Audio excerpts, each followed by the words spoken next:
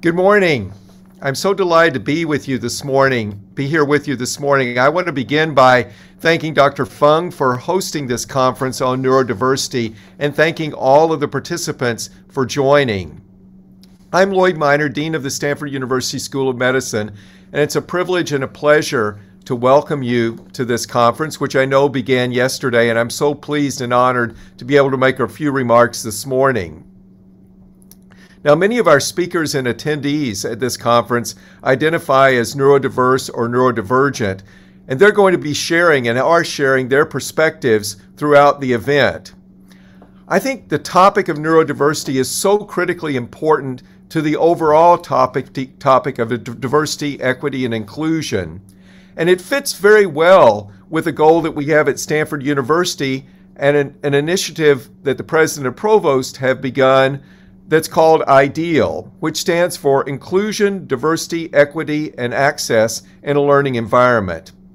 The IDEAL initiative is working throughout Stanford to build our community in a way that highlights the value that we have for diversity, equity, and inclusion. The goals of IDEAL include the following: that all members of our campus community feel they belong and are supported regardless of their background, identity, or affiliations. That divergence of thought, experience, and approach is represented in all sectors of our education and research enterprise. And that all members of the campus community have access to the opportunities and benefits of Stanford. Now, I just want to say a few words about Dr. Fung and the amazing work that he and his colleagues are doing on the Stanford Neurodiversity Project, which includes the Neurodiversity at Work program and the Neurodiverse Student Support Program. And Dr. Fung also directs the Adult Neurodevelopment Clinic.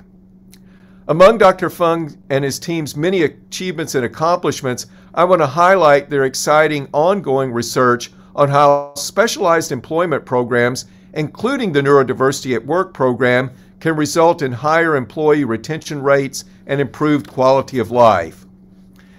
Their team is partnering with several companies, including Google Cloud, to advance a workplace culture that values and empowers neurodiverse people. Programs like these can provide great benefits to employers and employees alike. I think a key message of the neurodiversity programs is that each of us, we all have unique roles in society. And this conference's goals, one of the goals, is to explore the multitude of neurodiverse identities and to bring the many different members of the neurodiversity community together to celebrate. That's why I'm so impressed by the title for the summit and the theme, which is Your Neurodiversity Identity for You and Your Community. Thank you again for joining this important conference. I certainly support the work you're doing, and I applaud the organizers for putting together this informative and invigorating conference. And I'll turn it over now to Dr. Fung. Thank you so much. Thank you so much, Dean Minor, for your tremendous support. It really says a lot to have the head of our School of Medicine to embrace neurodiversity. Really appreciate. Thank you. Thank you. So at this moment, I'm going to continue with our programming. So let me share screen for you.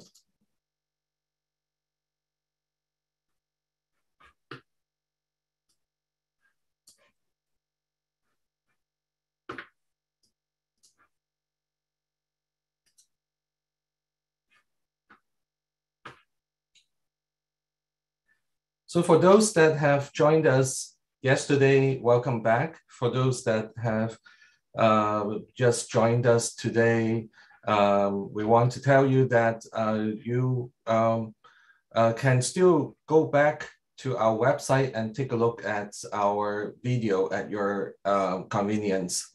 We have recorded everything that we have presented yesterday, and we'll do the same today and tomorrow. Today, we are going to have a full schedule, just like yesterday. After I continue to talk about the Stanford Neurodiversity project focusing on neurodiversity at work program today, we will have several keynote presentations by Dr. Rhonda Moore from National Institute of Mental Health, Professor Anand Prahlad from University of Missouri, Professor Yang Zhao from University of Kansas. And then after that, we'll have a neurodiversity career panel. So yesterday, we have another panel from individuals that are in the high-tech industry and occupational health and cybersecurity. Today, we have a very different focus on arts, humanities, and social sciences. After that, we'll have another inspiration corner by Ryan Lowry. In the afternoon, we'll have our colleagues from the Patient-Centered Outcome Research Institute to talk about their mission and vision on patient-centered outcome research, specifically focusing on autism. After that, we have a keynote panel. Basically, Dr. Jeff Moore and Randy Lewis will be speaking. And then we'll have an employer panel by Javier Alcudia and Rihanna Exxon. And then after that, we'll have a mental health session focused on autism and suicide by Brenda Maddox and Lisa Morgan. And then the college panel by Kristen Gillespie Lynch and Wes Wade and Nicola Martin. The day will end with two more sessions. The K-12 session will be presented by Doctors Sally Rice and Sarah Renzulli. And the very last 2 hours of the day will be presented by our colleagues from India. So please enjoy your day two.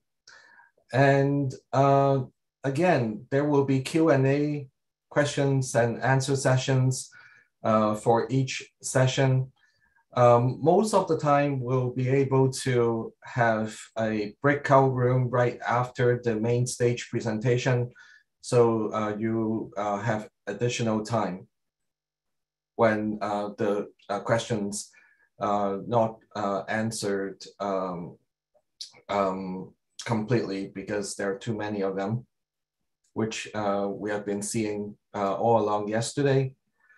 There are additional interaction opportunities from 3 to 6. You need to go to the virtual lounges at that particular time. You can also check what we have posted in the exhibitor sessions.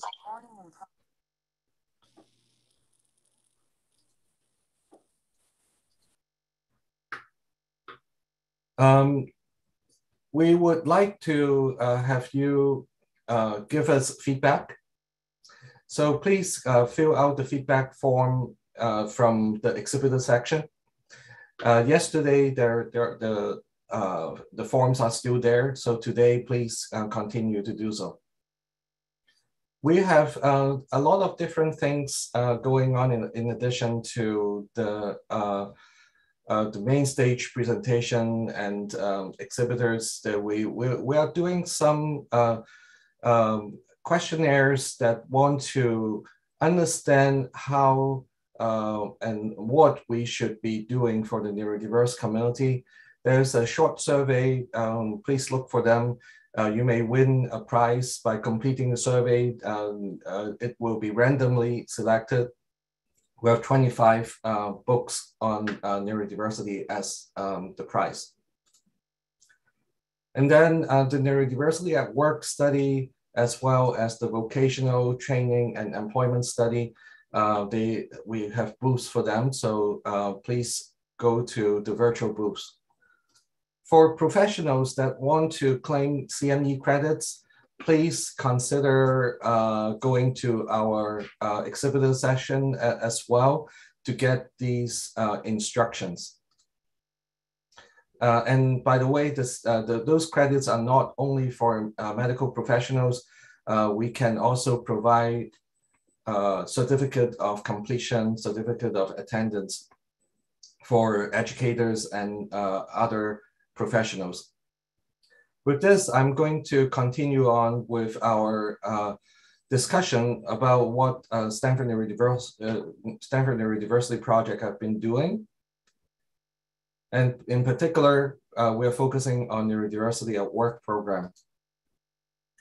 Just last Friday, we have this article published in Stanford Medicine News, talking about our program in a little bit different way. So I encourage you to read what we are doing from this article, having the perspectives from Rebecca Edwards as a neurodiverse employee, and Javier Alcudia as an employer or supervisor, and also perspectives from myself as well.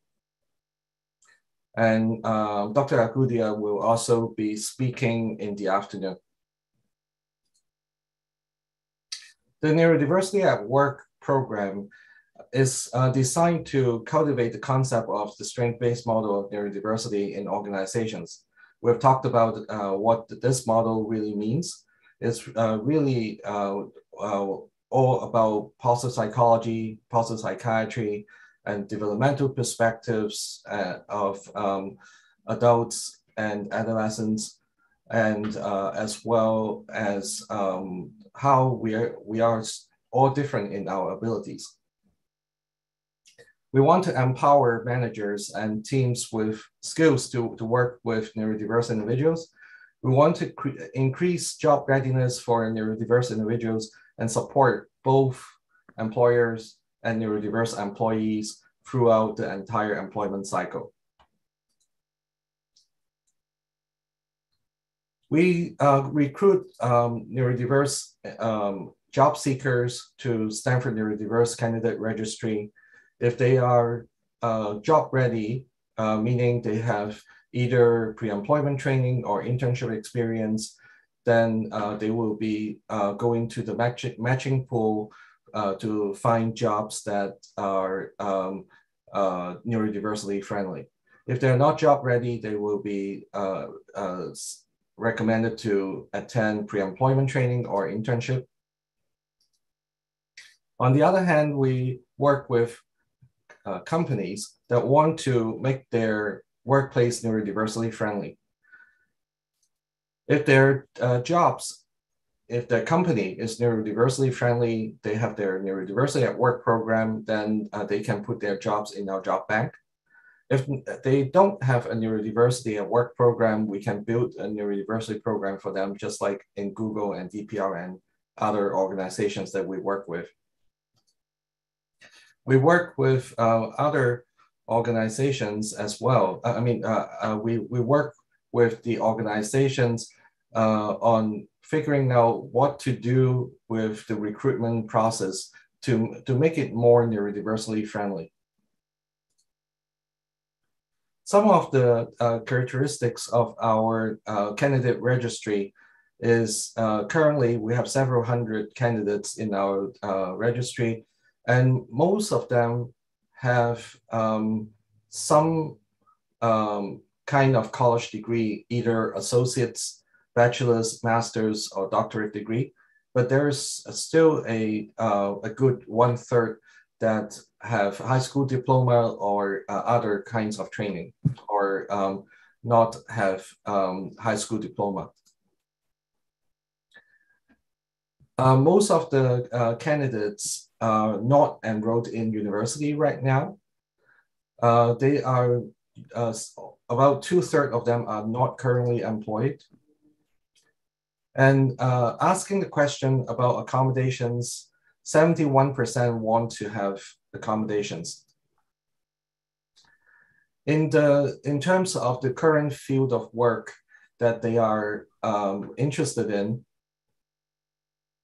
the top 3 are science, technology, engineering, mathematics, 20%, information technology, 20%, and education and training, almost 20%. And then business management and administration is about 10, 11%. Arts, audio, video, technology, and communications is about 10%. Government and public administration is about 10%. And you can see that there are a lot of other areas or fields that our candidates are interested in.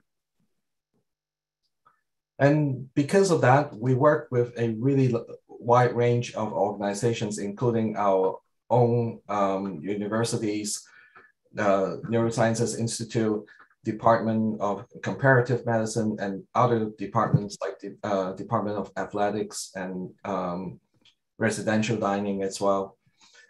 We work with companies outside Stanford, such as Google, DPR, Rangam. Charlie Acres is an animal sanctuary. Gun Naiche is an architecture firm. Ginger is a mental health clinic. Cocolacta is a chocolate retail store. Berkeley Food and Housing Project, as well as government agencies like California Public Utilities Commission and emerging tech company Heirloom.com. We work both with neurodiverse individuals and employers. On the neurodiverse individual side, we work with them in the recruitment process, from pre-employment training to job search to interviewing. We will help them with the hiring and onboarding process. Even after onboarding, we work with them for 3 months to get the neurodiverse individuals situated in their transition time in the new role. In parallel, we work with the employer on neurodiversity awareness training, help them to understand how to post their job postings to make it neurodiversity friendly. We will also guide them on the employee team best practice training and recruitment best practice training as well, so that they will be able to accommodate all the different potential needs that neurodiverse individuals may be able to express themselves better and be able to allow the employers to really understand what is the match between the job requirements and the qualifications of the job seeker. Even before the neurodiverse new employee is starting work, we start building a neurodiversity friendly environment in the team, hoping that the accommodations do not need to start having the discussion after starting work, because many times accommodations are really just being figured out after things are not going in the right direction. So that a lot of the time takes months for things to be fixed. So what we want to do is we don't want any of those accommodations need to be fixed because they are already in place starting day one of work. So just like the neurodiverse individual, we work with the employer, mainly the supervisor and the immediate team, working with the neurodiverse individual on the ongoing support. Each neurodiverse individual does have two support circles. The first is the workplace support circle, which includes the team manager, HR manager, team buddy, neurodiversity at work mentor. Then they are supported by a coach from our team. And at the same time, a separate coach will work with the neurodiverse individual and sometimes other people like personal counselor and family member may be contributing to supporting the neurodiverse individual. We have a 12-week curriculum for the neurodiverse individual, as well as a 12-week program for the employer. In addition, we have been using this neurodiversity job fair and reverse job fair strategy to help people on the spectrum to find the opportunity to speak with employers in a relatively early stage of the job search. In January this year, we invited almost 30 companies, and basically we have a 2-day event, and there's the job fair, which is all of this are virtual, and basically we have short introductions by the company about their programs, and then we have the regular job fair that you are thinking about, like the employer will be talking to many candidates, but we actually make them in assigned to small groups. And then we have the reverse job fair. That's basically having the neurodiverse employee, or the job seeker, to talk about their qualifications to several employers. So with this strategy and the support of almost 30 organizations, including some of the prominent organizations like United Nations and Google and IBM, there's significant understanding established in first of all the candidates' abilities, and a lot of the time after their interaction with the candidate, they have learned so much about what need to be considered in the recruitment process, and this helps both the employer and the employee and the job seeker in this process.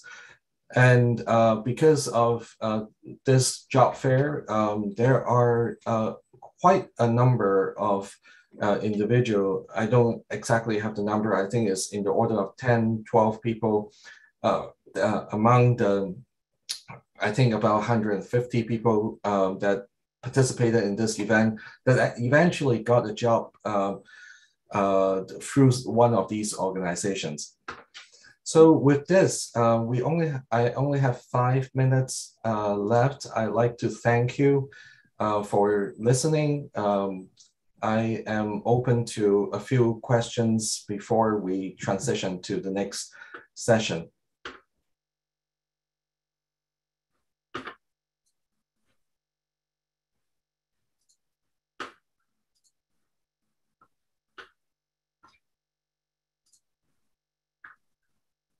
Well, there are a number of questions. Thank you for your introduction.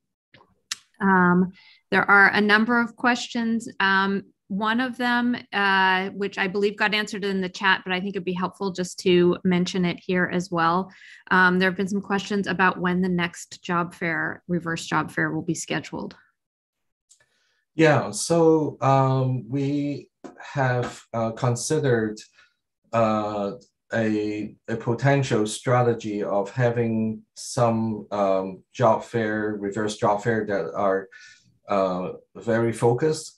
So the one that I show had almost 30 companies.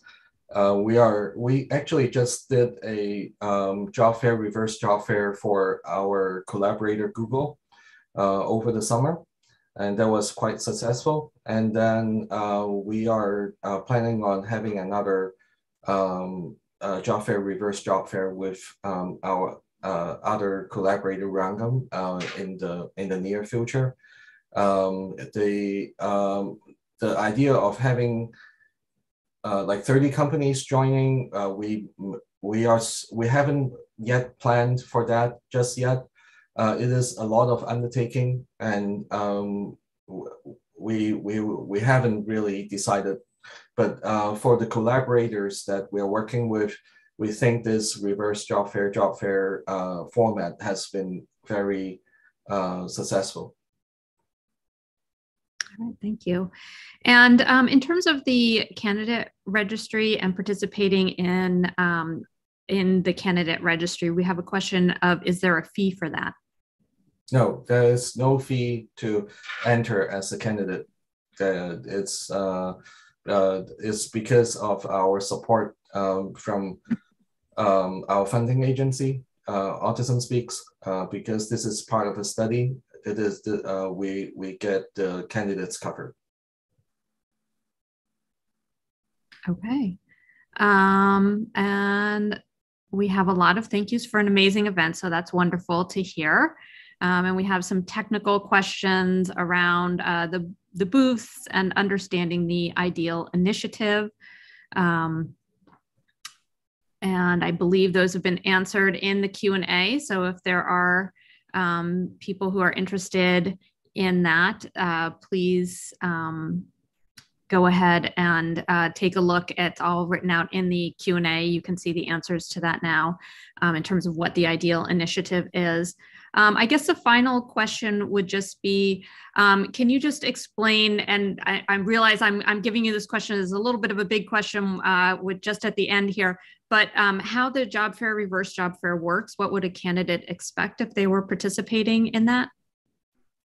Yeah, so the reverse job fair is really about a beginning conversation with the employer.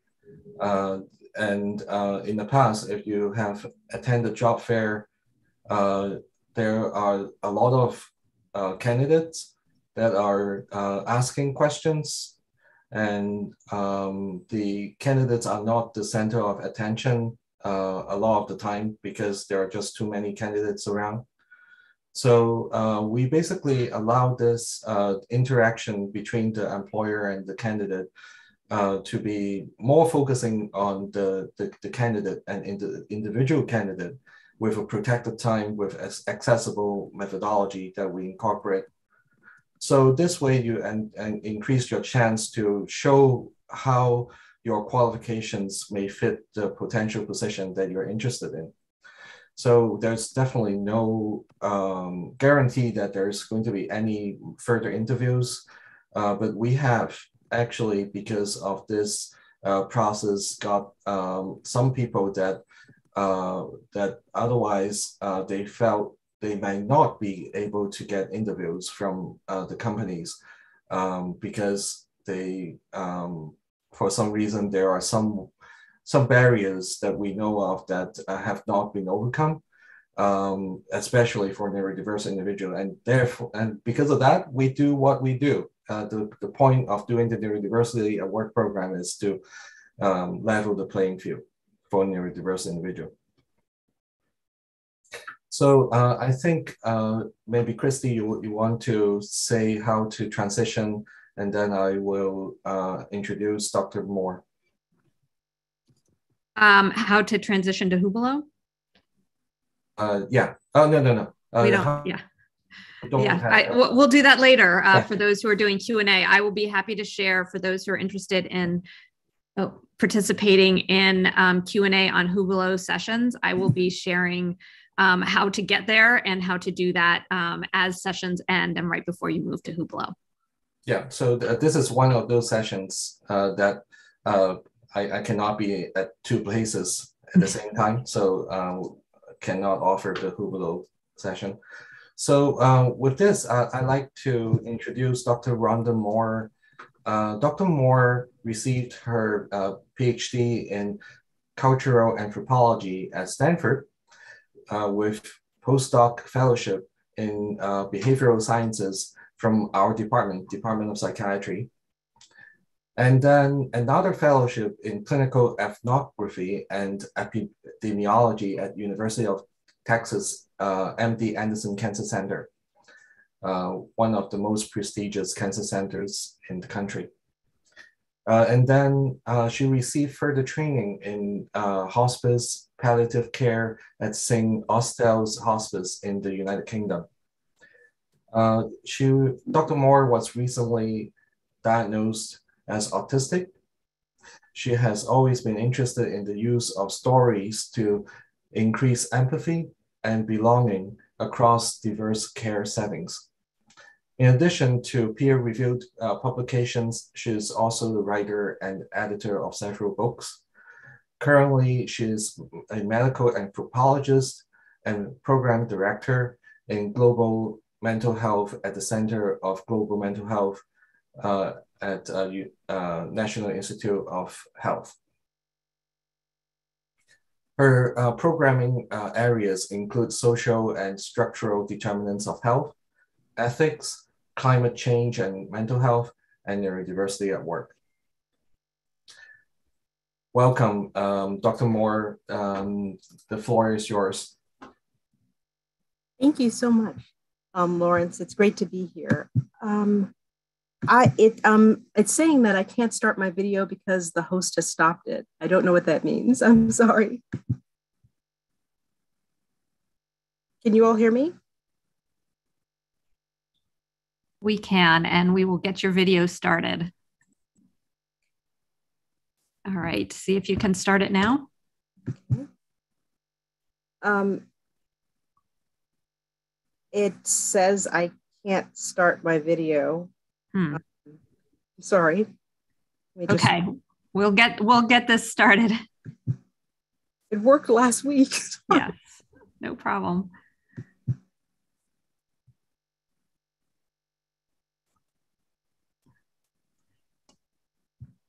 I'm not certain. Now it says that you cannot start your video because the host has stopped it. I'm sorry, I don't know. I can start my talk. I just won't be on the video because I'm not clear what's wrong. Right. Try it one more time now. I changed some settings. It says fail to start the video camera. Please select another video camera in settings. So I don't know what that means.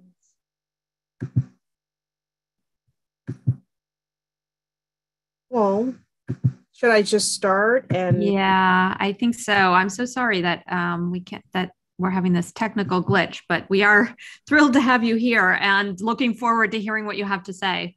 We'll keep working on the back end on this and see if we can get your video going while you talk. But why don't you go ahead and do your talk, and we'll see if we can fix it as you're going.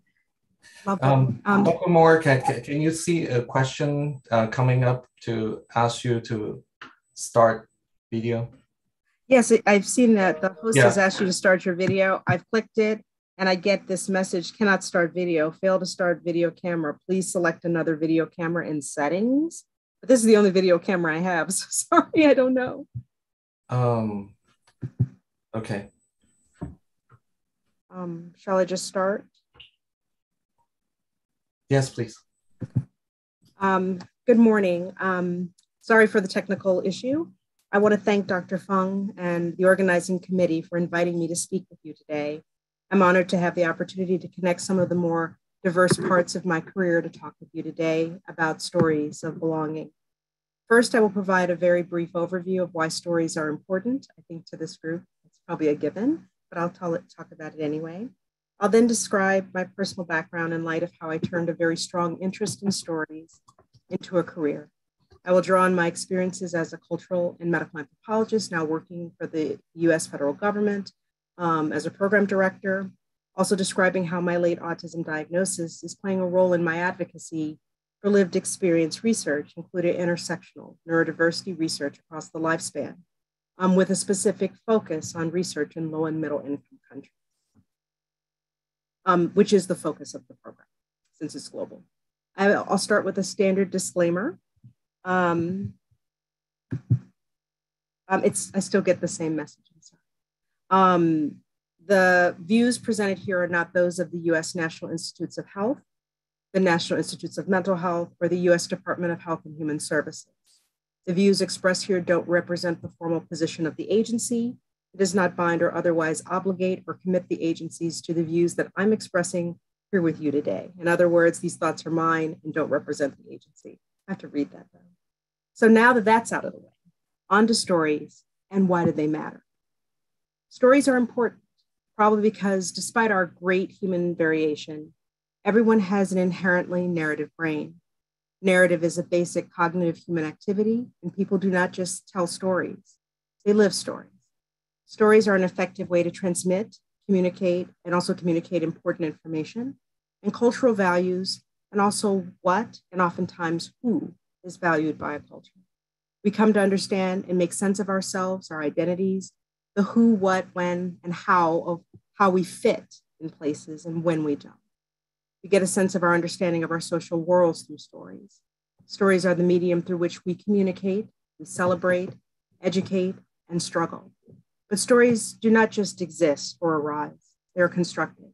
Yet certain stories and experiences are privileged, shared, and acted upon as a dominant narrative, while other stories are marginal, excluded, and silenced.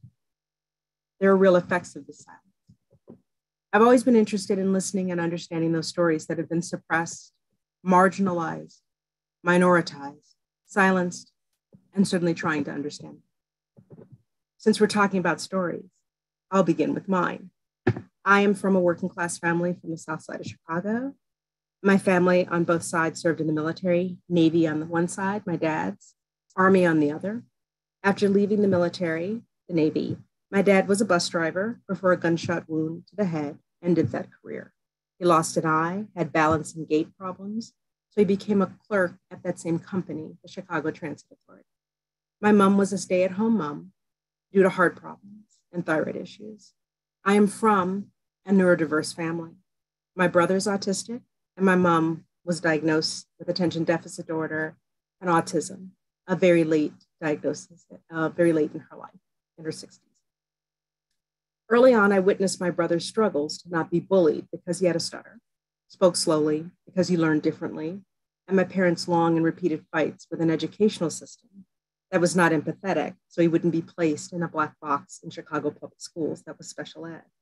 They were fighting for his future. As the youngest and only girl, I struggled with reading social cues, faces, and relating to other people. I never forget a face. I have fought problem, though, reading facial cues. I was a loner, read early and voraciously, and could draw extensive patterns between subject matters and begin to predict patterns in future events. I loved libraries, animals, and would rescue animals from shelters. There were no no-kill shelters near our house during the time, so I would rescue animals, and if they were injured, take care of them.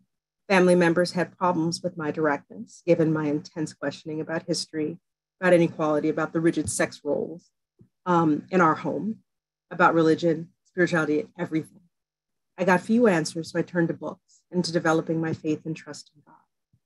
I just wanted to find out a map to escape poverty, to escape violence, and to desperately break away from the narrow confines of the world I was living in, to finally breathe, and so I could make a positive difference in the world. In our patriarchal home, the focus was solely on my brother's journey, since he was to carry on the family name. My journey was not as relevant to my parents, or so I was told. So while I struggled to understand my world, and certainly my relation to other people, I did not share these struggles. I hid them, and I hyper-focused, getting excellent grades, with a long-term plan to escape from a home that had all but rendered me, my struggles, and all my other lived experiences as invisible and irrelevant.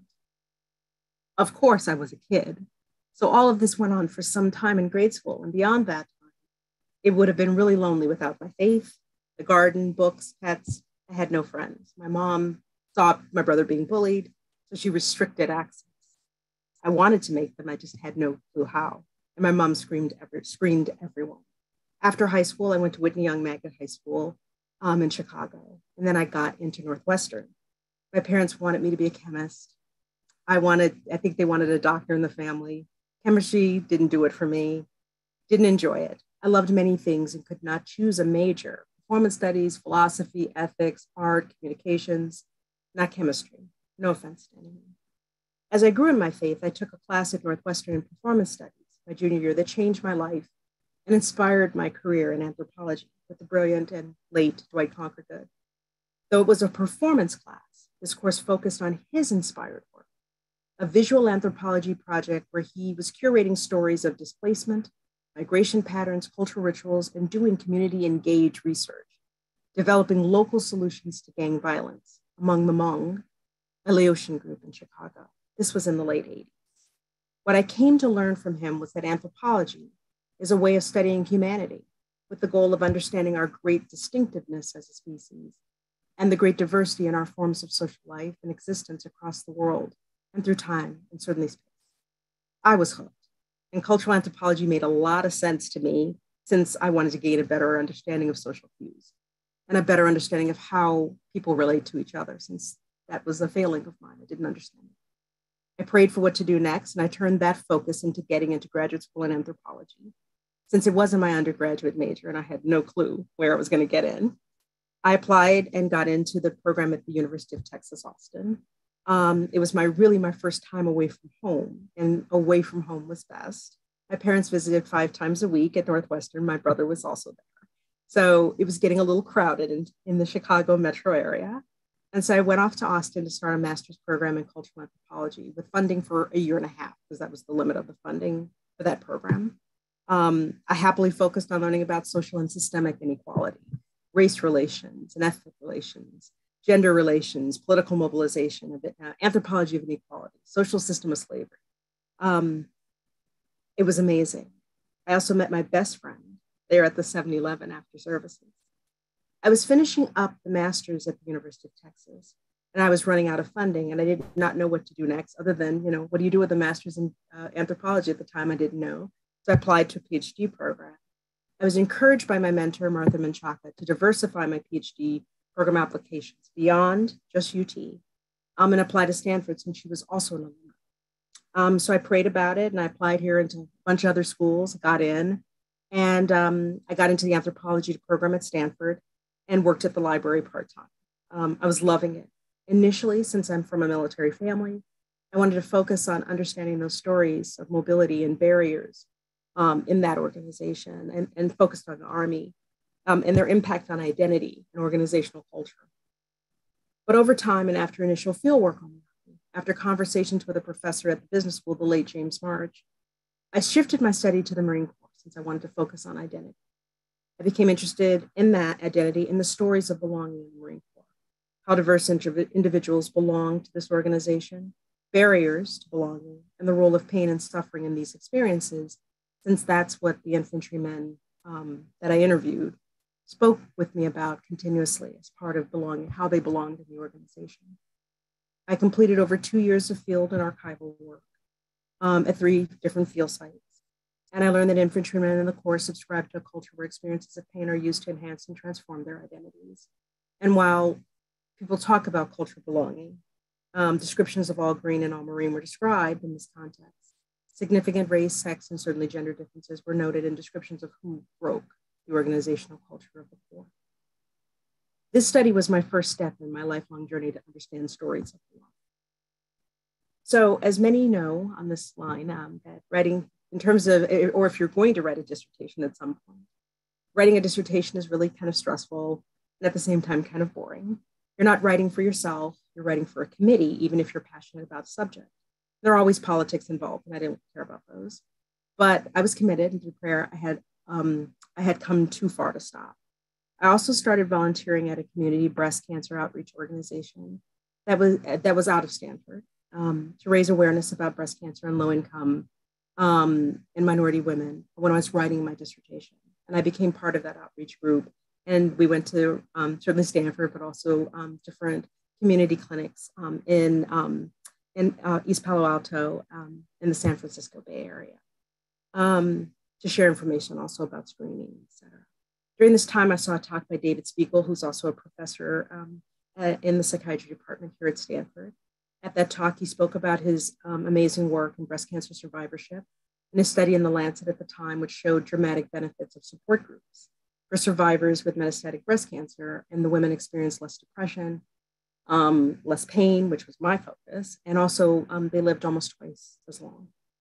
I had no real idea what I was going to do after my postdoc, after I finished the dissertation, I'm sorry. And I was inspired by his story. So I contacted David about doing a postdoc once I finished up my dissertation. And with David's help, I was funded to complete an NIMH-funded postdoctoral fellowship focusing on understanding of those cultural differences in the experience and meaning of pain in white, non-Hispanic white, and African-American breast cancer patients. Did 2 field sites, sort of the San Francisco Bay Area, and in Houston, Texas. My work primarily focused on stories, of course, the stories of disparities and perceptions about what caused breast cancer, barriers in access to social support and services. For instance, transportation issues are huge, and how public images and communications about breast cancer at the time also affected women's perceived risk for this disease and their perceptions of care investment by physicians. Other work focused on the uses of complementary and alternative methods for cancer pain, guided imagery, hypnosis, and this was the late 90s.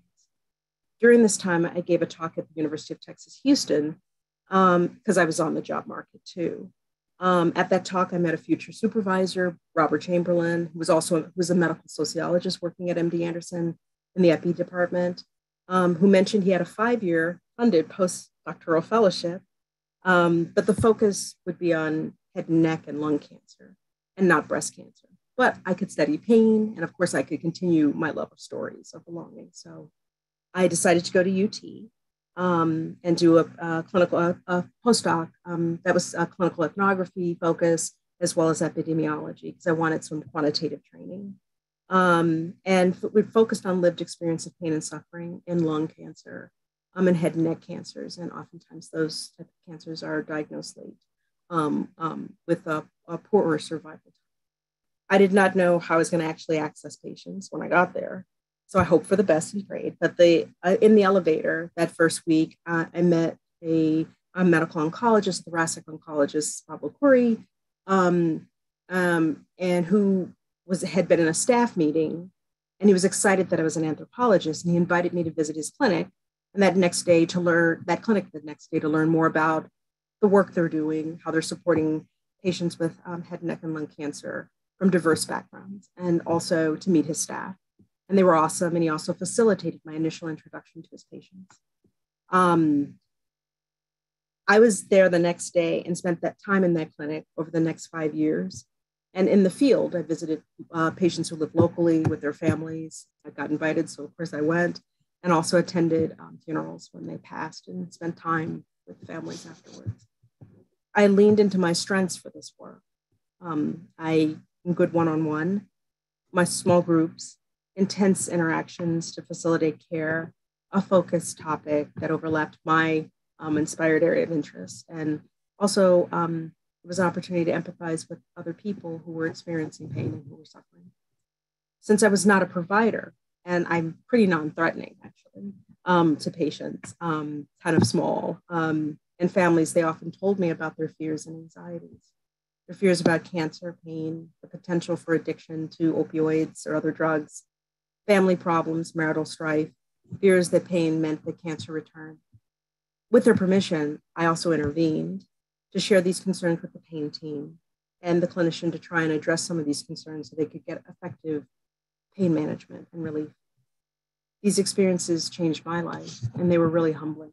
It was an opportunity to actively listen and understand the lived experience of people and families who were in the fight for their lives, witnessing their hopes and dreams as they made these major transitions too in their lives.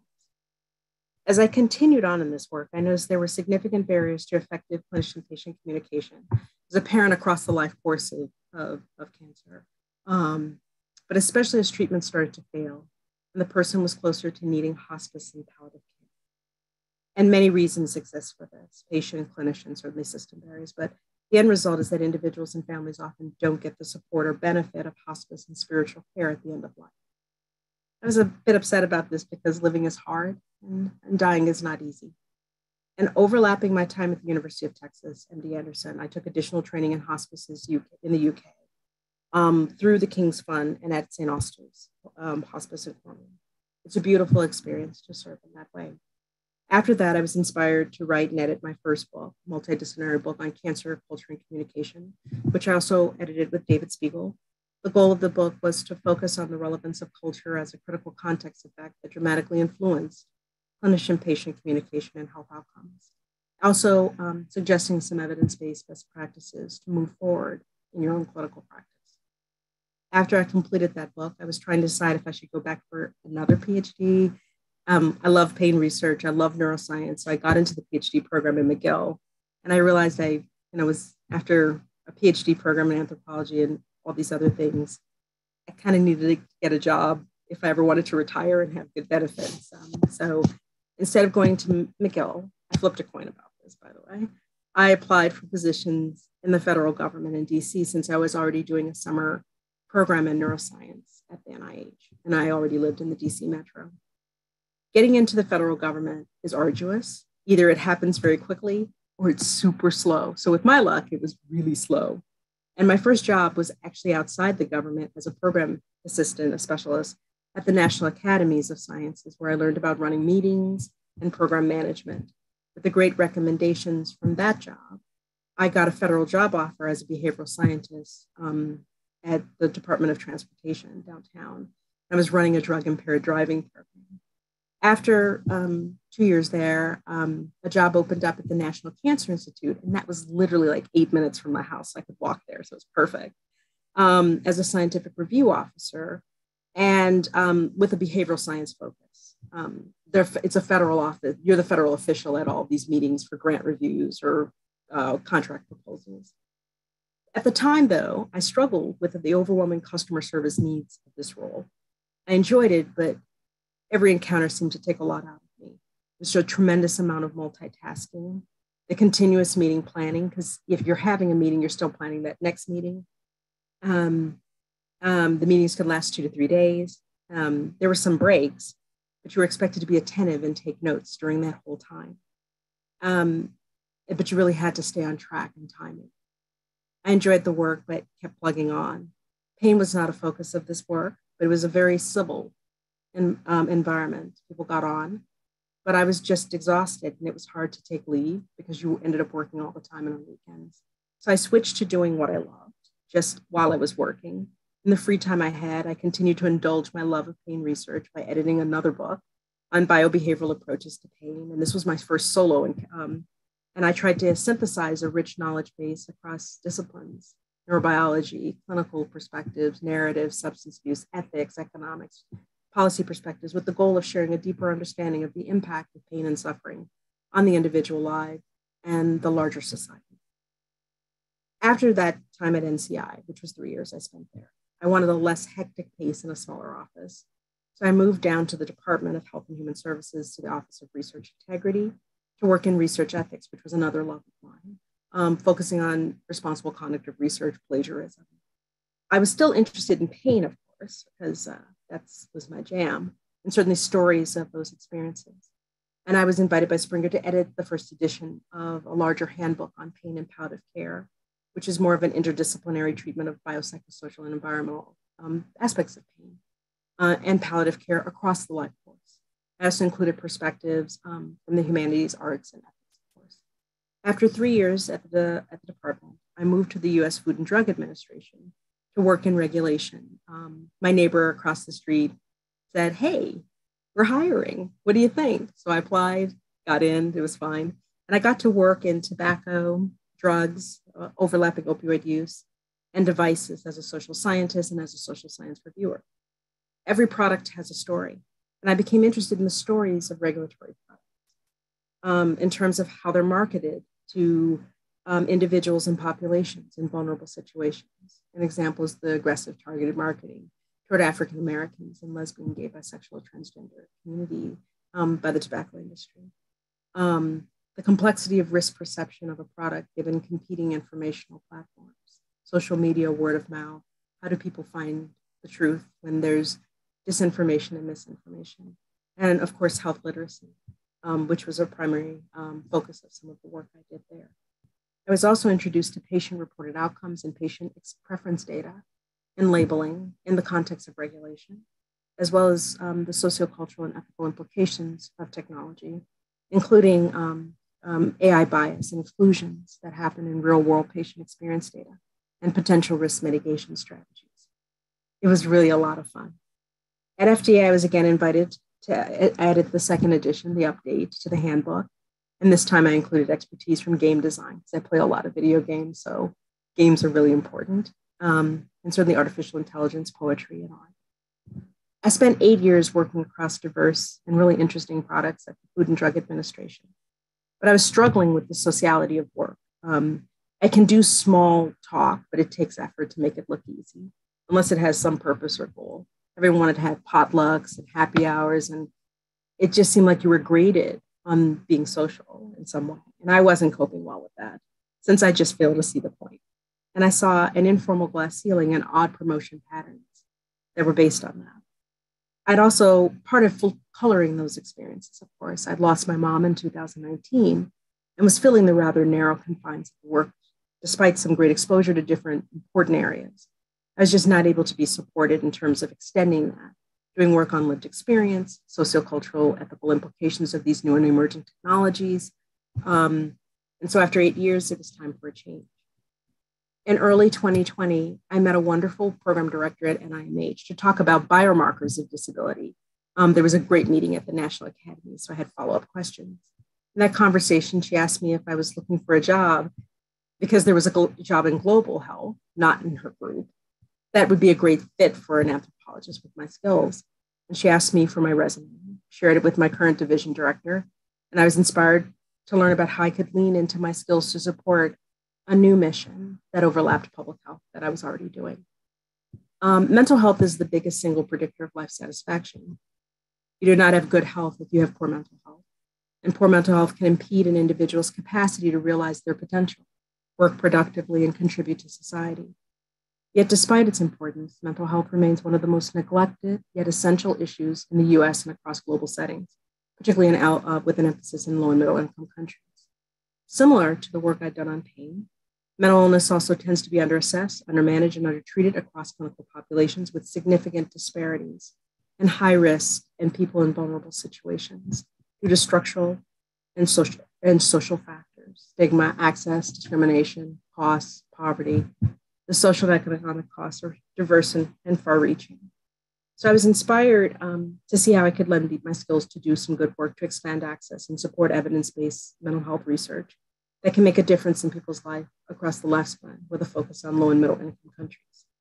During that time, I also decided to seek some help from a mental health professional. As I mentioned, I had struggled for years in jobs with burnout and not knowing why, to continue to lean into my creativity despite opposition and to seek support.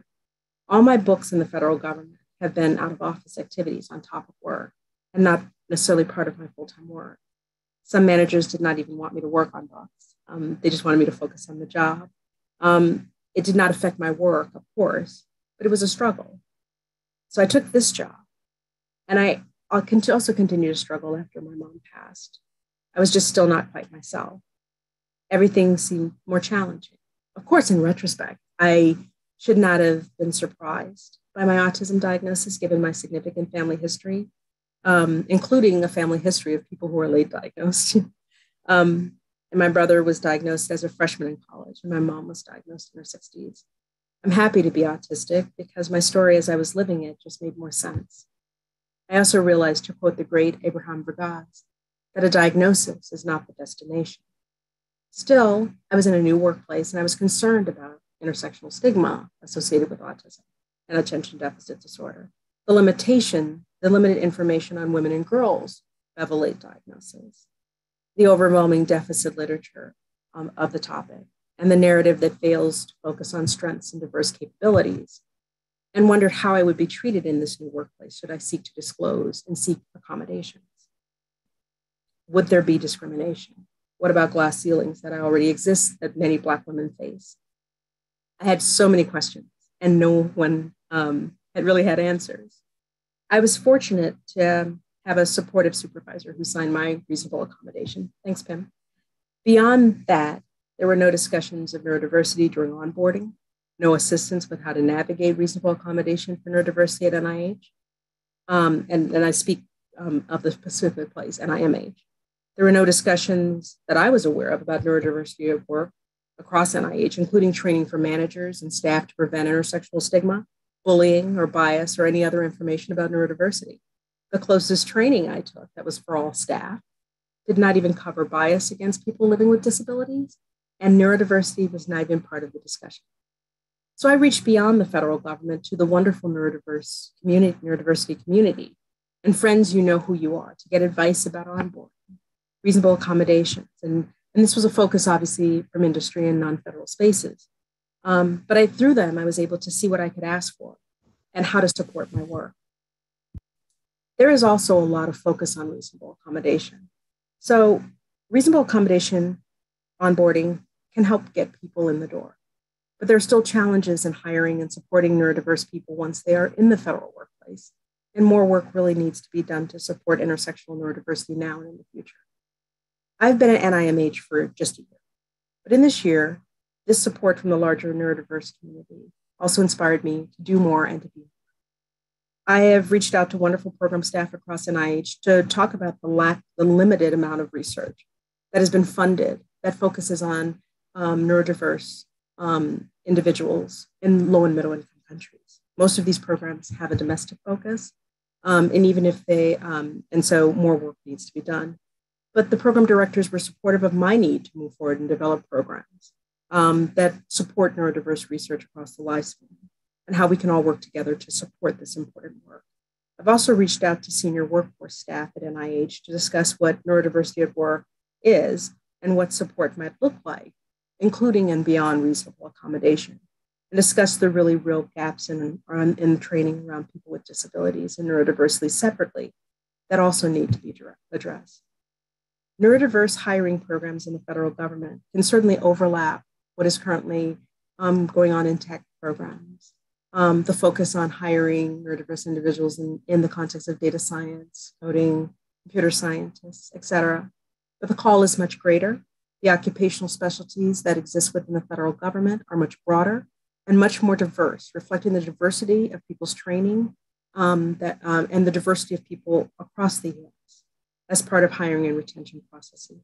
It'll be important to try and figure out best practices to recruit and support neurodiverse staff across their careers, including clear support and mobility and acceptance at all levels within the organization.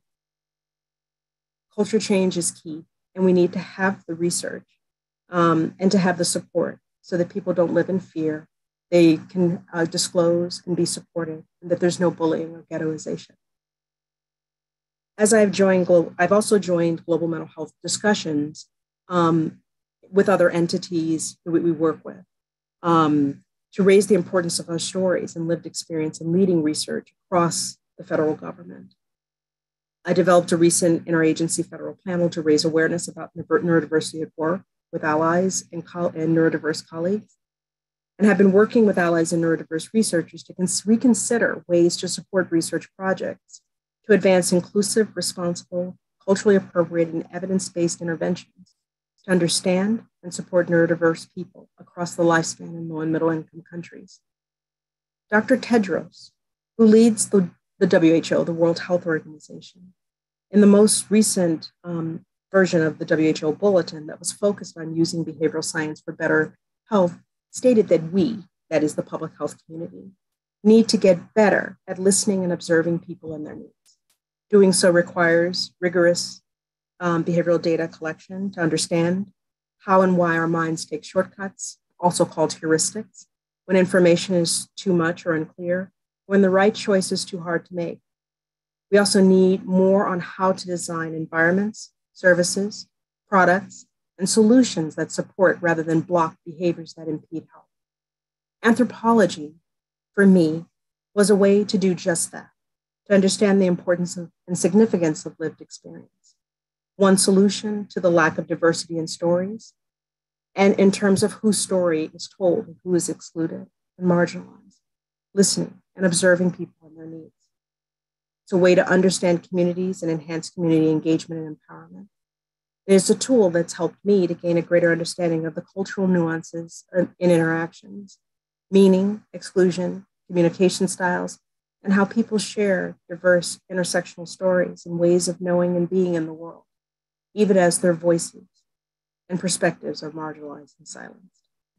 These vibrant, diverse intersectional stories of lived experience that are part of that are part and parcel with the neurodiverse community are also part of a foundation for strength-based approaches to neurodiversity and key to changing the existing neurodiverse deficit narrative to a strength-based neurodiverse narrative for the future. I'd be remiss if I didn't talk about sort of my list for future research. And I have lots of thoughts, and they're not all here, but I'll just name a few projects I'd love to see. Collaborations with people with lived experience of mental illness, also referred to as service users, is a growing priority globally to reduce mental health stigma, and improve mental health care. So it would be important, stigmatized identities. Oftentimes people are, it's in silos. You have autism, attention deficit disorders over here. Stigmatized, but there's a tremendous mental health stigma globally in populations. And they're often analyzed in isolation. But these experiences and identities don't exist in a vacuum. Intersecting forms of stigma are a common reality, yet they remain poorly understood. The development of instruments and methods to better characterize the mechanisms and certainly the effects of intersectional stigma in relation to neurodiversity globally is vital. Research focused on reducing intersectional stigma while addressing these joint effects on health and well-being in neurodiverse populations across the lifespan should be a priority. Research focused on autistic burnout and grief in late diagnosed individuals is important and valuable.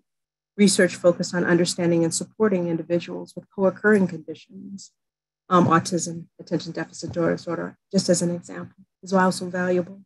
Research improving screening and support across the life course for individuals in low and middle income countries who are living with neurodiverse conditions is invaluable.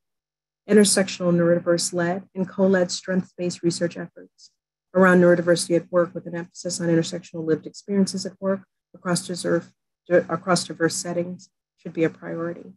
And intersectional neurodiverse research focusing on girls and women across the lifespan is critical. Research that develops, tests, implements affordable and effective digital mental health technology interventions, focusing on reducing mental health stigma and supporting the mental health of neurodiverse people across the lifespan, including those in low and middle income countries, should be a priority. And finally, research that focuses on understanding the sociocultural and technical implications of developing and implementing these technologies in neurodiverse populations in low and middle income countries cannot be forgotten.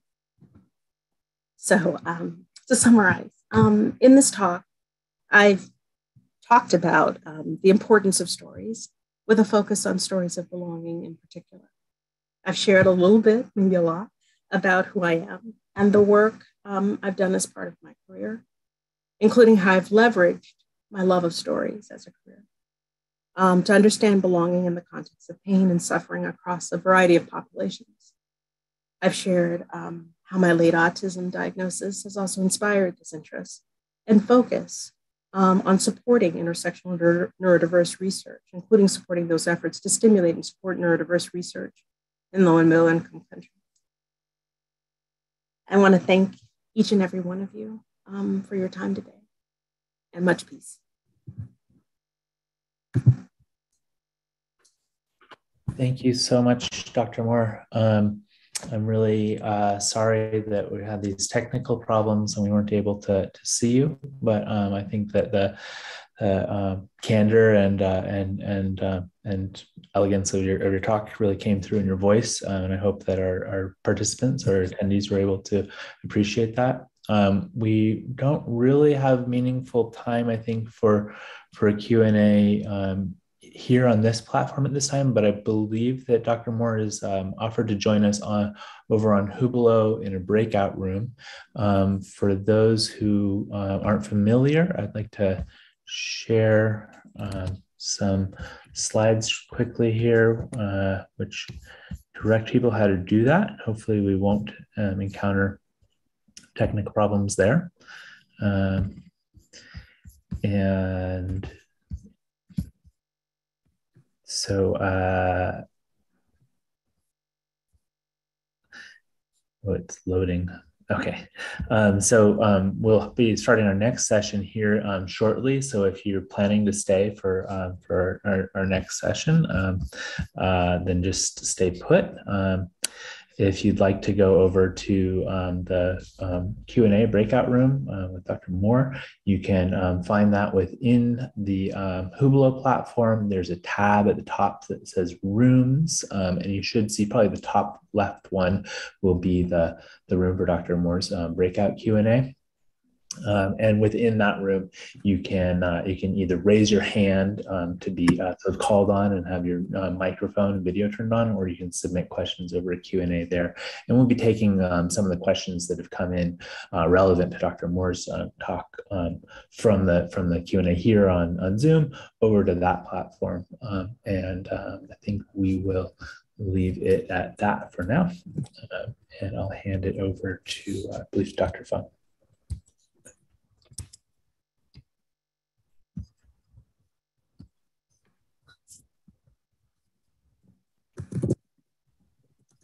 Mark, please go ahead and introduce speaking.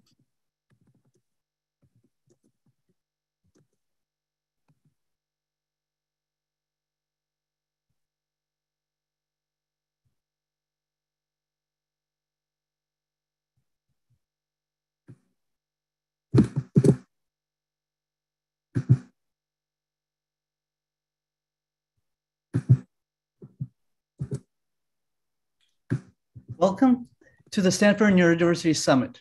Some of you may have participated all along in the summit. For those of you who just joined, welcome.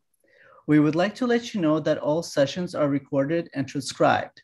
Please check our summit website for YouTube videos. All questions from the audience will be submitted through the Q&A function at the bottom of your screen. The moderators will try to cover as many questions as possible. After the session, we will provide instructions on how to use the Hublo platform for additional Q&A with the panelists. After the session, we will provide it's now my pleasure to introduce keynote speaker, Professor Anand Prahlad.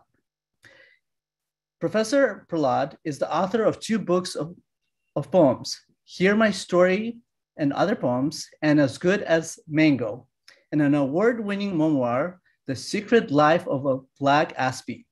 He also published critical articles and books on Black folklore and proverb, including Reggae Wisdom, Proverbs of Jamaican Music, and African-American Proverbs in Context.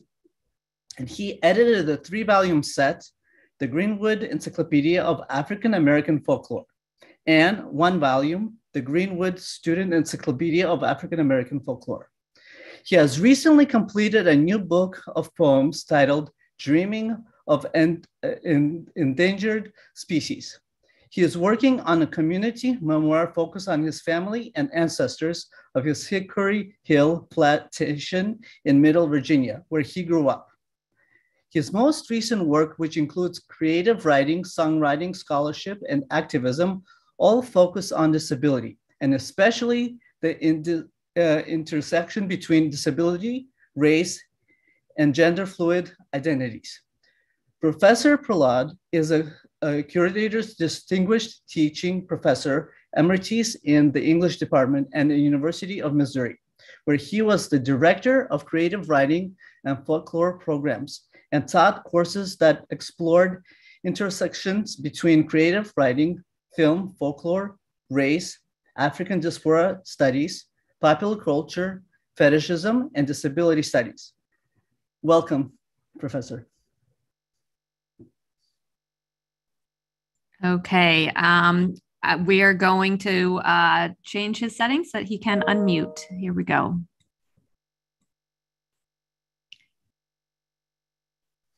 Welcome, Dr. Prahlad. Okay, so you can hear me now? Yes, okay. we can. Thank you. Okay. I'd first like to thank Lawrence and the other organizers for inviting me to be a speaker at this conference, this summit. And with that, I'll sort of dive right in. I'm going to be talking about memory and especially, or more specifically, issues with my memory. I'm hoping that something that I might say during my talk might resonate with other people. The forest and the trees, can't see the trees for the forest, can't see the forest for the trees. Much has been made of the autistic genius, savant, or other terms that amount to supercrips, a disabled person who is capable of extraordinary feats. For example, having a machine-like ability to process data and remember things. But just as there are those who do have extraordinary memories, there are those like me who struggle to remember the simplest things. For I have anything but a phenomenal memory, or to put it another way, I have an unusually limited ability to store or recall the kind of memories that are generally considered important and normal, the kind of memories that often helps one to connect with others. There are so many things and kinds of things that I don't remember that it would take all of my time here to list them. To give a few though, I don't remember most of the places I've been in my life, or who I went with, or what I did there. I struggle to remember what day it is or what month. I forget relationships if I don't see the person regularly, not just the history of the experiences, but the feelings. Sometimes I forget what town I'm in or the way home. And each time I leave my house, I circle the block 3 times to make sure I've lowered the garage door. After the first circle back, I've forgotten. And after the second circle back, I've forgotten again. After the third time, I might remember or I might not, but I simply refuse to circle back again. I can't remember what's in any of the books I've written. And to get through each day and be productive, I have to write everything on pink Post-its and check things off as I do them. Otherwise, I'll be lost, unable to remember. I've spent my adult life as a teacher, and while I know what I taught, I don't really remember doing it. During my career, I received many awards for being an outstanding teacher, but 2 years into retirement, I can barely remember what courses I taught or what the content of the courses was. When I was actively teaching, I had to reread every assignment every semester because I had forgotten them. It's that way with most things. As soon as I'm not doing them, I forget. I even forget yesterday. My struggle with memories led me to try to better understand why I can't remember. I tried for a while to research the issue of autism and impaired memory, but I found it difficult to read studies that are written in dense medical and scientific jargon. I'm left feeling as if the researchers are dissecting me with their words, cutting and examining parts of me while I lie conscious and awake, pinned like a butterfly to the table. And besides, I can't understand much of it. I have a difficult time even understanding some of the recurring concepts, such as theory of mind. So eventually I decided to explore my own memory and piece together my own explanations for the severe absences. One of my explanations centers around the idea that we can only form memories of things that have held our attention, and that my attention works differently than that of neurotypicals. For lack of a better phrase, I refer to this as the hierarchy of attention, and came up with a list of a few areas that shape my own attention and affect my memories.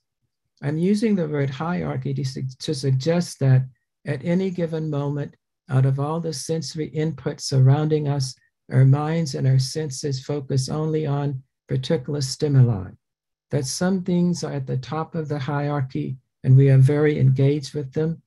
Others are at the bottom and we don't notice them at all. And others are somewhere in between. that some of our focus may be innate, such as a baby focusing on their mother's voice rather than on the sound of the dishwasher, but others are socially programmed. For example, focusing on the teachers in a classroom rather than on the voices on the playground. And finally, that whether we're aware of it or not, attention takes energy, often much more so for neurodivergent people than for neurotypical ones. It should come as no revelation that autistic people are often exceptions to both innate and socially expected hierarchies of attention.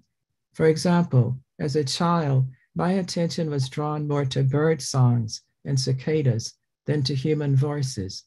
This continues to be the case, so much so that I find it difficult to concentrate on human speech if a bird is singing, chirping, or making other sounds. I'd like to mention the 6 areas that have played a role in the hierarchy of my attention and affected my ability to form and recall memories. Number 1 is sensory overload and filtering. Like many other neurodivergent people, I have great difficulty focusing on any one sound when there are multiple and competing sounds, or focusing on multiple tasks. I'm overwhelmed by cacophonies or thick clusters of sounds, lights, motions, or smells or textures, and this is further complicated by my synesthesia.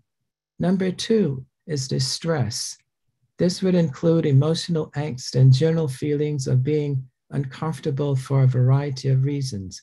I might feel uncomfortable because I'm in an unfamiliar place, surrounded by unfamiliar objects or other living beings, or because my routines have been disrupted, or because familiar objects have been moved.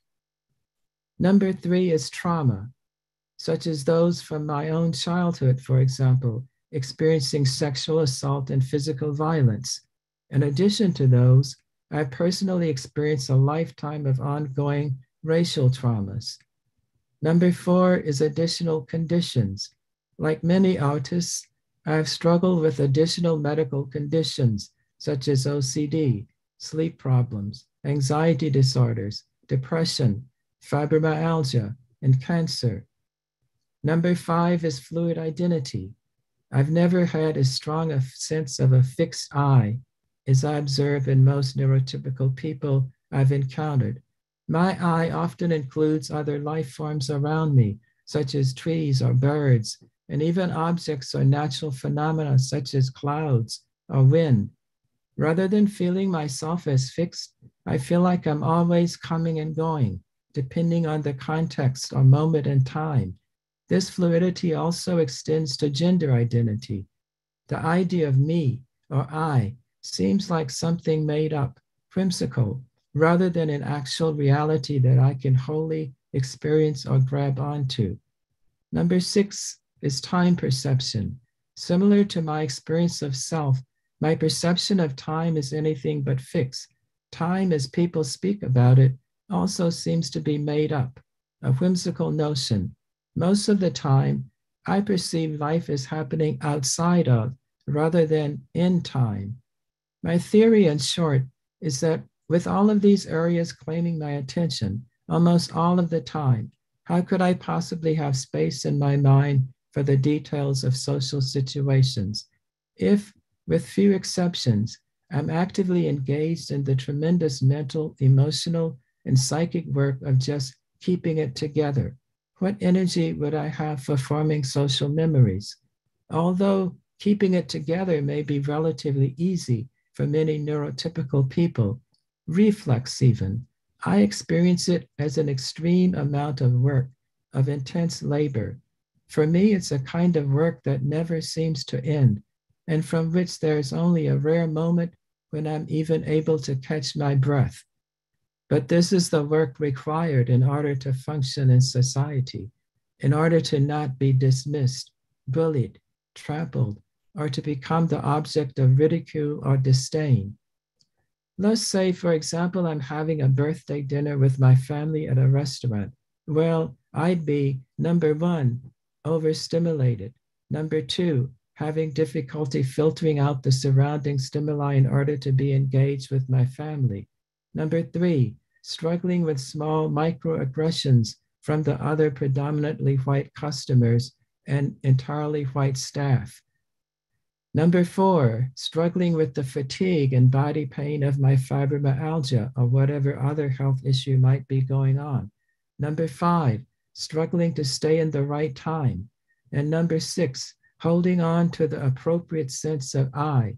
I'd be feeling some aloneness, helplessness, fear, anxiety, coupled with the need or impulse to project the image of a strong husband and father, one who is capable of protecting his family from any possible assaults from the sea of white bodies surrounding us, of making them feel safe. In essence, this impulse would mean a struggle to be an I that deep down I am not, to be moving through time in a way that deep down I don't feel myself moving. So how could I really remember the dinner? What space would be left over in my brain for storing memories? For example, of what anyone said that night. I'm left with the perpetual feeling that whatever most people consider to be happening at any given moment are not the things that are really happening. My anxiety, physical pain, emotional discomfort, residual trauma, efforts to filter out stimuli and sensory overload. My efforts to hold it together, to not let go, and at the same time, fear of falling apart, of embarrassing myself and those with me. My efforts to translate, understand, decipher what others are saying and respond appropriately. These are always what's really happening. And so what I'm always busy remembering is right now. I seem to never reach that imaginary clearing where I can just relax and wait for memories to surface or to go chasing after them. Undoubtedly, these areas do have a tremendous impact on my ability to form memories, but I don't think they're the whole reason. It seems important to also consider the kinds of things that I do remember and how and why I remember them. When it comes down to it, I don't remember the what, when, who, and where of things, which are the core of most social memories. The main things I remember are the hows, things I've learned how to do. For example, I remember how to drive, how to play music on multiple instruments, how to dance, how to use manners, how to talk to people, how to write, how to do research, how to garden, how to do carpentry, how to teach, how to cook, how to dress myself, how to present myself, how to behave in different kinds of relationships. Many of these things are kinetic, body memory, and don't involve the kind of mental pictures we often associate with memories. In fact, the neurotypical norm would not think of many of these things as memories at all. But the recognition that I'm quite skilled at remembering how to do things enabled me to further fill out the picture of my memory. I have for most of my life suspected that perhaps the part of my brain where memories are stored is just too small to contain many memories, or that the neurological route by which experiences are transformed into memories is broken, short-circuited. I still think that might be the case. But the idea that I remember mostly how to do things is important. In addition to the attention given to the areas such as trauma or overstimulation, I'm always busy remembering how to do whatever it is that I'm doing, such as all the how-tos involved in social interactions. While talking to you, for example, I'm remembering how to talk. The quiet person who is easily overwhelmed and shy to the point of being fearful has been steadily creating the how-to code for the person who does the talking. So often I'm watching what's happening to that person, me, in the now, who isn't completely me, and remembering for him how to do things. And one reason for my being so good at remembering hows rather than whos, whens, whats, and wheres is that it's neurologically where my attention is drawn. In the same way that bird sounds capture my attention more than do human voices. And I confess, Hows are the most interesting to me, like watching construction workers building all day, pretty much anything to do with building. Houses, bridges, skyscrapers, how it's done seems so magical. Or watching someone put together or take apart a watch, or watching a bird build a nest. For me, knowing how is better than remembering. It's sweeter and it stays in my mind. It's that way as far as my neurological wiring goes, but also according to my reason. It makes good sense. There's a certain practicality in knowing how to, as far as surviving and functioning in the neurotypical world. Wouldn't life be much more difficult if I remembered the who's, where's, when's, and what's, but couldn't remember the how-tos? I've asked myself at times how I could be so successful in my career with such a limited ability to form memories. In answering this, I want to invoke the ideas of technology and coding, which at one time were much broader than the current associations they have now with computers and machines. One source defines technology as the sum of any techniques, skills, methods, and processes used in the production of goods or services or in the accomplishment of objectives. But this definition would also include art, literature, music, etc. And while code and coding are now automatically associated with computerized languages, it has historically referred to any system of communication, of symbols and signs. In the social sciences, for example, we use the term code switching to refer to people moving back and forth between different registers of communication and language. So besides remembering how-tos, I also remember systems of cultural technology and codes. In fact, much of my success has hinged on an ability to use culturally inscribed technology and to not only read codes, but to create and write them. The first cultural technologies and social code that I learned was my family's, which was Southern and Black.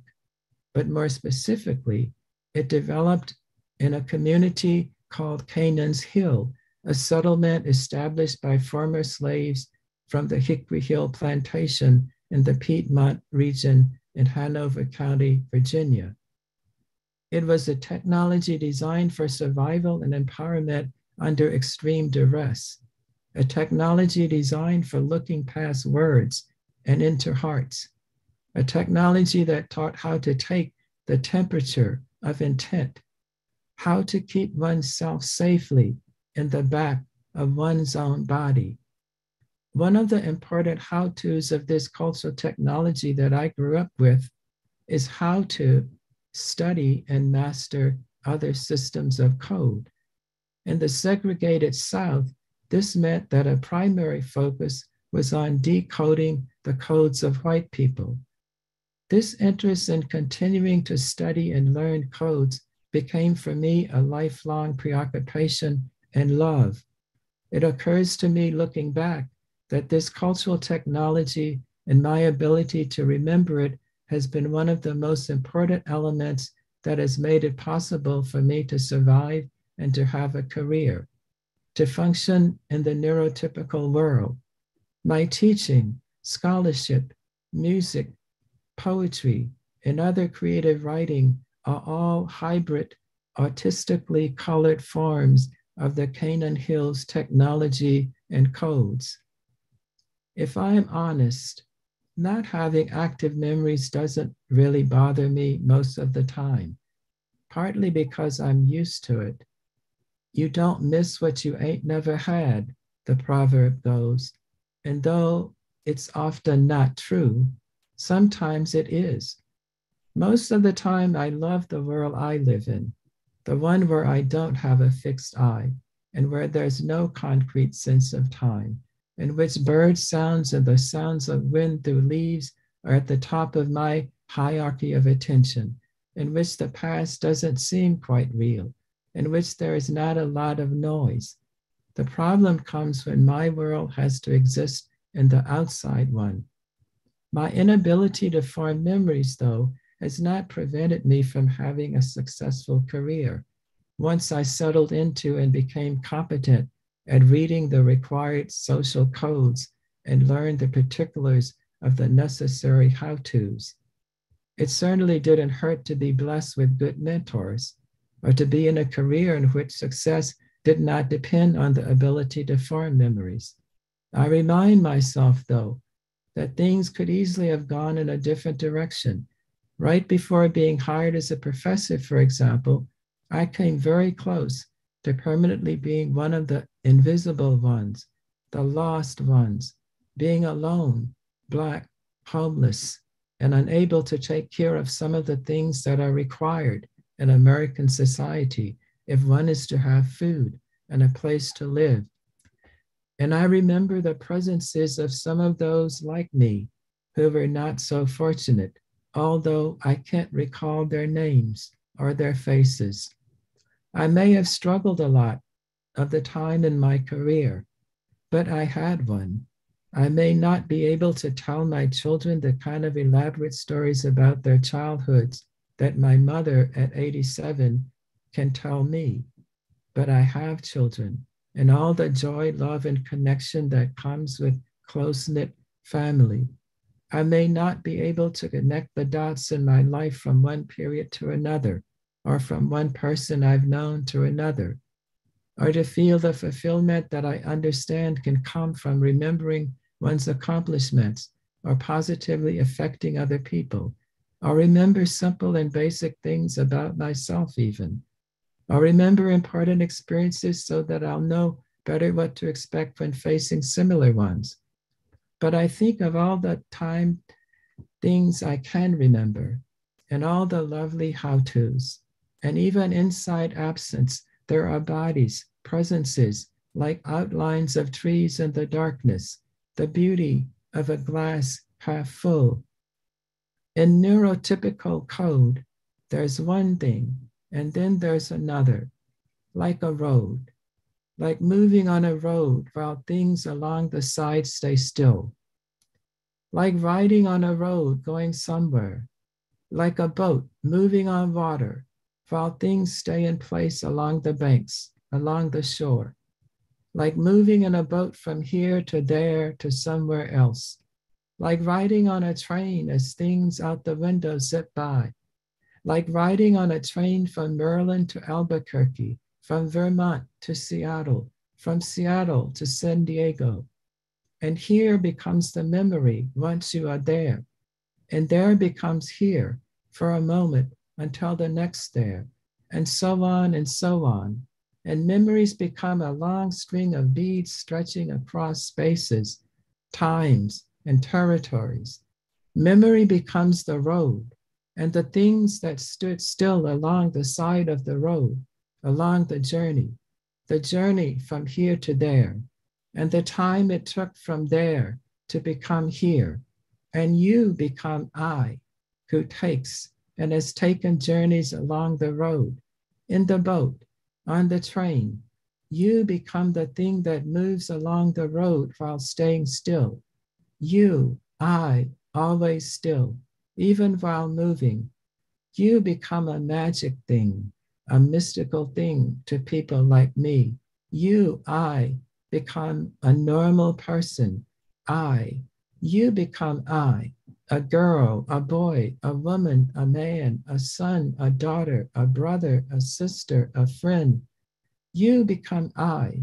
I am connected to them. I, like them, moving along the roads, the endless roads, the rivers, the endless rivers, the train tracks, separate but together in the country of memory as movement along a road, memory as a currency, a sacred tattoo, a badge, a fingerprint, and the neurotypical collective, a signature, a passport.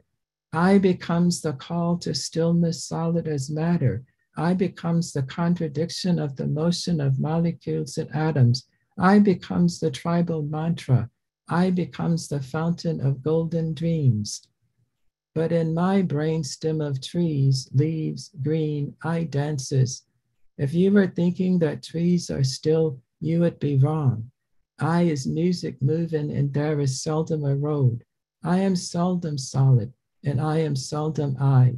In the brain lobes of trees, the wind blows, and a million leaves dance, making lightness, shadows, making time water.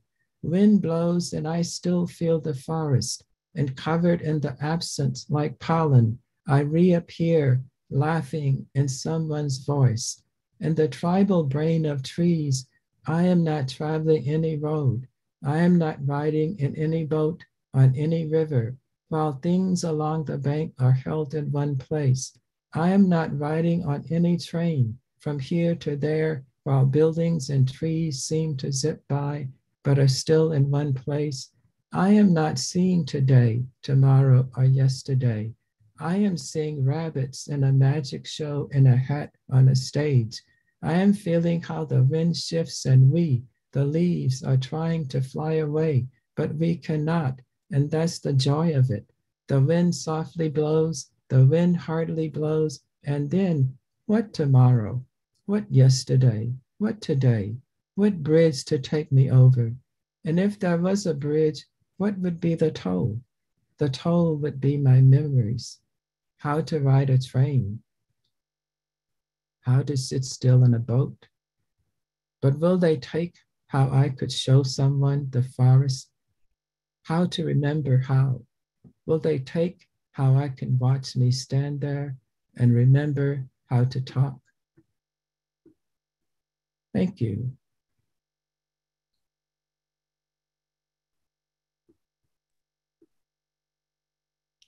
Thank you for that absolutely beautiful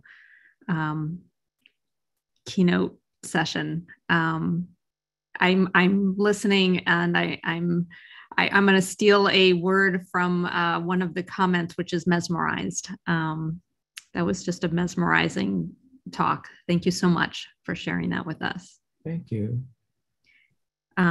So we do have a little bit of time for some Q&A. And hopefully you are able to be with us and continue this Q&A. It was just such a beautiful, and I'll read some of the comments, just such a beautiful description of what it is like and what your experience is like. And I would just like to read one person who says, Professor, I have never before felt so heard, seen, and validated as when I am listening to you. I add to any of my similarities to your story of the recovery of memory functionality after this person had electroconvulsive ECT. I wish you well-being according to your experience of it. So your articulation of your experience is just beautiful. And I'm seeing comments from people speaking about, that they're feeling very seen and heard, which is an amazing gift. Thank you so much for that.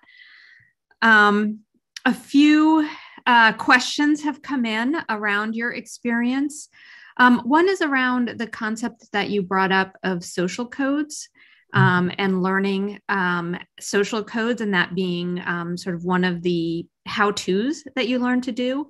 And the question really is, how did you learn those? What were some of the ways in which you learned to understand and see those social codes? Well, it was a steady, ongoing kind of lesson that my parents and grandparents and great grandparents taught. It was a regular topic of conversation at the dinner table, or just sitting around and talking. So I guess I was aware of it in a way that I wasn't aware that I was aware of it, because that was just what people did. And really, one of the reasons did have to do with the precarious situation that Black people had in the segregated South, and how their good fortune or bad fortune, or even life or death, could turn on a simple wrong word in an interaction with white people, or a wrong gesture, or any small miscommunication step could have really severe consequences. And our parents and people in the Black community understood that. And so they wanted to make sure that children were really, really educated in social codes, primarily for that reason. There wasn't a sense that we would ever have to deal with people in the larger world, because the larger world sort of didn't exist for us. But those lessons paid off once those of us who moved away were in the larger world. Mm-hmm. So one of the things I loved was hearing my grandparents and my parents talk about actual instances of translating what someone said. Mm-hmm. So I was the child who was always around the adults because I was sick all the time. And they just talked a lot about those things. Like when my mom came home, or my grandmother came home, or my great grandmother came home, and they did domestic work in white households. And they would come home and they would tell stories. And a lot of the stories had to do with communication. So I think hopefully I've answered. Well, yeah, it's I mean, I think it's you're articulating something that can be very hard to put into words, that those social codes and how you came to it. And it sounds like it was just such a deep and embedded part of your childhood and your growing up. Yeah. And that because it was part of the conversation and the discussion and the teachings as a child, that you were then, as you grew older, able to understand that how to and apply it to other situations as you moved in different and were in different environments and lived in different areas. Yeah.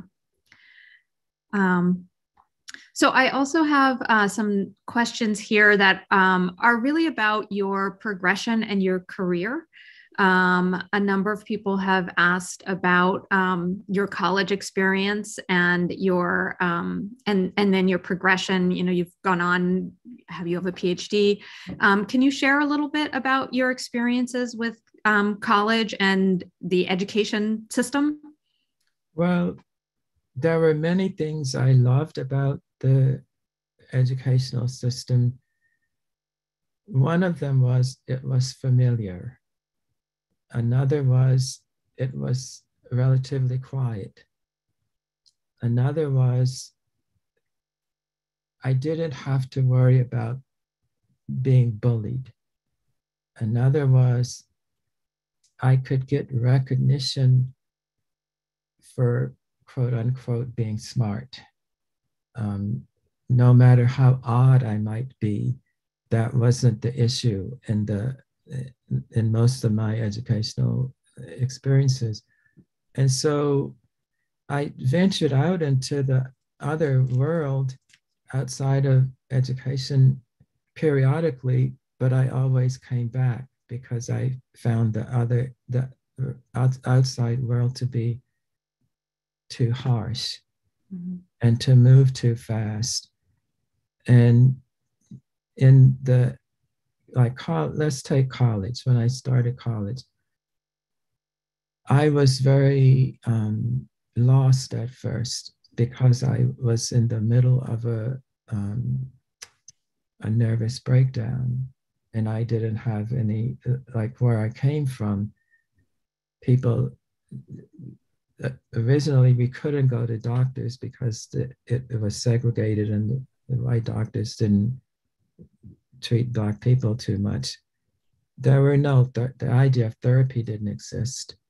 So I didn't know what to do when I went. When I first went to college, the first year, after a little bit, I dropped out. Mm-hmm. And I had seen in movies and on television hippies hitchhiking places and having grand adventures. So I dropped out of college. I didn't tell anybody. And I said, okay, I'm going to hitchhike around the country. So I hitchhiked to North Carolina. And then I got really sick in North Carolina and I came back home. And that's when I told my family. But initially, I had a really rough time in college because I didn't know people. I was really used to staying by myself and being okay, but that was harder in college to actually do.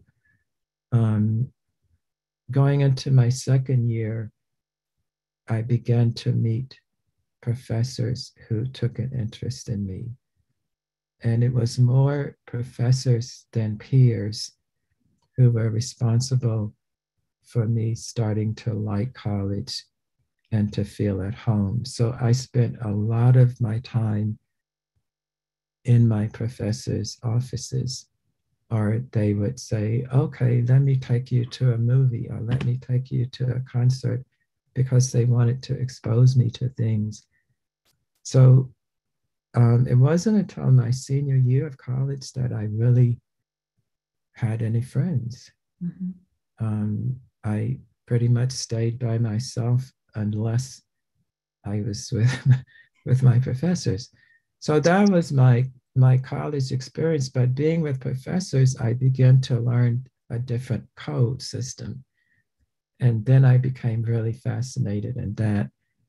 And that had a lot to do with me later on going to graduate school, but I didn't really want to go to graduate school. I wanted to go to California and live on the beach and write poetry. But once I got to California, I realized that if I did that, I couldn't have anything to eat. and sleeping out in the cold, just after a point, that wasn't happening. So then I thought, okay, what can I do? What can I do? And I eventually thought, oh, I'll go back to college. I'll go back to school because school is safe. I understand the rules, the codes. I can get positive rewards for some of the ways that I am. And I like reading books. So that's really, I went back to grad school for that reason. And then when I got my MA, I was kind of at the same crossroad. Oh, I'm going to go out and, tackle the world and do this and that. And I faced some really harsh realities and then decided, okay, no, I guess I'll go on for a PhD. And it was at that point I thought, I think I'll stay in school forever. So after I got my PhD, I went back to school again to get my primary secondary teaching certificate. And then that's when I became a teacher. I began teaching really in elementary school, not in university. And I loved my sixth graders, and I felt I could make a difference and I could help them. So, so that's kind of how that journey went. All the way through college, my teachers were, let's say, my main support and a big part of my social network. Mm-hmm. And that came with some dangers because some professors, well, I'll just leave it at that. thank you so much for sharing that. We had a college panel yesterday, and many of the students on it talked about a nonlinear path, how their path through school was not, it wasn't linear. And hearing your story of your path and how you went from one place to the other and made your way through the educational system and through and into your career, I think is very validating for those who have similar paths and are finding their way in a similar way. I think we are, I feel like we could continue to talk here all day, but I think we're running out of time on this platform. But my understanding is that you have some time where you can continue to share on the Hubelo platform. Yeah. So wonderful. So what I will do now is just give instructions for those who would like to join. And I know we have a number of questions in the Q&A that I wasn't able to get to. So I will give instructions for people who are interested in joining on how to move over to the Hubelo platform and the Q&A there, so that for those who are interested, they can continue this conversation. And should I follow the same instructions that you're about to give to get to that room that? Yes. Yeah. The same instructions that will get the audience members there will also get you there. Okay. And then once there, one of our staff will be there as well, and we'll kind of give a little bit of a intro on how to use the platform to make sure that everyone is comfortable and understands how it works. It's very much like a Zoom meeting. Okay. Like this, but I'll just give those instructions now. Let me just, I have some slides to help make it easy for people to see. So I'm just going to put those up. Okay. So for those who would like to stay with us, we have more programming coming up here on the main stage, and you're welcome to stay with us. All you need to do is just stay in this webinar. If you are looking to head over to Hubelo to continue this discussion, all you need to do is open your Hubelo in your browser, click on this rooms icon up here, and then you're going to find Anand Prahlad in a box here, and it'll have his picture as well. So hopefully that will make it easy to find. And you just click on the enter button to get into that. That will open up what will look like a Zoom room or a Zoom meeting. And then once you're in and you have, then we'll give instructions on how to interact within that Zoom meeting.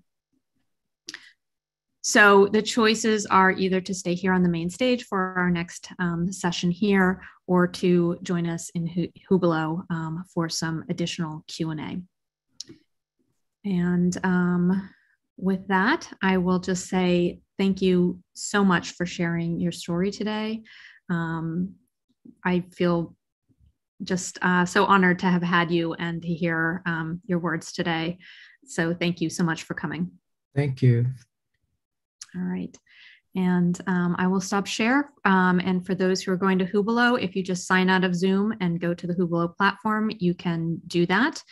And then I will turn it, I believe, to Mark Gavartan, who will be introducing our next presenter. Welcome to Stanford Neurodiversity Summit. Some of you may have participated all along in the summit. For those of you who just joined, welcome. We would like to let you know that all sessions are recorded and transcribed. Please check our summit website for YouTube videos. All questions for the audience will be submitted through Q&A function at the bottom of your screen. The moderators will try to cover as many questions as possible. It's a pleasure to introduce our keynote speaker, Professor Yang Zhao. Professor Zhao is a Foundation Distinguished Professor in the School of Education at the University of Kansas and Professor in Educational Leadership in Melbourne Graduate School of Education in Australia. He previously served as a Presidential Chair Associate Dean and the Director of Institute of Global Online Education in College of Education, University of Oregon, where he was also a professor in the Department of Education Measurement Policy and Leadership. Prior to Oregon, Professor Zhao was University Distinguished Professor at the College of Education, Michigan State University, where he also served as a founding director of the Center of Teaching and Technology, Executive Director of the Confucius Institute, as well as U.S.-China Center of Research on Educational Excellence. He is an elected member of National Academy of Education and fellow of the International Academy of Education. And now Christy will share a video.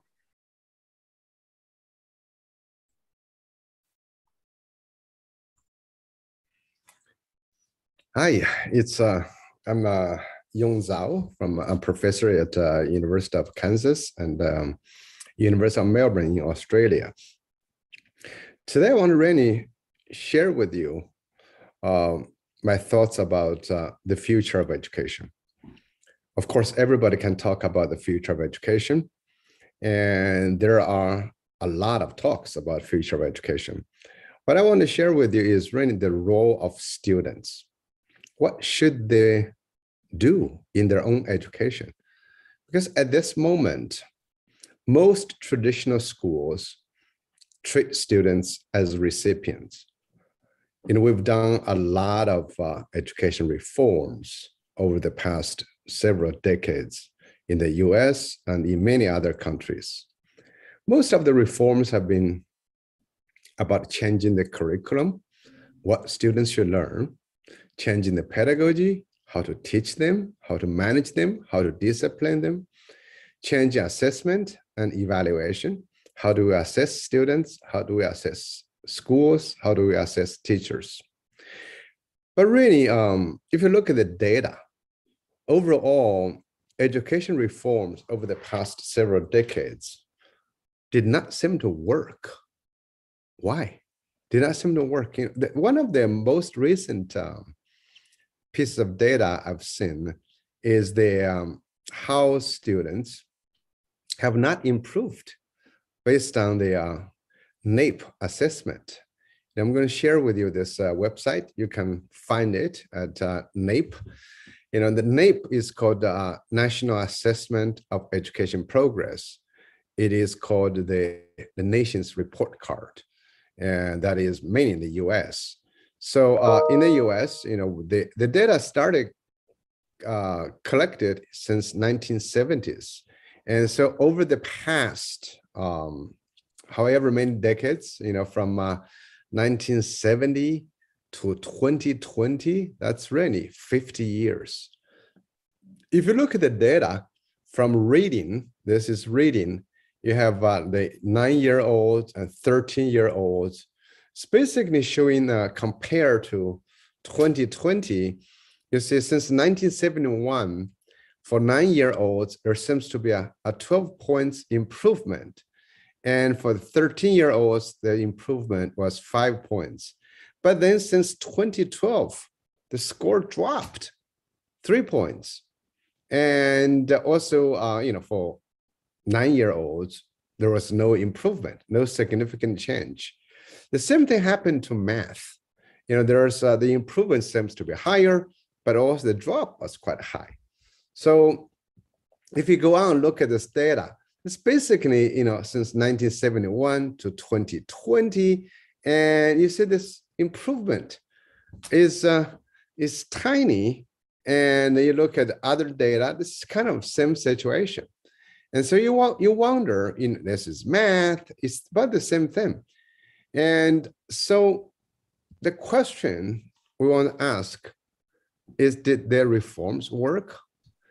Every year, almost every day, we have new education approaches, new research, new innovations, and all this have not improved even the most basic elements of education, reading and math. What went wrong? Should we not be, reforming education or changing education? Should we not change it? So I think that that's really an interesting question for all of us to ask. So what I think, there are a number of reasons. One is that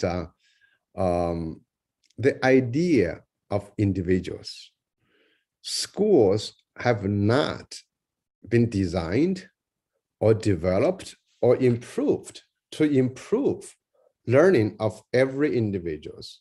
Schools basically do not know how to handle individual differences, how to handle neurodiversity.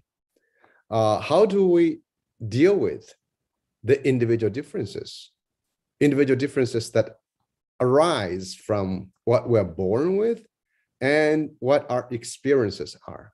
We don't know how to teach disadvantaged students. We don't know how to teach advantaged students. We don't know how to deal with minorities.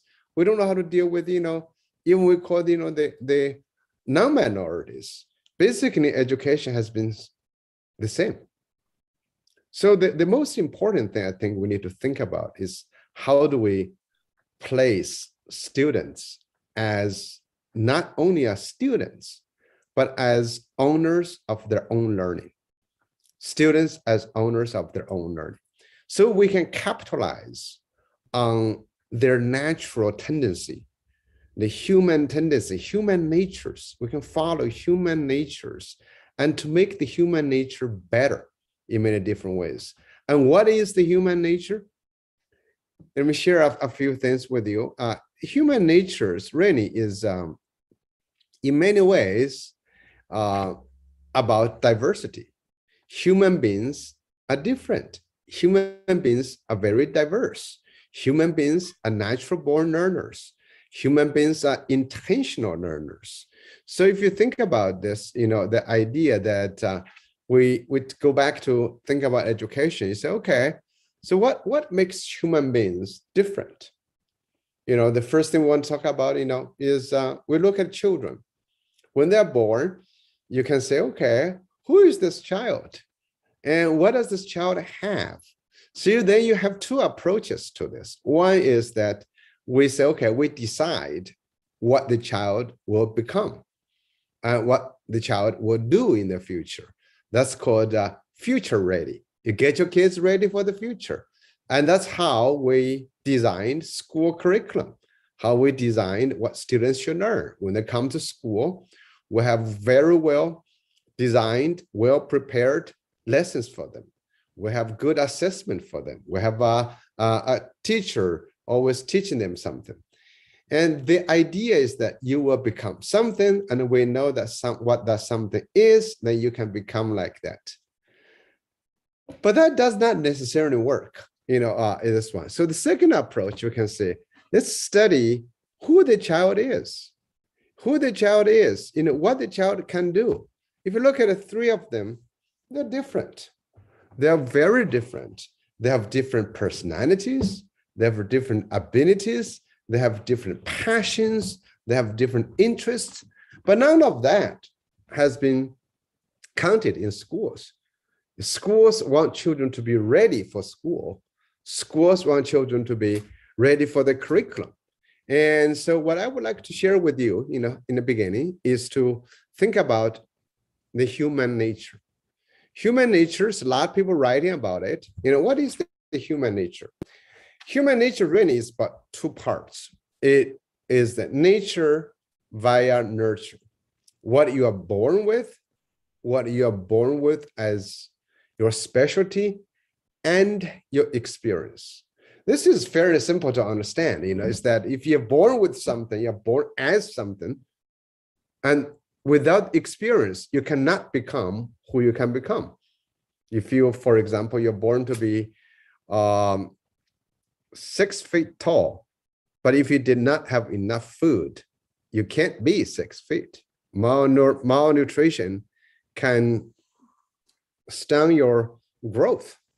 But at the same time, we got to understand nature cannot be easily changed. For example, no matter how much food you get, you probably, if you're born to be 6 feet, you won't become 7 feet. That's not very possible. That's very much like, you got an apple seed, and apple seed can never grow into apple tree until you get enough nutrition, sunlight, and some soil or something like that. But no matter how much sunlight you have, the apple will not become an orange. So that's very simple. So as human beings, we have quite different,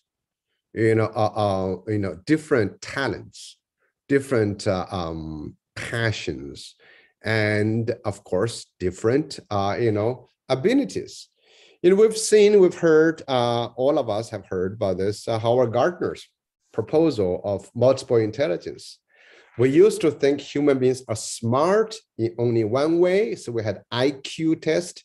We use IQ to measure our students, to think who they are, to define who they are, to give different educational experiences. But Howard Gardner says, and actually not only Howard Gardner, many other psychologists began to say, that's not true. Human beings can be smart in many different ways. Howard Gardner proposed that they can be smart in nature. They can be smart in body movement. Others may be more smart with spatial relationship, and others with language, with music, And of course, these are the general categories. You can think about other categories as well, to say, So if you're born to be more inclined to music, for example, and then you have experience. So if you're born to a music talent, let's just take that as an example. But until and unless you run into musical experiences that allows you to explore your musical talent, that allows you to try to become better in music, that musical talent may never exist. So for example, I said, I could have become Justin Bieber. You might think, yeah, that's possible. But I might think that's possible, But however, I was born and raised in a tiny Chinese village where the village did not have music. The village did not grant me the experience of music. That means I might have had nature, but my nurture means my experience after birth did not give me the opportunity to explore, to develop my musical talent. So actually until today, I don't know how good my music talent would be. I might have lost that. I could have lost that. I don't even listen to music. So that's very interesting to think about. And in education, it's kind of interesting. In education, we have this desire that we can teach anyone anything. And I congratulate all educators for saying that. I can teach you anything. But at the same time, how fast and how far you can go is not dependent on what you can teach or you want to teach. Yes, we can teach everyone to paint, but we cannot teach everyone to become a Picasso. We can teach everyone to write, but you cannot teach everyone to become a Shakespeare. That's the thing. So you have to think about, a good human development is really about your natural born talent and your experiences. If they're combined, you're born into a family that endorses music and you have music talent and you become great. But even if, of course, if you could have no music talent, but you're born in a music family, and then you could become better in music, but you cannot really become an ultra star in music. So that's how the human nature and nurture works. But schools takes a huge piece of human learning. And so in our schools, we need to think about, are we helping developing the natural talent of every human being? No, we're not. If you look at schools, schools offer reading, math. In elementary school, we might add science, social studies, but overall, what we emphasize is only a small piece, a small proportion of the multiple intelligences, of the huge spectrum of human diversity. So schools don't know what to do with the human diversity. So what happens is that when students come to our school, we assess them, we teach them. If they're not good in what we think they should be good at, for example, math and reading, we place them in special education, we place them in remediation. And when you place students in remediation, when you place students only in areas they have no interest, they are no talent, they're not good at, what do you teach them? You teach them they're not good. They lose confidence. You teach them they are horrible, and you lose that. So we kind of lose about 60, 70% of our kids. That's based on, that's just one area. It's called multiple intelligences. Then you can think about human beings have different personalities. This is what we call the big 5 personality dimensions. Every human being can be high, can be low, can be kind of somewhere in between all these dimensions. Just take, this extraversion as one example. Some people can be very quiet, very unassertive, but you have others, I'm sure you run into others, who are extremely outgoing and energetic and gregarious, but somebody may be in between. So what do schools do with them? Do we like them? We can't like all of them. So schools have rules, have principles to reward students who might be outgoing, who might be energetic, but at the same time, we look down upon those who are quiet, withdrawing, or unassertive. And that's the same thing. It goes on with all these 5 different personalities. Furthermore, we have students who have different desires. This is from Stephen Rice's basic desires model. You can think about it, he said, well, there are 16 basic human desires that you're born with. That some people are very much into having power, who are interested in influence others, who are trying to create and lead a movement. But others may say, okay, no, I'm not really interested in that. I am very much about curiosity. You can have a combination of 16 of them, or you can be very strong in one area, but very low in other areas. We know people who say, okay, I can lead, come with me, but I'm not interested in learning anything, You got those people. So if you look through this, technically you cannot see one area you're strong, then you're good. Another area you're weak, then you're no good. For example, here, people who are interested in power can become leaders. People interested in curiosity can become best scientists or paparazzis, or they can just become gossipers. They can just go around like that. So imagine all of this, intelligence, all of personality and human desires. Then you add the diverse experiences that the family and a community provides. Then what do you have?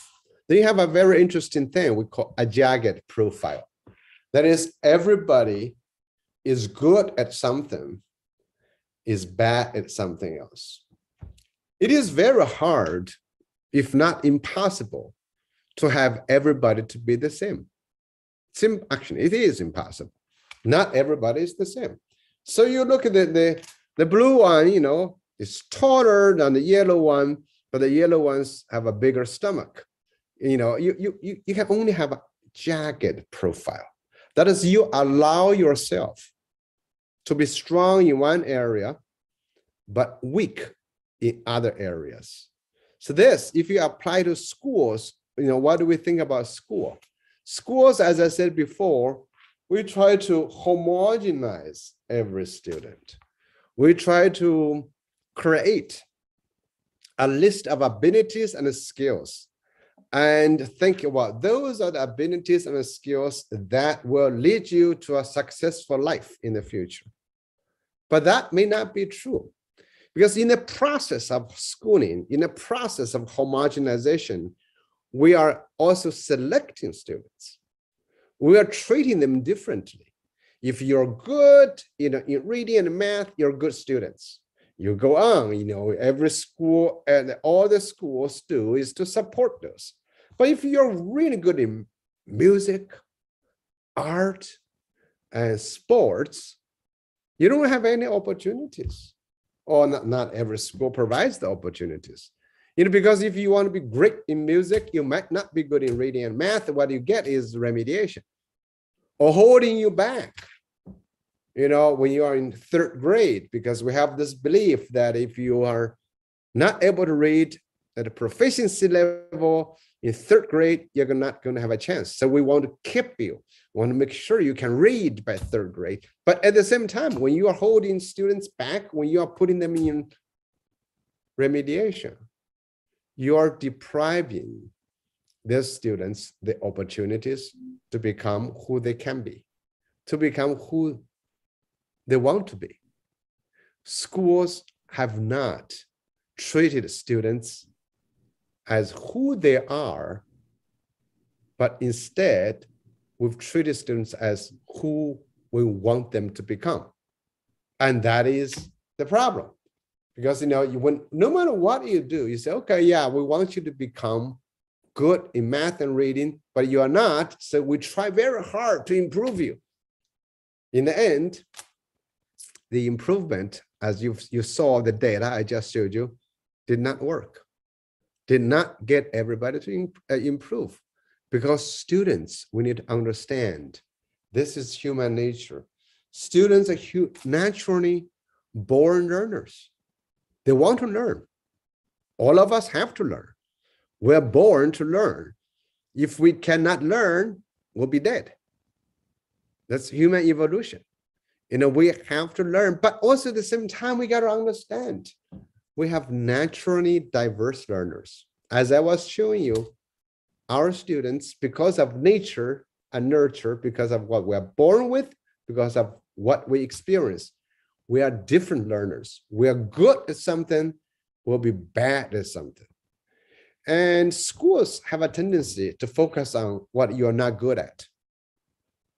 We use math and reading to judge students. I can tell you this, I'm horrible at math.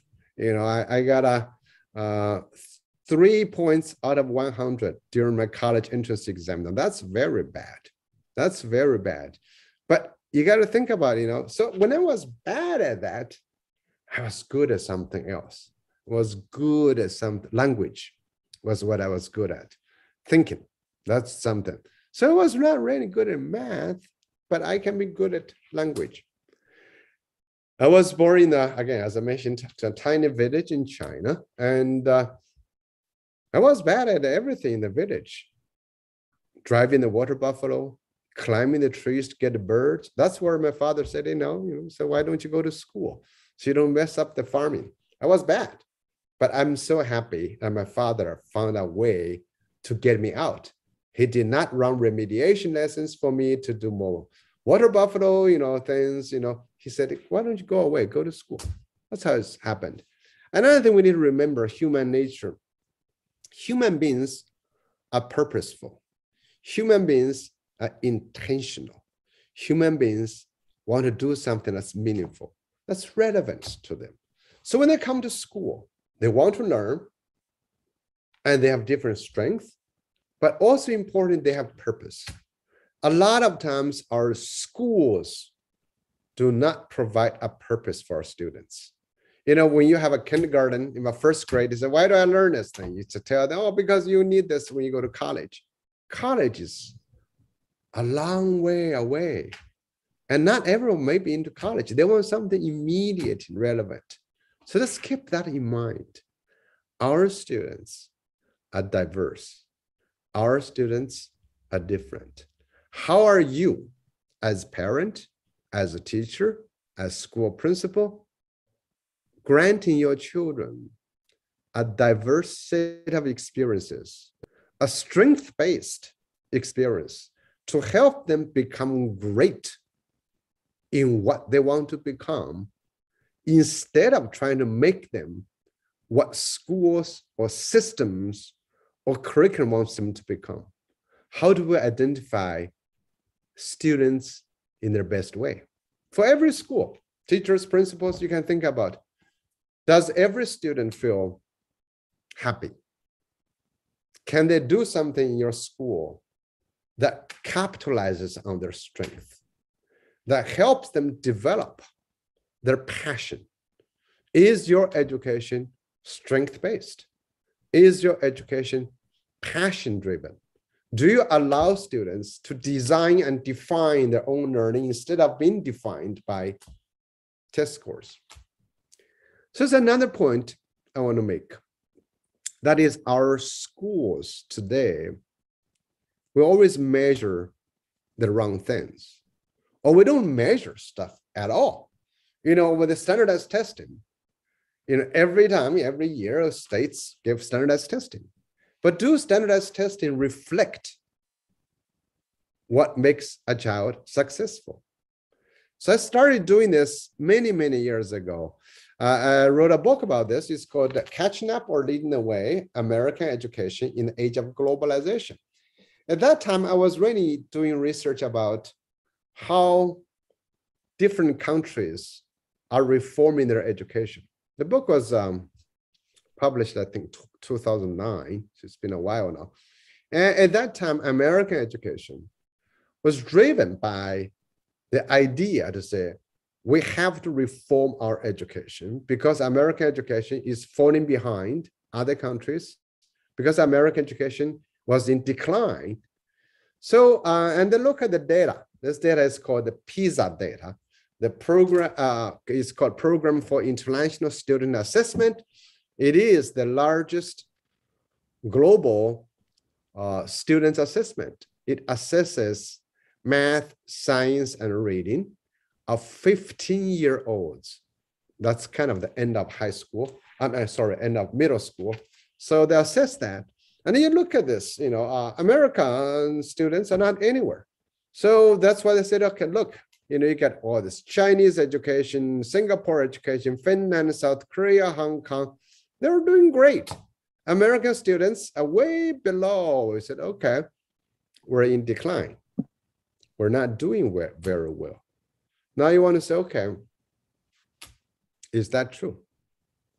So the reforms are driven by this. We got to learn from China. So I kind of analyzed the data. Then I discovered it is not true that American education was in decline, was getting worse. American education was not in decline, was not getting worse. It had always been bad in terms of test scores. If you just look at test scores, American education has been bad for a long time. So here's a little history. You know, we have since 1960s, 1965, the first international mathematics study, FIMS, first international mathematics study. Americans 12th graders ranked 12th out of 12 countries. 12th out of 12 countries. Now that's pretty bad if you know math. That's really bad. And you go on 1960s, 1970s, 80s, and 2000s, and we've never been good.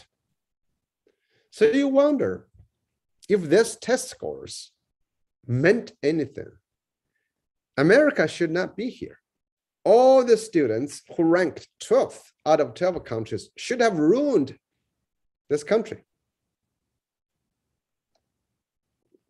So now you wonder, why is America still here? Why do we have this country? How did America go over the past 50 years?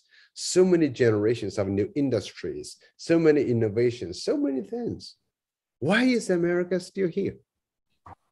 Well, I look at the data, and you see every international assessment often has some or had some survey items. They ask students, do you feel confident?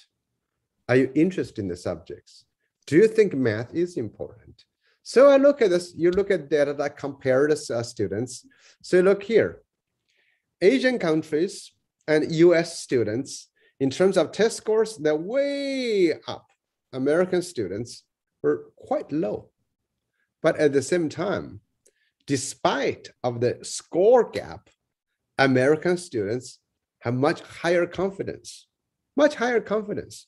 So that is, in many ways, I may be bad, but I think I'm good.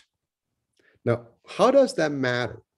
If you think about yourself, when you graduate from high school, you may be bad at something, but you think you're good at it.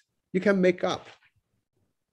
But even if you tested well on scores in high school, but then you graduate, you don't get much, you have no confidence, you're probably not going to touch that. That will not give you enough creativity. So America, in many ways, has driven through so many different industries. We give up something, we create something new. Who creates something new? Look at Elon Musk, look at Steve Jobs, look at all these guys. They create new industries because they were inventing. The inventors are not deeply embedded in the old system. They are the new ones. They have the confidence. The confidence drives them to create new possibilities. So based on that, if you look at all the test scores, this, again, 2011 math scores versus confidence of select countries, Korea, Singapore, Chinese, Taipei, Hong Kong, Japan, these are all East Asian countries. They have great math scores compared to US, England, and Australia. But you look at the confidence scores, 3%, 7%, 7%, 2%. And in the US, you got 24, 16, and 17. These are quite amazing, big differences. And you look at the test scores analysis, is that there's always a negative correlation. That is, countries who score high have lower confidence and lower enjoyment. So this is a very interesting way of thinking. And this got me to write another book. It's called What Works May Hurt. That is, when you look at educational practices or educational policies, what works to drive the test scores up can lead to damages in other areas. And I did an analysis, for example, of the PISA scores and entrepreneurial capabilities. You look at the red bars are the PISA scores, and the blue ones are the entrepreneur capabilities. Do they believe they can be an entrepreneur? And you look at Singapore, Korea, Taiwan, these are all very strong in math scores on the PISA, but their entrepreneurship is very low. Look at this low one's Japan, So what happens is, in essence, there's a very negative correlation between PISA scores and entrepreneurship indicators in reading, in math, in science. And this was from 2010. Now, 2011, you have the same kind of results, the same kind of consequences. So it's always persistent. It's persistent. So should we look at test scores as the measure of a person's abilities? Education always measures short term. At the end of the semester, end of year, we measure students on what they have mastered. That's called instructional outcomes. But we don't look at how students have grown, their confidence, their enjoyment, their engagement. Another one is newest data from 2 years ago. That's, life satisfaction and students' enjoyment of school.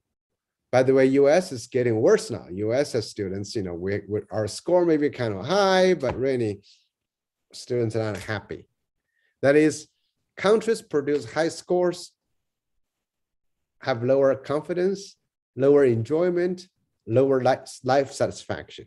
So we got to think about education, think about the long-term and short-term outcomes. We have something we can call it productive failures and unproductive success.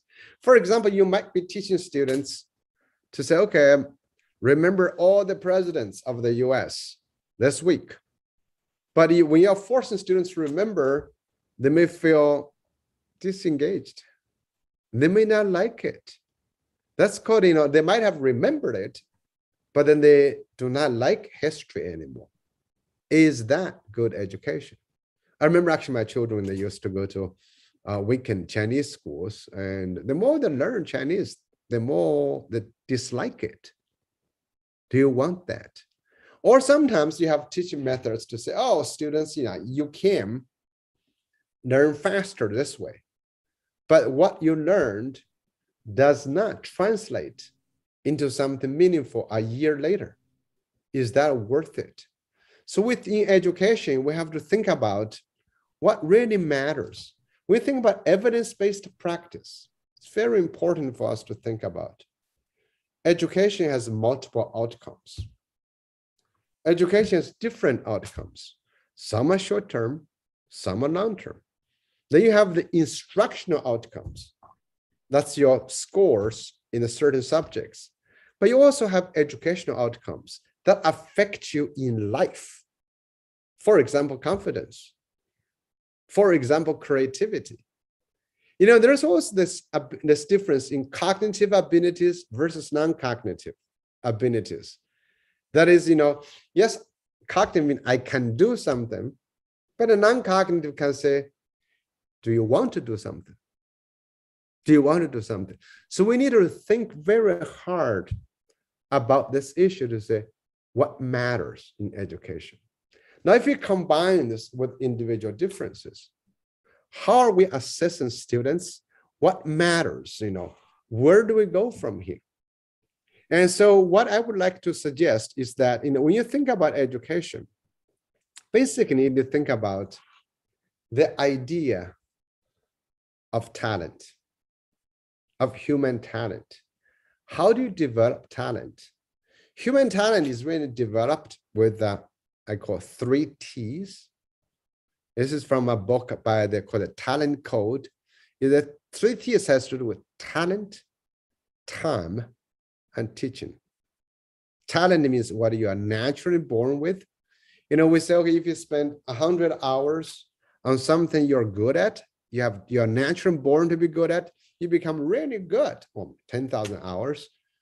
And the same amount of time, when you apply that to something that you have no talent in, you can't become great. For example, many people have said, oh, I can teach you how to play football. But I said, well, how many Chinese of my size have done well in football? You can't. So I have to think about spend the time on great talent. And good teaching is very simple. You allow people to explore the abilities, to try out different things, to very quickly vary their abilities and to develop. It's like playing violin. You cannot keep playing the same position. If you did wrong, you can try a little bit this way or that way. Eventually you will figure it out. So we want to emphasize the future of education has to do with how do we make sure it's strength-based. It's also long-term based. You want to look at the students as a person, not as someone to just follow the curriculum. You want to look at the person as individuals with abilities, with intentions, and they're doing something meaningful. This is not only to help them find a job, to help them to live, financially or economically successful. This has also to do with human beings needs to become great psychologically. That's they need to become who they are. That's why, we call this from Maslow, talks a lot about how everyone needs to become great in their own ways. You know, a musician must make music, an artist must paint, a poet must write if he is to be at peace with himself. This is called self-actualization, to become who you are. Only when you become great, only when you become good at what you are, can you contribute. So this is why, you know, even today in psychology, people talk about if you can use your signature strength, your strength, your virtues in service of something much larger than you, can you become happy? Authentic happiness comes from that. So here's what I would like to suggest. I like to think about education is to help every child, every human being to become great and unique in what they do. They can do something unique and great. And it so happens you bring their passion into it. You use the passion to drive your great abilities. And then through creativity and entrepreneurship, you create something valuable for other people. If you can do that, you can thrive, you can become successful. So that is really the key. Now, with this, we need our learners to become partners of learning. You know, we need basically education as three principles. The first is called personalization.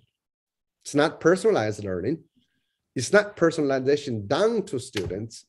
It is done by students. So we need students to become the owners of their own learning.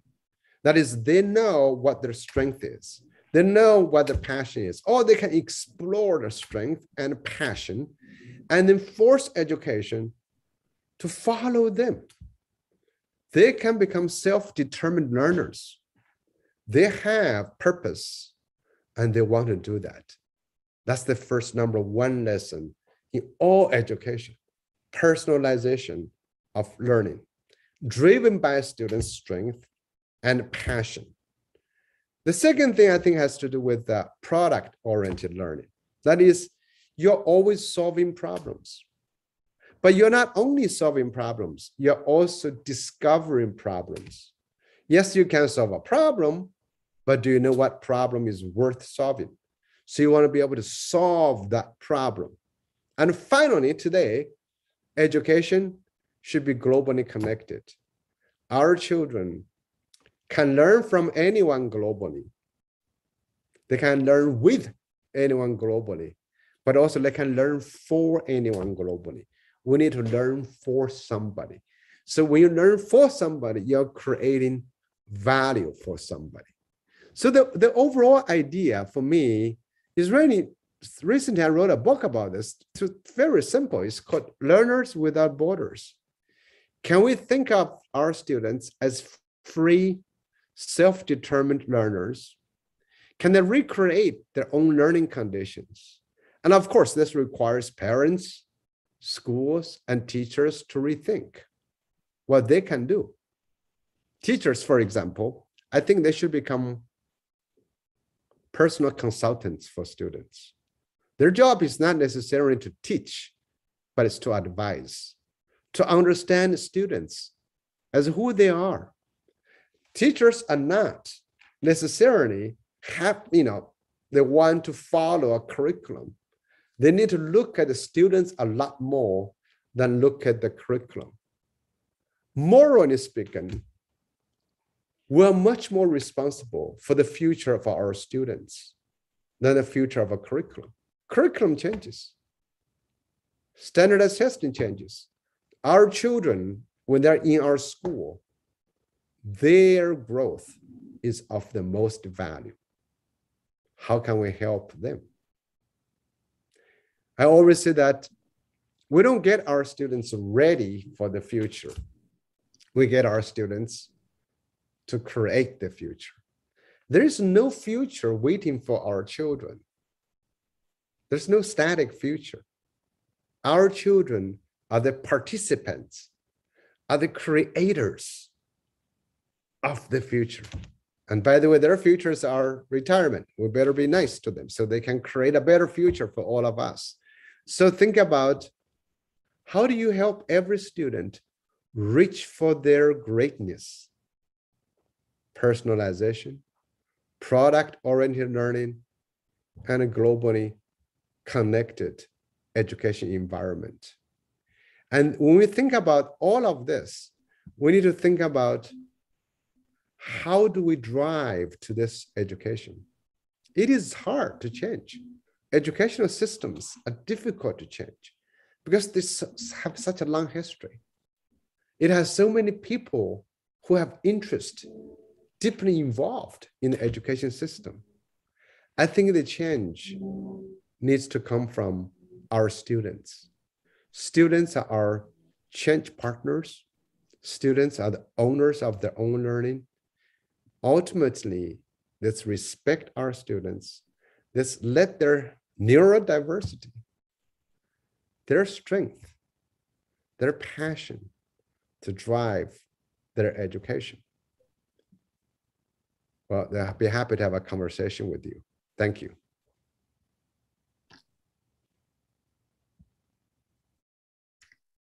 Thank you to Professor Zhao for that amazing and informative presentation. Mark Guvarton is going to now share with us what comes next. Professor Zhao will be joining us in Hubelo, and Mark will walk us through the process of getting there or what comes up next. Thank you.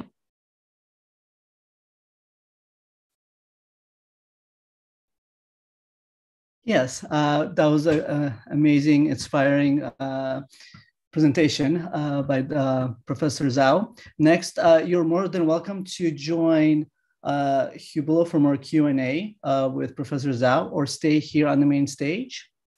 Let me share with you how to go to Hubelo. So you would go to the browser and click in the room, and you'll able to find Professor Zhao's room. You will click on that and press enter, and you will be joining the Q&A with Professor Zhao. And now we're going to go to the next session.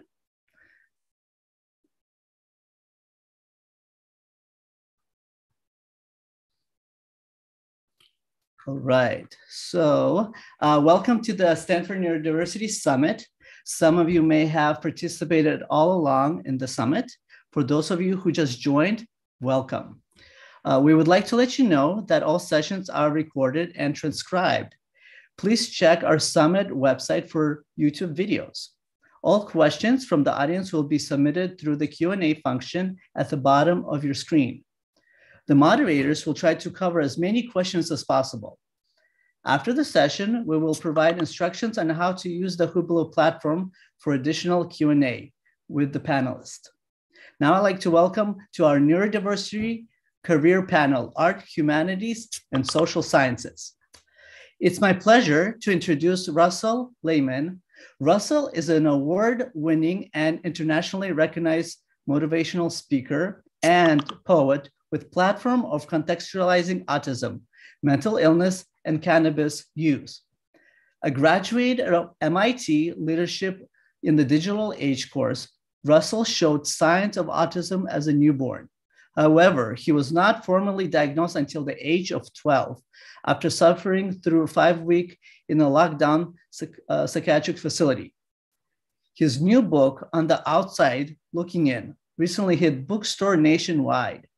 In 2018, Russell was named as Reno Tahoe's most outstanding young professional under 40. In 2019 and 2020, Russell lectured for the Presidential King's College of London and the Mohammed bin Rashid Center for Special Education in Abu Dhabi. Our second panelist, Hannah Ehrenberg. Hannah is the program and outreach associate at the Organization for Autism Research. Prior to Autism Research, Hannah worked in the new musical theater industry as high school English teacher at Deaf School. She is a graduate of Barnard College and Teachers College, Columbia University. Currently, Hannah is also facilitator and co-organizer of online group for autistic women and non-binary people in the greater Washington, D.C. area, and serves as a volunteer coordinator of Protest Access. As a late diagnosed autistic woman, Hannah is committed to give back to her community. Our third and final panelist is Ava Rigelhaupt. Ava is a public speaker, writer, actress, and advocate for disability and autism representation in the entertainment industry. Ava shares her story as a Chinese, Jewish, neurodiverse adoptee through the speaking, engagement, and panels. Example, Disney and Netflix writers' rooms, Actors Equity, and the Kennedy Center. Ava publishes articles and critiques of disability representation in media, interviews and international professionals, and experience as a disabled AAPI woman. Currently, Ava is a Nickelodeon live action casting intern. Additionally, she is an artistic creative consultant on developing musical How to Dance in Ohio. Ava became immersed in the entertainment industry through Hollywood studios, ensuring authentic on-screen portrayals of disability and diversity. Everybody, welcome. Welcome, Russell, Hannah, and Ava. So in addition to Mark's introduction, we'd like the audience to know you a little bit more in your own words. Ava, would you like to start? Sure. Thank you so much for having me. I'm so excited to be here. Actually, like last year, I was an attendee. I heard about this conference last minute, and I emailed Lawrence being like, can I still register? And over on the East Coast, I watched the panels. And so I was really honored to be asked by Mark and Dr. Lawrence Fung to be part of this. And I just wanted to add that How to Dance in Ohio, the developing musical, focuses on about 7 autistic students, 7 autistic like young adults who are in a social skills class and are preparing for their social skills class fall formal. It is based on an HBO documentary of the same name, and the musical is actually directed by a fellow Stanford alumna, Sammy Canold. I'm going to keep my intro brief since Mark read my bio so nicely. Thanks. All right, Hannah, would you like to go next? I'm so honored and excited to be here as well. I have worked in the arts, humanities, and social sciences, so I think this is the perfect panel to be a part of. When I was in college, I worked in theater in a few different jobs. I worked for a children's theater company called the Paperback Players. I was a script reader for the public theater. I worked for a website that sold digital sheet music of up-and-coming musical theater writers, and I was an assistant to 2 musical theater writers doing like line producing, dramaturgy, and other kind of businessy things. When I started feeling like the theater industry was not exactly the right fit for me, I decided to become a teacher. I had been learning American Sign Language and was really interested in deaf history and deaf culture and deaf education. So I became a high school English teacher at a deaf school. And then again, I started realizing that was not exactly the right fit for me. And then after I was diagnosed with autism, I started feeling more like I wanted to work for and within my community. And that led me here to the Organization for Autism Research. Now I am working in that like more social science-y world. I help to administratively manage programs, supporting our newsletter and blog and scholarship and resources. So a whole lot of different things. And again, I'm very excited to be here. Thank you for having me. Russell, would you like to introduce yourself a little bit more? And I understand you have a few slides. Would you like? Yes, I have slides, so I will share my screen. Yeah. First of all, it is great to be here. And so, yeah, my name is Russell Lehman. I'm a motivational speaker and spoken word poet. Happen to have autism. My platform is Autism and Mental Health. It's my website if you want to sign up for my newsletter. I know I have about 4 minutes, and I'm going to do a spoken word poem, so I'll keep these slides very short. There's a little bit more background about me. I do a lot of, obviously, keynote, a lot of conferences, whether it be autism, mental health, or disabilities. Do a lot of workshops on trauma-informed care, person-centered practices, and then I speak at a lot of transition conferences as well, as the majority of individuals age 18 exiting high school are quite lost when it comes to transition into adulthood. I want to just underscore kind of what I talk about a lot in my presentations, and that's suffering, especially when it comes to disabilities and autism, right? Mental health. We talk about the great things about autism, and rightly so. There are a lot of great things. But for me, I found my success through the struggle. And I found my passion, poetry, through suffering. The Latin root word of passion is pati, which means to suffer. I like to talk about the 4 Ps: pain, passion, purpose, progress. Through my pain, I found my passion of poetry. Then that turned into my purpose of what I do now, speaking. And then that led to not only professional progress, but personal progress. You can see kind of just on face value how far I have come. And I'm going to wrap up my intro with a spoken word poem titled Dear Russell, and it is a letter to my younger self that you see on the left side of your screen. Dear Russell, you're going to go through some things in your life. You're going to go through some real tough things in your life. I know you're just a young boy now, but I want to speak up and warn you of what's about to go down. Pretty soon, you're going to lose all of your friends. Pretty soon, you're going to see life through a different lens. This probably doesn't even make sense, but pretty soon, you're going to go insane and wish you were dead. I know you're pretty popular now, but pretty soon you're going to be laughed at by other kids who won't know how. You became such a pathetic wimp who's too scared to leave his house, who's too scared to be in a crowd, who thought a whisper was so loud. But listen, you'll never be a wimp. You will never be weak. You'll grow up to be stronger than a million ancient gods of Greece. Now, there are going to be nights when you just stay up and cry. There are going to be nights when you contemplate suicide. There are going to be nights where you just want to die, but you will have too much pride to give up on your life. You're going to be admitted to the psych ward 3 times, where you'll see naked people trying to find walls to climb.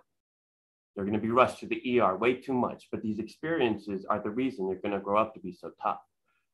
You're going to have your dreams come crashing down just because some pathetic adult didn't want you around, and you're going to have your heart break as if it were made of glass, and have no friends to fall back on when the love of your life packs up her bags.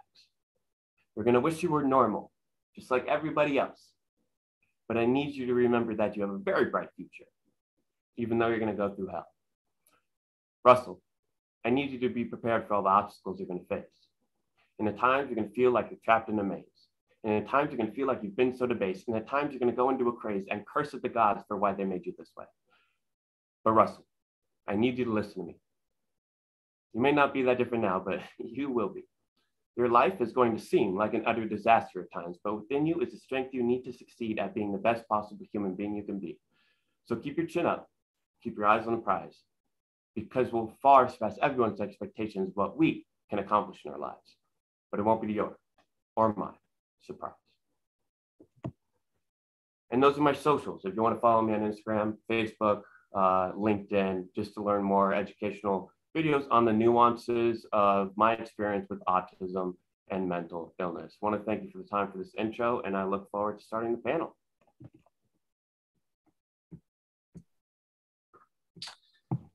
It was a very powerful poem, and I know we have some questions that we have agreed to go to, but before that, just wondering, when you're writing this poem, have you thought about when you started as you when you're growing up? When do you feel like you actually want your voice to be heard instead of having others around you to speak for you? I think it's a great question. I think I never realized that I wanted my voice to be heard because I was so terrified. I didn't feel like I wanted my voice to be heard. I wanted to just kind of be a recluse. I think poetry became that friend I had always wanted in life. And that kind of poetry took me by the hand and say, Russell, you have a voice. To put my struggles on paper and to be able to create art out of it, and to feel proud of this beautiful work of art after I was struggling. Poetry showed me the way. I don't want to give myself credit as like I've always wanted to use my voice and how I found out how to use it, and not only that, but how to be heard. I think poetry showed me the way. And again, that's why, I always talk about following your passions. When you follow your passions, doors open up in front of you where there might have been walls in the past, and you find out, what you're truly capable of. So how did you find out this passion in poetry? The isolation. I dropped out of public school in the 5th grade. And so from about the age of 11 to 24, really lost all contact with the outside world. Inpatient, psych ward 3 times in those years. And I needed an outlet. And when I struggle, I think when we all struggle, it's one thing we all have in common as humans. We tend to ask why. And through asking why and probing my struggles, and not only that, but like the meaning of life and why am I here and why am I struggling, I realized, I need to find an outlet. And I came into poetry because I started reading Edgar Allan Poe, and I found how beautiful, he made his struggles seem to be. And so I tried it. And again, I felt good. I associated feeling proud with my disability pride, right? And so through that, I started to cultivate this self-empowerment. And then sure enough, I was able to publish a book of poetry, and that's how my story got out there. And so again, I think, we all need outlets. And that's why I'm just excited to speak on this panel is the humanities, the arts are a great outlet for anybody, but specifically those on the spectrum. Thank you, Russell. What about you, Ava? How did you find out your passion in art and humanities?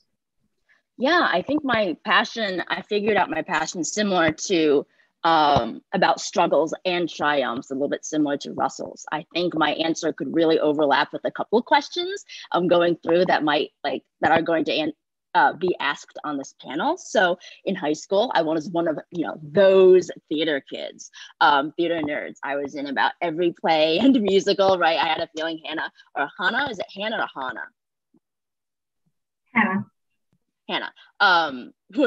would connect. So I loved acting classes, and I really also enjoyed creative writing. I excelled at writing essays over taking tests. And looking back after my diagnosis, I understood why I loved theater, acting, and writing so much. Acting is often actually a really great way that's used to teach autistic kids social skills. And I always say, people say it's scripted interaction. I always joke, where in life do you get to know what you're going to say and what someone else is going to say in response? Everyone, regardless of disability status, is encouraged to try new things in the scene. Ask questions. Why is someone saying something? Faux pas and mistakes are welcomed. And there's less of a fear. There's less social judgment by your peers because, as I said, everyone is trying new things. And as for writing, it really just gave me the space to create worlds that I enjoyed, sometimes more than living in the real world. And so I got to create characters that I understood and that became my friends, as well as the characters in the plays I was in and the TV shows I watched. Lastly, I also really find that people in the arts, humanities, social sciences, are more open to different and quirky minds like mine, because they might not all be on the spectrum or disabled, but they're often not the cookie cutter people. And so they welcome different minds and different perspectives. And that's how I started in the arts and humanities, and I'm still here.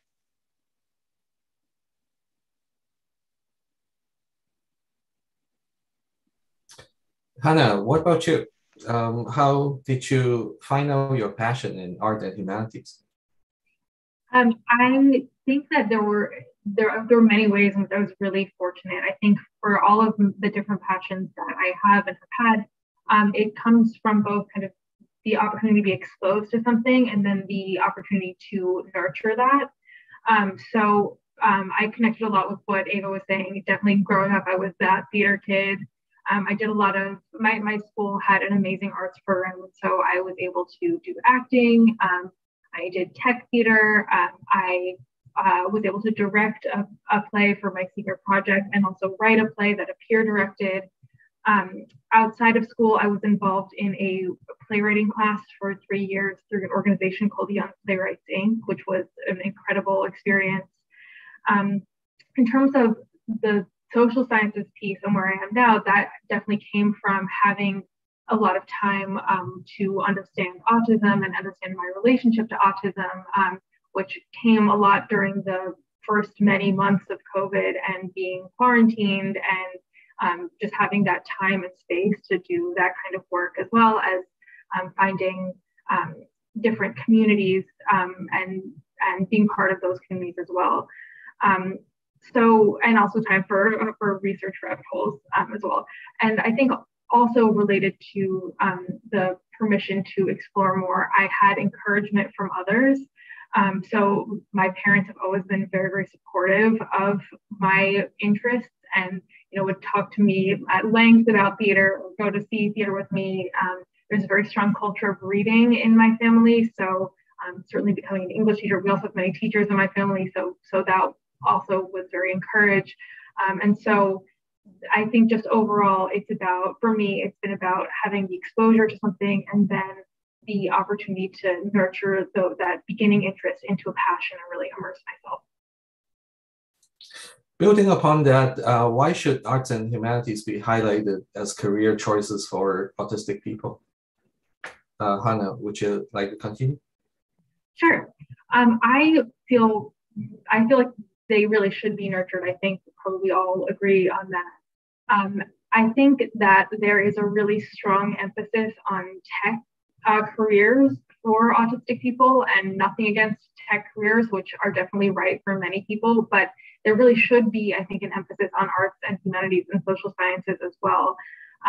That I think, just neurodiversity as a concept, autistic people bring a different perspective than neurotypical people, just that is part of neurodiversity. And so whether that's creativity in the arts or a different approach to how you do something in an office, like there's opportunities for different ways of looking at things, and more perspectives benefit everyone.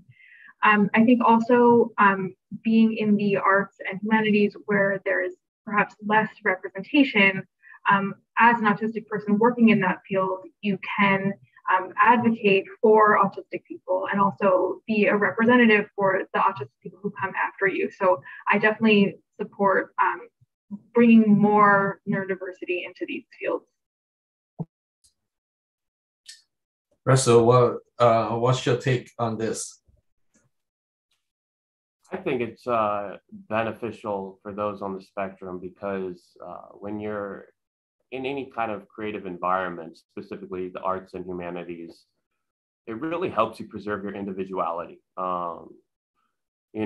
People who are neurodiverse, there's a huge pressure from the external world to conform and lose your uniqueness and be this way. And there's a huge question as to why you do this and why you do that, right? Well, that can be celebrated in the arts, right? And humanity. That uniqueness is what is the vehicle that lies behind creating art, right? At the same time, art would not exist if there wasn't suffering in this world.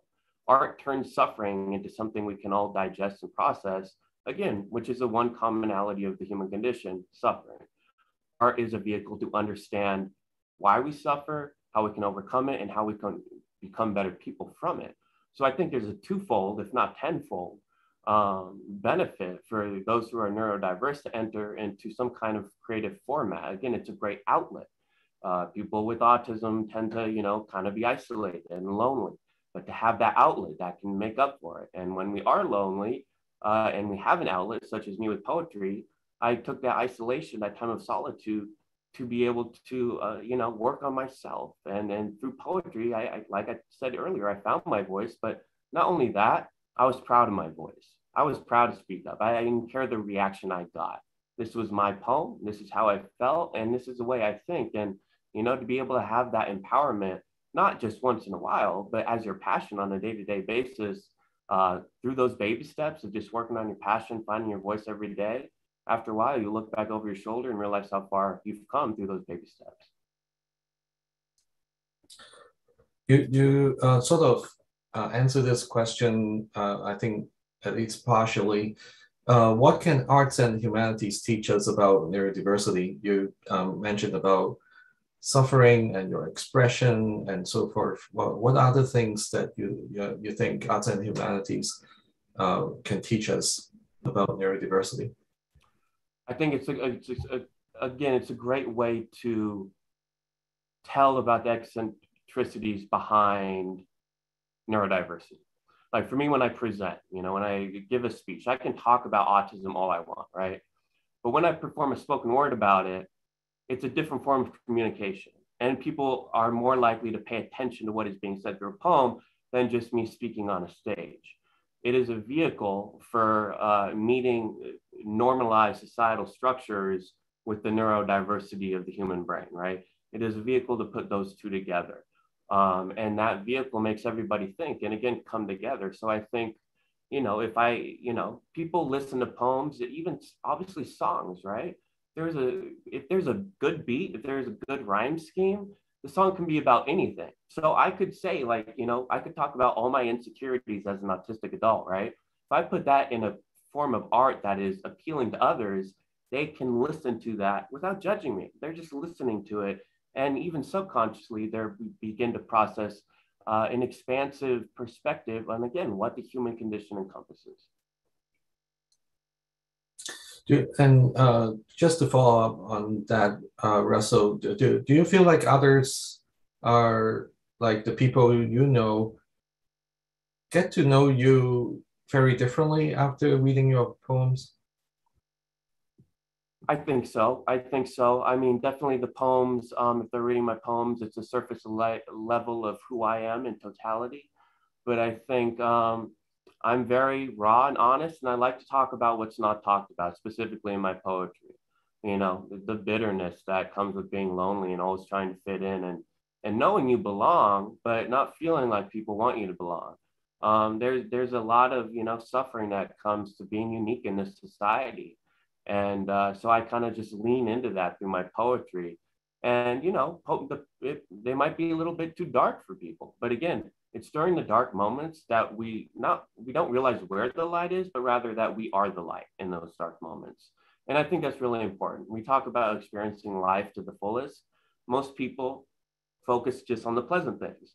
But to really, truly experience life in the fullest essence of what it is, so yeah, have the pleasant moments, but let's look at the unpleasant moments and nurture those just as much. Because again, like I said earlier, passion, the Latin definition is pati, which means to suffer. Mm-hmm. Thank you, Russell. Hannah, what are some challenges that you have as you are developing your passion in arts and humanities as you grow up? So I can speak for my own experience of this, but I think one thing that in reflecting on this question that I think has come up for me is that the challenges that I've faced have been more on the practical side. So there's the passion itself, and then there's the kind of industry and the business side, or those kind of things that you have to learn how to do that have their own challenges, which I will get to, but then also as another layer prevent you from directly engaging with the thing that you're passionate about. And so I think that in the jobs that I've had, I've always been most happy when I'm doing work that's directly related to the passion that brought me there. Some other challenges, I think there are some aspects, I think, of the arts that are not necessarily neurodivergent friendly, at least for me. Like, for example, networking is, that's huge in every industry, but definitely in theater, that was very, very challenging for me. And I think there was the lack of structure in that industry, and having a defined career path or defined career roles made it harder for me to know kind of what that career would look like. I think also in general, it's challenging when you don't know exactly what your needs are. So that's, for me, related to my experience in those fields as an undiagnosed autistic person. So I didn't necessarily know what would work for me. And without that, then I can't really ask for what I need and what would work for me. So I think that is a challenge. And then I think currently a lack of representation is also a challenge. And again, when I was working in the arts and humanities, mostly I was not diagnosed, so I wasn't necessarily looking for autistic or neurodivergent people. But I don't have a lot of memories of meeting people who were openly autistic or neurodivergent. And so I think that makes it harder to know that I can do this because I don't have someone specific that I'm looking up to. And so I think that has been a challenge and one that I think is changing as well. Thank you, Hannah. Ava, what does the future of arts and humanities look like? What can arts and humanities contribute to a more diverse and inclusive environment in the future? Yeah, listening to everyone's answers for the various questions, I now have like different responses, but I'm going to answer this question first.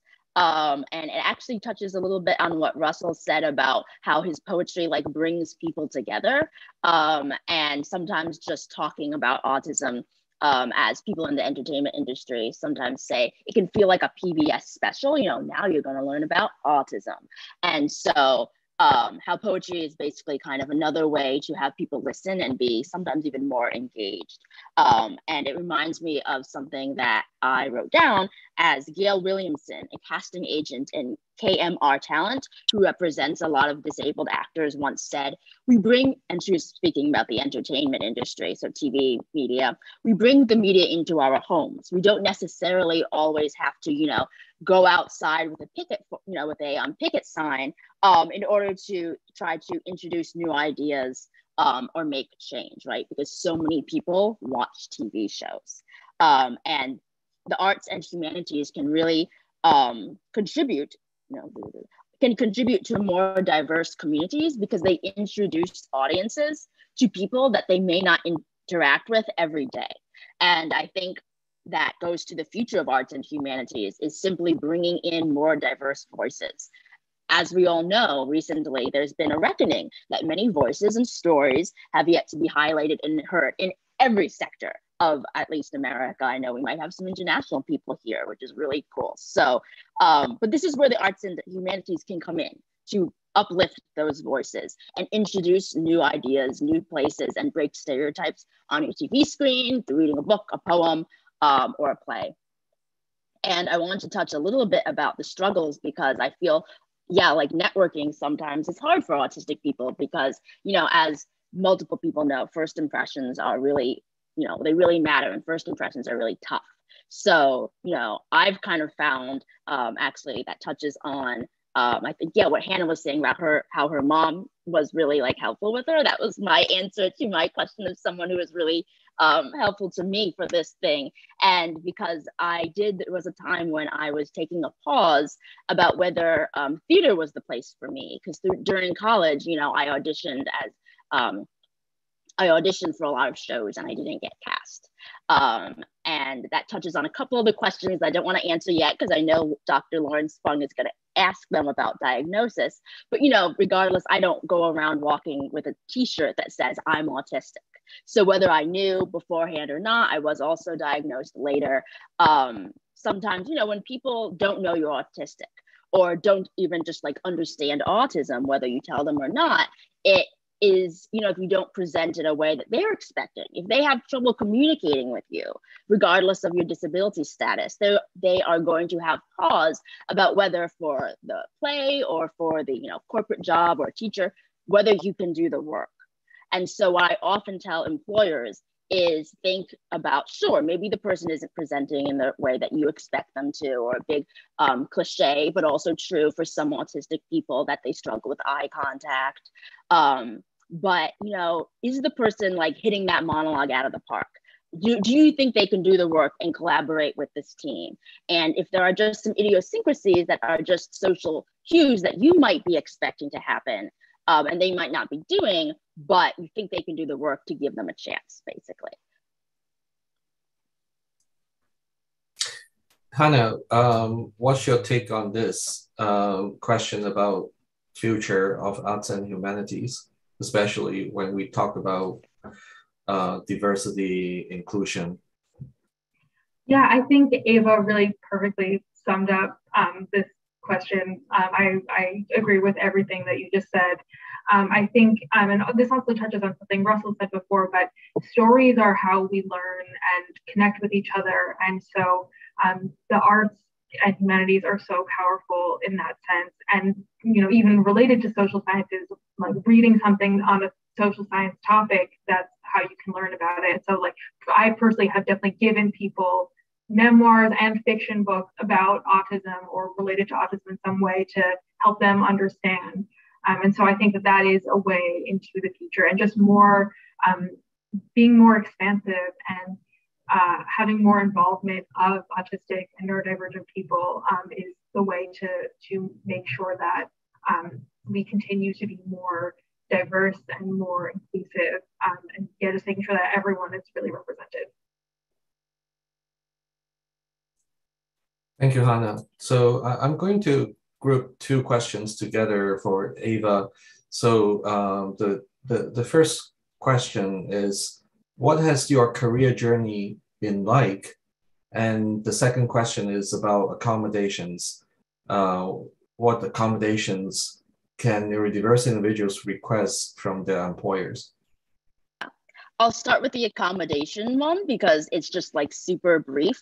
One, I think everyone should look into knowing and understanding more about the ADA, and that asking for accommodations is, and your job employer like helping you to get those reasonable accommodations is legally required. And most employers think that accommodations for people with disabilities are can be really taxing or change a huge thing. And as a wonderful nonprofit that I work with, Respectability often says, based on research analysis, that a lot of accommodations in the workplace cost nothing, or they cost just about $500 US or under. And so my answer is kind of is a little bit less about what neurodiverse individuals can request, because those requests, in my opinion, vary like greatly from every single person. I'm sure Russell, Hannah, and I, and Dr. Lauren, you know, everyone would have a different request. But I think it's simply asking people, what do you need to do? What do you need to do your best work? And because this question really creates a comfortable environment, it doesn't put all of the onus or the work on the disabled person to come forward first and say that they need accommodations. It says that this is an inclusive environment and we are going to really do our best to include people. And this is for everyone. Everyone has requests, everyone has needs. And sometimes, you know, people in various spaces of the disability community push back on the saying in school special needs, because why are their needs special? Everyone has needs. And so I have a great example of the musical that I'm working on. We sent out a survey to all of our actors, regardless of whether they were on the spectrum, with similar questions like that. What do you need to do your best work? And a lot of our actors were professionals. So we were like, what worked for you in a rehearsal space? What doesn't? How can we mitigate some things that didn't work? And to ask upfront at the beginning really creates an inclusive environment. And so for the second answer, I'll also keep this kind of brief since Mark also read our bios, but after my autism diagnosis, which I feel like I keep mentioning and then not saying. So I was diagnosed when I was 18 years old, and I'll go into that a little bit later. But I meshed my love of theater, entertainment, and writing into my new passions of accessibility, sensory-friendly initiatives, and inclusion. And my first foray into integrating all of these interests was as a founding member of a new neurodiverse theater company, which led to an invite actually from Theater Communications Group to speak on their yearly panel as an autistic actor. And that was actually my first panel. So that was a couple years ago. And that panel and work with the theater company and also learning about sensory-friendly initiatives, which if you're not aware, sensory-friendly makes theater and performances and cultural institution spaces accessible for people, you know, such as on the autism spectrum or PTSD with sensory sensitivities. And it really solidified for me that first work that more or less this is where I wanted to be. This is how I could add my voice to the conversation through entertainment, through telling different stories, either as an actor on screen or writing in the writer's room.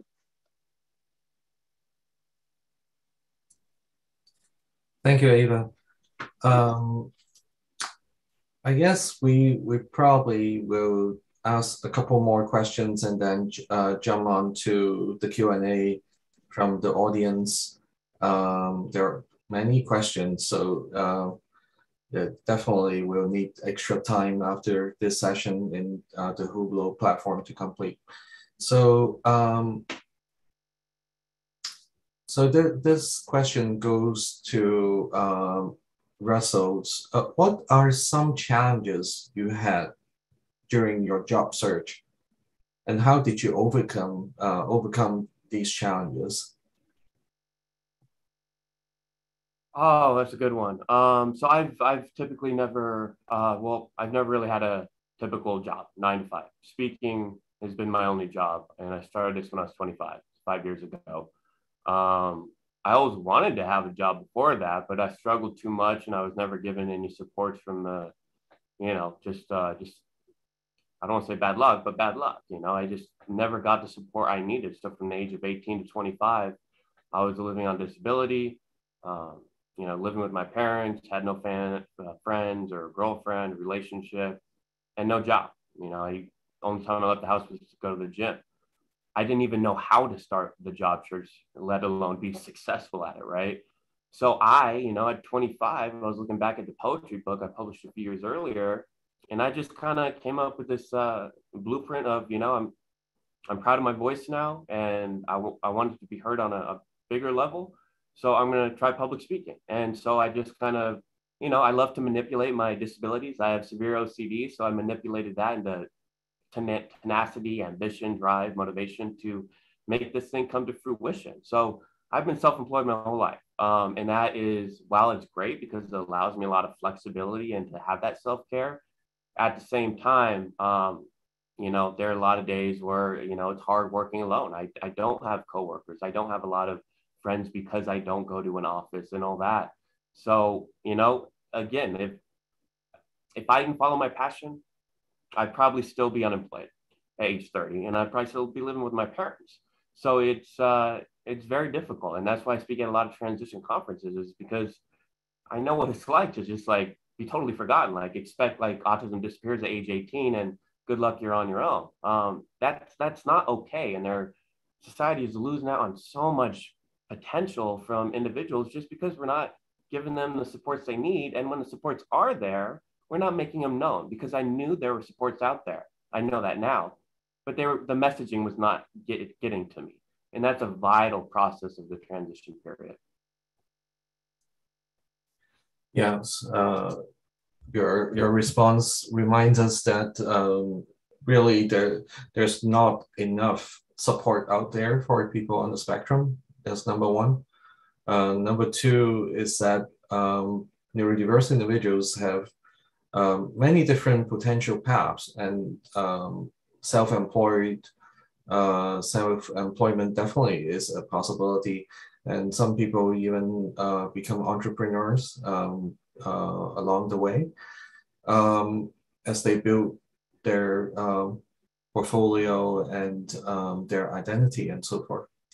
So talking about identity, the last question is for Hannah, and actually, let's see. This question, I think Ava has signed up to answer, but I'm going to ask if Hannah would want to answer that as well. Is there a person in your life that has made the most positive impact in your career?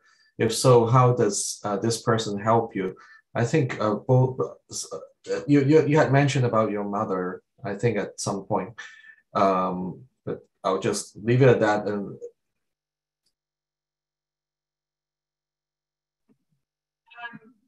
I wouldn't say there's one person who has made the most positive impact. I think just in general, I've had a lot of support that I'm really, really grateful for, from my family, my parents, and my sister, from different teachers that I've had in different contexts, from peers, from coworkers. Just I think that's the the people who've impacted me most are people who have shown me that they believe in me and encourage me.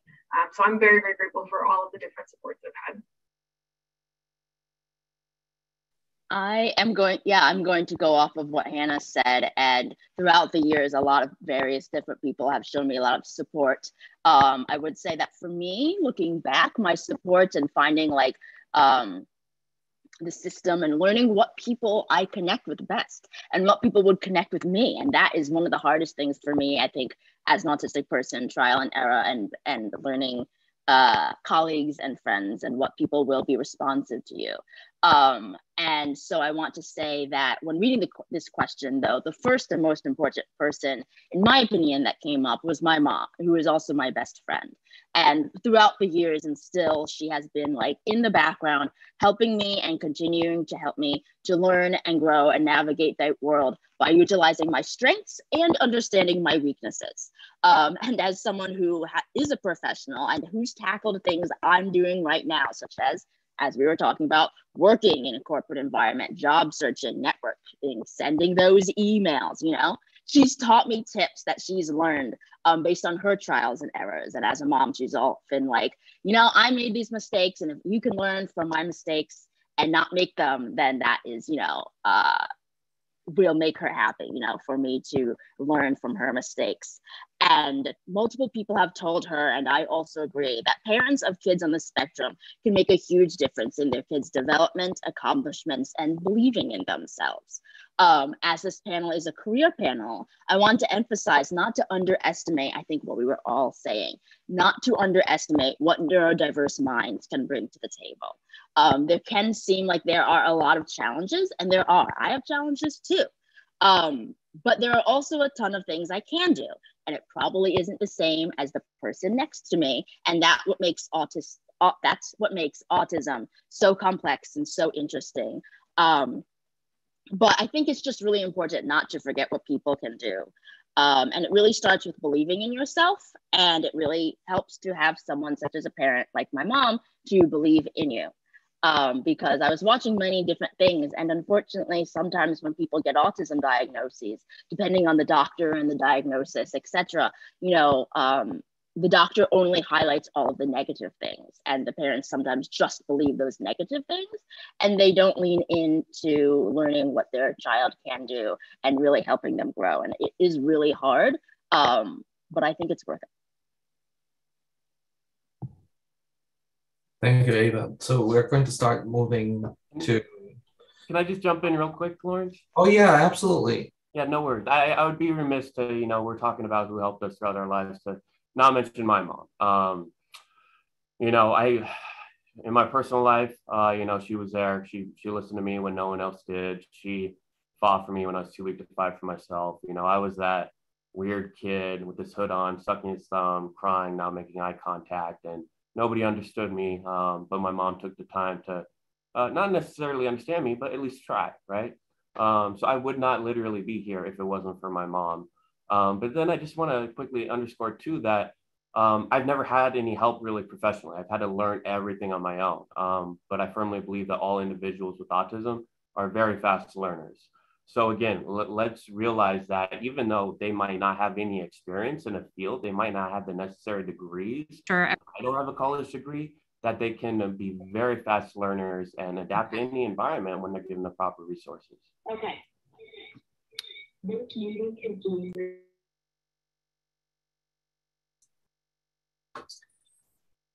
Thank you, Russell. Yeah, I always remember my mom too. There is always a special place that she has taken in my development.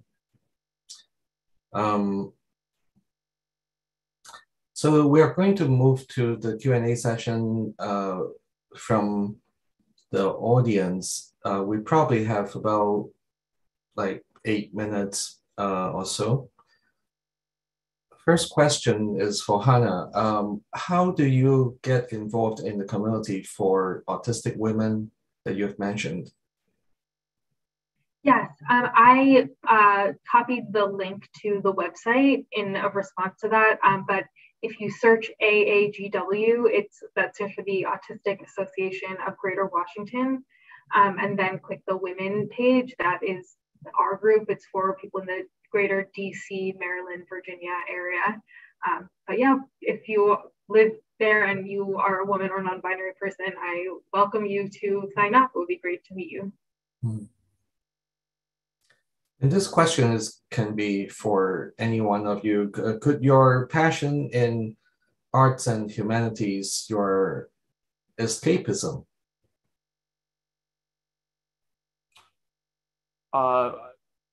I mean, I think they're two different things. I mean, it's either passion or escapism. I don't think they can be the same thing. You could probably misinterpret an escapist method for a passion and vice versa, but they're totally different things. I mean, escapism is not conducive to your overall growth and development as a human being. Passion, on the other hand, while it can be used to escape, it also nurtures, right? So escapism is just escape. There's no nurturing aspect. So I think it's very important to have that nuanced dissection between having an outlet you're passionate about and an outlet that you use to escape from the reality of the world.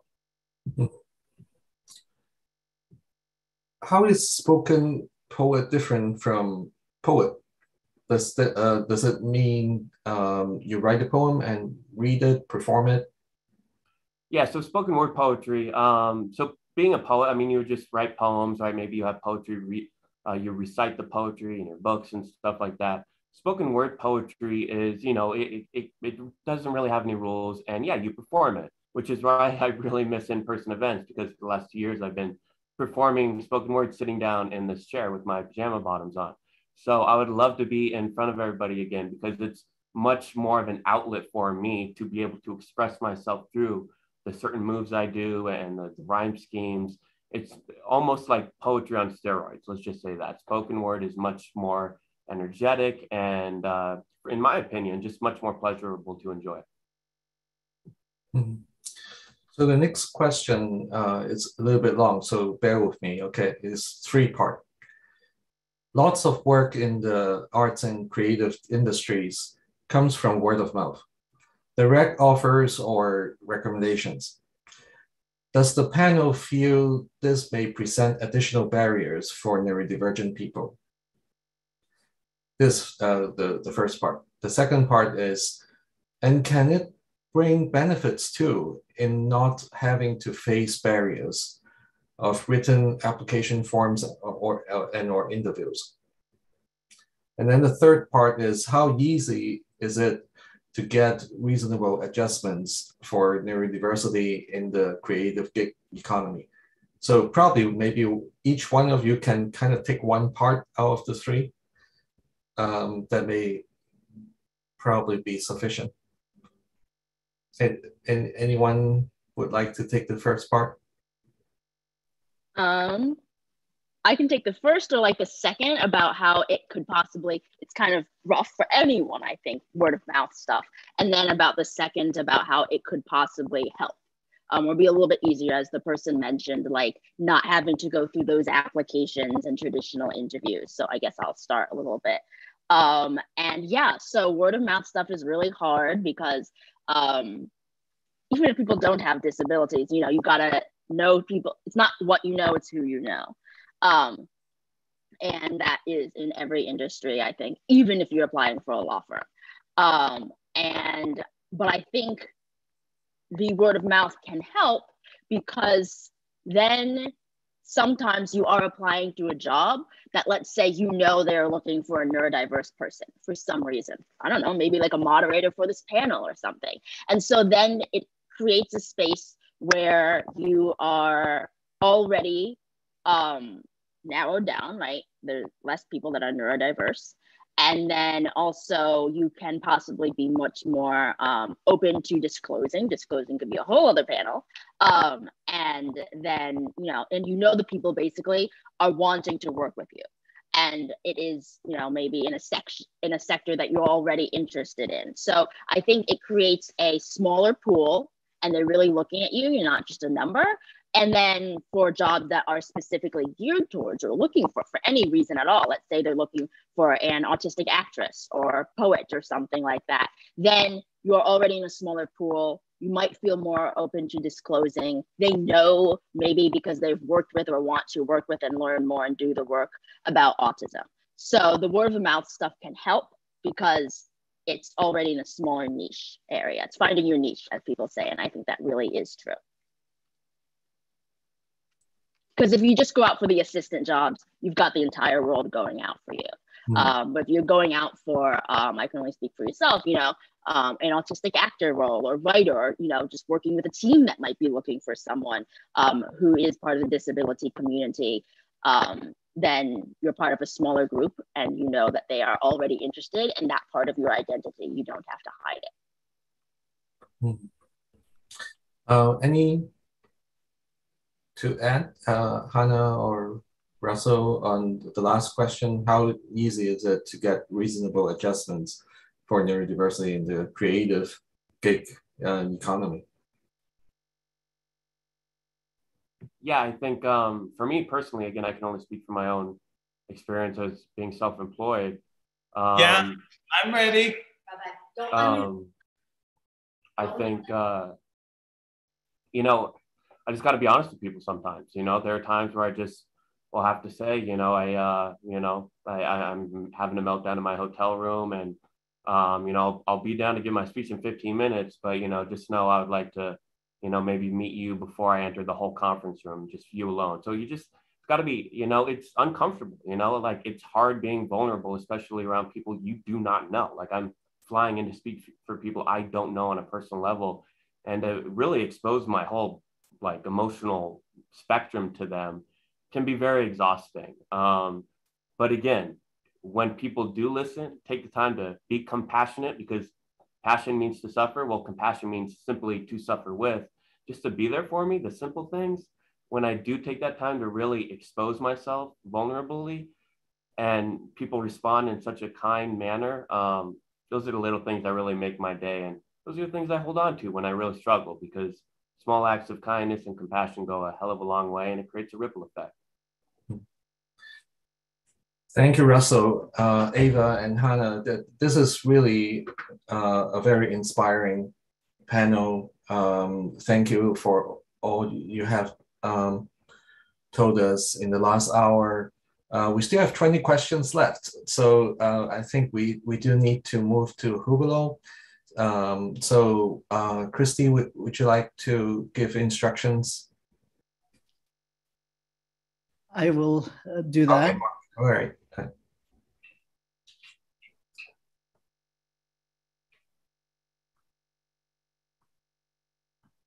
So thank you, Ryan, Ava, and Hannah for this amazing panelists.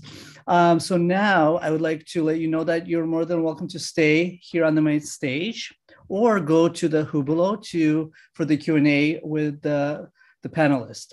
What you will do is you hit your browser and go to the room, and then you would click on the room, and you'll find the panelists with their photos as well. And then you press enter, and you'll be part of the Q&A. Thank you.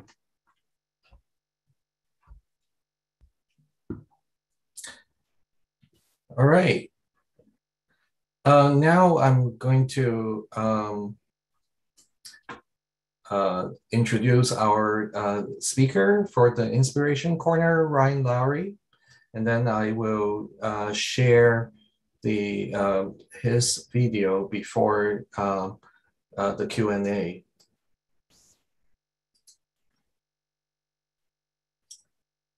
So if you can bear with me for a moment, just so that I can get ready for this.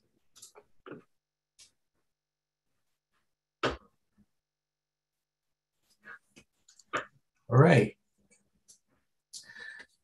Ryan Lowry is a graduate of Heritage High School and currently a student at Exceptional Minds, where he is studying animation. He is also enrolled in the CAST program, a postgraduate employment training program. Ryan has a passion for math, music, and animation, and has taken part in many performances as a writer and entertainer in programs at A Place to Be. Ryan is looking to pursue a career in the field of animation and became well known after posting a handwritten letter on LinkedIn that was picked up online and then on NBC and then ABC Nightly News. Ryan loves assembling Lego replicas of some of the world's most famous buildings and traveling with his family, particularly to Southwest Florida, where he can enjoy warm sunshine and swimming in the Gulf and pool, even in the winter. So with this, I'm going to show his video. Not yet.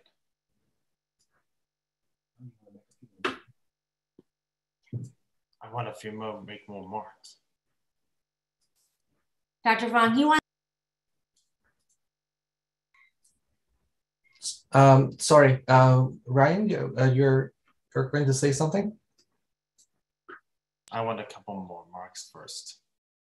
Oh, you want to have your remarks first? Yes, we can do that as well. So let's go for it. Hi, my name is Ryan Lowry. I'm honored to speak with you today. I wanted to tell you a story about what happened to me several months ago. In late February, my dad and I set up a LinkedIn profile. We thought it would be a good way for me to learn about business and how to network. I posted this handwritten letter. It was my very first post.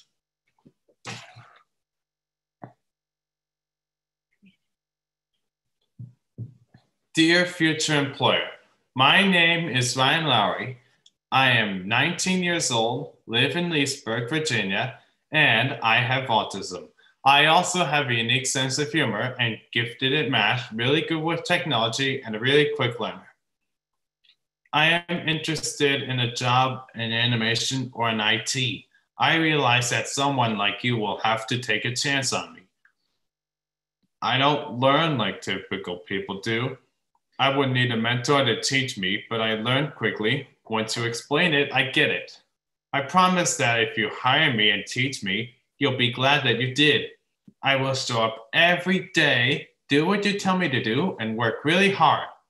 Please let me know if you would like to talk about this with me. Thank you. Sincerely, Ryan Lowry. What happened after that was pretty amazing. My friends at A Place to Be helped me put together this video to tell a story. I hope you enjoy it. Cal or Dr. Fung, will you play it? Yes, I will do. Thank you, Ryan.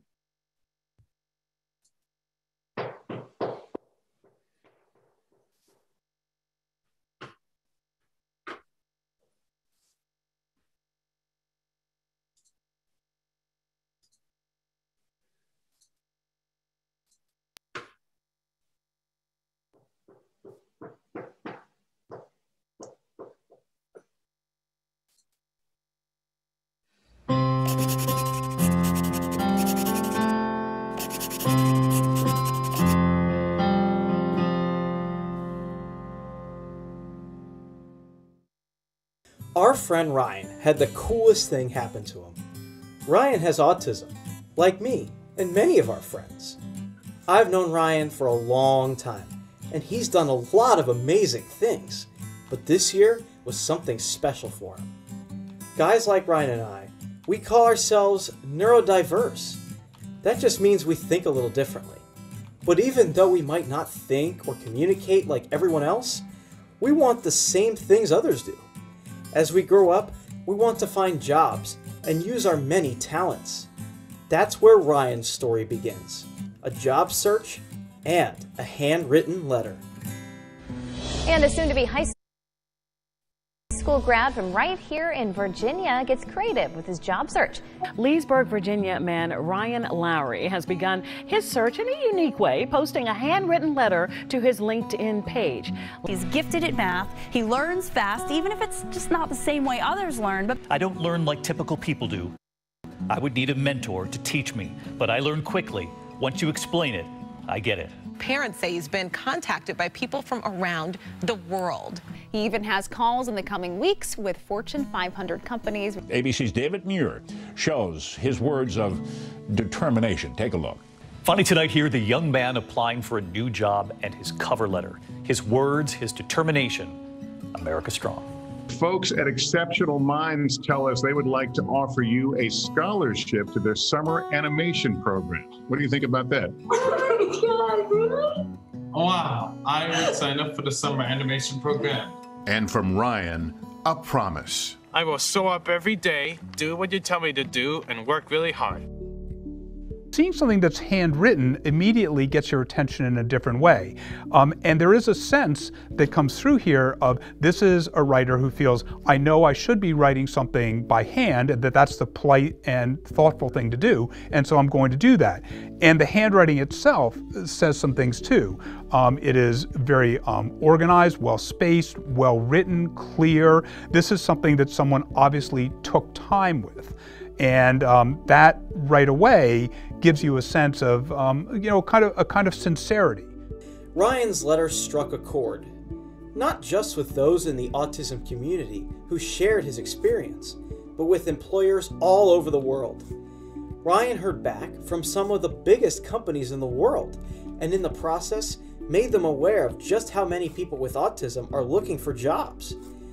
Take a look at people on the autism spectrum about the same age as Ryan and I.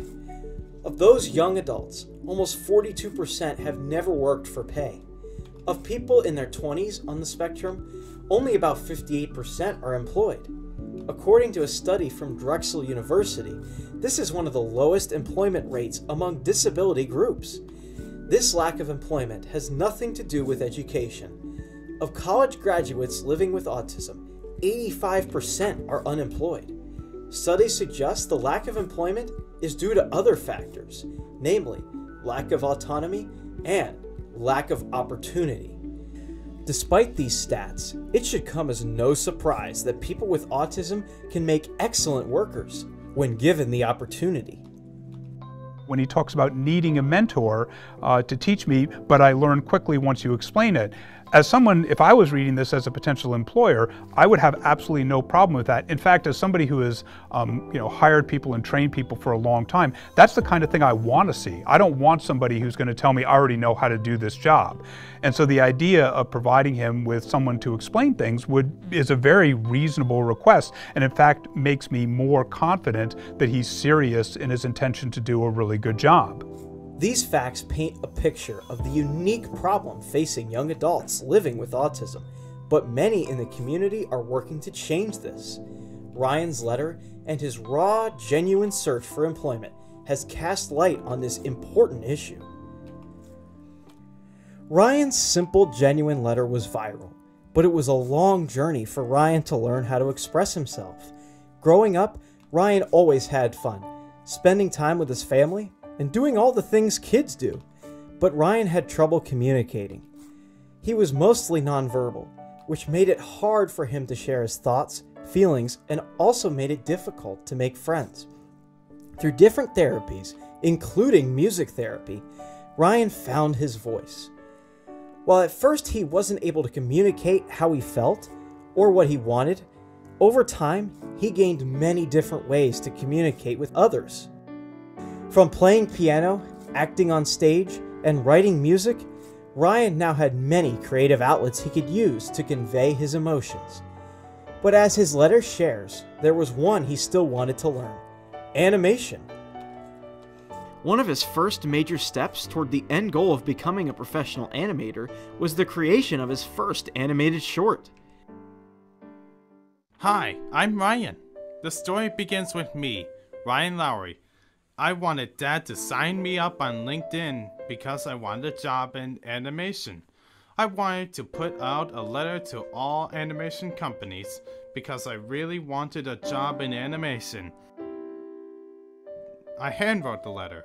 It's more personal that way. Plus, I have great handwriting. I posted it and went to bed. To my surprise, the letter went viral and my LinkedIn account was shut down. They thought it was a robot. Everyone started posting about job opportunities, among other things. There was an overwhelming amount of support, and many families shared their stories with me. Many were neurodivergent like me and looking for a chance. I got a call from Jay from ABC. He interviewed me and wanted to hear the story of how I wrote the letter. As my story grew, I learned from commenters about a lot of different neurodiverse programs around the country. One in particular caught my eye. They teach adults on the autism spectrum how to animate. They were called Exceptional Minds, and I heard from Lester Holt that they offered me a scholarship. Because of my letter, I also am now taking an IT course with Millwood's Ability program. They are both helping me fulfill my dream of getting a job. I am very thankful. I wanted to thank everyone who supported me and is following me through this journey. I wanted to tell my story in this, my first cartoon. Take a chance on me. Take a chance on us. With his music therapist, Ryan also wrote an original song about his story as a thank you to all those who supported him by reading his letter. He thanked them for taking a chance on people like him.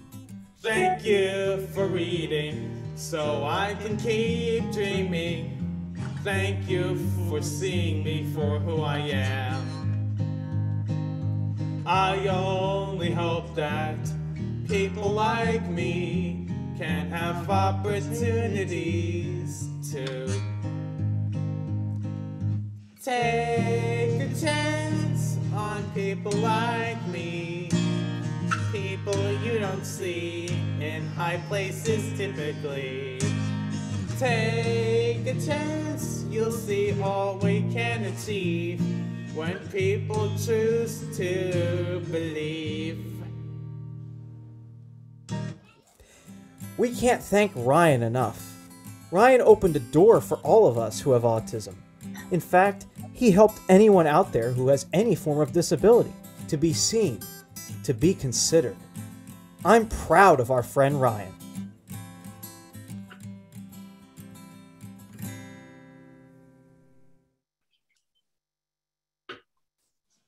This whole experience has given me hope that I can get a job of doing something I love, live on my own, and do all the things that most people want to do. I know if I can, others can too. Thank you for the opportunity to share my story. Thank you. It is really our privilege to have you today. And we have a breakout room already set up for you to be entering during the next transition. So we are going to have a lunch break. For those that don't want to go to a lunch break and follow on with Ryan, please look at the instructions.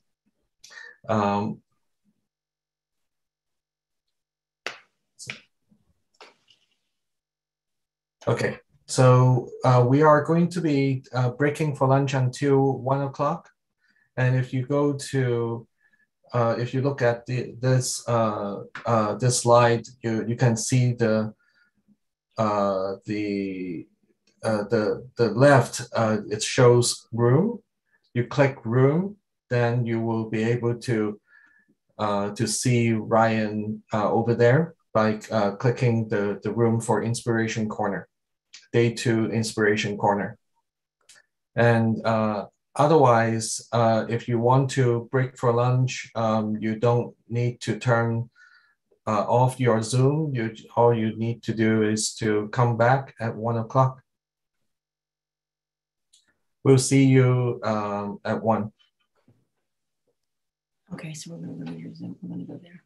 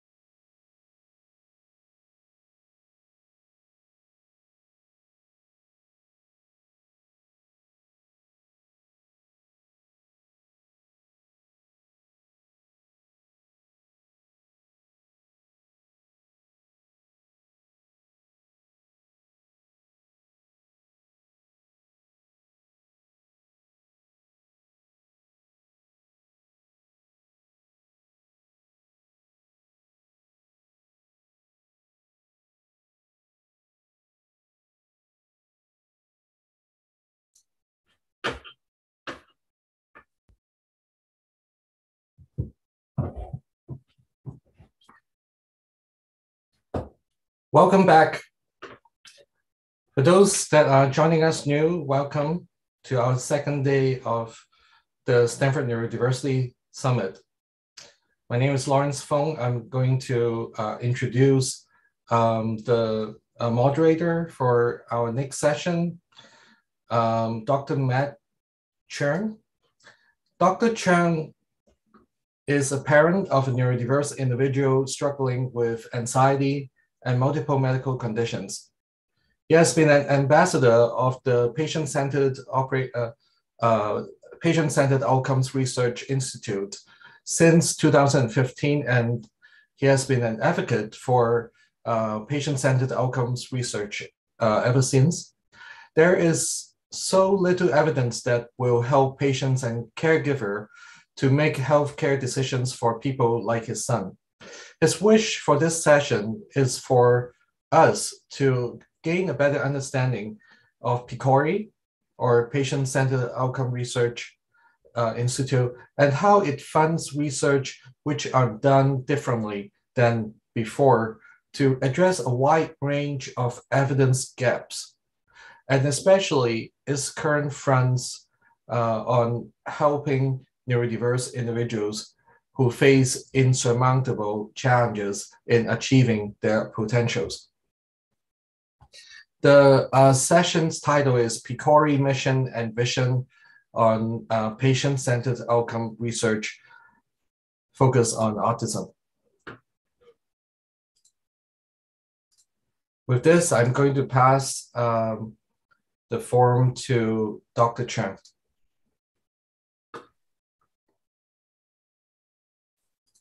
Hi, everyone. It's my distinct honor to introduce the two speakers for this session. Both of them are from PCORI. Kelly Dunham, she's a Senior Manager of Strategic Initiative at the Patient-Centered Outcomes Research Institute.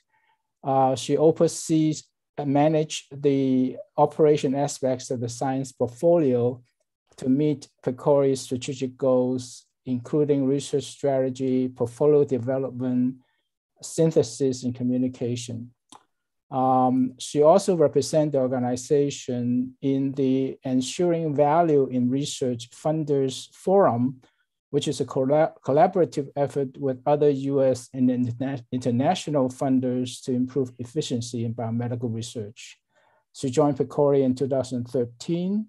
Prior to that, she was Senior Manager for PCORI in the Office of Chief Science Officer, where she worked with her and program staff to identify strategic objective areas and oversee the development and implementation of focused funding opportunities. Prior to that, she was involved with a number of years conducting primary research at the Child Health Evaluation and Research Unit at the University of Michigan, as well as the Center for Health Policy, Center for Primary Care Outcomes Research at Stanford. So she's not foreign to us at Stanford. She received a bachelor's degree in anthropology from Indiana University and an MPP from the Gerald R. Ford School of Public Health at the University of Michigan. The other speaker is Dr. Caitlin McCormick. Before joining PCORI, McCormick was an associate director and clinical instructor of law with the Center for Health Law and Policy Innovation at Harvard Law School. She taught law and policy and focusing on the legislative policies, process and tools for advancing policy goals in Congress. And before Harvard, she was a policy attorney with the Health Policy Practice Group at the Aiken, Gum, Strauss, Hauser and Field law firm, as well as Patent Box law firm in Washington, D.C., where she advised healthcare companies and industry coalitions on a wide variety of legislative, regulatory, and government oversight matters. Please welcome these two speakers for us for this session. Well, thank you so much, Dr. Fung. My name is Caitlin McCormick, and I'm one of the co-leads of the PCORI Working Group on Intellectual and Developmental Disabilities. I'm delighted to be here today to talk to you about PCORI and the work that we're doing with people with neurodiversity. Next slide, please. And the next slide. So a little bit about PCORI. We are an independent nonprofit organization that supports and funds healthcare research that puts patients' preferences first. We were created initially by an act of Congress in 2010 and recently reauthorized for another 10 years in 2019. We are run by a 21-member board of governors with representatives from across the healthcare sector, everyone from patients to providers to payers to representatives from government health agencies. Next slide. So what do we do? Well, we fund CER, or Comparative Clinical Effectiveness Research, that engages with patient populations and relevant stakeholders at every step of the research process. Further, we seek answers to real-world problems and try to find answers to questions about what works best for patients based on their particular circumstances and concerns. Next slide. Next slide.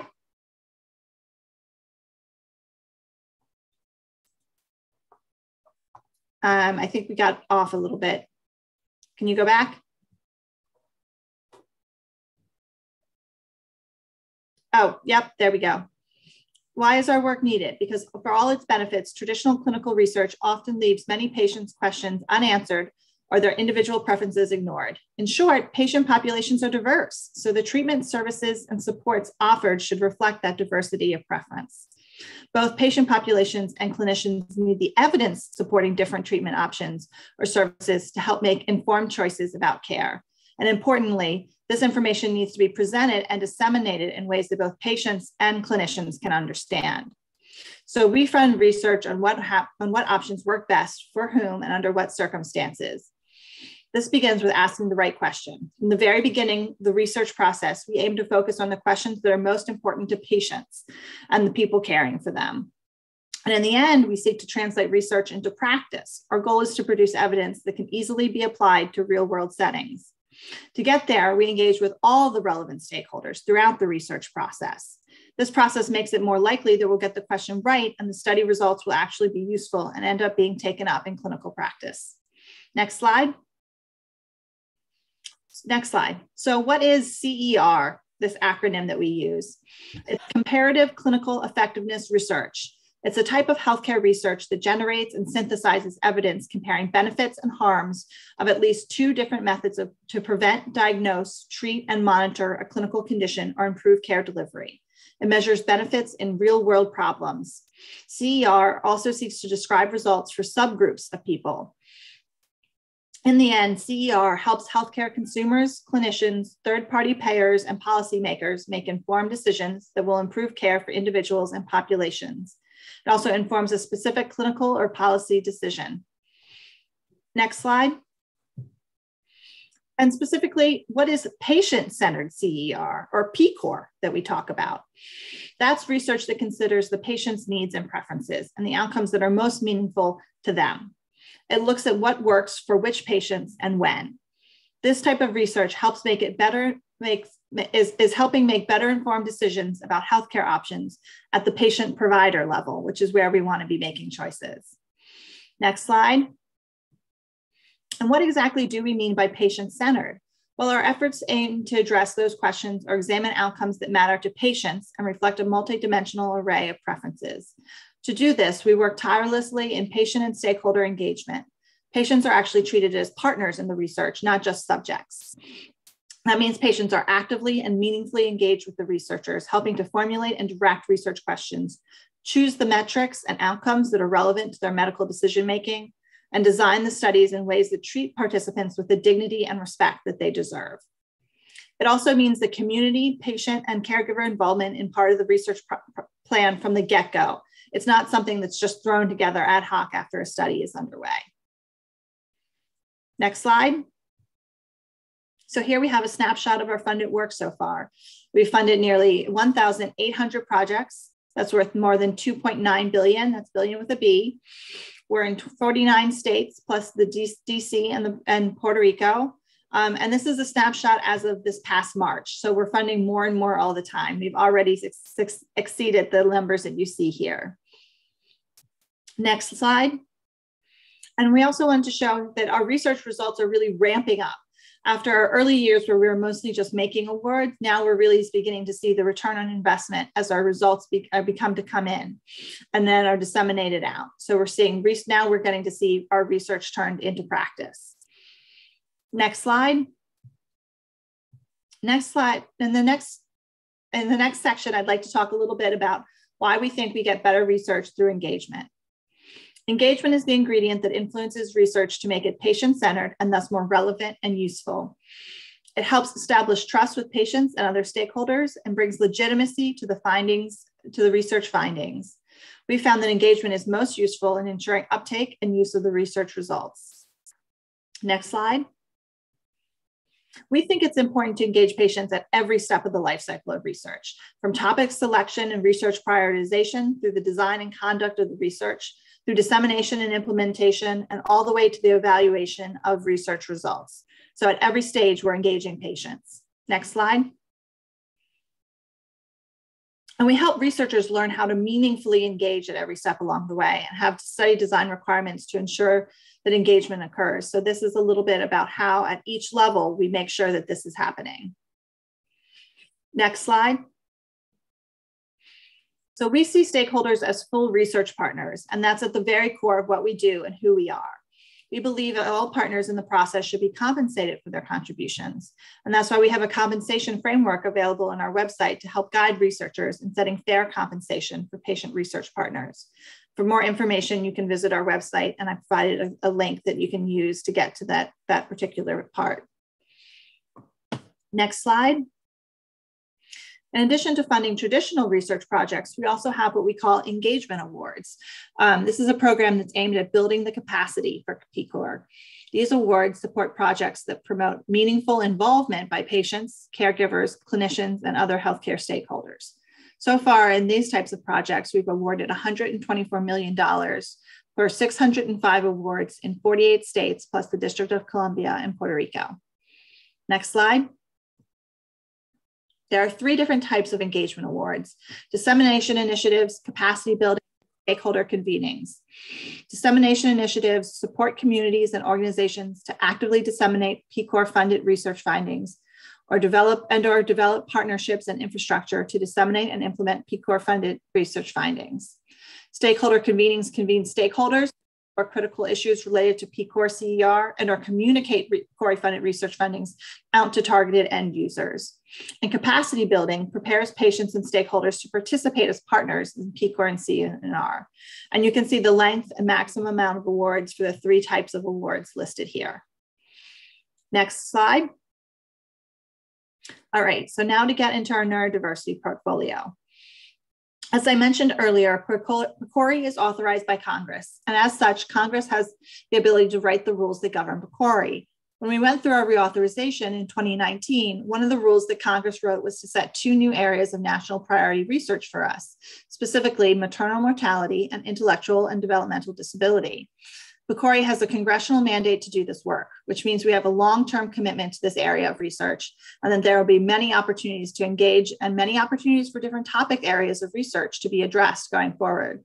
So I'd stress that while this was certainly an area that was a research topic for us in the past, we're really looking to substantially increase our investment in this area moving forward, and we are going to be here for the long term. As my colleague Kelly will talk about later, this means you'll be seeing a variety of funding announcements over the upcoming years related to neurodiversity. Next slide. To administer this research priority area, PCORI has established an internal working group. In the upcoming years, this work group will partner with stakeholders to develop and implement the research agenda to provide evidence to help neurodiverse individuals get the best care for them. And with that, I'll hand things over to Kelly to talk a little bit more about what we're up to. Great, thanks so much, Caitlin. Can we move to the next slide? Thank you.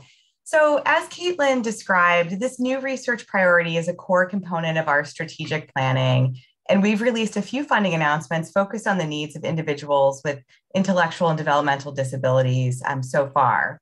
PCORI plans to release a range of research support and research funding announcements focused on individuals with intellectual and developmental disabilities and their caregivers and clinicians over the next several years. And what I'll share with you today is really the first bite of the apple, as Caitlin mentioned in her presentation. Now, we recognize that this is a heterogeneous population and that's the specific needs and preferences of individuals and caregivers, as well as the effectiveness of a given intervention or treatment, will really vary based on the social, cultural, and medical context in which an individual lives and plays.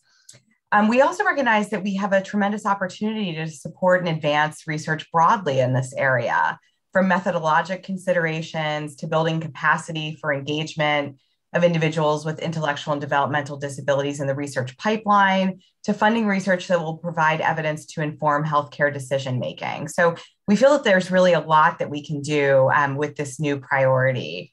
And while we're still in the early phase of this work, to date, we've used an iterative process to begin to understand the research needs in this area. So this has included reviewing the literature, including systematic reviews and clinical practice guidelines, talking with stakeholders to really understand their needs. We've talked with a range of stakeholder groups so far, including patients, policymakers, researchers, clinicians, and payers. And there are many more conversations to come. And through these discussions and our review of the literature, some cross-cutting areas for research have really started to emerge. One of the earlier topics that emerged, cross-cutting research areas to emerge, was around transitions in care, especially the stage of transition from childhood to adulthood. And this was identified by multiple stakeholders as being high priority for research. And we released a funding announcement last fall to address this need. And I'll talk a little bit more about that in a few minutes. So I've talked a bit about our early steps in identifying research needs, but I'd like to emphasize that we're really taking a multi-pronged approach to addressing this research priority. And you can see some of the things that we're thinking about on this slide.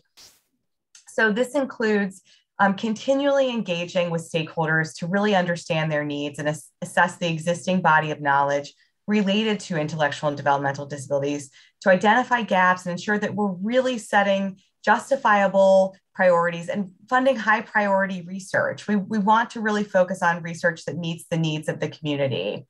These priorities will allow us to identify topics and research questions of interest for research funding, as well as for evidence synthesis products and systematic reviews. And I'll talk a little bit more at the end of the presentation about how you can get involved in this process.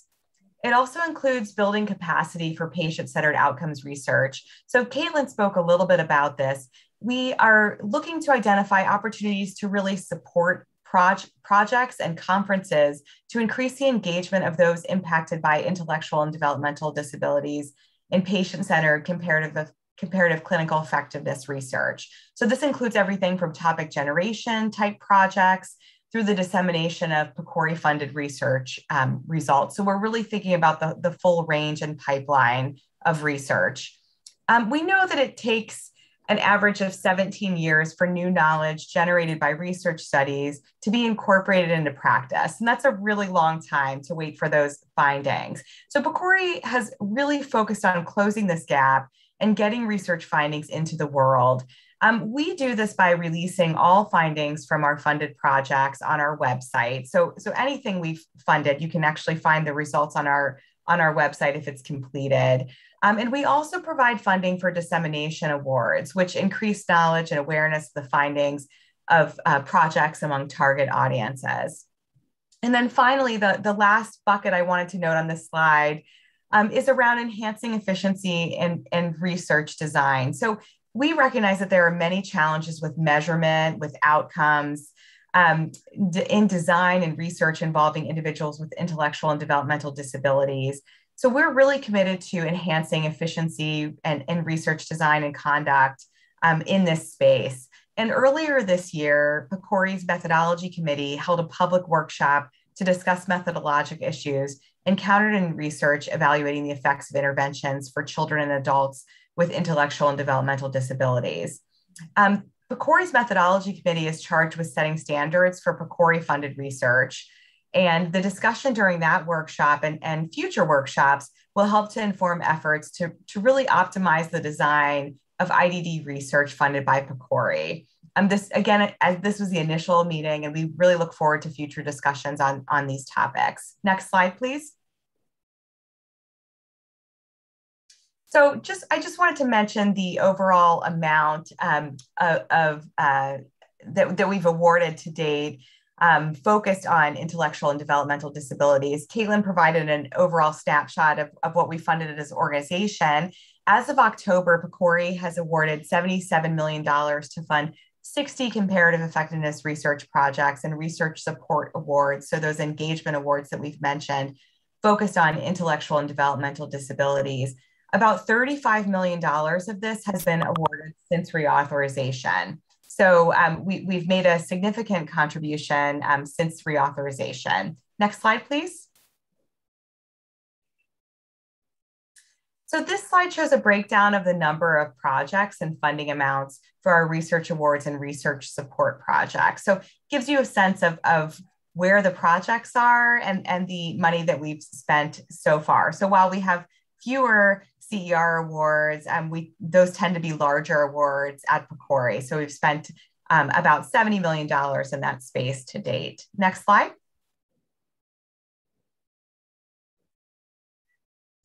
So I mentioned our focus on funding high priority research and making sure that we're really guided by stakeholders in this process. So I'd like to share a few examples of our focused funding focused on IDD to date. So we've released a special area of emphasis on care transitions. This was initially released in the fall of 2020. This announcement called for studies which compare the effectiveness of models of care to support the planning, coordination, and transfer of care for individuals with IDD moving from childhood to adulthood. So this could include, for example, the use of transition clinics, co-located care, and various components such as patient, family, and caregiver support and care coordination. And so far, we funded 2 studies to date for a total of $12 million. There's additional information on those studies on our website. I'm happy to drop them into the chat and share more information about those. And more announcements are expected in the future. And then last spring, PCORI's Board of Governors allotted up to $40 million for a targeted funding announcement to address the comparative effectiveness of interventions, including specific pharmacologic and behavioral interventions, which address mental health conditions in individuals with intellectual and developmental disabilities. And applications for this announcement are currently under review, and we hope to share more information on this coming soon.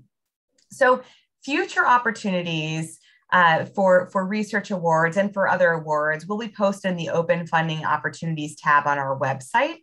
And we look forward to updating you on our progress with this portfolio as we are further along. Next slide, please.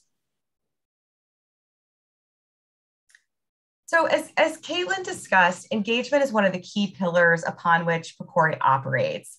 It's integral to our work and the work of others that we support. The Engagement Award Program is another vehicle through which PCORI's engagement aims are achieved, as Caitlin mentioned in her portion of the presentation. And we've released a special engagement award focused on building capacity for PCOR and CER in IDD in the spring. In these awards, we're really interested in projects that focus on building the knowledge, competencies, and abilities of patients and other stakeholders to be meaningful partners in PCOR and CER with researchers throughout the research process. We were also calling for projects that strengthen the skills of researchers to be better partners with patients and other stakeholders involved in PCOR and CER. And then finally, we specified interest in projects that support the expansion of use or adoption of existing engagement tools or resources to build capacity for PCOR and CER in a new population or geographic area. So these are some of the topics on the slide that we were particularly interested in. So far, we have funded 16 projects to date, and that's about $4 million so far that we've committed to this space. And look forward to sharing additional results with you all soon. Next slide, please. So finally, we wanted to note a few additional opportunities to get involved in PCORI that may be of interest to you and to your networks. So I mentioned earlier that we are really interested in hearing about your needs. The focused funding opportunities that we release start with interest from stakeholders. So what are your decisional dilemmas? What keeps you up at night? What do you need help with? We'd love to hear from you about the questions that most urgently need answering. So you can use the QR code on this slide. It will take you to a survey, and you can add as many research topics as you'd like. We will keep the survey open. If you would prefer not to use a QR code, you can certainly use the link that appears on this slide. Please feel free to share this with your networks, and we really look forward to your input. Next slide, please. We also invite you to visit our website for additional opportunities and ways to get involved in our work. There are, as I mentioned, there's a tab that focuses on upcoming funding opportunities, so you can certainly take a look there. We're happy to answer any questions you have about those opportunities, and that page is continually being updated by our staff. There are also other opportunities to get involved with PCORI. We have advisory panels that we invite you to take a look at. We would love to get your input in other ways as well. And I will stop there. We hope that we've provided you with a sense of the breadth of activities that we have underway and hope to accomplish for this new, incredibly important research priority, and really look forward to continuing to work with you throughout this process. Thank you. Thanks so much to the both of you to provide overview about PCORI. I'll just, while we are collecting questions, I'll just make a comment. I found PCORI in 2012, and I know a little bit about healthcare, but how I got involved is actually starting submitting what I considered research questions that I want answered. So thank you for sharing that link so that people can also feel free to submit their question, and that's how they could get more involved. And you mentioned about that in the website, there are more opportunity. I'm wondering if while we're waiting for additional questions, can you share a little bit more about what other opportunities are, even for a lay person who doesn't know anything about research? I mean, I was so surprised to see so many people who are not involved in research to be participating in as an ambassador or even a grant reviewer and so on.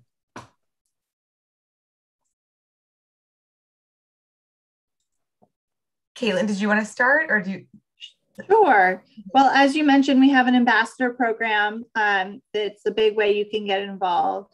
This is, if you look on our website, you can find out more. It's to be an ambassador for PCORI, like Dr. Chang is, and really just spread the gospel about PCORI and the work that we're doing. But there's lots of other ways to get involved as well. Even from just, if you stay involved and stay on our website, we have a lot of webinars and a lot of other opportunities to come and participate with us, come and talk to us. We just recently held a series of webinars, one for self-advocates and one for clinician researchers, looking at this topic of co-occurring mental health conditions. And so that was another great way for people to get involved that fell into one of those categories. And we have events like that all the time, where we open up for public dialogue and communication. So I'd say just staying on top of our mailing list can really give you a lot of opportunities to get involved with PCORI. Kelly, are there any others you're thinking of?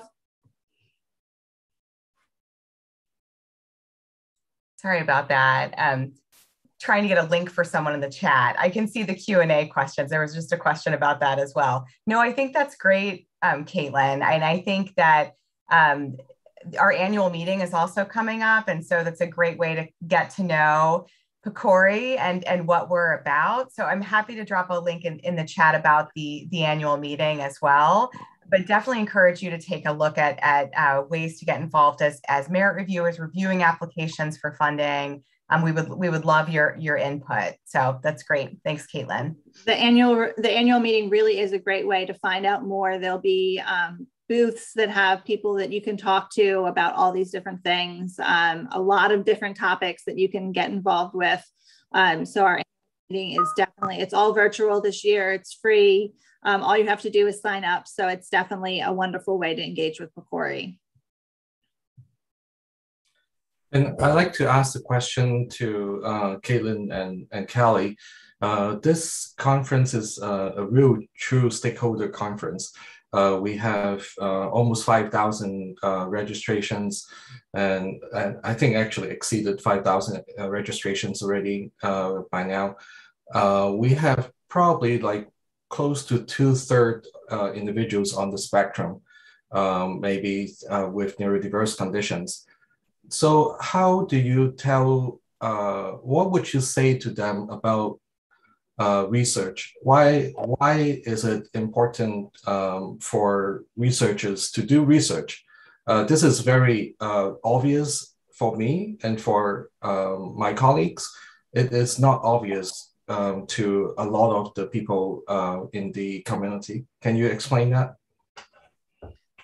I think at its core, research is there to answer questions and provide solutions for everyday problems for people with a neurodiverse, who are neurodiverse and who are also patients in other regards. You know, I think research isn't just about their neurodiversity standard. It's also about, you know, you may have a cardiac issue, you may have a another co-occurring mental or physical condition, and research answers questions and problems that you face in your everyday life, like, how do I get, you know, I'm transitioning to an adult care. How can I find a specialist who meets my needs and understands my perspective and isn't going to treat me differently because of my neurodiverse profile? Or how do I find a cardiac doctor who understands neurodiversity?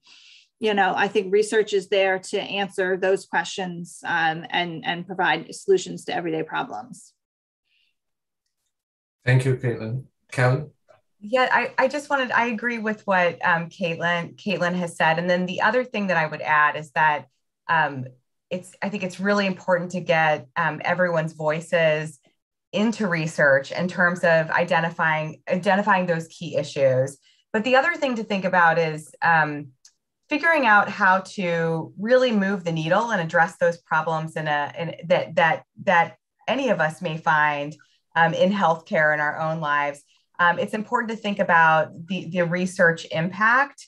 And if you're setting the right priorities and answering those questions, you have an opportunity to really shift policies and shift practice in a bigger way than maybe at the individual level. So I think it's important to get those voices in early to make sure that we're looking at the right things in order to improve healthcare for all of us. Thank you, Callie. From our audience, there are a few questions. Do you consider your framework for a quick or shorter pathway for these research outcomes to practice as implementation science?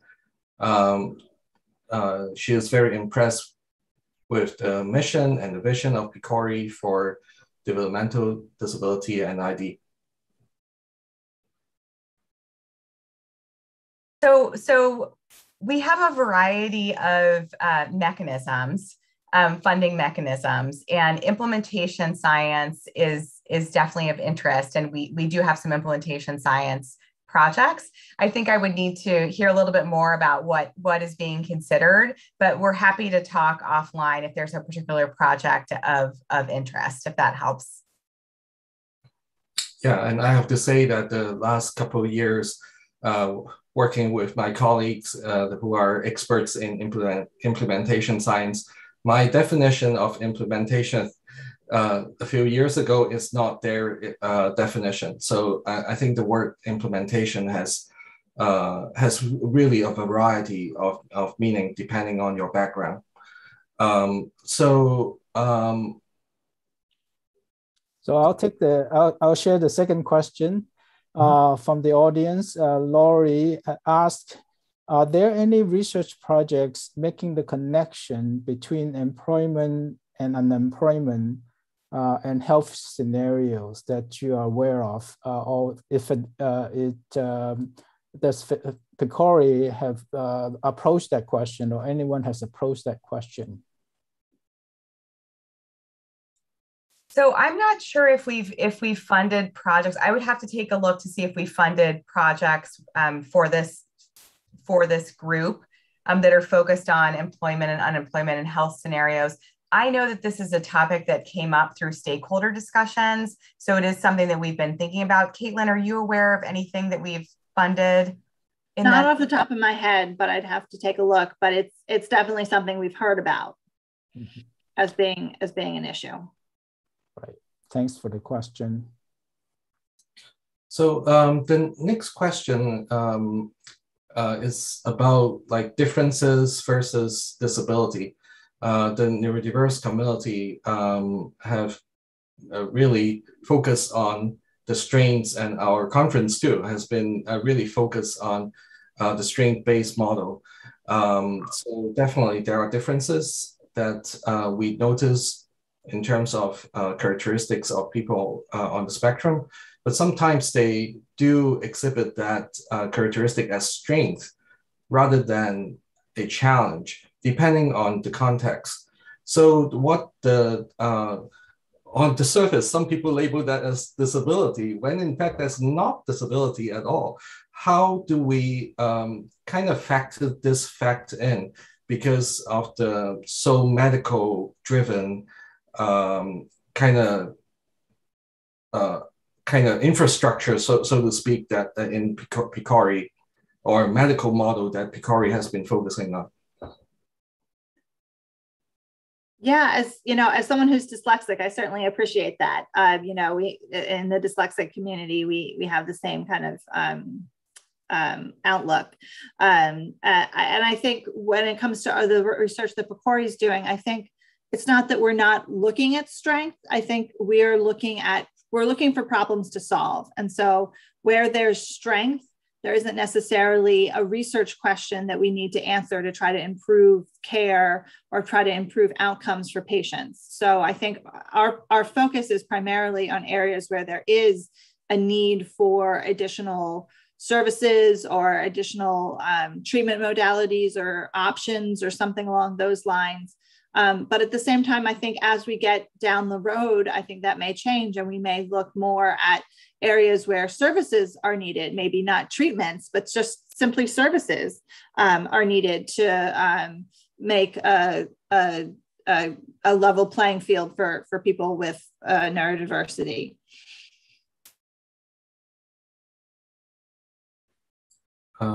Thank you, Caitlin.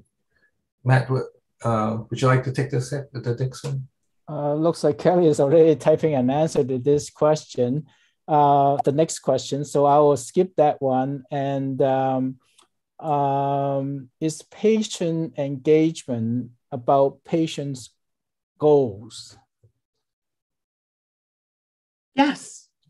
Yes, I think patient engagement is about patient goals. It's about understanding patients, about understanding what their goals are. It's about understanding what outcomes matter most to them. When I first came to PCORI and was trying to understand this as a concept, somebody explained it as it's the difference between a lung cancer research study that measures, CO2 output, a very scientific term, and symptom-free days. And that's what mattered to patients, was symptom-free days, not exactly what their score was on some sort of scientific test. And so I think, yes, I think patient engagement is about finding out what matters most to patients and making sure we are studying that. We are designing studies where that's the outcome measure that they're looking at, and where that's respected at every stage of the research process. Right.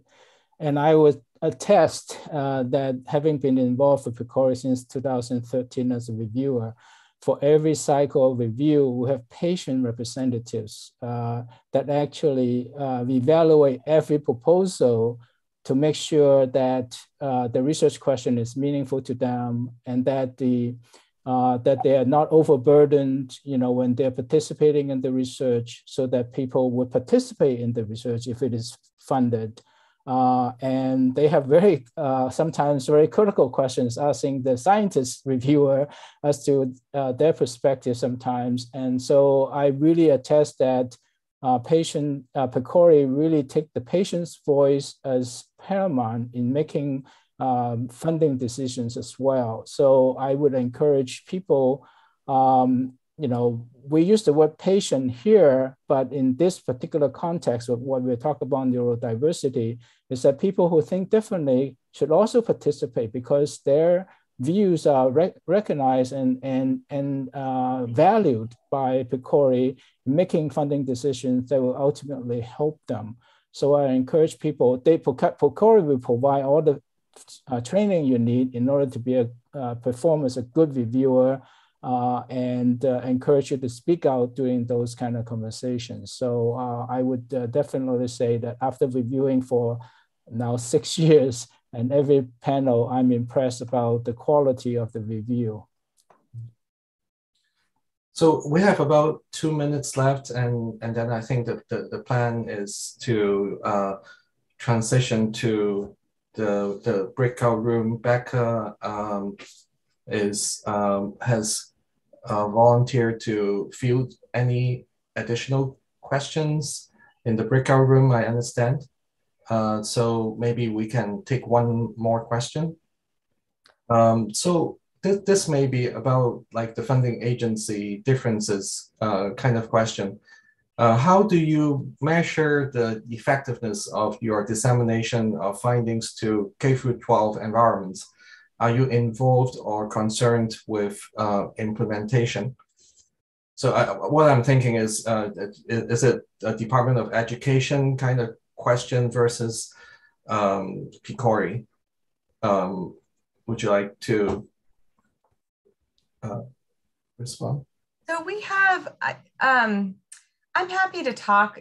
Is it Tay? I'm happy to speak with Tay offline as well. So we fund dissemination and implementation awards, and they're tend to be limited competitions based on awards that we've previously funded.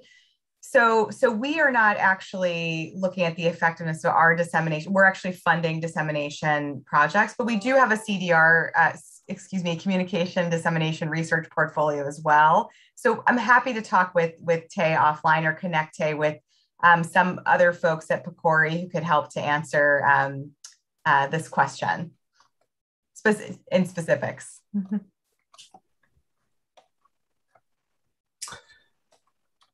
All right. So I think we're going to close this session. It is really wonderful to have both Caitlin and Kelly explaining about this line of really patient-centered research through PCORI. And this is something that we are really wanting the community to understand, and having experts like you talking about the background is really tremendous. Yes, likewise. I'd like to thank both of you for taking the time. Absolutely, it was our pleasure. Thank you very much for having us. Please you. feel free to reach out if you have any questions. We're happy to follow up as well. Yeah, absolutely. Thank you. Thank you. So with this, we are going to transition.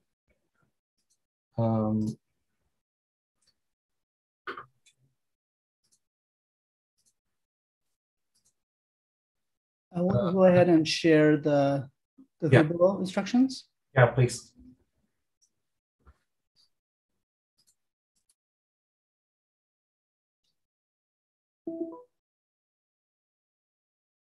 Thank you, panelists. So I'll go ahead and explain how to go to the Hublot. So you can either stay here on the main stage, or go to Hublot for the Q&A with the patient-centered outcome research panelist, and that's the name of the session. So you would go and go to the browser, then click the room, and that's where you'll find the patient-centered outcome research room. You click enter, and you'll be part of the session. Thank you.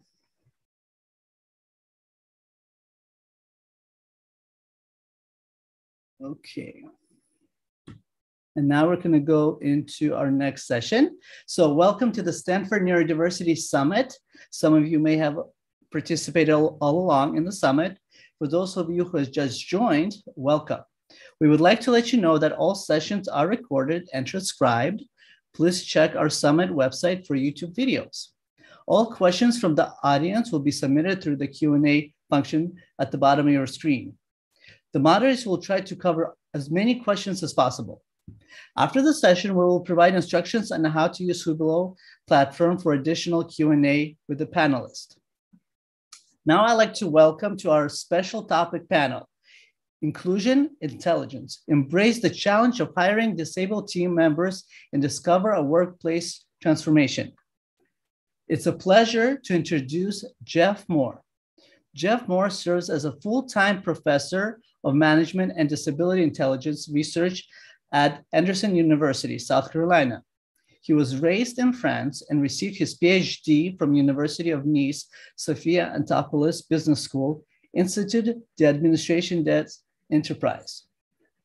For the past 5 years, Dr. Moore served as a member of the leadership team in the Academy of Management Consulting Division. His research focuses on complexity, leadership, and hiring people with disabilities.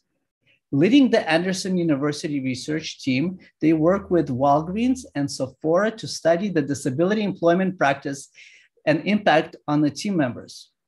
This research provides best practices in onboarding, developing, and promoting inclusive organizational initiatives that increase innovation, adaptability, and employee engagement. Welcome, Dr. Moore. Our second panelist is Randy Lewis. Randy is a Peace Corps volunteer, Arthur Murray dance instructor, Ernst & Young partner, Fortune 50 senior executive, and author. Before retiring in 2013, as senior vice president, he led Walgreens Logistics Division for 16 years as the chain grew from 1,500 to 8,000 stores with the most advanced logistic network in industry. Randy remains active in business and maintains an active speaking schedule about the advantages of hiring those with disabilities. Welcome. Well, thank you, Mark. It's really great to be here today, and I am delighted to participate. Randy is not with us, but he has given us a video that I'm going to show here in just a minute. But what we're doing and what we'd like to share with you is the amazing story of the transformation of two organizations that have hired a large number of people with disabilities within their organization. So Walgreens and Sephora are really the companies that we work with. So as you heard, Randy Lewis is the founder of this initiative at Walgreens about a little over 10 years ago.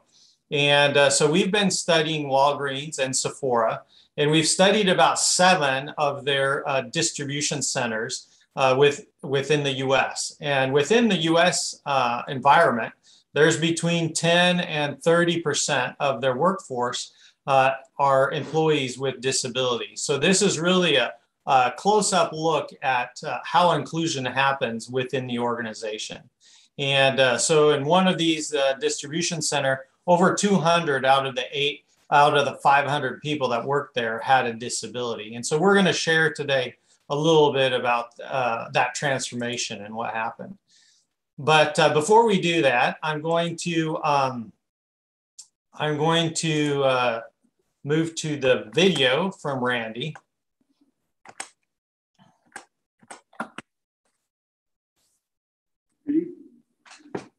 I'm going to tell you a story, and I hope that you get to see yourself in this story. This is my family. 2 girls and a boy. Oh, Jeff, I can show Randy's video. Okay. Yeah. He was diagnosed. Is it not working? It was not working. Okay, sorry. Let me make sure the resolution is best. Okay, I'll let you put it up. All right. Good evening. A story, and I hope that you get to see yourself in this story. This is my family. 2 girls and a boy. Austin there on the right has autism. He was diagnosed at age 3 and didn't talk until he was 10. Now, if you ever get a chance to talk to him, you will think he's trying to make up for lost time. His sisters say he was like a typical brother. He never remembered any of their boyfriends until they got a new one. And one of the things about Austin, he drives. He was the first one to go through the system, the school system, driver's ed, person with autism, got his driver's license, passed it the first time. And a lot of times he's my chauffeur to the airport. I'll pay him $20. And every experience is the same. We'll pull up to the gate at O'Hare, and we stop, and I will turn to Austin, and I will say, Austin, you got me here safely and on time. Thank you, and I love you. And every time, Austin will turn to me and say, $20. You gotta love him. And despite Austin's charm and his skills, he does have lots of challenges. He probably reads at the 6th grade level, has difficulty with long arithmetic or a what-if question. And if he were like most of people with disabilities or people like him, he would have difficulty finding a job. Something we parents start thinking of almost the instant we get that bad news. Because when it comes to getting a job, people with disabilities die a death of 1,000 cuts. They may not have the experience that we're looking for. They may not interview well. They may not learn the way we're used to teaching, and on and on. But the unkindest cut of all, the belief by 99% of the population that people with disabilities really can't do the job as well. Austin has given me gifts just like all of my children have. His gift was patience, but it's also taught me never to underestimate him. He has continued to surprise me all through his life. And it was with that thought and that need and realizing there are people and families out there like us who lay in bed at night, parents who lay in bed looking at that ceiling. What are we going to do? So we started a hiring initiative at Walgreens.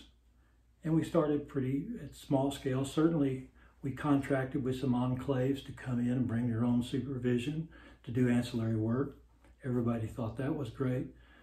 But we thought we could do better than that. So we hired some people out of those enclaves, and we asked for volunteers among our workers who would be a peer mentor for someone with a disability. And lots of people volunteered.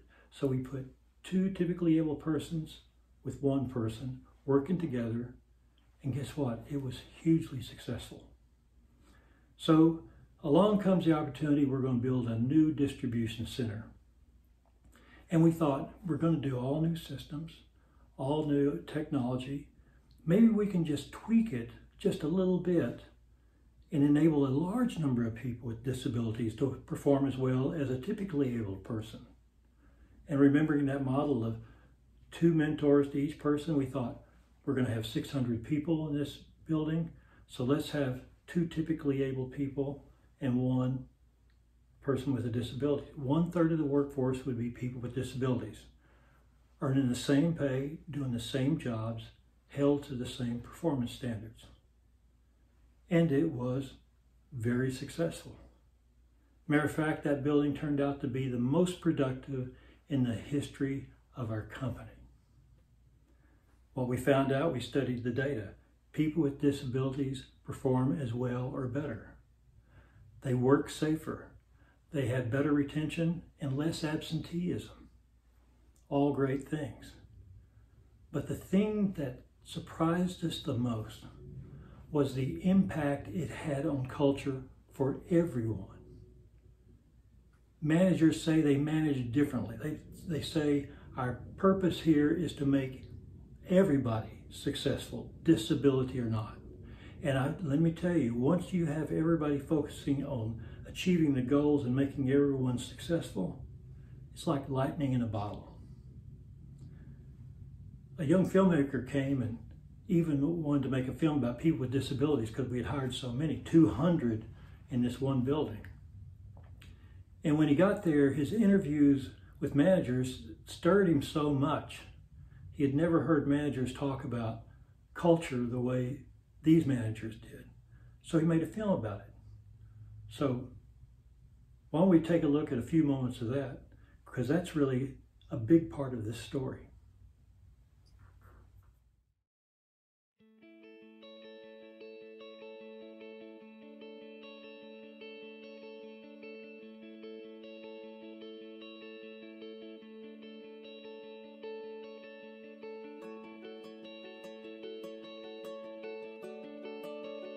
The one element that I've never allowed into my management style, nor into any facility that I've ever been into, and that's managing with love, managing with care, managing with a heart. That's the big change here. It's all about the people. To manage and be successful in our building, you have to focus on the individual. Everybody has a different motivator. And it's up to the manager to find out what that motivator is. It takes a lot of creativity and to come in with no fear. I am allowed to be creative with the team members, that it's not a hardline stance to where either you get it or you don't get it. It's an opportunity to see what the issue is and work with that team member. That relationship that you make with an individual, whether they have a disability or not, makes or breaks that person's success. We are very focused in this building on making folks successful. As far as the key indicators that we look at for safety and productivity, we are the #1 in our division. We started each day as one. When Daryl made production, we all made production. When Melissa did excellent at accuracy, we all did excellent with accuracy. When John worked safely, we all worked safely. It changes the whole culture of a building. You will have a team that thinks about other people before they think about themselves. We've all been changed. It's made me a better manager. It's made me a better man. It's made me a better father and a better husband. I'm a better leader because of it. I got more compassion, got more patience, which has not always been a strong suit of mine. I see folks for who they are now, as opposed to what they look like.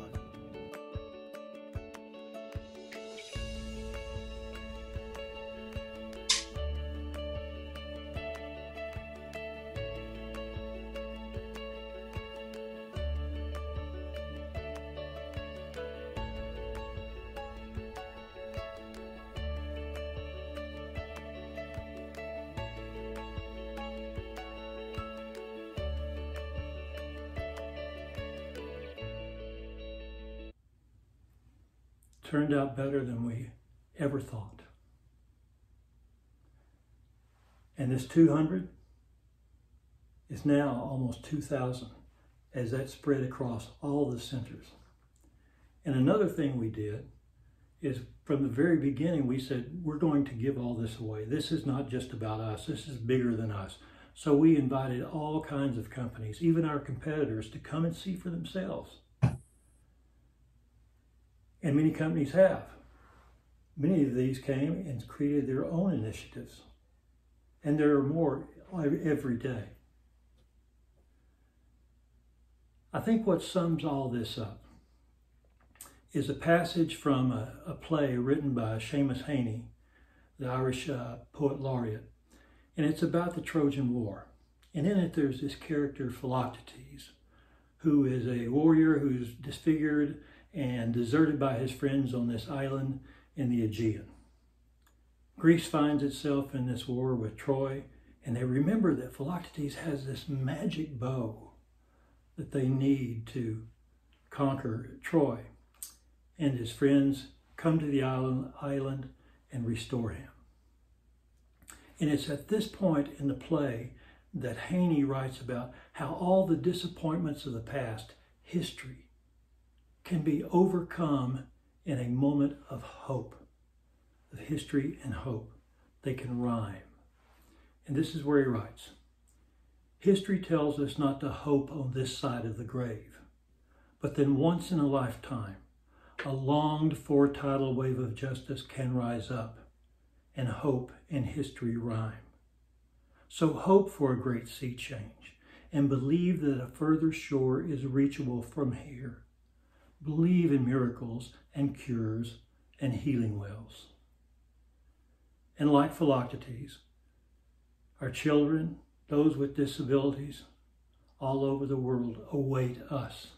They await us to recognize their gift. They await us to harness their abilities.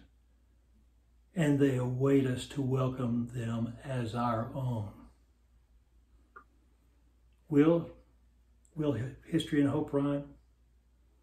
We've come a long ways, but there's still work to do. Now, as for me, I believe in miracles and cures and healing wells. And I hope you do too. Thank you very much.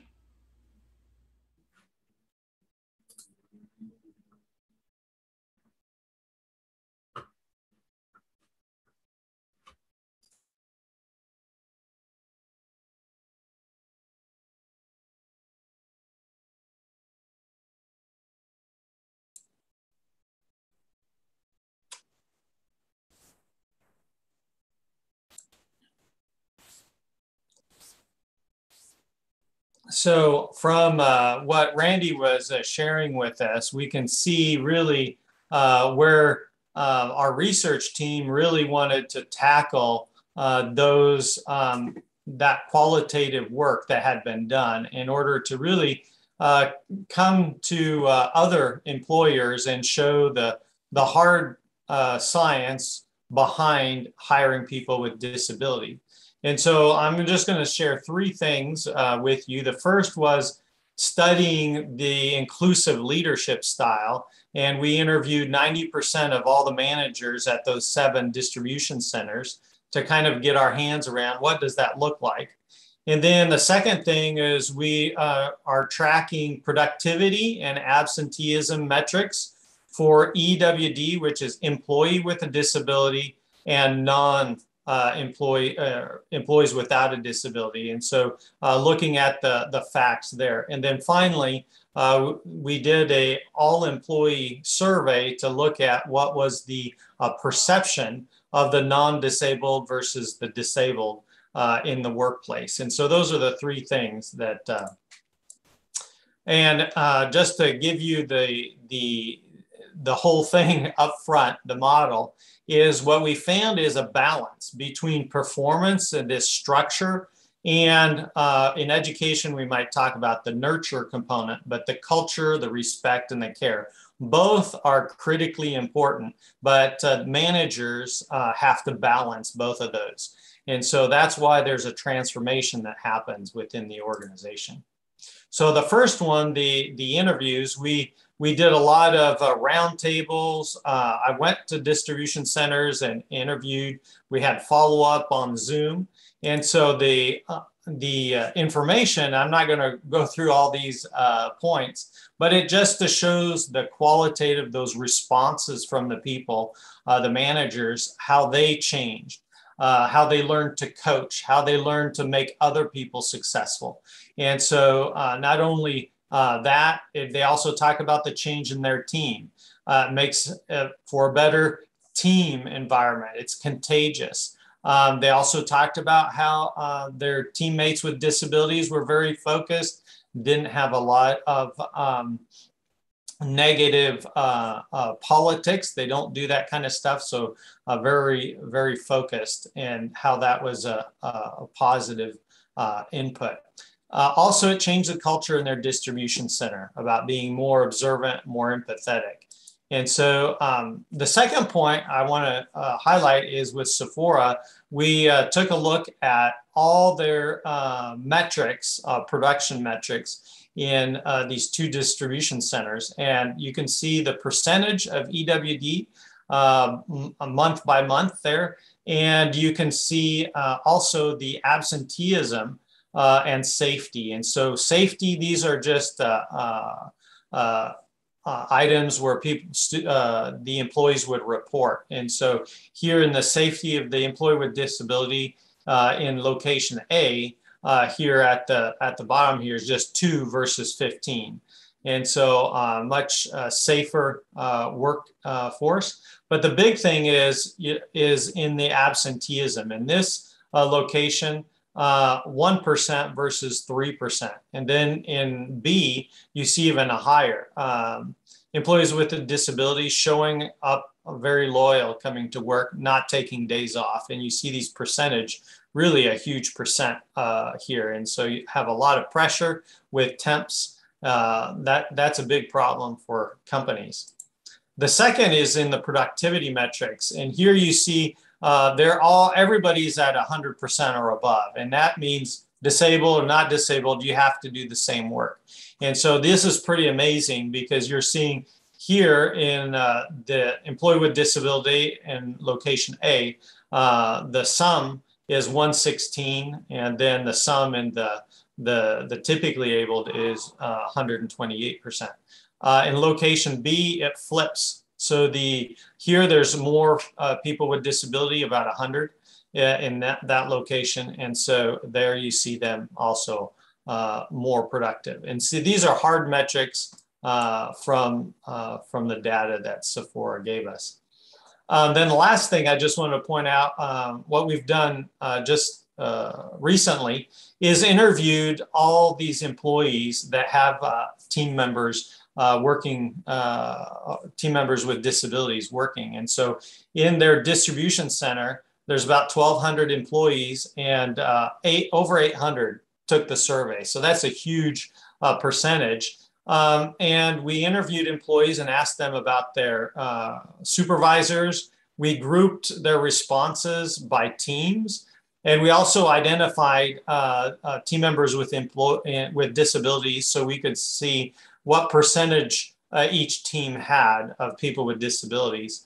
And then we also, for some, were able to match productivity data. So we were able to match productivity data with their responses. And so in the survey, these were the basic areas of the survey: was what's my perception of my job? What's my perception of my supervisor? What's my perception of the team? And we would ask, do you think you have people with disability on your team? And then what's your perception about their participation? And then what's their impact on you? And so we did that with a survey on a mobile phone. And the results came out pretty clearly here. People with disabilities should be held to the same performance standards. So they were very, very focused on that. The other one where they agreed is that employees with a disability have made the team more effective. And so that SDC and WDC are the 2 DCs where we had the previous data, those performance data. They're the ones with a lot of intentional initiatives there in Sephora. And then perform his assignment as well as people without disability. Again, here's an agree. This is a 5-point scale, so it's a strong yes. And then team members with disabilities make me a better person. And so that also is a strong yes by those employees. And here we have, we had a strong response. And then finally, here the impact on me, and this is the one that really comes. And in these questions we have, their success is important to me, brings out the better person in me at work, taught me not to be so quick to give up on people made me a better person.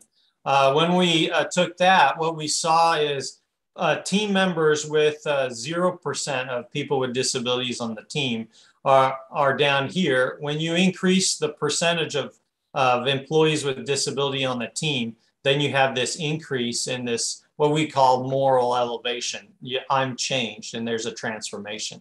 And so that's the data really that we pulled out of those. When we matched the productivity data, it was pretty clear just from this segment. We had 2 weeks of data, and we saw that the typical rate was 128, and then employee with disability was at 144%, and also a stronger with 152% at the second. And so here, really, just in conclusion, what we're finding is that really there's a balance to be had between this result. If you really invest in respecting people, developing people, that's what the inclusive initiative really does very well, is that puts that on the table, and managers can't just go to the metric side. They have to really balance it, because that's the only way inclusive teams work. But by doing that balance for the team members with disability, they do it for all the team members, disabled or not. And that's where you heard Randy, that changed everybody. And so really this inclusive transformation is really something that creates a huge impact. So I just wanted to conclude with that. And you can also find Walgreens and Sephora's initiatives online. But I want to stop here so that I can take a couple of questions. Thank you, Dr. for this very important talk. This is a very different talk than most others, in that your talk and also Randy's are looking at a larger group, so to speak. So in this conference, a lot of neurodiverse individuals tend to shy away or would prefer not to use the term disability, because we think neurodiverse individuals are differently abled. But in this situation, we are really talking about people with visible disabilities and sometimes very obvious disabilities. So can you tell us a little bit about what is the range that you're... Sure. There are many physical disabilities, for example, people that are blind or have visual impairments. Also, people who are deaf. There's a large deaf population within the distribution centers. And that's kind of difficult too, because some of those individuals, one in particular, wanted to learn how to drive a forklift within the plant. And, and you're kind of like, well, can you do that? And so they created an accommodation so that he could drive a forklift in a safe way, so that people would know and he could do that. And I think for me, what is a recurring theme is, as we talk about, it's about the individual. And it is not about the disability. It's focusing on the individual and their skill sets and figuring out how can we change the environment so that they can be successful. And so really what I've seen is visible disability all the way to many types. And you saw in the video, some of those individuals had, I don't know what the correct terms are for some of the disabilities, but a high cognitive impairment. And we've seen from cerebral palsy, for example, they had keyboards at a station there for a while. And, somebody with cerebral palsy can't use their hand to click buttons on the keyboard very easily. So they came up with an easy button, the round red button. And they put that not just at that person's station, but at everybody's station. So it really improved, the performance, and you saw the visual aids on that computer that came out as an accommodation or an innovation for disabled team members. But that disability, that change actually was an innovation that helped everybody in the plant. So really, they don't see it as a different population. That's where you had the big word them crossed out when you come into the plant. That's really big. And so they themselves don't talk about us versus them. It's just us getting they call it a work family. They're in a work family. And it's just beautiful to see the transformation that individuals who had been kind of marginalized in education and society now have a very strong work family. And it's no surprise that they don't miss work. It's really amazing. It is indeed beautiful. When before you said the word beautiful, I was thinking this is really beautiful.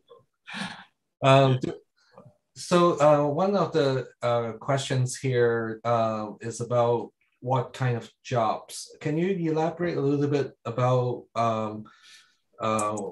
really what are the job categories that are actually possible?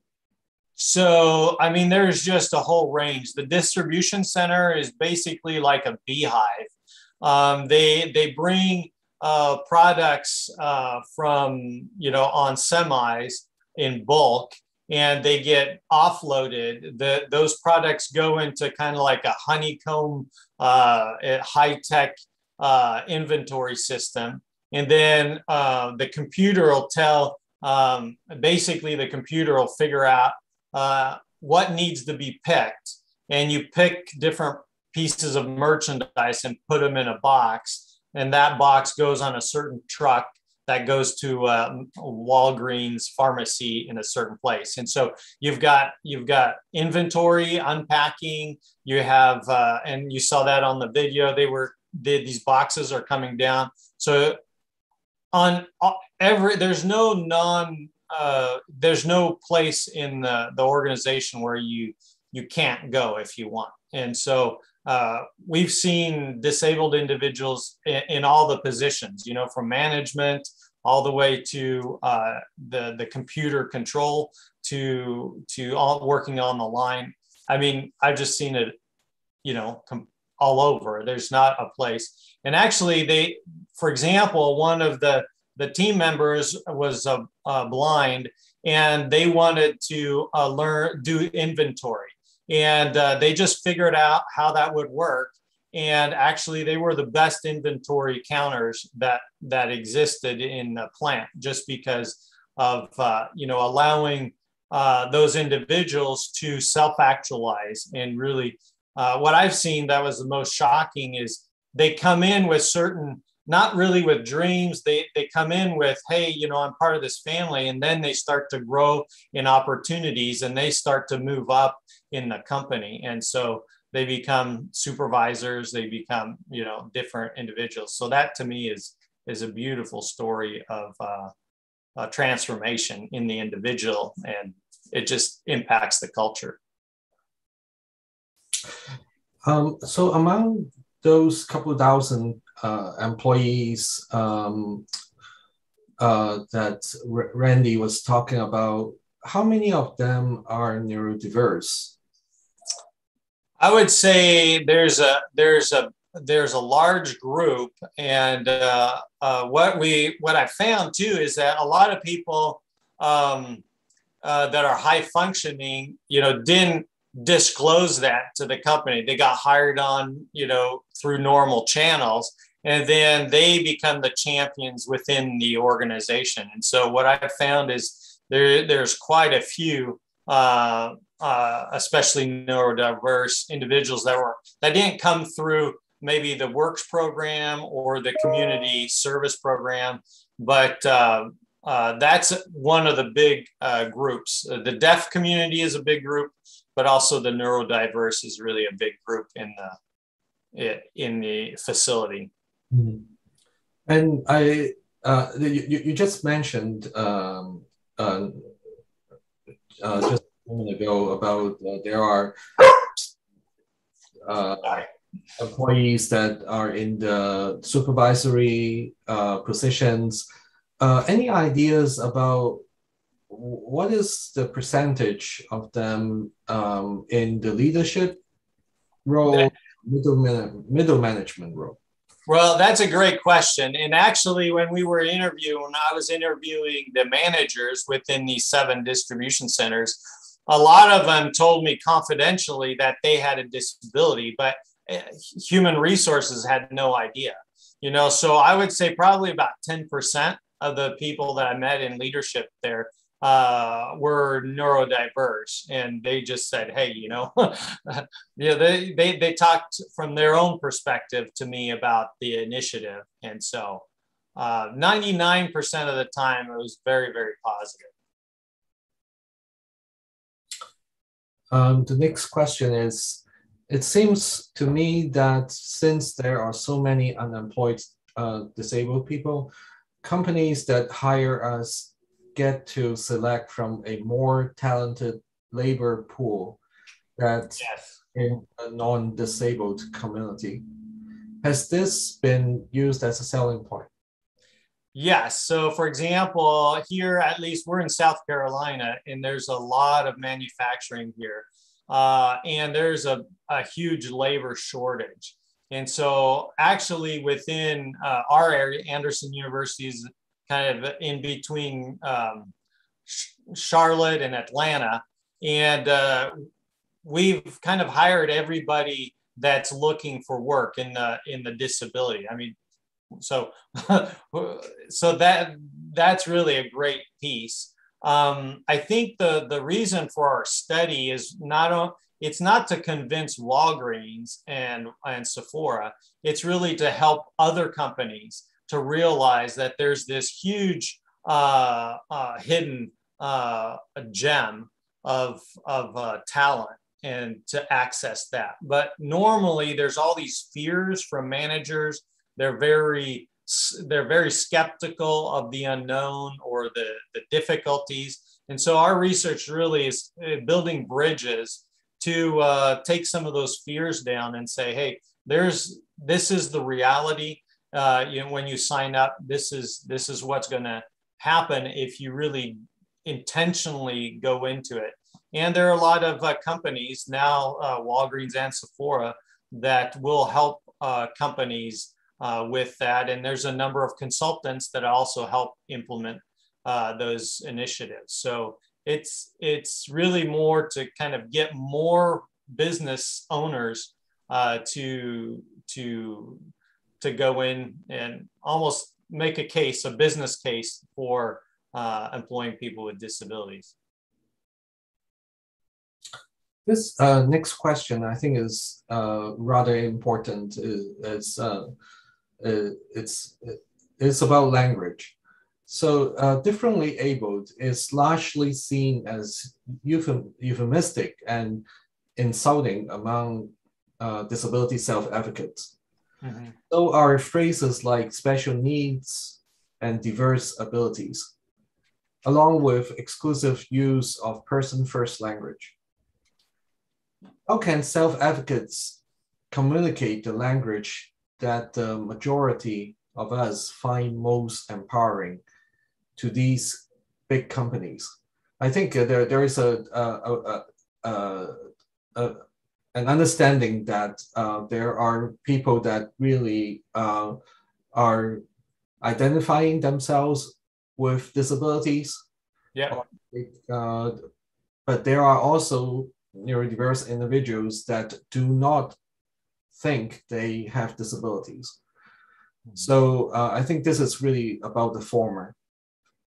Yeah, I mean, for me as a social scientist, I'm not bringing my definitions to the table. So what I'm doing is I'm going into their environment, collecting how they talk about things, and say, okay, this is how you talk about it, and then I just give that back. And so all the terms that you see is from their dialogue, from how they talk about it. And I think it's really contextual from especially different regions within the US. I've seen just different language in those different, so it's talking about the same thing using different words. And so, so I think at least the companies that we're talking to, as long as I translate into the language that they can understand, then that's really my focus. The beauty is to see more of these transformation stories. And so, for those of us who build bridges to employment, we need to speak the language of those employers so that it can register the impact and the benefit. I mean, I think it's just a clear benefit that, and I would say it's a competitive advantage if a company were to hire or to develop an inclusive workforce. That's pretty strong argument from human capital, from organizational change, transformation, from the results. Those things, so yeah, language is a problem. Yeah, that looks to me is a regional, it's a regional context. And so. So I think we'll have this as the last question before we transition.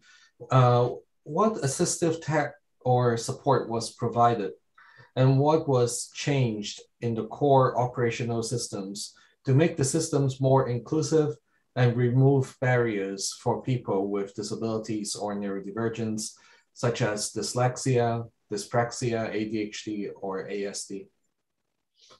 So the inclusive intelligence is really paying attention to the individual. And so the managers, they don't know what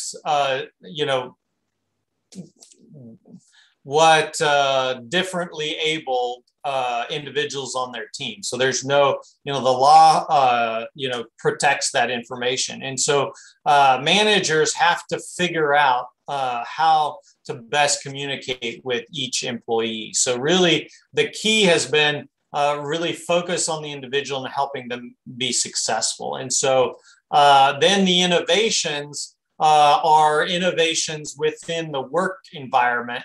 As long as it doesn't change the whole system, how can we change things in order to make it easier? Either visual cues or maybe putting a box so that people up higher to do the work that they want to do. What's interesting to me is throughout these places, these accommodations are almost inexpensive. So I haven't heard of one accommodation be a huge financial drain, on the company. So all these are basically like under $500 for an accommodation or to help, bring an accommodation. But there's just such a variety of disabilities that you can't manage all of them, and the manager can't become an expert. But what the manager does, like a parent, is learn his or her child's way of communication, how they motivate. The whole team comes around those individuals to make the team successful. And so one of the things I think is key is the HR department said you can't just fire people as a manager just because you don't feel like they're doing their job. You have to have a development plan for every individual, disabled or not. And so you don't have this huge fire if I don't like you. And so, there's really a lot of pushback on the manager to do his or her job in listening to the employee and developing that employee. Thank you, Dr. Moore, again for this very amazing talk. All of these results are definitely eye-opening for a lot of us. We'll continue with the Q&A in the Hublot platform. So for now, we're going to transition. Thank you.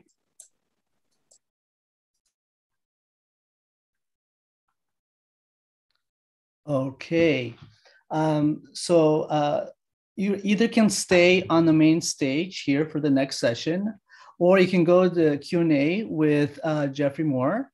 for Q&A. So you can go to the browser and open Hublo. Then you click on Rooms, which is right here. And then you find the session, which is called Jeff Moore session.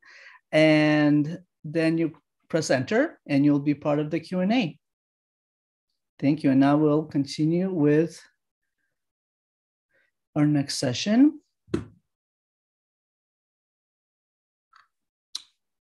All right, welcome to the Stanford Neurodiversity Summit. Some of you may have participated all along. For those of you who just joined, welcome. We would like to let you know that all sessions are recorded and transcribed. Please check our Summit website for YouTube videos. All questions for the audience will be submitted through the Q&A function at the bottom of your screen. The moderators will try to cover as many questions as possible. After the session, we will provide instructions on how to use Hublo Perform for additional Q&A with the panelists. Now, welcome to the Employee Panel 1 session. It's a pleasure to introduce Javier Alcudia. Javier has been served as a director at the Gene, Vector, and Virus Core of Stanford since 2014, giving support and guidance on the usage of design of various of neuroscience community. Originally from Barcelona, where he received his PhD in molecular biology, moved to Stanford as a postdoctoral scholar to continue his research working in cancer and gene therapy. Our second panelist is Rihanna Exxon. Rihanna originally from Woodstock, New York. She obtained a BA in zoology from SUNY Oswego in 2013. Upon graduation, Rihanna moved to Oregon with her husband for a new adventure. There, she worked with chimps, birds of prey, mammals, amphibians, and reptiles. Rihanna moved to California in 2017 to work at Charles Acres, where now she's the director of animal care in charge of caring for over 140 individuals. Everyone, welcome. Thank you, Mark. Welcome, Javier and Rianne.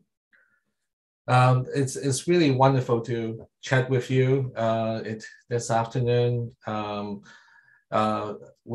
Before we get into a lot of your experience on working with people on the autism spectrum, and also from the point of view of collaborating with our group, can you give us an introduction on what is the work environment like? What is the kind of work? What is the line of work that you are doing? So the audience will have some sense on the type of work that your colleagues, your neurodiverse colleagues are working at. Javier, would you like to start first? Yeah, thanks, Lawrence. As Mark mentioned in the introduction, I run the virus core at Stanford, where we produce, it's a core facility where we produce viruses as a recombinant viruses for mainly neurobiologists for research. The work environment, it's pretty much a small, we are a small lab. There are like 4 people and myself like 5 in the lab, working on a not very large space, about like 700 square feet, including all the space. And pretty much is like what I will define like the traditional tissue culture environment, where we cultivate and grow our cells for producing the viruses, and then later on purification steps for the preparation that we do on a routine basis for our user. So one of the advantages that I see in the lab is that it's a kind of closed environment where there is no the traditional, a lot of moving individuals from that you will see in a typical research lab, where you have like multiple collaborations with different persons.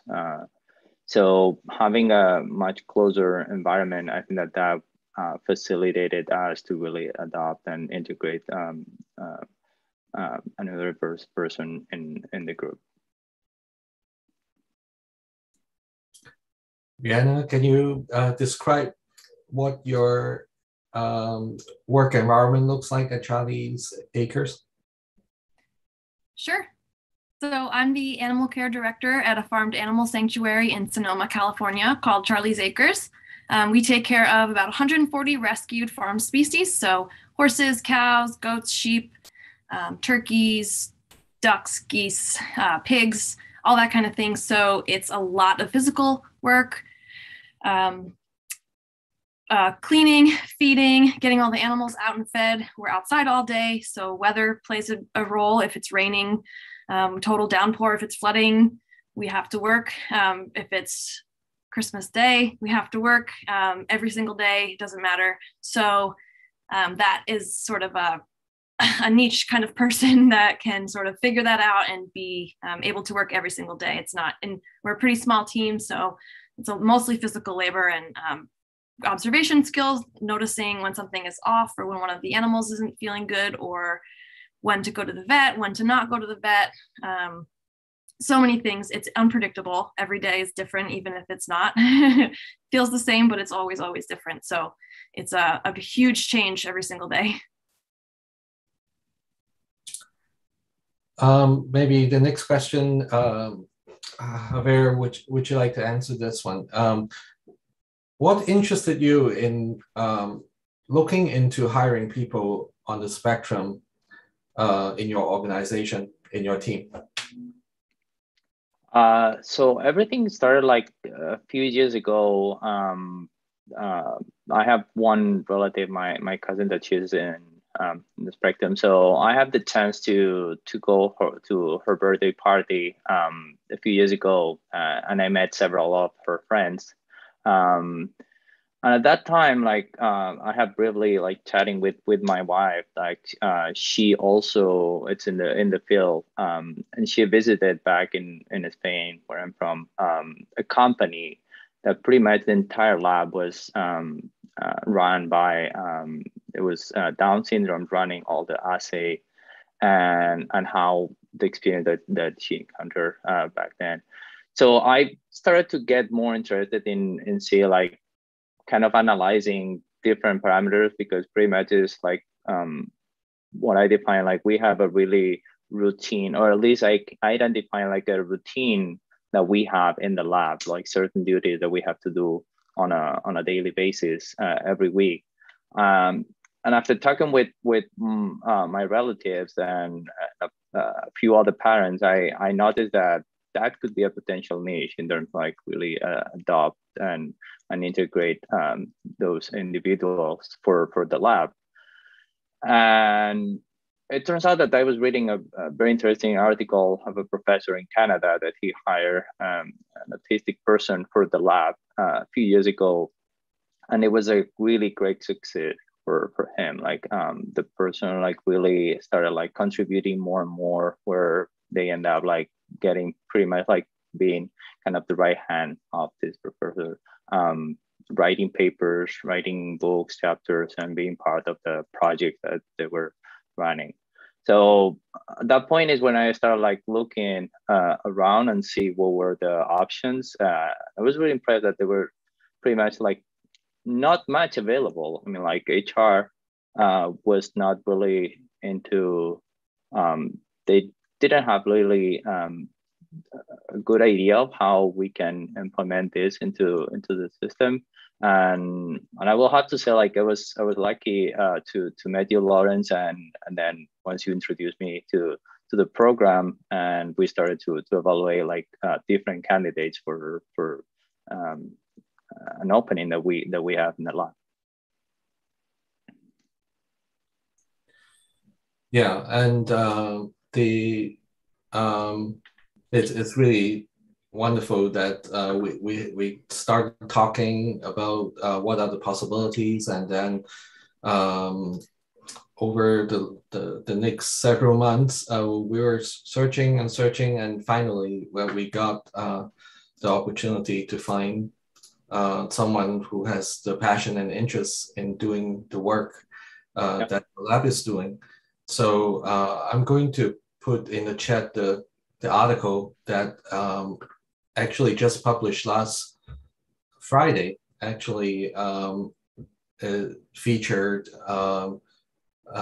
Rebecca Edwards, who worked with Javier, and that's a really good story to look at how in the first person's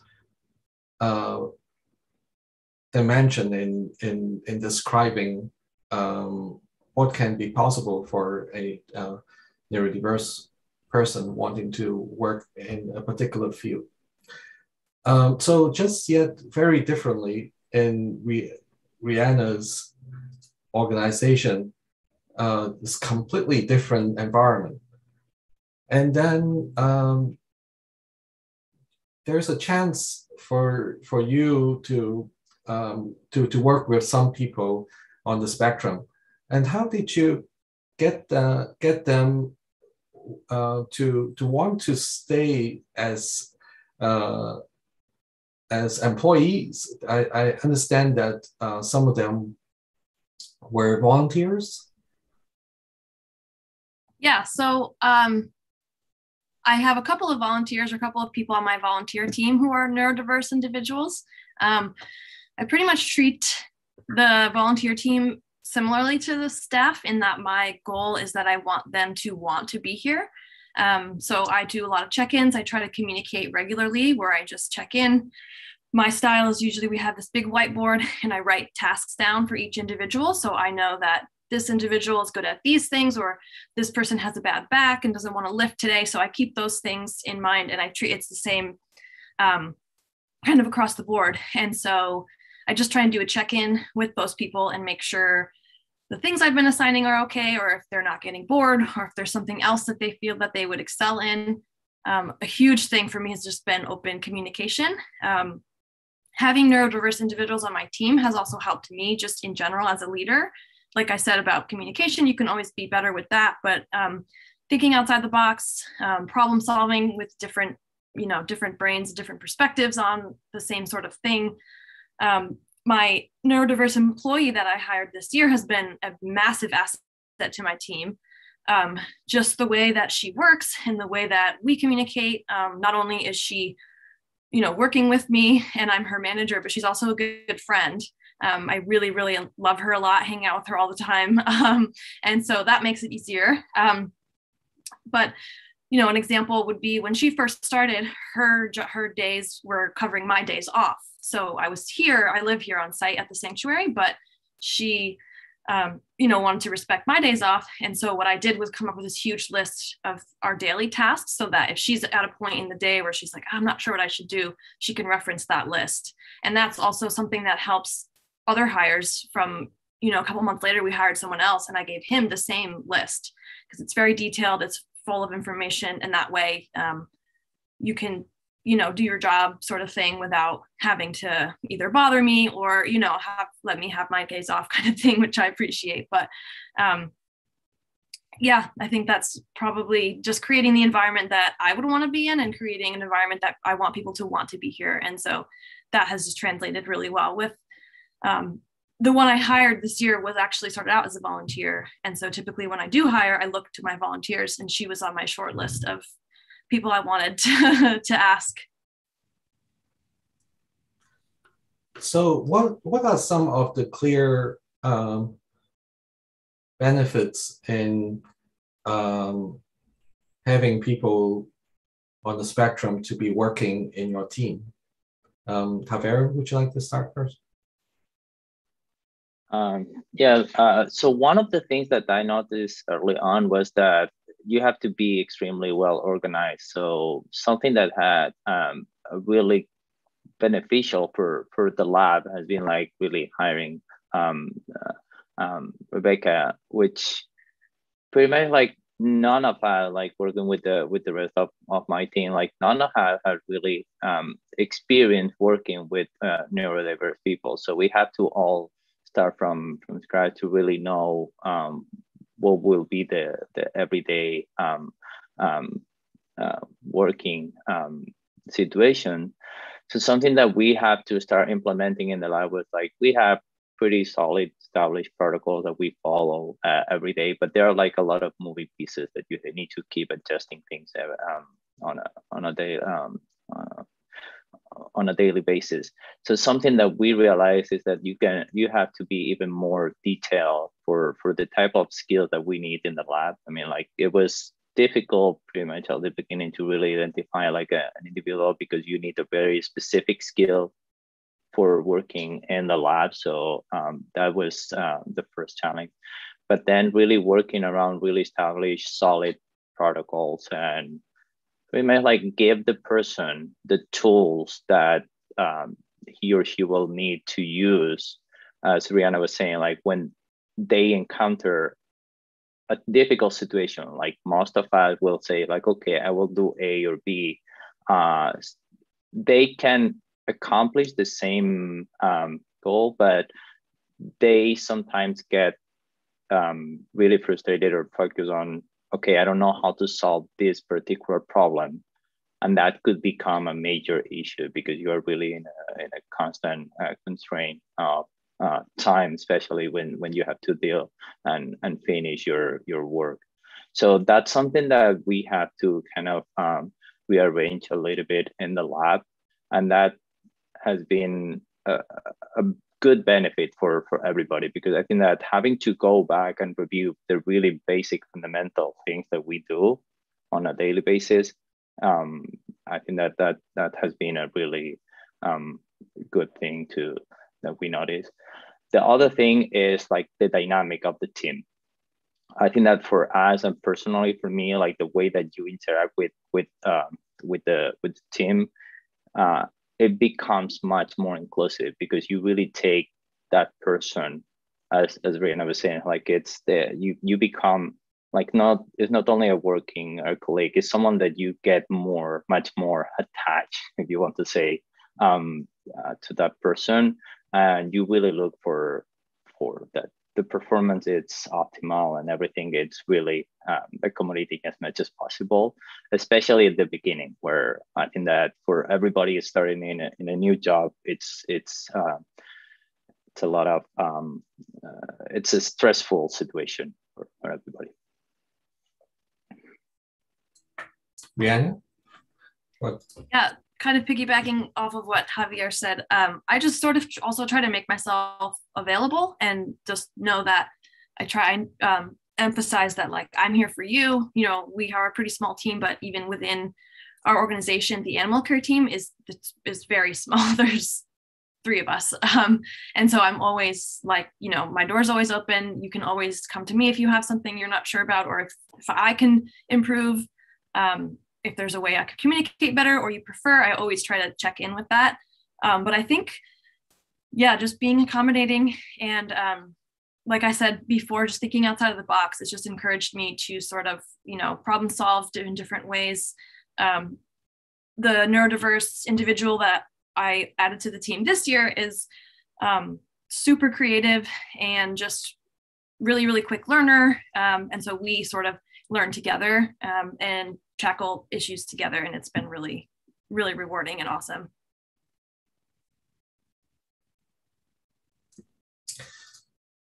So you're talking about some of the benefits, and what are some of the major challenges that you think potentially you worry about in the beginning, that over time actually that may change, or anything like that that's happening in your work with your colleague?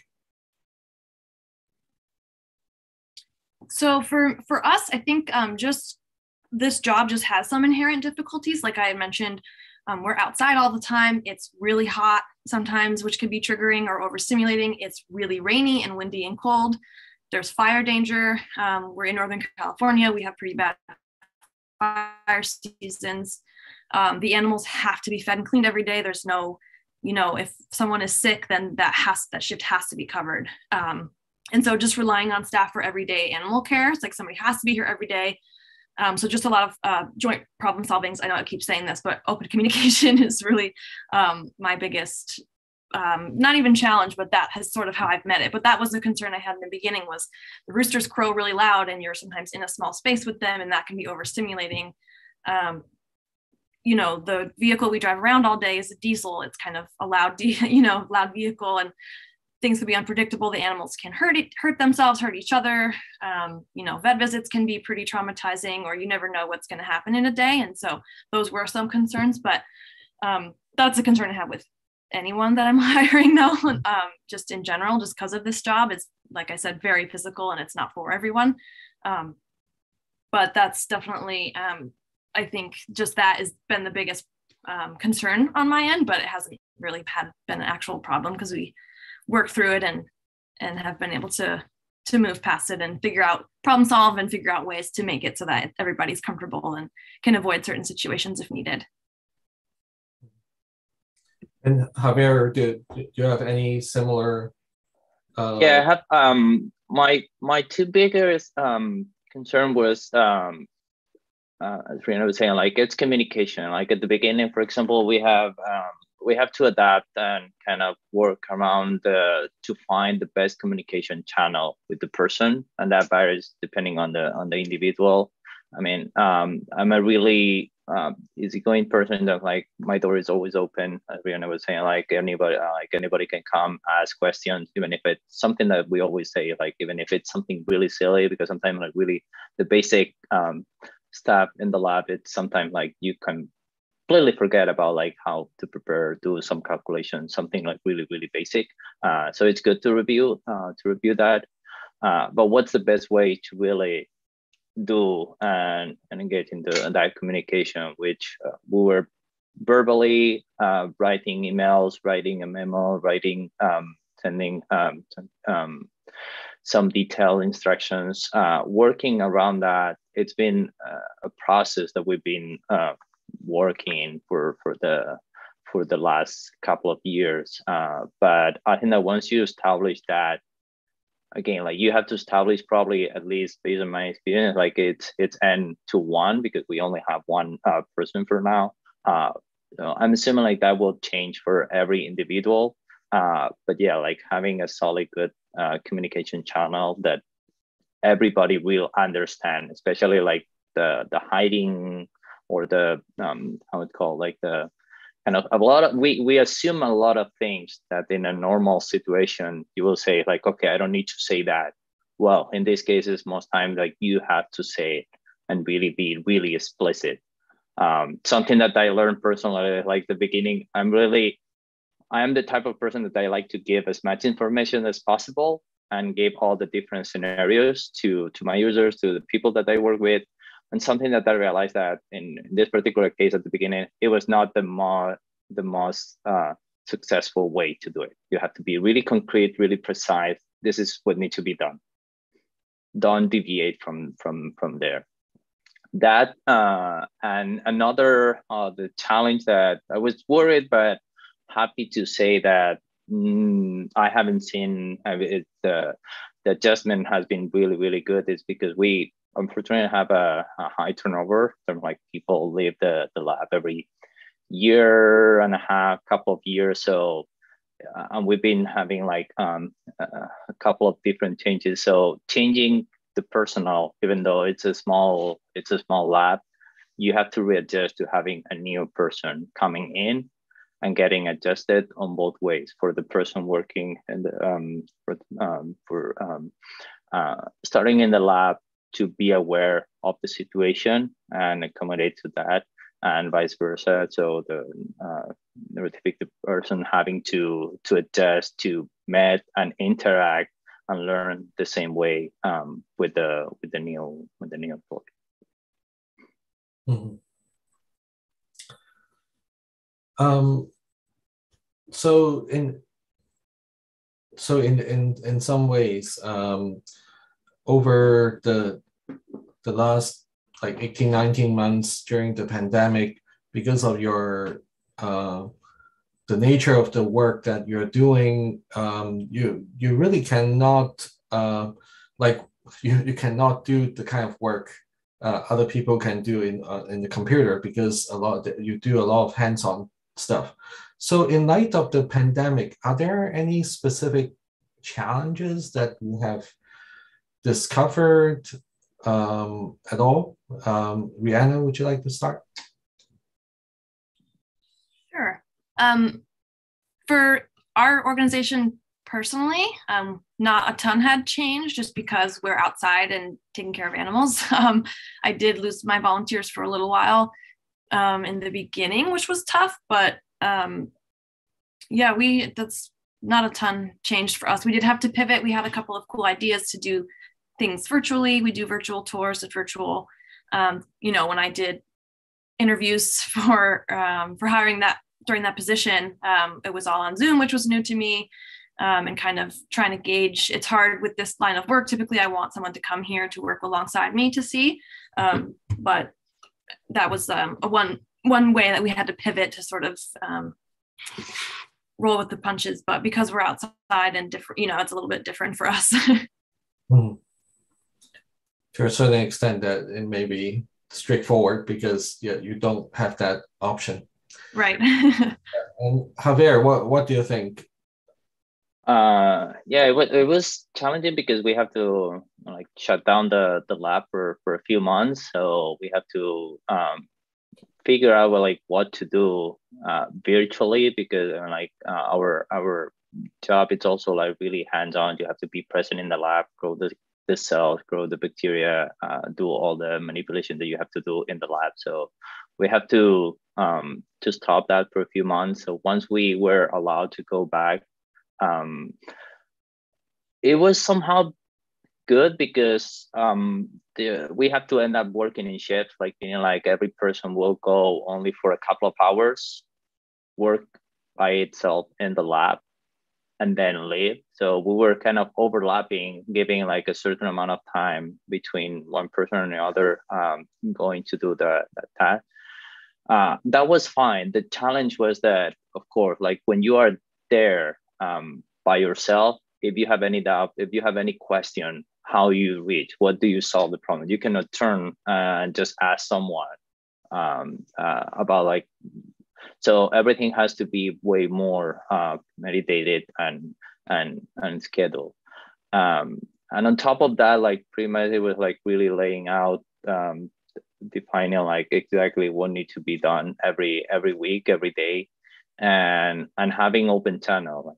During this pandemic, I think that I've used more WhatsApp, for example, than ever. So we created a group using either WhatsApp, Slack, emails, phone calls, Zoom meetings, anything that was available that will work one way or another to really have an open communication and pretty much will be present as much as possible to solve any potential issues.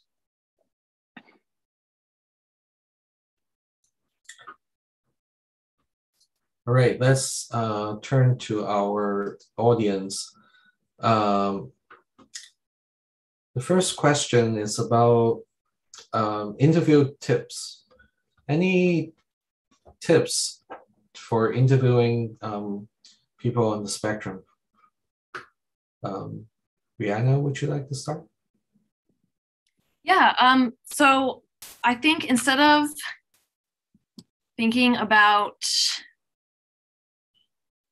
the difference, I like to sort of think about what a neurodiverse individual brings to the table, not what they take away from an organization, or what they potentially challenges that could arise, because those challenges can arise with anybody.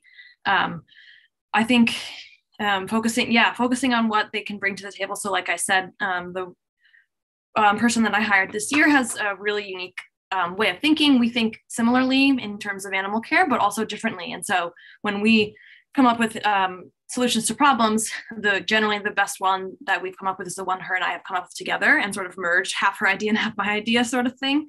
So I think, yeah, just sort of focusing on what is new that they can bring that and strengthening that, focusing on strengths and not weaknesses or other things like that.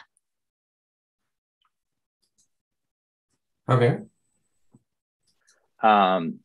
In my case, I think that the tip is like pretty much like what Rihanna was saying, like don't assume that as long as you fit into the criteria that they're looking for that job, if you have the right skills is applied, don't really make any distinction. I think that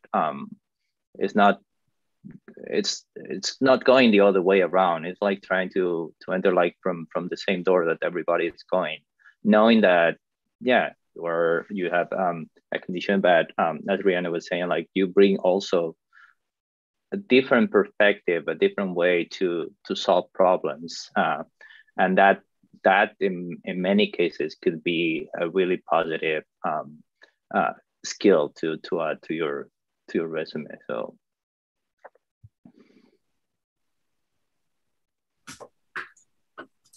The next, actually coming back to like interview tips, some of the things that when we were helping to facilitate with the interviews, there are some exchanges in the questions ahead of time. Seems like that's giving the neurodiverse individuals a little bit of opportunity to really think about the question, and the anxiety can go down because of that. So both your groups are very much supportive of this kind of idea. So thank you for that. And also you're very flexible. What we hear is that you're really trying to figure out the fit of that person, that's of the interviewee, and how the person is fitting to the job, and how this person's interest is really fitting into what the work is about. So it seems like that also is very helpful when you're very open-minded in figuring out who the candidates are as a person, and giving like multiple opportunities to figure out how to really find that person's true interests and strengths. So just want to applaud both of you looking at that process. So the other question is about time blindness. This attendee is saying, I've come across the term time blindness in the neurodiverse community and wanted to ask about the kind of reasonable accommodations one can ask for from employers when managing time, arriving on time is particularly challenging.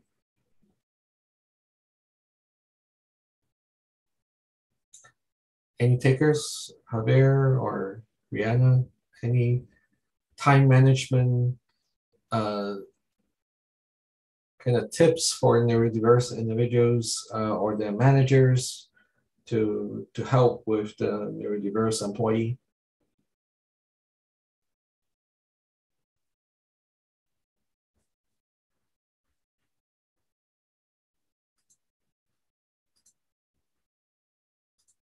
Okay, I think there's a little bit of mechanical. Okay, there you go. I think for me, it's a little different just because, like I said, the animals have to be fed and they are on a schedule, and you can set your watch to when the pigs get hungry and start yelling at us. It's always at the same time. So that's a little bit of a motivator. But I think just sort of here, for me personally, the list that I've made are like, here's the things that I want done in the morning and what needs to be done in the morning versus what needs to be done in the afternoon. And so I've just sort of divided the day into, and that's just kind of how we deal with the volunteers as well. But I think I haven't had an issue with that personally with the time blindness thing, but I would, yeah, if you could break the day down potentially into different sections, if that would be helpful, or yeah, sort of tasks, depending on the job, of course, but like breaking down tasks and times of day. For us, like it's really hot in the afternoon, so we don't want to be doing really physical stuff in the afternoon. I'd rather do that in the morning. So kind of based on that.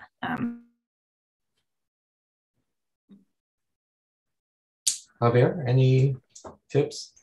Yeah, I think that to me, it's been flexible, especially at the beginning. It's something that, I mean, as a manager, when you are trying to hire someone for a position, you look for specific skills to know, like, if the person will be able to perform that job, right? So that's the first filter. Once you have that, what I'm saying, like, being flexible is because at the beginning, like, there is a training period where you have to learn what you have to do. You have to get familiar with the day-to-day operations that you will have in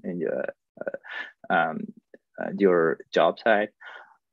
But then it's been flexible in terms of I've been really accommodative to, for example, in my case, really at the beginning, like once the person learned all the protocols and the tasks that need to be done in the lab, it's pretty much like, as long as you can be somehow semi-independent, work around like the particular time or schedules that person needs. If the job is really required, I mean, like it's what Rihanna would say, like if you have a really, I don't know, if you have to feed the pigs at 9 a.m., that's what it is. I mean, like there's no option. But maybe for some other tasks, you don't need to do it like at 9 a.m. It could be at 2, it could be at 3.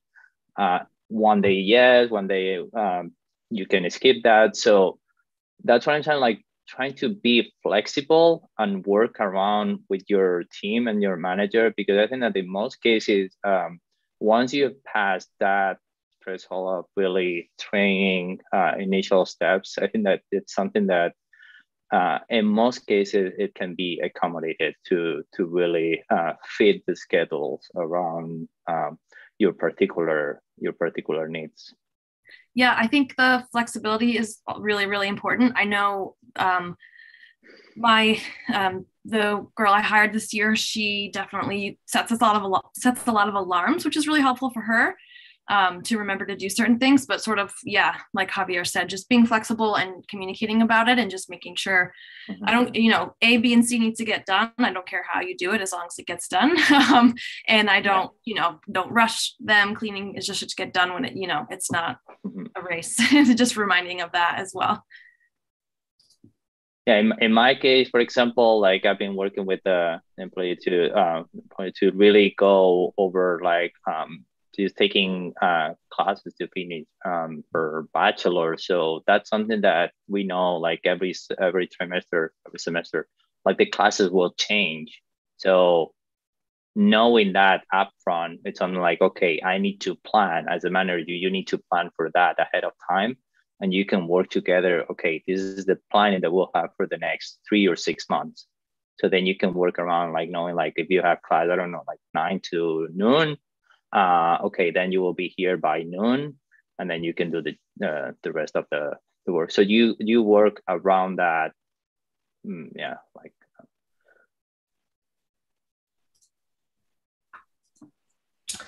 The next question is about disclosure. In your opinion, is disclosing diagnosis preferable? Javier, any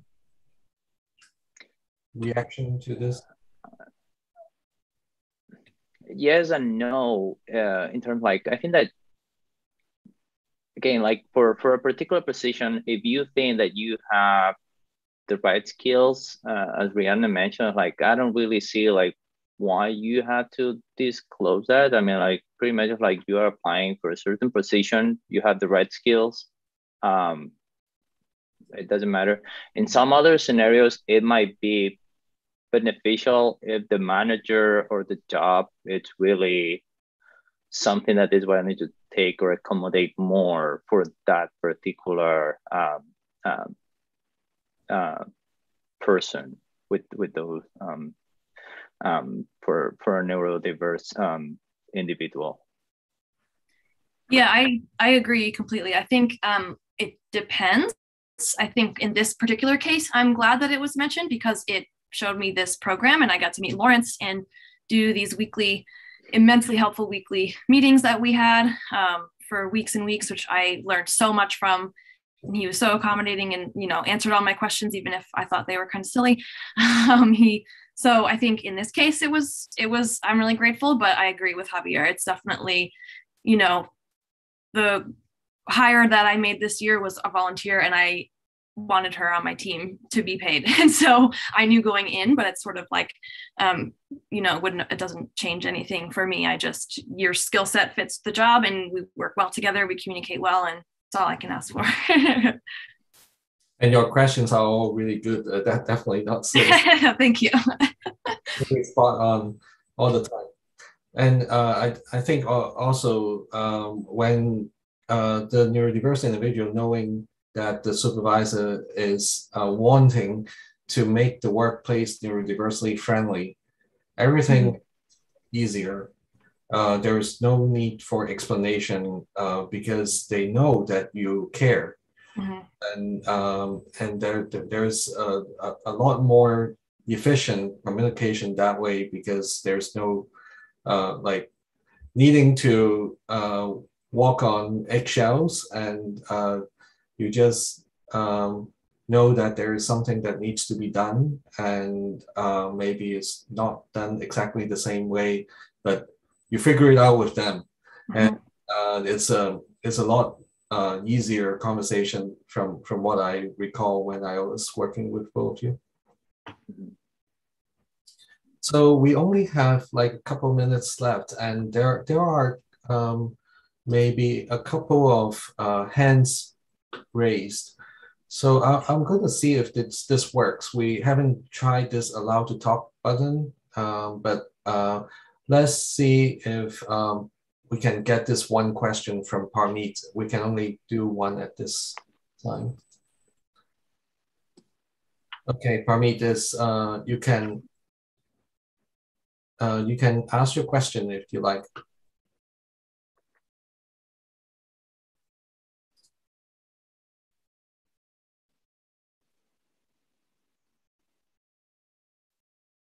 You have to unmute yourself. Yeah. Yeah.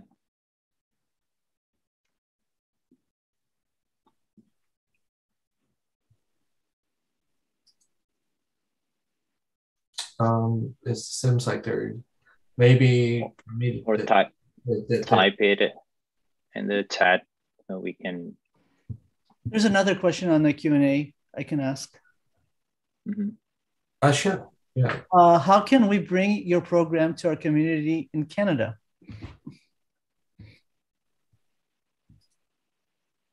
I guess that's this is kind of a hard question for both of them, I think.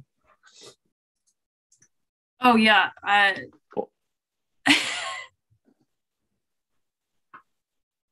would say, like, if you cannot find the program, come up with the program. I think that if you really want to include that into your organization, you can start it. Like I was lucky enough that I met Lawrence and he already have everything started, but I have to assume that everything was really successful because of him and like all the path was already lay out. But if not, I was willing to I was starting like in communication with HR department to really talk with different stakeholders to know how that could be possible. And going back to the tips interview, the way that I've been interviewing for the position was like really not making any distinction. I really like, to me, it was like, yeah, I knew that I will have to be accommodative for the neurodiverse person in the lab, but I knew what I was looking for. So other than that, there was no distinction to any of the other employees that I have I've hired in the past.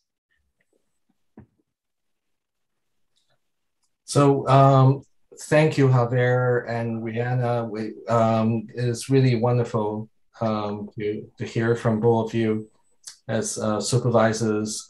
You're both like really amazing supervisors, amazing managers, and just think both of you are good role models for others who want to work with neurodiverse individuals.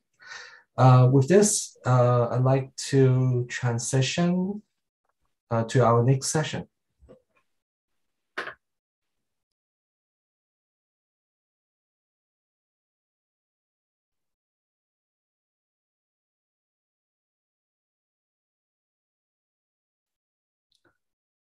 All right, thank you both for this wonderful session.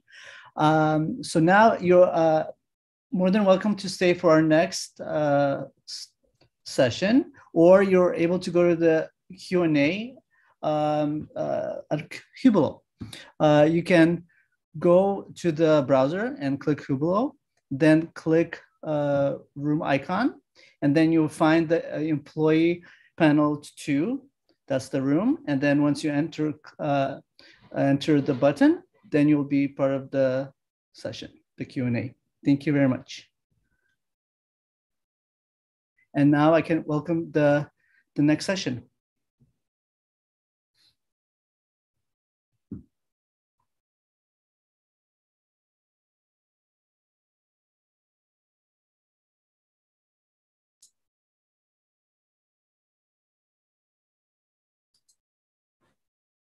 All right, so it's my privilege to moderate this session with Greg Yates, who will introduce our featured speakers, Dr. Brenner Maddox and Ms. Lisa Morgan. I've worked with Greg for several years now, and I'm just very much impressed with his knowledge in the field of autism. He is the co-chair of Ascend, which is the oldest autism self-advocate organization in the country. He went to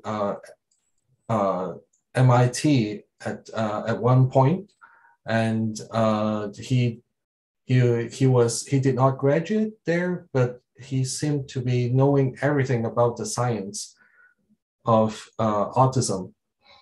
I'm always very impressed with the way that he's thinking very much, very sharply about all different things that's related to the neurodiverse community. So please feel free to activate your video, Greg. And can you hear me? It says unable to start video because the host has stopped it. Oh, you're on. You're on now. You can see me? Yes. You can. Well, that's great. Okay, let me get started here. Well, thank you, Dr. Fung, and welcome again to the 2021 Stanford Neurodiversity Summit session on autism and suicide, identifying unique risk factors, warning signs, and crisis supports for the autism community. As Dr. Fung mentioned, I am Gregory Yates, organizing moderator of this session.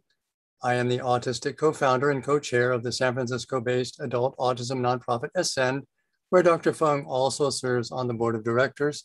There is an Ascend booth on the Hublot exhibitors page for any interested.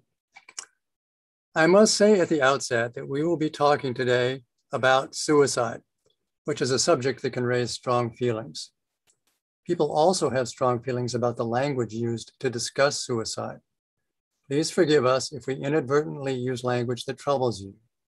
The entire point of our presentation today is that suicidal thoughts and feelings can be very real, perhaps especially in the neurodivergent community, but that there is a large and growing body of tools and resources to survive those thoughts and feelings and to thrive beyond them. If you are feeling suicidal yourself, there are many resources to help you, and you are welcome and safe here. Suicide is the leading cause of premature death in autistic people. There is a need for unique resources, research, and supports for suicide prevention in the autism community, including among those employed. In this session, we'll summarize the recent research in this area, share lived experiences, and explain how community can be instrumental in suicide prevention. I organized this session in part to remember my uncle Edward Franklin Barnett, or Franklin, as the family knew him. Tragically, we realized only years after his death by suicide that Franklin was autistic. Franklin grew up on the Stanford University campus and went on to become one of the first engineers in Silicon Valley at Hewlett-Packard. Franklin was exactly the sort of autistic person many employers at this conference seek to hire. Unfortunately, in Franklin's day, we knew almost nothing about autism, and certainly not adult autism, never mind about resources to cope with its emotional challenges. The times have changed, and we are here today as part of that change. Here to talk about that change, I am very pleased to introduce our speakers, Dr. Brenna Maddox, an assistant professor in the Department of Psychiatry at the University of North Carolina, Chapel Hill, and Lisa Morgan, the autistic founder and co-chair of the Autism and Suicide Committee of the American Association of Suicidology. I will let them introduce themselves further if they wish to. Please submit your questions to the speakers via the Q&A button somewhere on your screen. And now, Dr. Brenna Maddox. Thank you so much, Greg, for that lovely introduction. And I am delighted to be here with Lisa today. We will be co-presenting. So let me pull up the slides and I'm going to kick us off before handing it over to Lisa. So let me share my screen. You're going to see just a blank page for one moment while I pull this up. Lisa, can you give me a thumbs up if you're seeing the full slide? Okay, I always like to check. Thank you so much. All right. So Lisa and I are here today to talk about, honestly, too many things to fit into only 30 minutes or so. So we're going to give you more of an overview of risk factors, warning signs, and crisis supports for autistic individuals who may be struggling with suicidal thoughts and behaviors. And our hope is that we can provide some of this information and resources for you all to learn more about this as well after today's presentation. A couple of quick things before we dive in. We want to acknowledge the many people who have made this work possible, including research participants, community partners, and funding sources. And as you'll hear a little bit more about later, we've worked with several collaborators recently, including Teal Benavides, Sarah Cassidy, Maribel Pelton, and Mary Donahue, to develop a new resource specific to warning signs of suicide for autistic individuals. And then I've also collaborated closely with Sherry Yeagerhyman and David Mandel for an adapted safety planning intervention for people on the spectrum. Our other note, just briefly, is about language. I know for me personally, I was trained in graduate school to use person-first language or person with autism as the most respectful way to talk about individuals on the spectrum.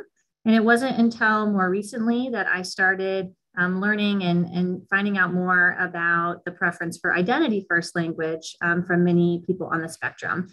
And most of my autistic collaborators have expressed this preference for identity-first language, for autistic person. And so you'll hear us use that language today. If anyone is interested in learning more about the importance of the language that we're using when talking about autistic individuals, I would highly recommend this article from the journal Autism and Adulthood. As Greg mentioned, we also want to acknowledge that the topic of this presentation is heavy and can certainly be distressing for people listening.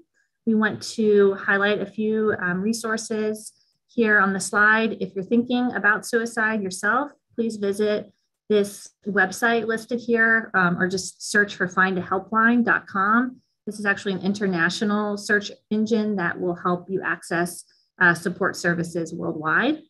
And then for anyone in the United States, we have the National Suicide Prevention Lifeline number listed, and also the crisis text line. Okay, so there are a few things that we're planning to cover today. A little bit about the prevalence and risk factors, considerations for warning signs, and then crisis supports and resources. And we are planning to save some time at the end for questions and answers. So suicide and autism, this, like I said, is a very broad topic, and we're learning more and more about this important topic in recent years. Most of the research studies at this point have focused largely on prevalence estimates of suicidal thoughts and behaviors and risk factors. So that's what I'm going to briefly cover now before we move into warning signs and crisis supports. What we know about the prevalence of suicidal thoughts and behaviors in autistic people is very concerning. Greg mentioned this as well. There's now convincing evidence that suicide is a leading cause of early death in the autistic community. And the prevalence of suicidal thoughts, behaviors, and death by suicide are significantly elevated in autistic children, adolescents, and adults compared to the general population. So this is truly something that we need to be paying more attention to across the lifespan for clinicians or other professionals in the audience. No matter what age group you're working with, we would encourage you to keep this on your radar. A recent study, this was just published last month, and it's already getting a lot of press, which I know Lisa and I are happy about, that this is helping raise more awareness about this problem of self-harm and suicidality in people on the spectrum. I'm not going to go into the details of this paper. It is an open access paper, so you can easily access it online. This was a systematic review and meta-analysis of 31 different studies. So these researchers did a lot of work, and now I'm sure this will be a highly cited paper because it's really spanning across 31 studies to, again, demonstrate what we've been talking about, this increased risk of self-harm and suicidality in children, adolescents, and adults on the spectrum. So as I mentioned, the existing research in this area has mostly focused on prevalence and risk factors. I think when we consider those elevated prevalence estimates, a natural next question is why, and that's where these risk factors can come into play. So a couple of main points about risk factors. The first is that factors known to increase the risk of suicide in the general population do tend to be more common in autistic individuals as well. And I've listed a few examples up there. So again, we're pulling from the general suicide prevention literature, looking at those risk factors, and then seeing in non-suicide related research studies with autistic individuals that some of these factors are common. However, when we look at studies that have two groups, autistic individuals and individuals not on the spectrum, with comparable rates of these factors across the two groups, the autistic individuals still show an increased risk of suicidal thoughts and behaviors. And so this tells us, right, that there are other factors at play, and some may be specific to autistic individuals. So this list here is by no means an exhaustive list of risk factors for autistic individuals, but these are some of the most studied and supported risk factors, and also some that may be specific to autism. So the first one listed up here, co-occurring psychiatric conditions. I'm sure this is not a big surprise to anyone listening, but there was a large study published earlier this year coming out of Denmark. It's a national population-based study, and they found that of that group of autistic individuals who either attempted or died by suicide, more than 90% of them had a co-occurring psychiatric condition, with anxiety and affective disorders such as depression being the most common. So that statistic really stuck out to me, of more than 90%. So this is a significant risk factor. The next two, lack of social support and unmet support needs, those kind of go together in my mind. Lack of support, or more generally, these unmet support needs, which unmet support needs has been defined very broadly in the literature. So this could be unmet support needs in the home or with employment, healthcare, mental health care, social needs, educational needs. It's a pretty long list. Those types of needs, when they are unmet in certain domains, can be a risk factor for suicidal thoughts and behaviors. The next one, camouflaging or masking. We're learning more and more about this in recent studies. For anyone not familiar with this term, camouflaging or masking refers to the experience of autistic people attempting to mask their autistic traits, typically in order to try and fit into social situations. And research has shown that camouflaging can have negative effects on the mental health of autistic individuals and increase the risk for self-harm and suicidality. A late diagnosis of autism, so receiving a first-time diagnosis of autism later in life, has also been shown to be a risk factor. I think that this probably relates in some ways to the unmet support needs as well. If someone's going through their childhood and adolescence without a diagnosis and without getting linked to appropriate resources or supports, that can relate to increased suicidality.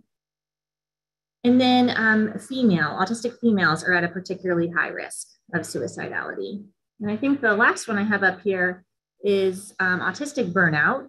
And we don't have time to go into a full description of autistic burnout, but if you're interested in learning more about this, again, I would encourage you to check out this paper from Autism and Adulthood by Dr. Dora Raymaker and colleagues. They really defined and described autistic burnout and gave some examples about how autistic burnout can have very negative impacts on individuals' lives and mental health. All right, so I was just talking about risk factors, which we know are characteristics or conditions that make it more likely that individuals will consider, attempt, or die by suicide. There's much less research on warning signs, and warning signs are distinct from risk factors because warning signs indicate a more immediate risk of suicide, that someone may be at imminent risk of suicide. And this is an area where we really need more research, to be honest, because again, as a clinician in the moment, in the session, you want to know what are those signs to look for in the individual that would suggest that you need to intervene in that moment. So luckily, Lisa, I'm about to turn it over to her, has led some very important work in this area of warning signs. And so I will let her talk to you about that now. Thank you, Brenna. So the Autism and Suicide Committee at the American Association of Suicidology has developed some autism resources specific for crisis support and suicide prevention. And this is one of them. This one takes into considerations aspects of autism and autistic people when they're being assessed for suicide using the warning signs for the general public. It's a free downloadable from the website, and the link is right here. We could probably put it in the chat later too. Next slide, please. So the purpose of this resource, Warning Signs of Considerations of Warning Signs, is to understand the need for considerations. So when autistic people are assessed for suicidality, there's aspects of autism that kind of get misunderstood or missed when, and can you help me out, Brenna? Yeah, I think how you were describing it makes a lot of sense, that there may be these unique aspects of an autistic individual's experience with suicidal thoughts and behaviors, and Most mental health clinicians, unfortunately, have not been trained adequately to detect those or to recognize those differences. And so this toolkit really spells out some of those differences and key considerations. Is that accurate, Yes, Lisa? Yeah. Yeah. So also to recognize the differences so they know what to look for, and then to support autistic people as autistic people so they can get the help they need and not be unintentionally harmed. Next slide. So these are the warning signs of suicide for the general public. It's not a comprehensive list. And this is the one that we took off the AAS website, American Association of Suicidology's website. And in the resource, we've taken each one of these and we've shown what considerations to take when supporting and assessing autistic people. But for time constraints tonight, we're just going to look at 3 of them. Next slide. And also, as we're looking at them, please don't make any important life-altering decisions based on these considerations. It's really just to show more about autistic people, more about how they might present, broaden your knowledge about working with autistic people and communicating with autistic people. And also to remember that autistic people know most about themselves. And then, so really the job of a professional would be to let the autistic person help you help them and make space for them to communicate what they need. Next slide, please. So the first one I'm going to talk about tonight is no reason for living, no sense of purpose in life.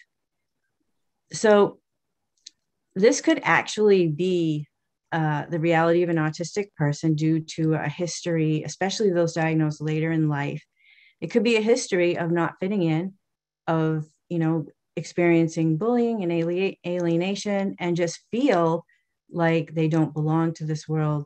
They never fit into this world. And that just may be stating their truth, which is a warning sign for the general population. So the consideration to take here would be to investigate further what the autistic person means when they're saying this in a way that they can understand and be able to explain themselves. So using fewer words, very literal speech, and giving them time to process. Next slide, please. So feeling trapped. So this warning sign of suicide for the general public could also be just an autistic person talking about their autism experience.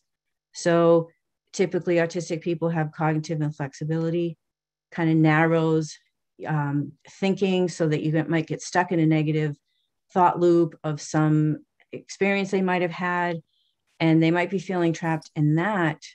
And so as well, a crisis situation can also for autistic people cause a regression of skills. They may feel like they can't communicate as well.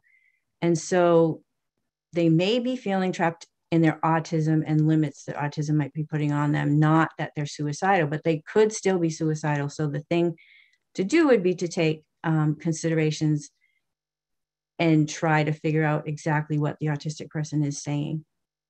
Next slide, please.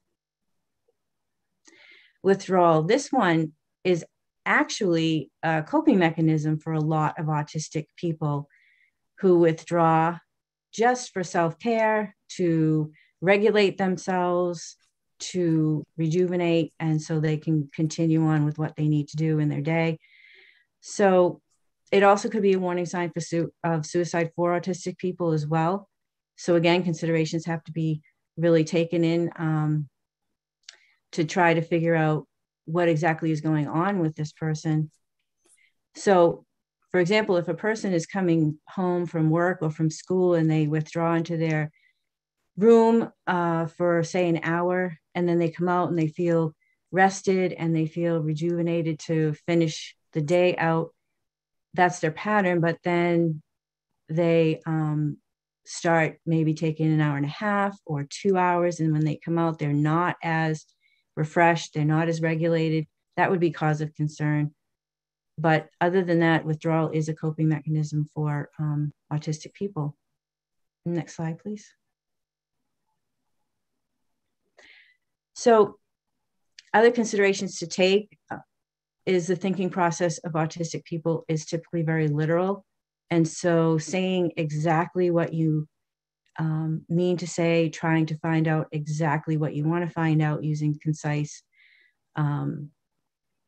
language, because autistic people will answer most likely exactly what they're asked in a literal way and give a response might be not what you're looking for. So for example, in an assessment, if the professional says, do you want to hurt yourself? And the autistic person says no, and then the professional feels like the person's okay, but then the autistic person goes and hurts themselves, well, because they didn't want to, but they were going to. So the right thing to be asking there would be, are you going to hurt yourself? Are you planning to hurt yourself? So literal speech is very important. Next slide. So this warning signs of suicide for autistic people, this is a proposed set of warning signs for autistic people. And it was developed by a group of experts. There was 6 of us, and we're all listed at the top of the presentation. And we took on different roles. We had autistic people, clinicians, we had researchers, we had people playing multiple roles. And what it is, it's a set of warning signs specifically for autistic people, followed by scenarios that describe instances of the warning signs or how it might present in an autistic person. And also it's backed up by research findings, all the research findings possible at this point. And then there's a 1-page pullout that can be used in real time. Next slide, please. And these are the warning signs of suicide for autistic people. So there's the sudden and increased withdrawal, no words to communicate acute distress. A lot of times autistic people will just appear calm and have nothing that they can get out to communicate. A current traumatic event, marked increase in rate and or severity of self-harm, worsening of anxiety or depression, a new focus on death-related topics that are not a special interest, perseverative suicidal thoughts and ruminations, seeking means and making plans for suicide or suicide rehearsal, statements about no reason for living or no sense of purpose in life, and can't quite read that last one. Do you remember? Cut off, sorry, it's hopelessness. Hopelessness. Next slide, please. I think I'm turning it. Okay, crisis supports and resources. So we have some more resources. The crisis supports for the autism community was the first resource developed in collaboration with the American Association of Suicidology's Autism and Suicide Committee. And again, it's available for free download off the AAS website. And this toolkit, next slide, please. This toolkit helps identify an autistic person in crisis and helps to communicate with an autistic person in crisis who calls into a crisis text line or texts into a crisis call line. And it expresses just things you might find when you're communicating with an autistic person, like difficulties with, they might mention sensory issues, they might mention that or present that they are presenting opposite emotions of how they're saying they're feeling. They may laugh when they're saying they're in crisis, for example. Difficulty identifying or verbalizing emotions, may not know how to cope with or what to do with their emotions. So if they talk like that or they are presenting that way, that's another way to know you're talking to an autistic person. To express difficulty and inability to make friends, that's another autistic thing. And then you may use echolalia, which is the repeating of words, sounds, and phrases with immediate mimicking. Next slide, please. So supporting an autistic people in crisis is to understand them. And one way to understand them is to know that there may be a history of countless misunderstandings and miscommunications in their lives. They may talk about having relationships just stop and not know why. You might come across unusual patterns of speech, such as odd pitch, tone, or pace, robotic. You might know that's an identifying, something to identify an autistic person. There's also a processing speed, which is negatively correlated with anxiety. So the higher the anxiety, the slower the processing speed. Autistic people may perseverate, and it may be difficult on a call or text to get them out of a thought pattern that's negative or a negative experience. And then again, autistic people can be very literal with their communication. Next slide, please. I think I'll pick it up here. Is that okay, Lisa? Yeah. Mm-hmm.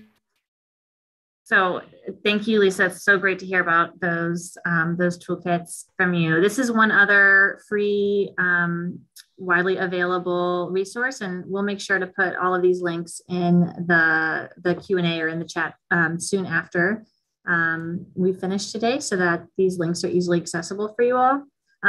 This toolkit was developed by Autistica in the UK in collaboration with researchers, clinicians, and community members. So it's another one to check out. And then we're at the end of our time for the presentation before Q&A. So we just wanted to make a couple of last points before wrapping up today. I think the big thing to emphasize is that there is a lot of work left to do in this area of suicide prevention for autistic people. I think we know from listening to the autistic community that suicide prevention is a top priority, but there's still this large evidence gap about how best to intervene to reduce suicide risk in autistic individuals. And to continue to make progress, I think it's crucial for different stakeholders to listen and learn from one another. And so that's one of the take-home messages that I hope you'll get from today. I also want to share this quote from Lisa herself, from an article that she wrote for Spectrum Women a couple of years back. I remember when I read this, it really stuck with me. It has motivated a lot of my work recently. She wrote that suicide is like a killer in our midst that no one wants to talk about instead of meeting it head on. And we really appreciate this opportunity today to talk about suicide prevention at this summit. So thank you again for the invitation, Greg and Dr. Fung, and we look forward to answering your questions. We also have our contact information up here, and this website here under Lisa's name, this is the link I'm going to drop into the chat, because Lisa's website has all of the toolkits except for the Autistica one.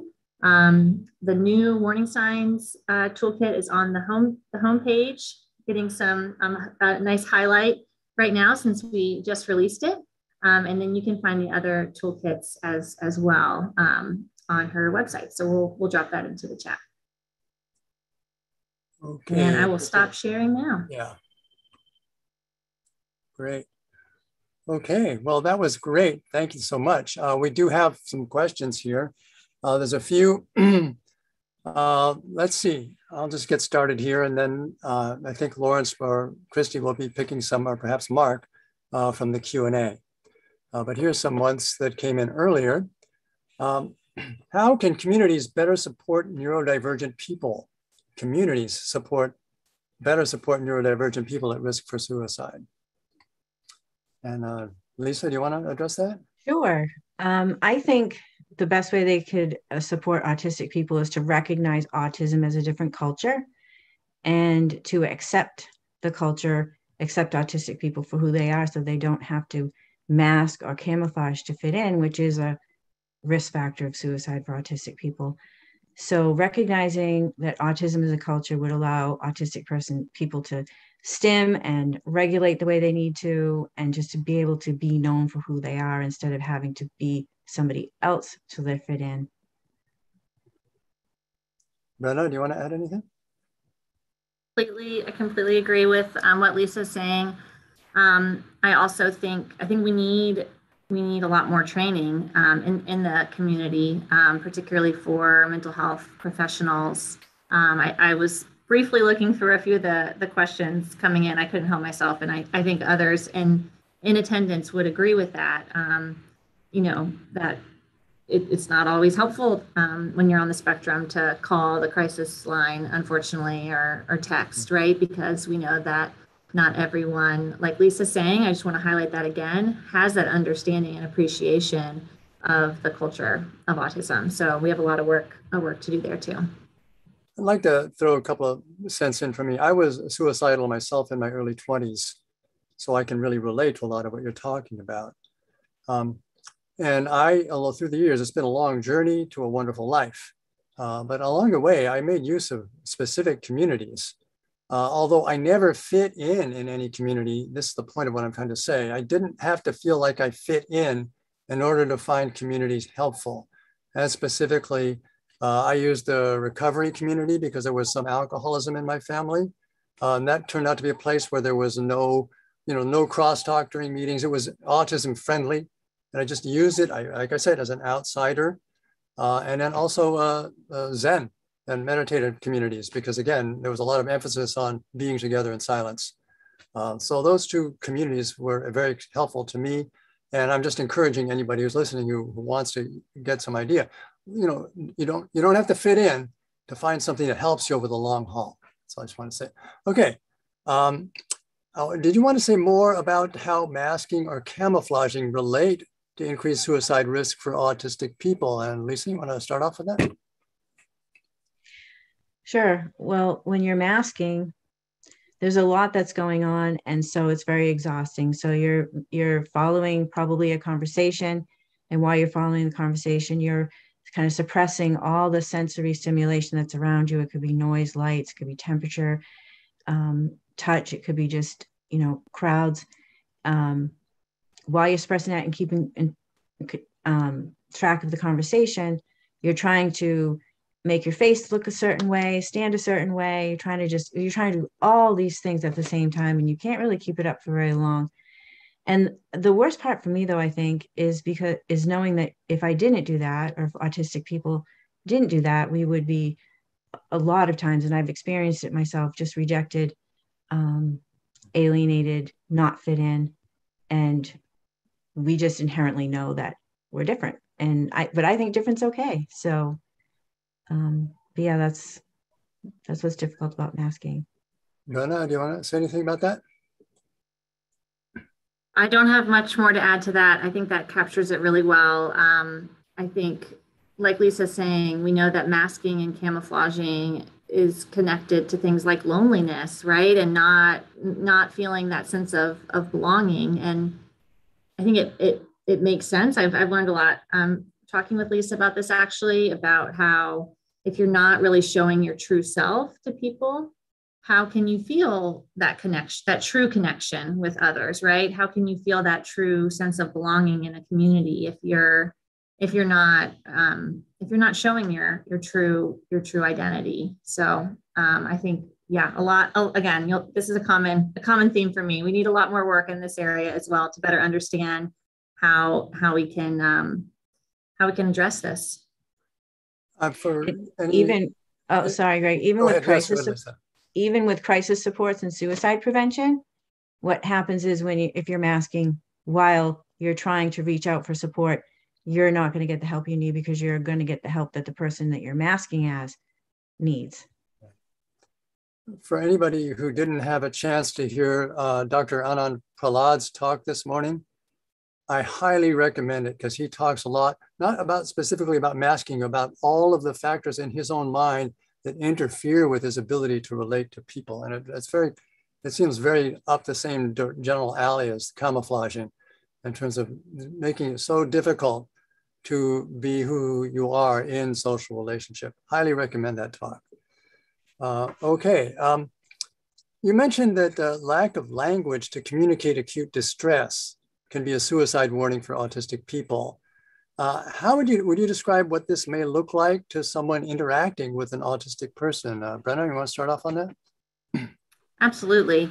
Yeah, I think how Lisa described it during the PowerPoint is probably the clearest way of, the autistic person may look calm and maybe neutral or calm on the surface, but it's not really showing what's going on beneath the surface. And so especially with the no words to communicate, right? Because we may expect someone to tell us, you know, I'm upset, or, you know, this just happened, or I need help, something like that. And we're, you know, learning more and more from autistic individuals that sometimes the kind of opposite happens, where they want to reach out for help, but they do not have the words. And so instead they're silent.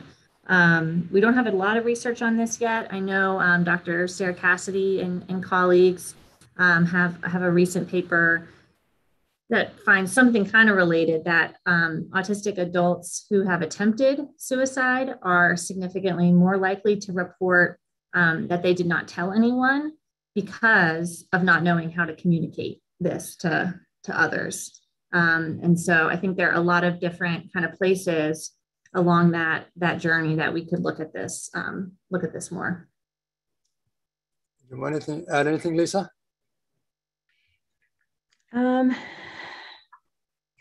No, well, the time I have experienced this before, and it's been in the moment when I actually do need some assistance, some support, some help, and I can't reach out. And when I say that I don't have words, a lot of times I'm met with, oh, okay, well, let me know when you want to talk, which is just a misunderstanding of what I'm saying.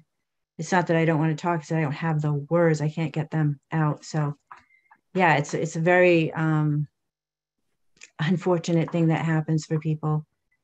So you have to make professionals more aware of it, because that's when they need help. When they can't find words is when they really need help. Right. I'm seeing a lot of comments here in the Q&A about, you know, where we kind of go from here. And I'm curious if you could just take a minute, Brenna, to describe the research that you're actually, this new program that you've that just got funding. Could say a little bit about that. I'd love to hear about that. Absolutely. Yeah, thanks for asking about that, Greg. So we are preparing to launch a study funded by PCORI, the Patient-Centered Outcomes Research Institute. We're launching January 1st, so getting all geared up. And it is a study specifically looking at the safety planning intervention adapted for individuals on the spectrum. So for this particular study, we're looking at adolescents and young adults, just because that was the age range PCORI was most interested in for this round of funding. Lisa is also a collaborator on that study. She'll be co-leading the clinician training team. So in January, we're going to be training clinicians across 4 large health systems in the United States to better screen, assess, and intervene when autistic individuals coming through for routine healthcare are at risk for suicide. So we'll be embedded into the clinical settings. I could say a lot more about it because I'm really excited, but I know we don't have a lot of time, but I'm happy to answer more questions about it. All right. I have a question, which is, do you find any correlation of higher suicidality with the so-called twice exceptional population, sort of the gifted and autistic population? Is there a higher incidence in that group in your experience, or that you know of? In terms of higher IQ?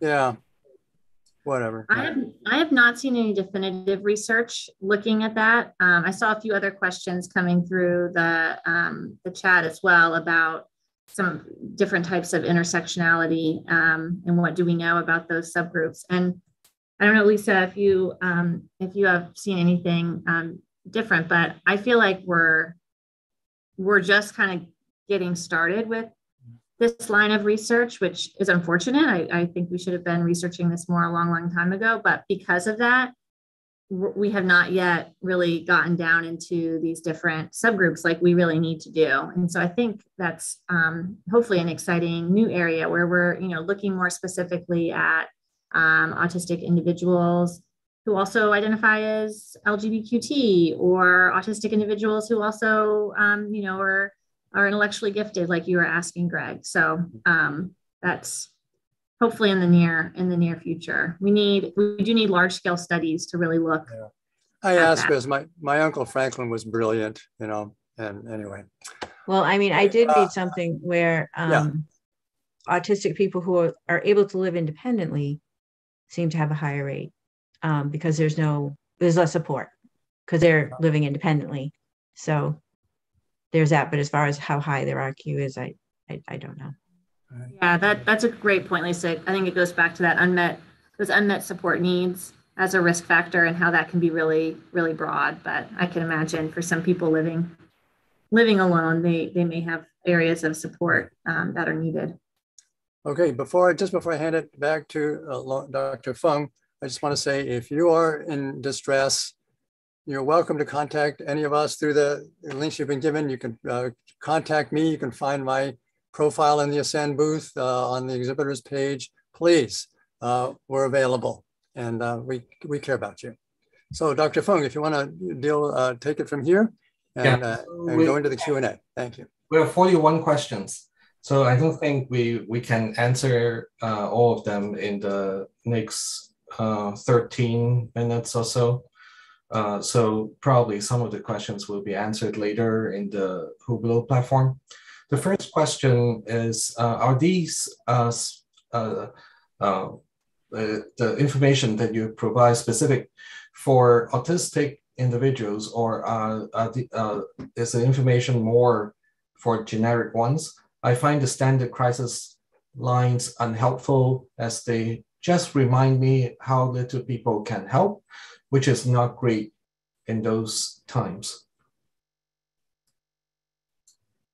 Great question. I think we touched on that a little bit in terms of what is still needed, and we really do need more training. Part of what Lisa and I are working on with the Autism and Suicide Committee of the American Association of Suicidology, as Lisa mentioned, is really thinking more about the crisis lines. And they go through an accreditation process. Right now, autism training is not part of that accreditation, but that seems like a really good idea to us and something that we want to advocate for. But to answer your question, unfortunately, no, right now we do not have an autism specific crisis line or text line. And I agree with you that we do need more options. Lisa, do you want to talk briefly about the 988 work as well? Yeah, 988 is going to be a number that people can call for mental health concerns, as we're opposed 911 is for physical health concerns. And then we're trying to work towards having a specific number after they dial 988 that would be specific for autistic people. And that way that would essentially be a crisis line for autistic people. The next question, this attendee said, I'm autistic and I've been suicidal since age 8, not actively right now. What resources are available to me beyond crisis lines and therapists that are out of my insurance network? Are there practitioners who specialize in this? There are some, and more even practitioners who are autistic or neurodiverse that will understand an autistic person in crisis or who is suicidal. We're working on a resource for autistic people right now in our Autism and Suicide Committee. And as far as any other ones, I don't know, when I was suicidal myself, there was nothing. I couldn't find anything. So our group actually just started a resource inventory. So this is meant to be shared to all the community stakeholders. So there is a booth in this conference that allow us to share information. So if Lisa or Brenna, you can give us some hints on this area, that would be great. Or some of you in the audience that knows some additional resource. The next question is there any indication as to why autistics seem to be at a higher risk for suicide? Looking at the timestamp of this question, Dr. Fung, I wonder if it came in right before the presentation section on risk factors. I think we covered that one with the presentation probably. For that. Okay, can you give a rough figure rate as to prevalence rates for both SH and suicide overall or by age? How much more elevated is it?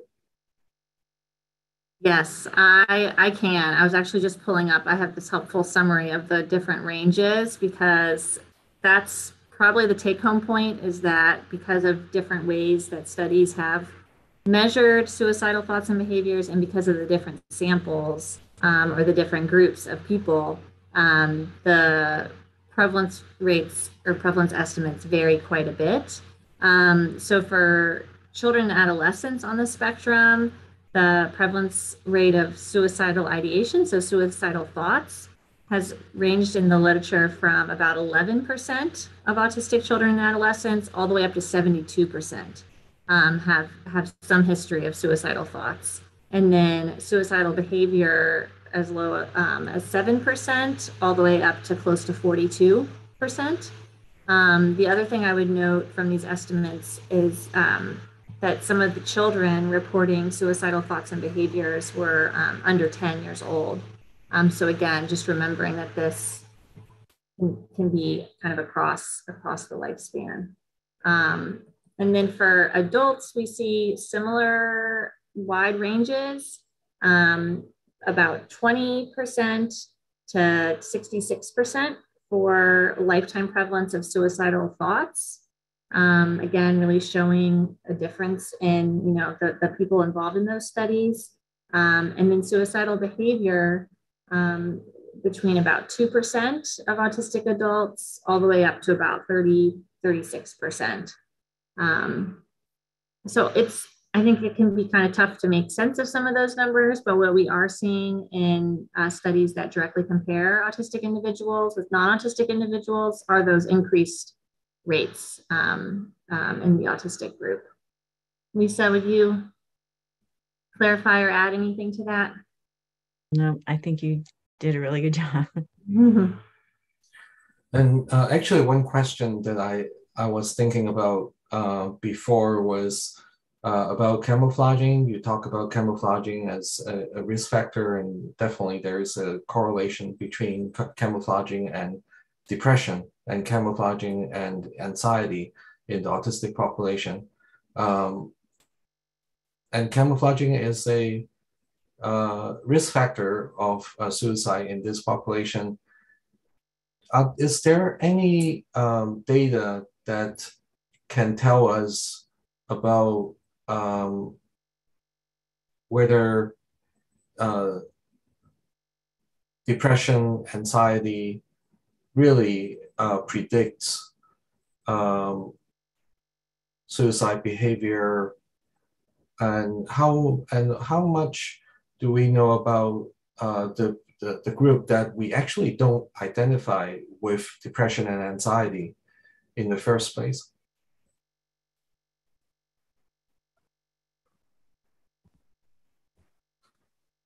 Cannot hear you, Brenna. Oh, Lisa, do you want to take this one first, or do you want me to go first?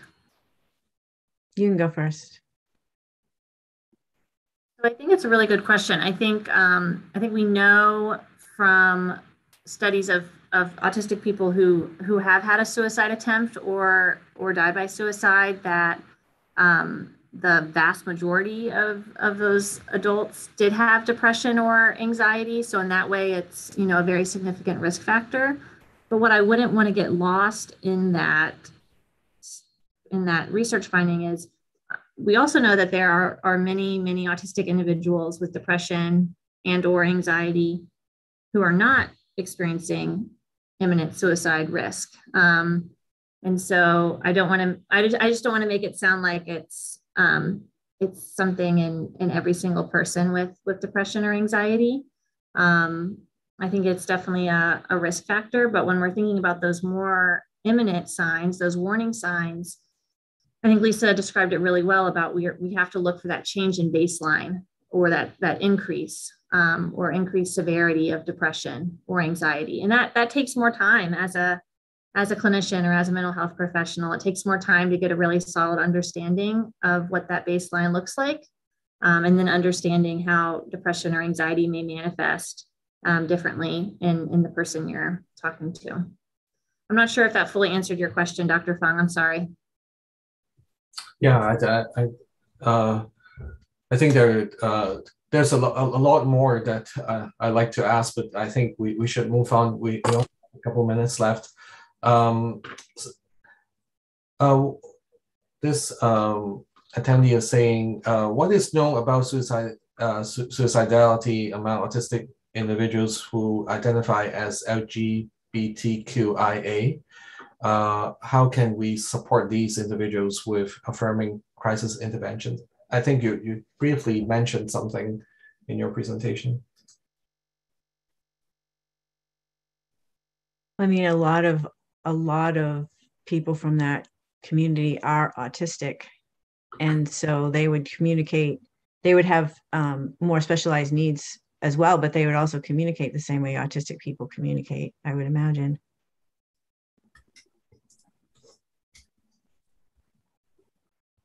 I agree with that. Again, I think this is an area we need to research more, and the LGBTQ community, I think that awareness of increased suicide risk has increased a lot in the last few years. So, for example, if you go to a national suicide prevention organization's website, oftentimes the LGBTQ community will be highlighted as a particularly at-risk subgroup. And similarly with the PCORI funding that we talked about, PCORI specifically mentioned subgroups that are at risk, and that they would really want to fund researchers to help tailor interventions. And so I think we know about some of these subgroups distinct, but again, that intersectionality piece is really important to think about moving forward. There's a question about whether or not there are any studies that can tell us whether autistic people prefer texting to a suicide prevention line rather than calling. I'm not sure if there's any studies, but most autistic people prefer texting over calling. Most autistic people just do not like talking on the phone. In the PCORI study that Lisa and I, along with many others, are preparing to launch, we will actually be giving people the choice for the structured follow-up component of the safety planning intervention. They can decide, would they prefer to have that follow-up through a text from their clinician or physician, or a phone call. I know that's not the same thing as initiating contact with a crisis support service or line, but I do remember, Lisa, you're reminding me of some of those early conversations we had with you and the rest of ASSET, which stands for Autistic Adults and Other Stakeholders Engaged Together. There are collaborators on this study, and I'm remembering now how the traditional intervention is all phone call follow-up, and our autistic collaborators were saying, no, we've got to have a text option. And then we thought, okay, well, we can have the text option instead. And then people have made the good point, well, maybe some people want to call, so let's just let them choose. So that's where we landed. Here's an interesting question. Would it be possible to have federally mandated training for educators, support workers in support of suicide prevention in neurodiverse individuals? I would love that. I would love that if that could happen. Do you think a pathway? I would think about what are the accrediting bodies, right? So depending on the discipline or the service that you're thinking about, what are the accrediting bodies? So for example, going back to the crisis lines, the American Association of Suicidology is the accrediting body, right, Lisa? Am I saying that correctly? I think so. Yes, I believe so. So that's definitely a focus point for us. Is how can we help push that forward? But they're accrediting. I mean, I think about continuing education. So I'm a clinical psychologist, and I think it was relatively recently where now for our licensure renewal, we have to show evidence that we had some continuing education and supervision, right?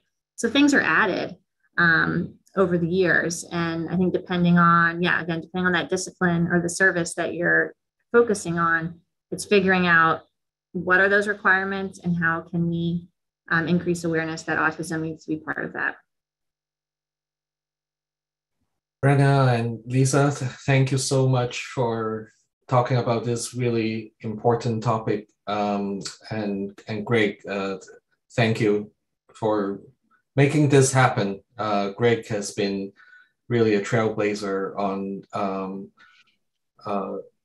trying to bring this very sensitive topic to this conference, and I do treasure this opportunity to have this discussion. There are so many other questions that will be probably the material for the Q&A session in the next few moments that we're going to start. I guess we'll transition to a break right now. And for now, Brenna and Lisa, please feel free to transition to the Hublot platform. Thank you again. Thank you. Thank you. It's great.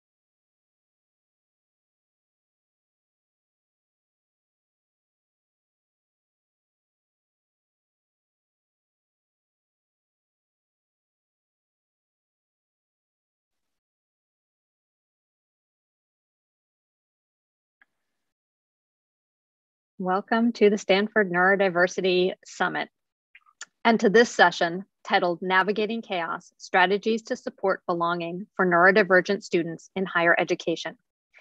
And for this session, we have Nicola Martin, Wes Wade, and Kristen Gillespie Lynch. There is closed captioning available for those of you who would like that. Just click on the closed captioning icon at the bottom of your screen and select your preferences. You may also be interested in checking out our Summit website for YouTube videos or exploring interactive opportunities on the Hublot platform. A little bit about our speakers. Nicola Martin is Professor of Social Justice and Inclusive Education at London South Bank University. She has an extensive research background focusing on inclusive practice with autistic university students.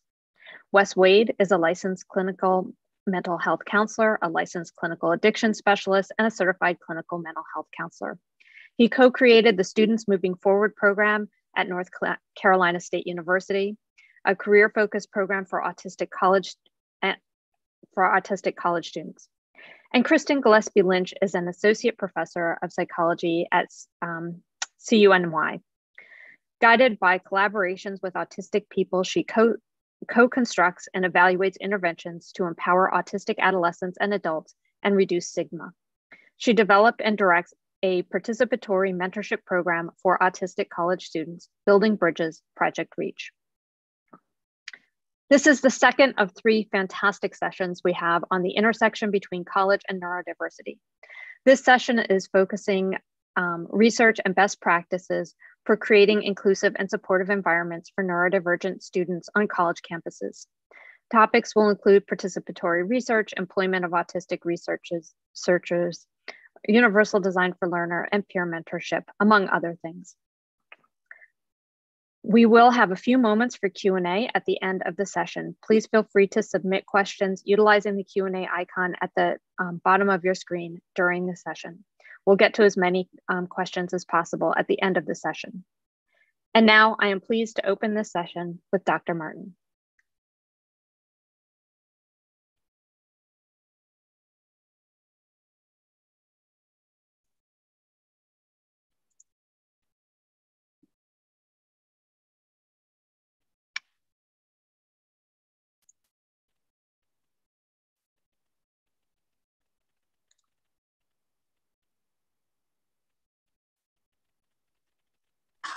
That's it. Thanks. Hello. Thank you. Takes a moment.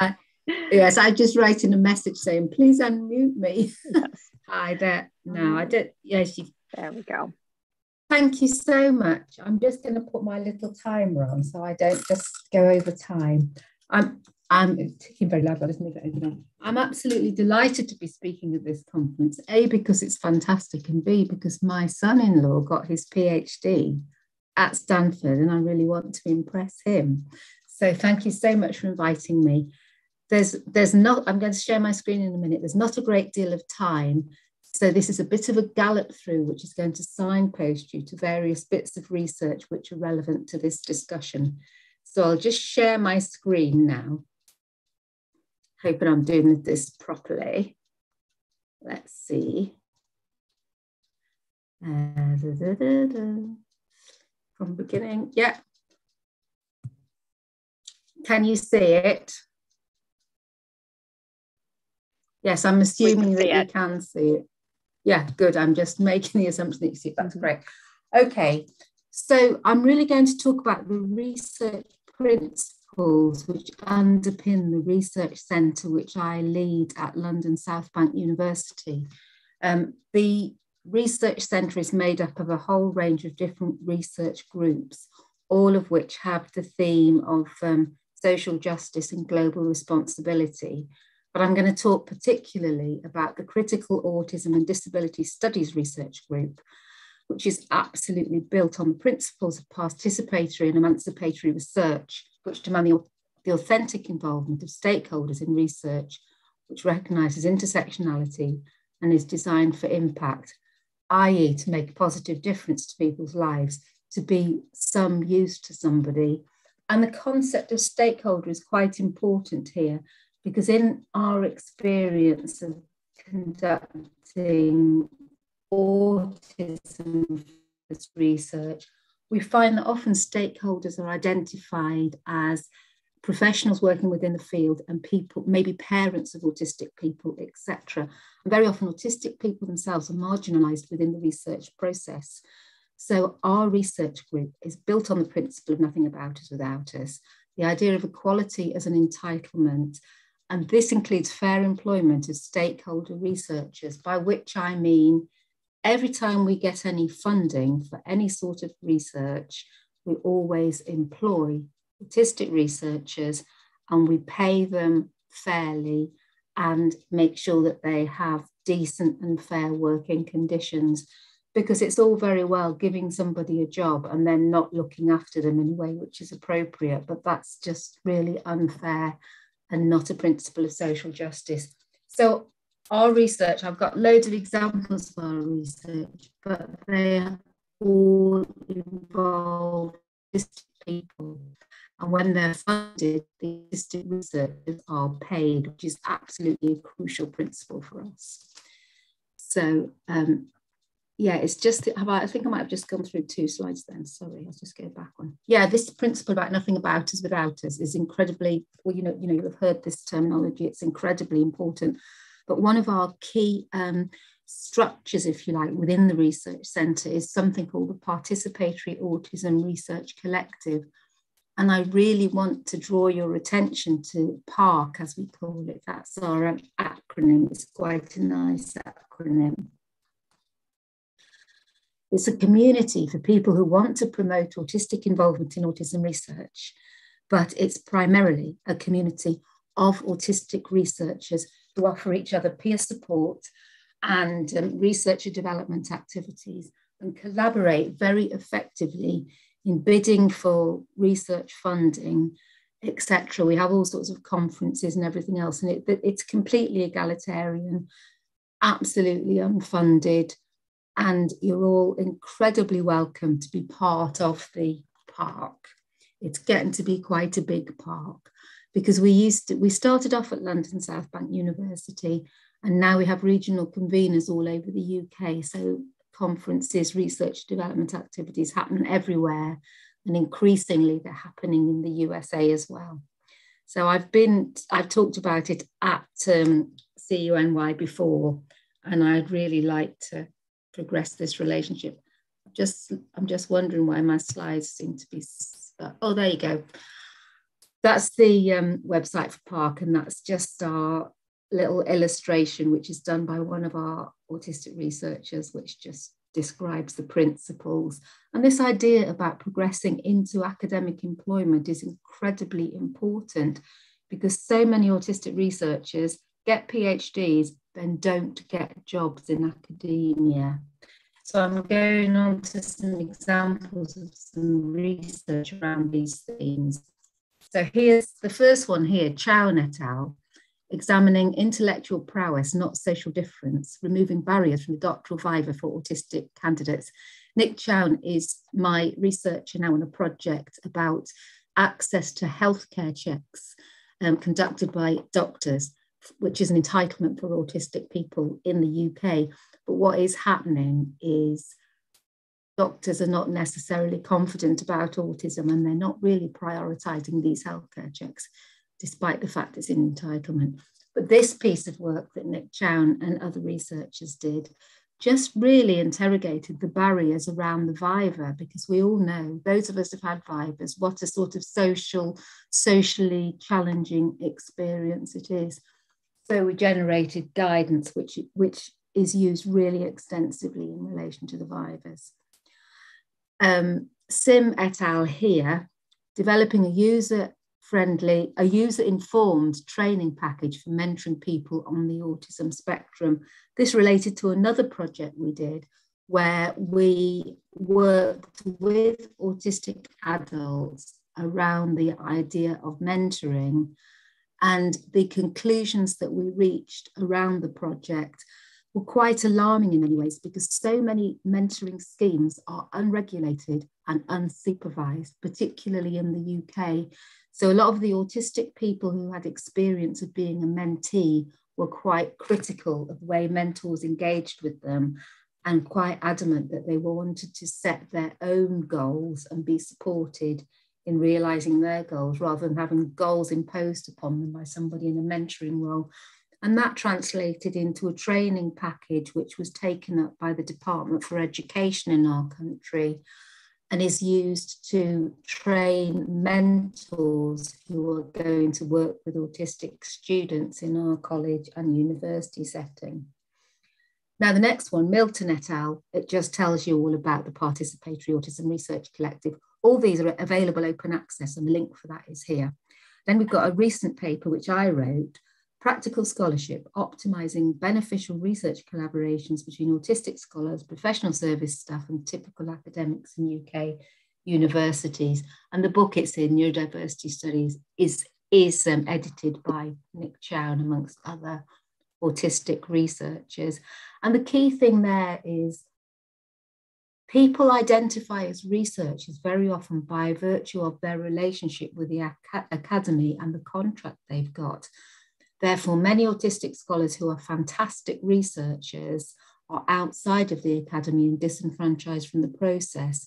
And the processes around research for career progression, like, for example, getting your work into what we call the REF, the Research Excellence Framework. If you're not on the right sort of contract, you're not eligible to be in the REF, you can't progress your career as a researcher. And also our professional services colleagues. For example, if we are researching the student experience with a view to improve experience, it can't just be a bunch of researchers doing that. It has to be autistic students, people who deliver services to students as well as academics. And it was just a big argument for joined up thinking, really. All this is breathtakingly straightforward in our view. And what's really interesting is everything that I've heard at the conference coalesces around the same sort of messaging around universal design for learning, about belonging and so on. So universal design for learning it just runs through all our research as a recurring theme. So here's a definition. Providing multiple means of perceiving, comprehending, expressing their learning allows students to engage with the material in a way that most benefits them. And this definition of universal design for learning from, well, not a definition, a descriptor, I suppose I call it, from Cornell, slightly ignores the fact that universal design is relevant beyond the classroom as well, which I know will be familiar to this audience, because so many autistic people will say, it's fine, the academic work is fine, it's the spaces between the classroom which I find challenging. So it could be sensory experience of the campus, which can be an absolute sensory nightmare. It can be things like, well, we sort of call this talk, Nobody Thrives in Chaos. It can be things like the chaos, the navigating of the bureaucracy around the course and coping with sudden changes and everything else. So universal design for learning, we argue, reflects the whole student journey and everything that happens in the universities to students and staff. So we take a broader definition of universal design. So here's some more bits and pieces relevant to that. Damien Milton, again, who is another one of our autistic researchers who fortunately went on to get an academic job on a better contract in another university. So that was really good. So here's one that we wrote together, Beyond Reasonable Adjustments, Autistics Friendly Spaces and Universal Design. And this is in a volume called Autism and Intellectual Disabilities, which Damien and I edited together. Another paper here, Implementing Inclusive Teaching and Learning in UK Higher Education, Utilising Universal Design for Learning. And then I was actually in the USA creating a comparator paper between UDL in the UK and UDL in the USA. So the middle paper in this list had 4 sort of case study universities in the UK, and then the following paper had an additional 4 case study universities in the USA, striking commonality of themes around the difficulties and the benefits of universal design for learning, but always just boiling down to the fact We need to celebrate diversity and plan for diversity rather than being surprised when all our students aren't exactly the same. So very, very simple messaging, really. And the research that I'm just describing to you, the whole thing is that it's designed to be actually useful and make a real difference to people's experience, in this case, of university. And this is an acronym, REAL, which came out of a piece of research that I was involved in with Professor Simon Baron-Cohen, who I know is part of this conference, which is excellent. And we worked with Cambridge students who identified as autistic to ascertain what would make their university experience better than it was as they were experiencing it at the time. And we coalesced around this acronym because everybody loves an acronym and people remember this one because it's so straightforward. So what we're saying is systems and people need to be reliable, i.e., do what you said you were going to do, have a timetable that actually doesn't change every 5 minutes. And if the timetable at the beginning of the semester is unstable and does need to change, have a reliable means of communicating with people who need to know that their lecture is taking place in a different room or whatever is happening.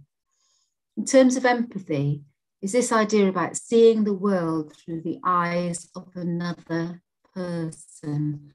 And Damien Milton has written a lot about the double empathy problem, which I think is a very, very interesting concept. And he talks about the idea that when there's a miscommunication, it's very easy to lay the blame at the feet of the autistic person, which is really, really unreasonable and unfair, because communication is always a two-street anyway. And very often it's a case of mutual incomprehension between two people that are seeing something from a different angle. So it's this thing about understanding the worldview of autistic people. It's also sometimes about helping autistic people to understand those non-autistic people who are so illogical in so many ways. And very often mentoring is about that, developing this mutual understanding. And then A is for anticipatory, about avoiding problems before they happen, which is very, very straightforward on many levels, more difficult in a global pandemic, obviously. So if you know, and if your system is sensitive to the fact that unpredictable change can precipitate anxiety, try your best to make any changes which have to happen because the world isn't static and stable. Try to make those not a horrible shock. You know, anticipate that people, autistic people, might just be thrown by something which suddenly is different. So just make it very, very clear what is going to happen. And anticipate, for example, that if you write really ambiguous assignment briefs, that they're going to be a bit difficult to understand on the part of autistic students and everybody else. So this is where logical communication comes in. And we always say things like, say it, don't imply it. And sometimes it's things like a student might have difficulty working out the relative weightings of a piece of work. And maybe that's something that needs to be stated very specifically. You know, like that piece of work is worth 5% of one module, which is tiny, infinitesimally small amount of your degree. Therefore, let's work out how much time it is reasonable to spend on that piece of work, and trying to see the big picture and how the bits fit together and so on. So this acronym has been incredibly useful in staff development. We didn't do anything like patent it or anything like that, which we probably should have done, but we've written about it in all sorts of papers. So Haswell et al., that's the paper, one of the papers that came out of the University of Cambridge project. And here we've got reflections on a university-based social group for students with Asperger's syndrome, as it was at the time, because this paper is old. The research that this paper is built on is older, and the students still wanted to use the term Asperger's syndrome, although it's been superseded now, as we all know. And this is where individuality is incredibly important, because not all autistic students will go anywhere near a university-based social group for students with autism. Not all autistic students have a diagnosis in adulthood, because diagnosis in our country is hard to come by. There's all sorts of arguments about who will pay for it, etc. So the group was open to people who identified with autism, with or without an official diagnosis, in order to be inclusive. And B, we had to be sensitive to the fact that social inclusion isn't just other autistic people, and some students would never do that in a million years, or not at the beginning of their university course anyway. I might want to access things like a swimming club, a church group, whatever it is. And then this one in Damien Milton's Neurodiversity reader, looking at university through the eyes of autistic students and staff, because everything that relates to the autistic student experience is relevant to the autistic staff experience, which is where supporting employees in the workplace is so important. So in terms of reliability, systems that work are really important to enable people to get paid, for example, especially if you're on a part-time contract. And for Damien, for example, covered for me when I was off sick, and he found great, I have his permission to say this, he found great difficulty navigating the system to get paid, and the system wasn't reliable or a quality impact assessed. It was just a sort of just work it out for yourself type of approach. So we have to do that. So that wasn't very empathic in relation to the requirements of a member of staff who might not intuit what human resources and payroll are expected him to do. So we needed really to anticipate that if the system was hard to penetrate, there would be problems, and make the system easier to penetrate and communicate clearly about what you're supposed to do in order to get paid, etc. And obviously all the barriers around recruitment, employment, progression are really, really relevant.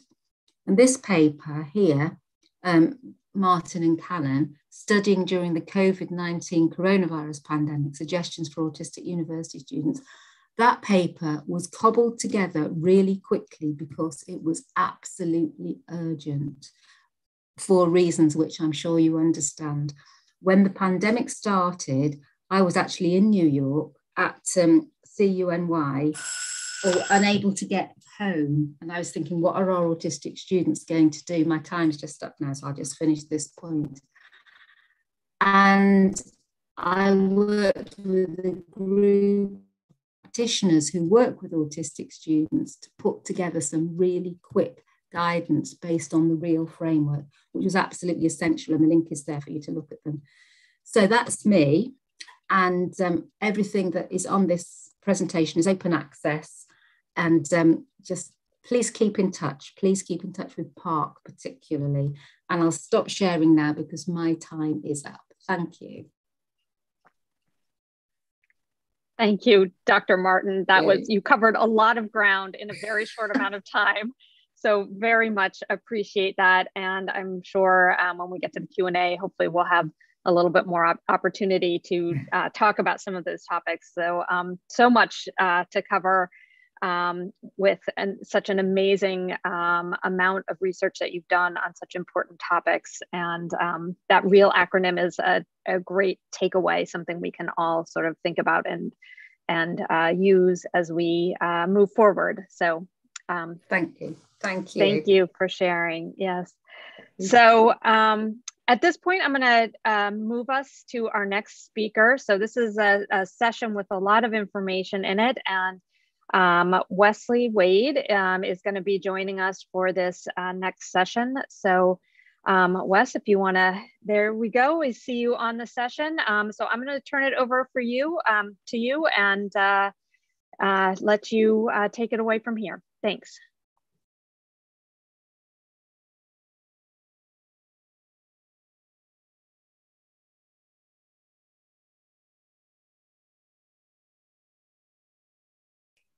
Okay, it wasn't letting me unmute. That's what I was trying to do. So thank you. It kept saying host won't let participants unmute. So I am good now. All right.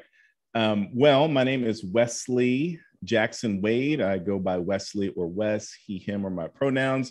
I'm very open, and I like to discuss things. I'm a mental health counselor, so I'm very open about being ADHD, and I'm going to share, I have some slides, but they're not very in-depth. I am honestly a bit humbled and starstruck right now because I have read Dr. Martin and Dr. Gillespie Lynch's research a lot. It has helped to inform me on my work. I am in the 4th year, hopefully final year, or approximately 2 years left of my PhD program. So I'm really just getting started into the research. So what I'm really going to talk about is the practitioner type work that I am doing on NC State's campus, as well as throughout the state of North Carolina with some of the outreach that I am doing and some of the programmatic initiatives that I'm doing. I also just want to give a heads up that my internet connection has been a little unstable. I have noticed that once Google Fiber has went to create a 2 gig option, my 1 gig Google Fiber has been acting a little flaky in the evening. So maybe there's something behind that. I don't know. I am very big about being authentic and just who I am. I don't know any other way to be. And it's really been a struggle for me as I go throughout my just academic career, throughout my whole life and professional career, because I was in corporate America for about roughly 10 years doing business-to-business sales, which is actually a pretty common job for a lot of ADHD folks. I found out later when I started getting into research. So I'm modeling a lot of what I do with my students when I work with them. So you see behind me, this is obviously not my home. This is the Starship Enterprise. I'm a huge sci-fi fan. So I like to do things like this just to say, this is who I am. This is who we are in this space. When I'm connecting with students, they know that we can talk about things like this, and we don't have to be very formal in some of these settings that I'm in, and we can just relate. So I am giving all of us that permission as I put on my mental health counselor hat with that. So I work full-time at NC State. My official role there is as the career counselor for the College of Sciences, and I serve first-year undergraduate students all the way through PhD. And there's a lot of other things I do on the campus as well. I work with military and veteran students on the advisory council for the Black Male Initiative, which is a living and learning village. And about 5 years ago, a colleague, Dana Thomas, who's a biological sciences advisor, and I started Students Moving Forward, which is a career-focused program for NC State students specifically and alumni who are on the autism spectrum. And I'll go back and forth between identity first language autistic and on the autism spectrum, just out of respect for differences in how people like to frame their identity and who they are. So this program started because I was relatively new at that point in time in higher ed. And we both shared 2 students who had disclosed to us that they're autistic, and they were brilliant young students. They had really strong GPAs, but it was very hard for them to get to the next point to get a full-time job. And they both had some good experience during undergrad, and we really didn't know a whole lot about this. Also at that point in time, I knew that I was ADHD. I had never been formally diagnosed, but I am a licensed clinical mental health counselor and a licensed clinical addiction specialist, as well as a certified clinical mental health counselor. And I have a little private practice I do on the side. And so this was something I was aware of. I work with a lot of late adolescents and young adults, mostly men, but not totally, a lot of whom have substance abuse issues. But what I had started to find out, a lot of them were ADHD, and they just hadn't been diagnosed. They were struggling with it. So, low dopamine and things like that sometimes can spur substance abuse issues. So I had known this about myself. I was working with this population, but it wasn't really an identity I really thought much about. I wasn't even diagnosed with it myself. So we're working with these students. We see that there was this need. We go around campus and we're saying, like, what are the resources for these students? What can we do? And we would get like a lot of different answers. And some of the answers were, you should really talk to the Career Development Center. And I was like, well, I am the Career Development Center. We don't have anything. And Dana and I just decided that summer we were just going to plan something and we were just going to do it. Didn't matter if only 4 students came out, those 4 students would get help. And we really honestly did not know what we were doing. We knew our areas. We were very good in that. Dana's also part-time in a PhD program at State in higher education. And so, you know, we were like, we can figure this out. And why make it death by committee, which is something very common in the academy, as many of you know. So we rolled this out.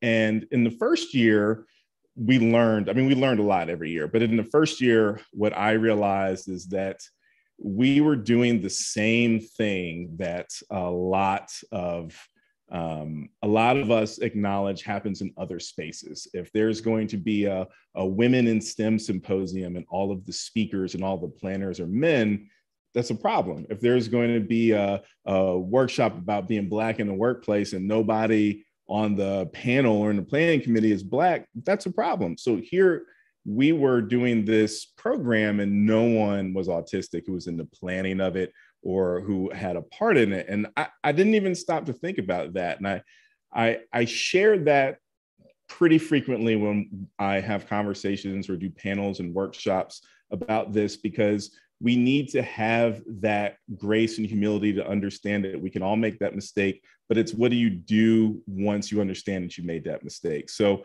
for me, I was very fortunate to have some employer partners that I worked with, and they put me in contact with some people. Specifically, the first person was Magnus Hedemark, who's become a great friend. And I formed a professional advisory committee that comprised of local adults who were professionals in the area, who were all autistic, who had a range of careers from execs and tech to people who were in like social services and attorneys, and people who were in like life sciences areas and other areas, right? So I had this panel that was diverse in terms of gender, race, ethnicity, even some varying levels of education as well. And so then it started becoming this more authentic program, right? And that's when it started really expanding a lot more. And it's honestly, it's been very hard during this COVID time, just because, you know, it's very hard for our students on campus right now. There's a lot that they're going through. There's a lot of rapid changes. There's a lot of uncertainty. So everything that Dr. Martin was saying, I was just like, oh, it feels so good to hear someone say these things, because we know that they are very true. As this started to grow, I realized that we needed more. One, it was very hard to find internship opportunities for my many students who are not in tech, who maybe they're even in STEM. They might be studying zoology, genetics, but I also have students in psychology, students who study other languages. I have students in history. I have students in political science, and they are brilliant and they are very skilled. And where are their opportunities as well? And so I have always been advocating for more opportunities in this space. And one of the primary ways that I help to create this is through some of the interactions that they have. And I'll talk a little bit more about that. The other piece is I was very fortunate because at the same time in North Carolina, there was the Linkit internship program that was starting to be formed, which I've been on the planning committee of for a few years. It's for any college student in North Carolina. It doesn't matter if they're a community college or they're at a 4-year college or university. They can sign up for this program and get paid degree-related, emphasis on paid degree-related experience, because a lot of these opportunities aren't. And so we were working hard on getting other employers involved and making it a bit of a more robust program. And my role is more of like advising how to navigate reaching students and making this, equitable for students as well. And what I was seeing here is that there was a gap. There is an issue with the employers who want to get engaged in this area for a multitude of reasons, and them being able to find this population of students. So 3 years ago, started the North Carolina Autistic Career Summit. Specifically used that name, Autistic Career Summit, after talking to some of the folks in my professional advisory panel and some of the students who I work with. It's kind of like a sounding board for some of the people in the state who see this, and they understand that this is designed with autistic students centered in the process. Almost all of the speakers, except for myself and maybe like 1 or 2 at the summit, are are autistic, and the people who helped to plan this are as well. So we've had Marcel Ciampi, who many people know, who is amazing. This past year, we had Judy Singer, who's become a really good friend, actually, who was our keynote. Eric Garcia was another keynote as well. So that's a little bit about that. I'll dive a little bit more into that. Here's like a fun interactive piece I like to do, because I'm a counselor, I'm a student person. I like to get involved with this sort of piece. And so I like to ask those who I work with in workshops like this, if you want to, this is anonymous, you can use that link at the top if you want to answer this. If you were creating a career program that is designed specifically for autistic college students, what are 2 things that you would prioritize while you implement this? And you can, it'll capture your whole answer. So you can put like a nice little sentence in there. This is a free version of this, so it'll stop at 40. But while you put your answers in here, I'll continue talking a little bit more about what we do after I take a sip. I am truly in the South here in North Carolina. I'm even drinking out of a mason jar here. For those of you who are familiar, if you're not from the US, mason jars are the preferred instrument of drinking in the South. I'm totally joking. So on campus, we have 2 different things here, right? We have the Students Moving Forward program, which is this career-focused program for students at NC State. Then we have this Autistic Career Summit that's starting to grow. Now, the purpose of the Autistic Career Summit is there's a lot more students besides the students at NC State University where I'm working who need these services, because I was getting an increasingly high number every week of parents, faculty, staff from other colleges, as well as local practitioners, even some from out of state, reaching out to me asking for resources. And also, this isn't my full-time job, right? This is like that gift and that curse with some of our neurodivergent identities. With me, the ADHD piece, and being able to balance all these things I was doing pre-pandemic. During the pandemic, it's been much harder to balance all these things. So this piece was designed to help collaborate, to help create collaboration across the state. So I started getting other representatives from universities involved, other career centers. The folks at Duke University have been amazing. They've probably been my strongest collaborators, and they do some great work with their neurodiversity initiative that they have. We also have people at Fayetteville State University. We have people at Elon. We have people at ECU. And we have, I think, approximately about like 10 colleges and universities. And I really make an intentional effort in that moment to get diversity within this. So I'm not just going to the big R1s, to the big research universities like UNC and State and Duke and some of the other larger schools. I'm also going to the HBCUs. I'm going to Elizabeth City State University. I've reached out to them. I went to Fayetteville State University. They have the amazing Dr. Nicole Anthony, who's doing some great stuff over there. At NC State, I had Dr. Jamie Pearson, who has a FACES, this program she calls FACES, where it works with Black and Brown families in North Carolina. I've reached out to North Carolina Central University, and we had some collaboration there. We've reached out to the community colleges. We have Forsyth Tech Community College, Wake Tech Community College. So this is very intentional to, while we're looking at college students and alumni, to make sure that we're trying to include as many people as possible in that process.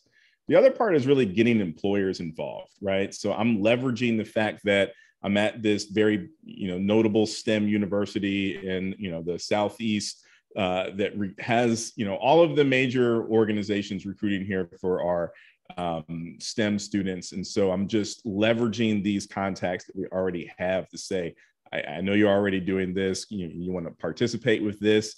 And I really don't spend a lot of time in trying to convince people. I want employers who are engaged and ready to go. Been very fortunate to have a partnership with Danielle Pavliv at SAS in North Carolina, who has been amazing. And they have a great neurodiversity program that they do. She's part of the Link It committee as well. So just navigating these spaces, right? Leveraging what is there, helping to create collaboration, because this is how all of us share the resources. So I'm not trying to say, here's me at NC State University, I'm doing this, everyone look at this. saying, hey, none of us are doing this as a full-time job, which is a whole nother research area, because that's it's an obstacle for our students that this is not a full-time area that we're looking at. So these points that y'all are putting in here, navigating and negotiating accommodations, is something that we discuss in our students moving forward meetings. Oh, rejection, yes, because the job search is miserable. Like I'm straightforward. I tell my students, job searches are miserable. That's why we have career counselors. Who enjoys a job search? It's rejection after rejection. If you're autistic, if you're ADHD like me, or both, you know, you have that rejection sensitivity piece. It's miserable. The hurry up and wait. I've done all these things and now I have to wait and I can't get any feedback. People ask for accommodations like questions in advance and it doesn't work. And so you see what some of this is. We have some really good assertive communication. So we're working on this. Christy, is this my warning here on time? Is that it's like the Apollo when they have the Sandman that comes out with the hook and they kind of pull you off to the side. There is, as I said, this is such a packed session. There is so much that we could cover, and I so appreciate everything you're covering. That is an amazing app there, or sort of thing that you have that people can put up in real time. That is truly amazing. So I please wrap up your presentation. I don't want to disturb your flow, but I also and then once you're done, I'll introduce our next speaker. That is fine. I want to be mindful of everyone's time. Yeah, if you let me go on, my ADHD mode will go on 10 because I love talking about this and I won't stop. I put a Google Doc in the chat box for everyone. You should be able to access it. I put it as view only for everyone. So there's some links in there referring to the Students Moving Forward webpage, the landing page from this year's summit. There's also the YouTube channel. I just finally loaded the videos today, actually, where you can see some of the recordings from this year's summit, and I'm about to upload some of the ones from last year's summit as well. This is a brief overview of the program, the Students Moving Forward program, SMF, and the Autistic Career Summit. What I try to do with the SMF program, which is the one that's just for state students, is we can meet enough where it helps to build some communities. We really got some good feedback from students and they really enjoyed the community aspect of that. It allowed them to see each other, to interact with each other, and it's a space where they can be themselves. So we keep it to 90 minutes. I have an agenda for each meeting so they know what's going on. We have some time just to talk and chit chat. We always have a few of our professional advisory board members who come in and share their lived experience. We try to have 5 meetings a semester. Sometimes weather or maybe something happens on my end when you have 2 kids, one is 5 and one is 10 months old, which, things happen. And so we look at things like the basic things that we do for students, just resumes, mock interviews. There's no magic sauce in what we're doing. We're just being clear and we're providing a safe space for the students to be themselves, ask the questions they might not always feel comfortable asking in other situations, but they know that this is for them. Some of the magic that happens to me is when I get employers to come in and talk about their initiatives, their hiring programs, or to do mock interviews, which will be 20 minutes like each, and each student will be able to do 2 mock interviews. And there'll be like 10 minutes for just a quick mock interview, but another 10 minutes for feedback and networking. And I prep our students for that. We've had EY, we've had IBM, we've had a lot of great other organizations as well come to do mock interviews. And what I always get from the other employers who attend is, this is really helpful. I feel more comfortable working with this population of students. This was very helpful for me. Can I come back and do this again? Honestly, the program and connecting the employers with the students, I'm just providing a space where the students can be themselves, where they can ask questions, where they can know that they have someone who will advocate for them. They can talk to other professionals who are autistic, who have been through this space. The educational piece, it's really for the employers. It's for the employers to understand how to remove some of these neurotypical barriers, is what I call them. If you want to use that in your studies, please quote me. So remove some of those neurotypical barriers and become more comfortable with understanding the needs of this population of students. Thank you. Yeah, sorry. I will put it right there. That is fine. All right. Thank you so much. I will have some opportunity in the Hubelo session afterwards to do some Q&A and to share some more. It's just fascinating what you're doing with these and the progression of it. So thank you so much for sharing those pieces of it and what you're doing and the story of how you developed it. It's really amazing and important work. And with that, again, we have yet more to come in this session. So I'm going to turn it over to Dr. Kristen Gillespie-Lynch. And I think since we're doing a Hubelo session, please take us to the end of the session and then we'll move over to Hubelo for the Q&A. So thank you, Kristen. I'm going to turn it to you.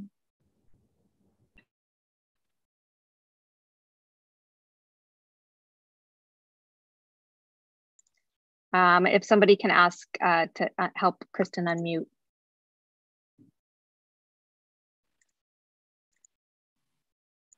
Okay, I'm unmuted now. Thank you.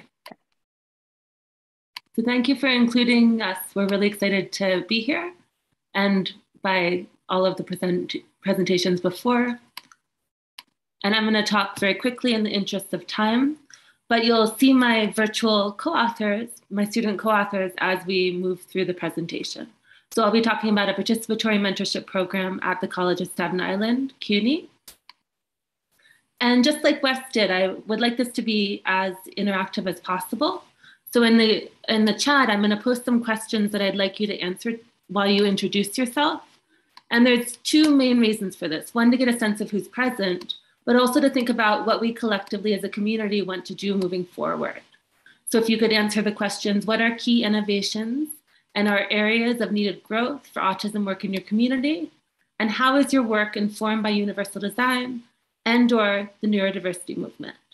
In the Q&A. I put it in the chat because I can't access the Q&A unless I'm responding to someone. So if people could share in the Q&A who you are and what you see as key innovations and our goals for future work, that will really help with thinking about how we want to move forward collaboratively. And I also put a link to a brief anonymous survey that I like to use in talks like this in the chat, which I'd really appreciate if you could fill out. And this survey helps with understanding who's present again, but it also helps with illustrating a key point. So I'm going to circle around to your pattern of answers at the end of this talk to highlight what I think is a really important point. And so I wanted to start with the take-home points so you could think about them. They're very consistent with the earlier points in this panel and points throughout this conference, which are that structural barriers and stigma oppress neurodivergent people. Educators should build from student strengths. Participatory approaches improve autism research and practice, and universal design is a process, not a one-time checklist. Just to be clear on terms, because there's lots of different ways of thinking about these terms, neurodiversity, as Judy Singer and Harvey Bloom coined the term, is just a fact that all brains are different. The neurodiversity paradigm evaluates this fact by saying that these diversities are valuable, and the idea that there is a normal brain is a fiction. There's no such thing as a normal brain. And the neurodiversity movement is a social justice movement that seeks full societal inclusion for neurodivergent people. It rejects the idea that there is a normal or that should be a goal of treatment, but does seek supports for adaptive skills and quality of life. However, it includes very diverse perspectives. There's no unified leader or manifesto, and there's a lot of differences in how people think about the neurodiversity movement, as you've probably seen during the conference. And one of the key bones of contention is about who the neurodiversity movement is meant to represent. Here we've seen a lot of representation from autism and then some representation from other communities, but who the idea is meant to represent has been expanded. In our work, we attempt to use a neurodiversity movement aligned approach, which means providing direct support and also working to transform society. So we use a participatory approach, as has been a very common theme in this panel. And our reason for this is because autistic students know the types of supports they need, and also because early higher ed work, which wasn't participatory, contributed to stigmatizing narratives about autism. Our work arose at a site where people with disabilities were tortured, Willowbrook, And so it's really important that this type of work arises and flourishes at a site that has this history. We aim to provide low intensity, so inexpensive supports. They're inexpensive for the funder. We're funded by the FAR Fund. They're free for the students. And they're open to students who are autistic, who have other disabilities. We think it's really important to have these supports not require identifying with a specific diagnosis, as has been talked about before. During the pandemic, we've had a creative exploration group where students create art and discuss their art, as well as a structured skills development group, both led by neurodivergent students and alumni. And our curriculum is adapted each term based on students' interests and needs.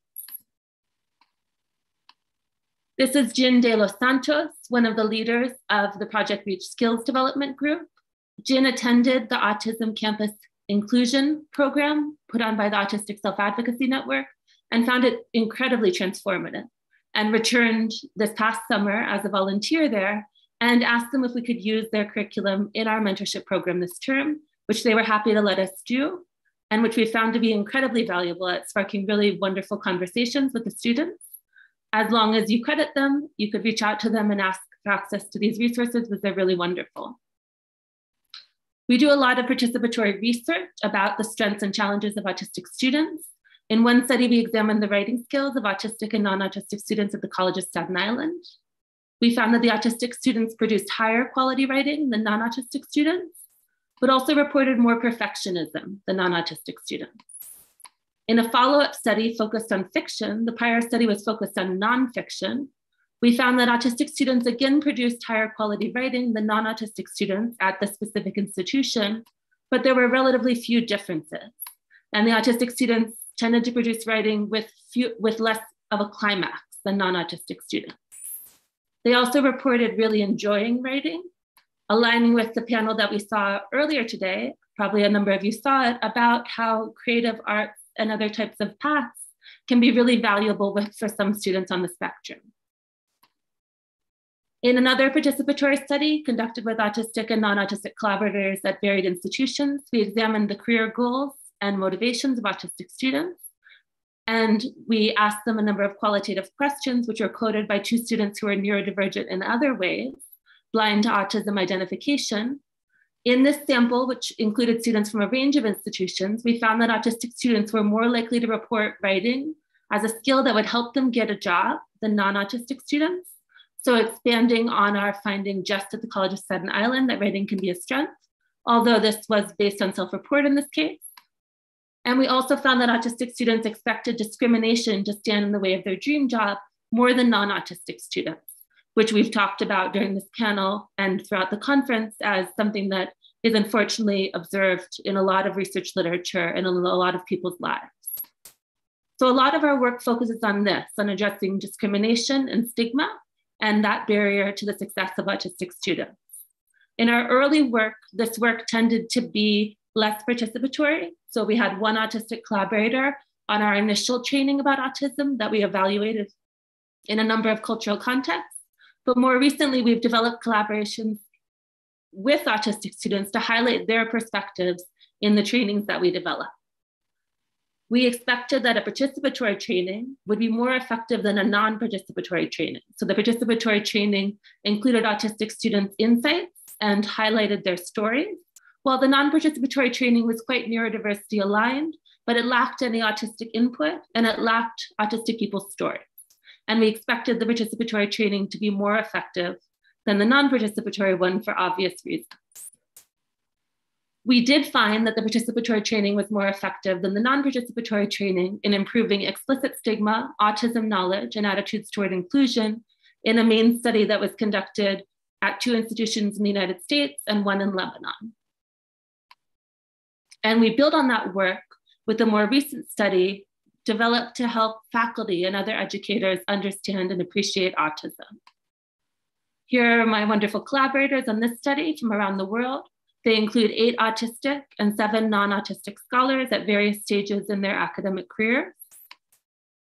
We expected that pretest stigma would be associated with heightened social dominance orientation, so believing that inequality in the world is just, being male, lesser autism knowledge, and being in a STEM field. And you can see that all of those expectations, except being in a STEM field, were supported in our sample.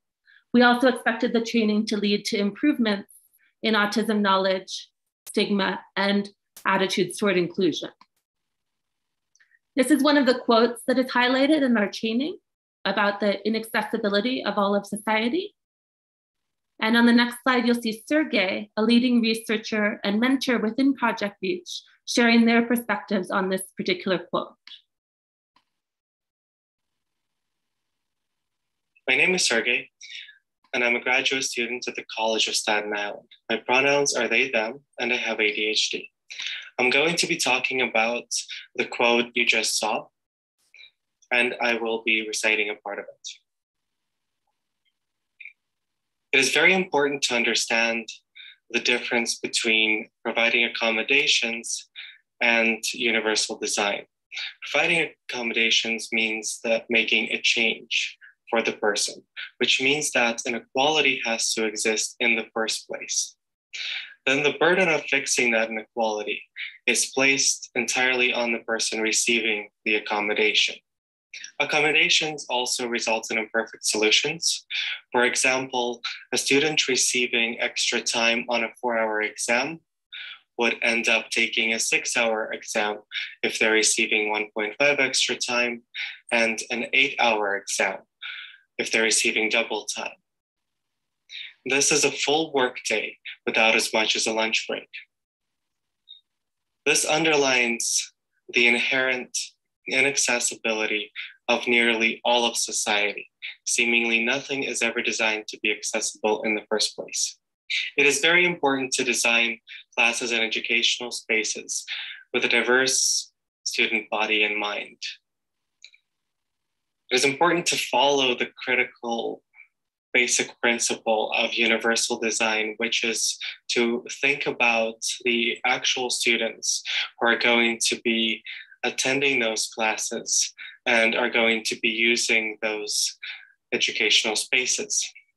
As such, while we're still learning about the specific strategies that can help us reach the goals of universal design, it is still very important to keep those goals in mind when designing educational spaces and classes.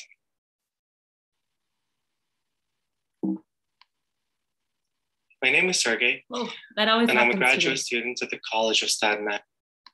My name is Sergey. Sorry about that. And so you can see that the training led to improvements and that these improvements maintained over time. And here you'll see Bella, the other student leader of our skills development group, telling you our take-home points. My name is Bella, and I'm an autistic graduate student at the College of Staten Island, majoring in special education, Semester 12. Higher educators should provide support for all students. Project Reach Community is a great example on how support should be provided for all students, including students with autism. There should be programs that allow students to have a voice and take on leadership roles, such as showing students how to do different forms of artwork and express their thoughts on topics such as politics and mental health. Programs should not treat students as lab rats and babies. They should treat students as individuals and as adults. Educators need to understand that universal design is an ongoing process, not a one-time thing. Universal design should be used for educators to engage with the students, present content, and use multiple ways for their students to demonstrate their knowledge. Educators need to plan based on their students' needs in order to incorporate UD. By planning, educators can learn from their students, and both educators and students benefit. All students are different, so ensure that support and mental health are provided, because you never know what students may be going through. So Bella actually didn't speak when she was a child, and now she does qualitative coding with researchers around the world and gives talks at the Stanford Neurodiversity Conference. So she really highlights the potential of people on the spectrum, and that you can't just know when someone's a child what they're going to become. My name is Bella. And so I made it to our take-home points just in time. And I don't know if I'll I don't think we got necessarily enough responses here with the survey to highlight what I wanted to highlight. But the key thing to keep in mind is that autism is one of many identities, as are other forms of neurodivergence. And how people think about themselves is often different than how we may think about them. So we really need to take an intersectional lens, as has been discussed a lot at this conference. So thank you for your attention. Kristen, thank you so much for that presentation. That last take-home point video is really powerful.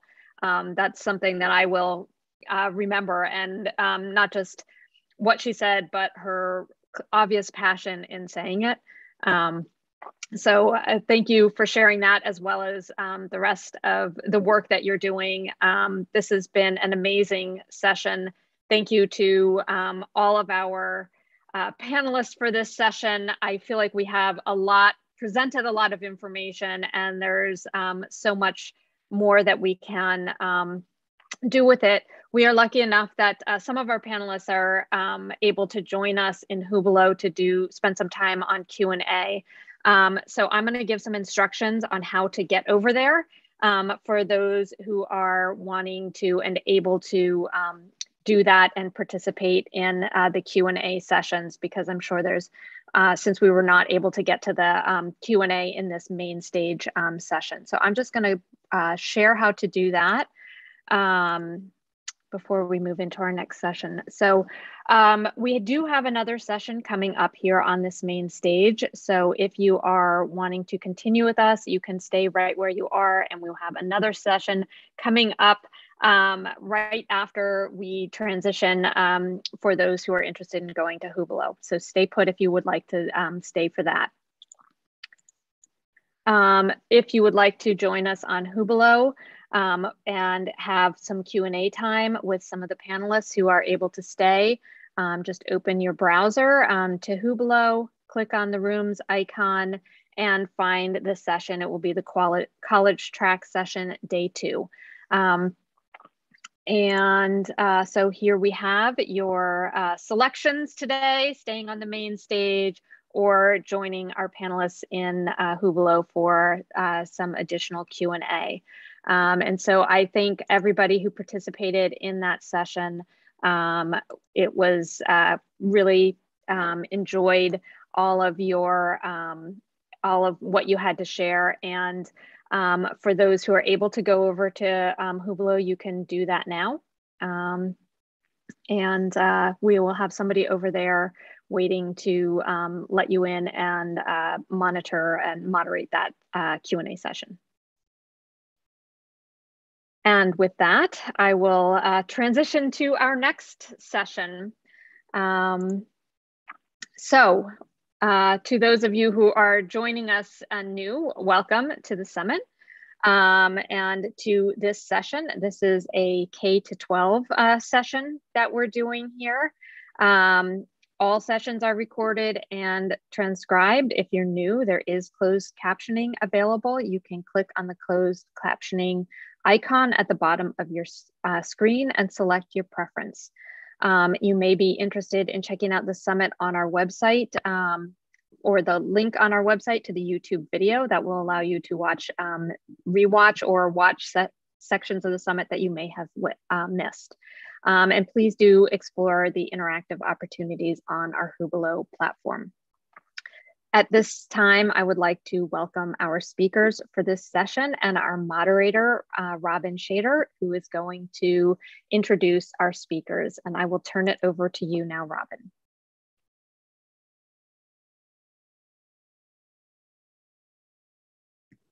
There. Thank you, Christy. I have the pleasure tonight of introducing this session, How Strength-Based Experiences Engage and Nurture Neurodiverse Students' Development. And what our presenters will be talking about is their research as well as a personal journey. And we'll be joined by Sally Reese. Sally, are you here? There we are. Okay. We have Sally Reese, who quite simply and directly, because her CV is pages long, but she's a champion for children. And much of her work centers on connecting children to relevant, interesting, and most importantly, authentic experiences and opportunities to learn. And although she's nationally known for her research for academically talented children and high potential children, what you'll find is that her research and her writing really translate to the regular classroom. Sally has been a principal investigator for the National Research Center on the Gifted and Talented, and she holds an endowed chair at the University of Connecticut. She will be presenting this evening with her daughter, Sarah.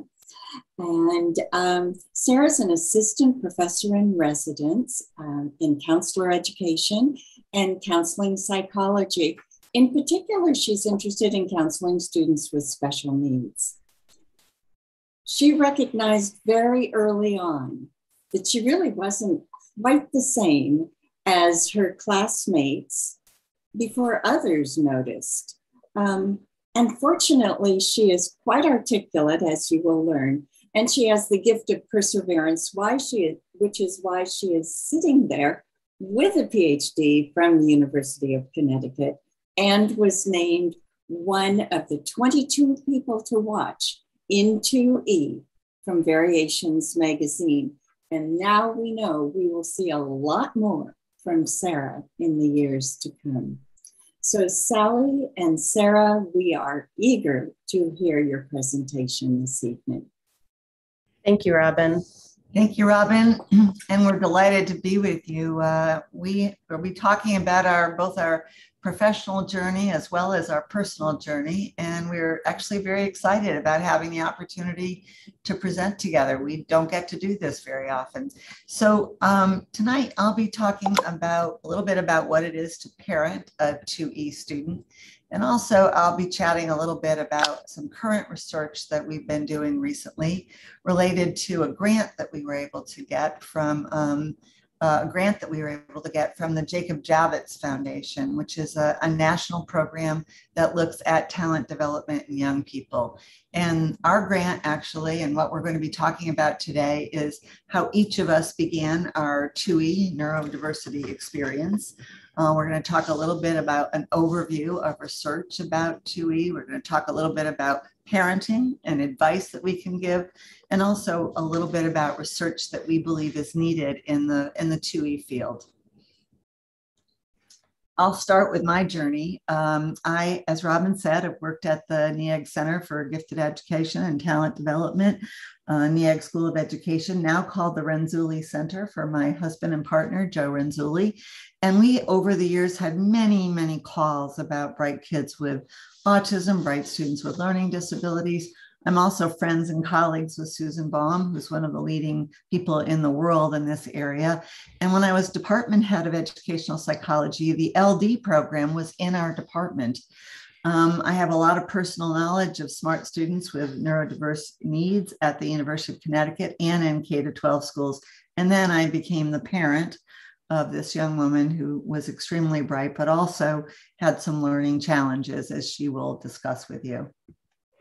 So where did my 2E journey begin? I suppose it began when I was born. But as you can see on the screen, when I looked at text when I was in elementary school, it appeared like the words on the screen, and truthfully, sometimes still does.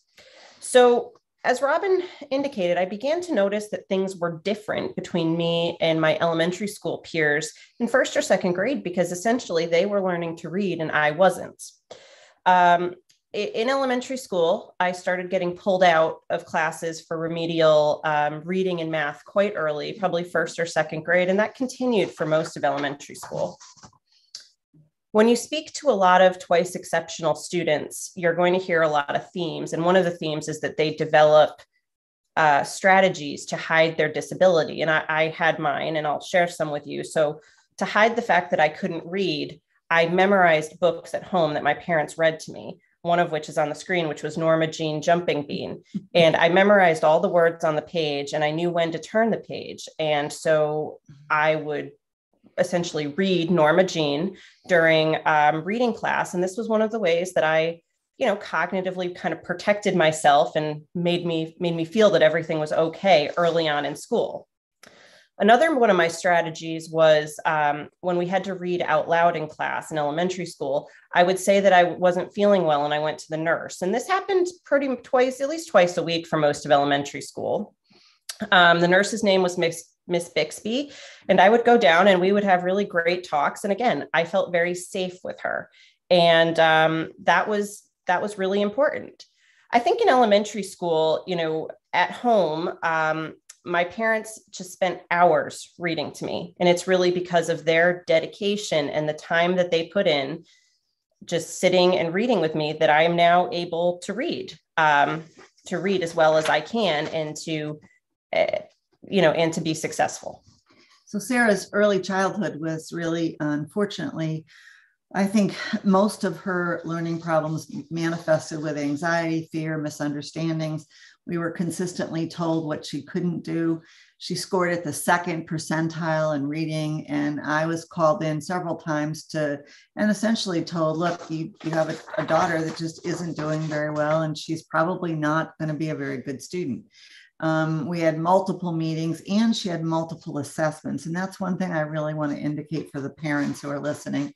So many 2E students are not going to show that they have learning problems until they get older because they're smart enough to be able to mask their disability, hide their disability, and do well enough on the tests initially so no one thinks they have a learning disability. So Sarah's, all the meetings, all of the remedial programs she was involved in, all the reading programs she was involved in, no one even mentioned a learning disability until she was in 5th or 6th grades. It was more middle school.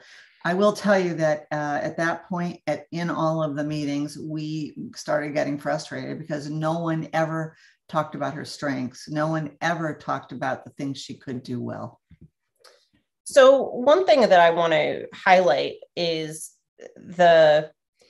some of the ways that I coped with feeling different from my peers. And those were non-academic hobbies in elementary and middle school. And I want to really talk about kind of 2 non-academic hobbies that I kind of felt were really my saviors. First was in 2nd grade, my parents relented and got me a dog. And what was amazing about my dog was the dog also couldn't read and didn't judge me because I couldn't read. And it was this wonderful friendship and partnership. And the dog, our family dog, Rascal, loved unconditionally. And that was a wonderful place for me to be after school. When I felt so vulnerable during the day in school, I could come home and talk with Rascal. And again, Rascal couldn't read either, and it was great.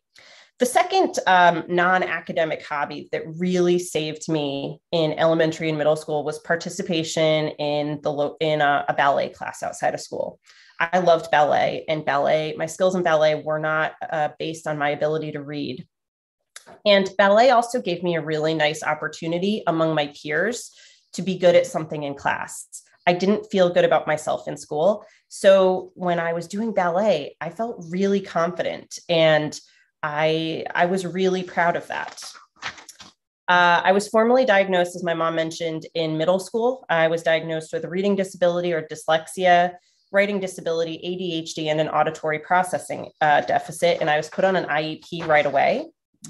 In middle school, I began, again, another theme that you're going to hear a lot of 2E students say, which is you felt smart for part of the time and then not smart for half the day. So you had this really interesting dynamic of, am I smart? Am I not smart? Where do I fit in? And this translates to all other parts of your life. It translates to your social experience and to many other areas. So throughout middle school, I would say that I was very confused.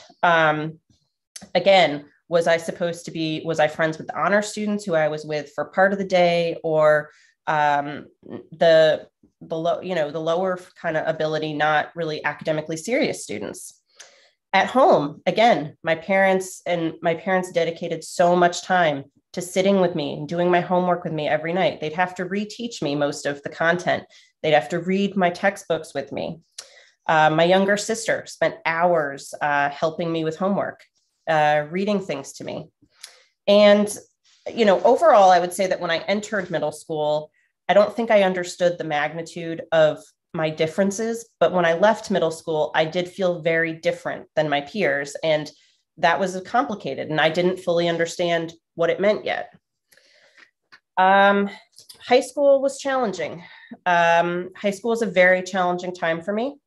It wasn't an overall positive experience. I started 9th grade in all honors classes, and I was quickly dropped out of them because I failed the first multiple choice test because I couldn't read the questions. This really crushed my self-efficacy. And after you just have so many defeats, you begin to think, I'm not smart. I had a series of bad teachers. I had a series of teachers who fundamentally didn't understand learning disabilities and who associated learning disabled with being dumb. I had a teacher who said I had dyslexia, but I got over it, to my mother on the phone, and also refused to provide me with accommodations. By the middle of 9th grade, I was anxious, depressed, I hated going to school every day. I was scheduled into study halls that were in my special education teacher's resource room. And this was the one place in this entire school that I felt safe. I didn't feel attacked. I didn't feel threatened. I felt cognitively safe. And this was the one place that I felt understood. So I liked being in there.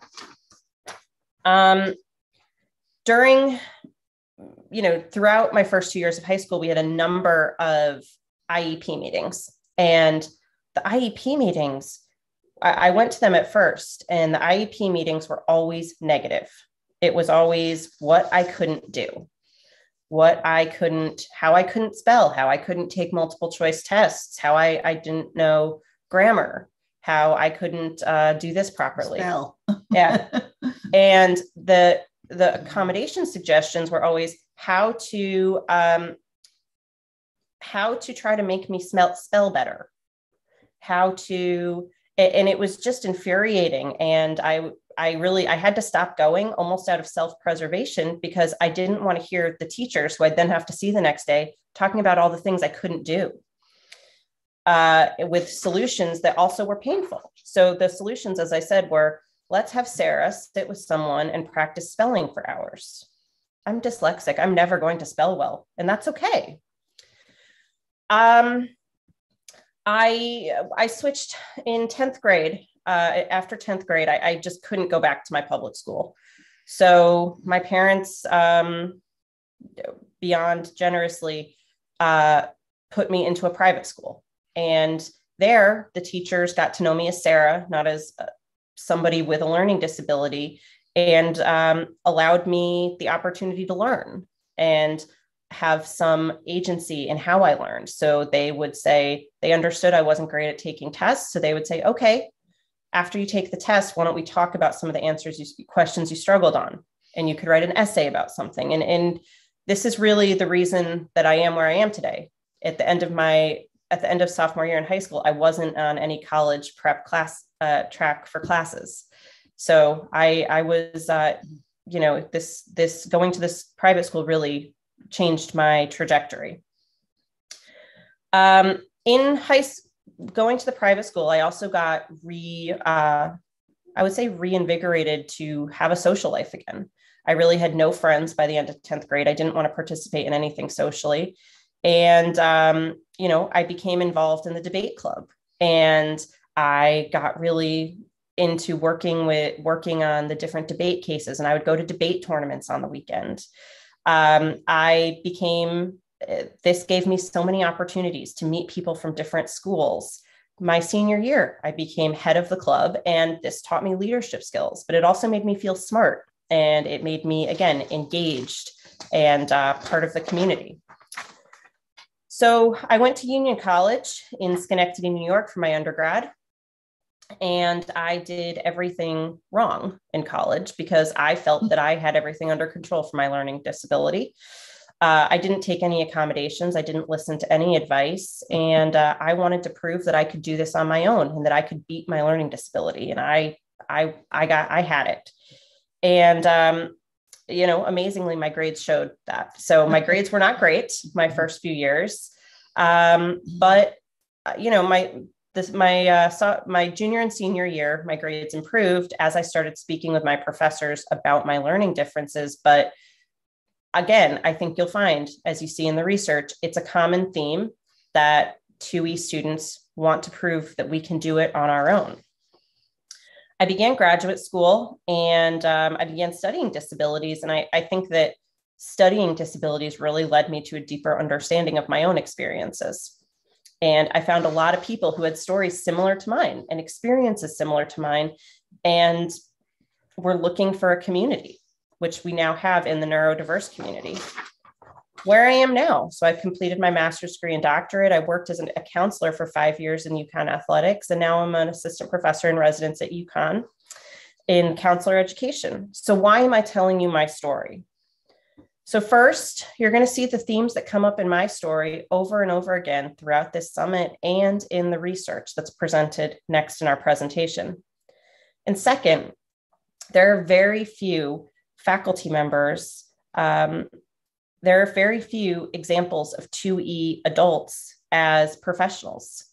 There's not many of us as faculty members who talk about having a learning disability.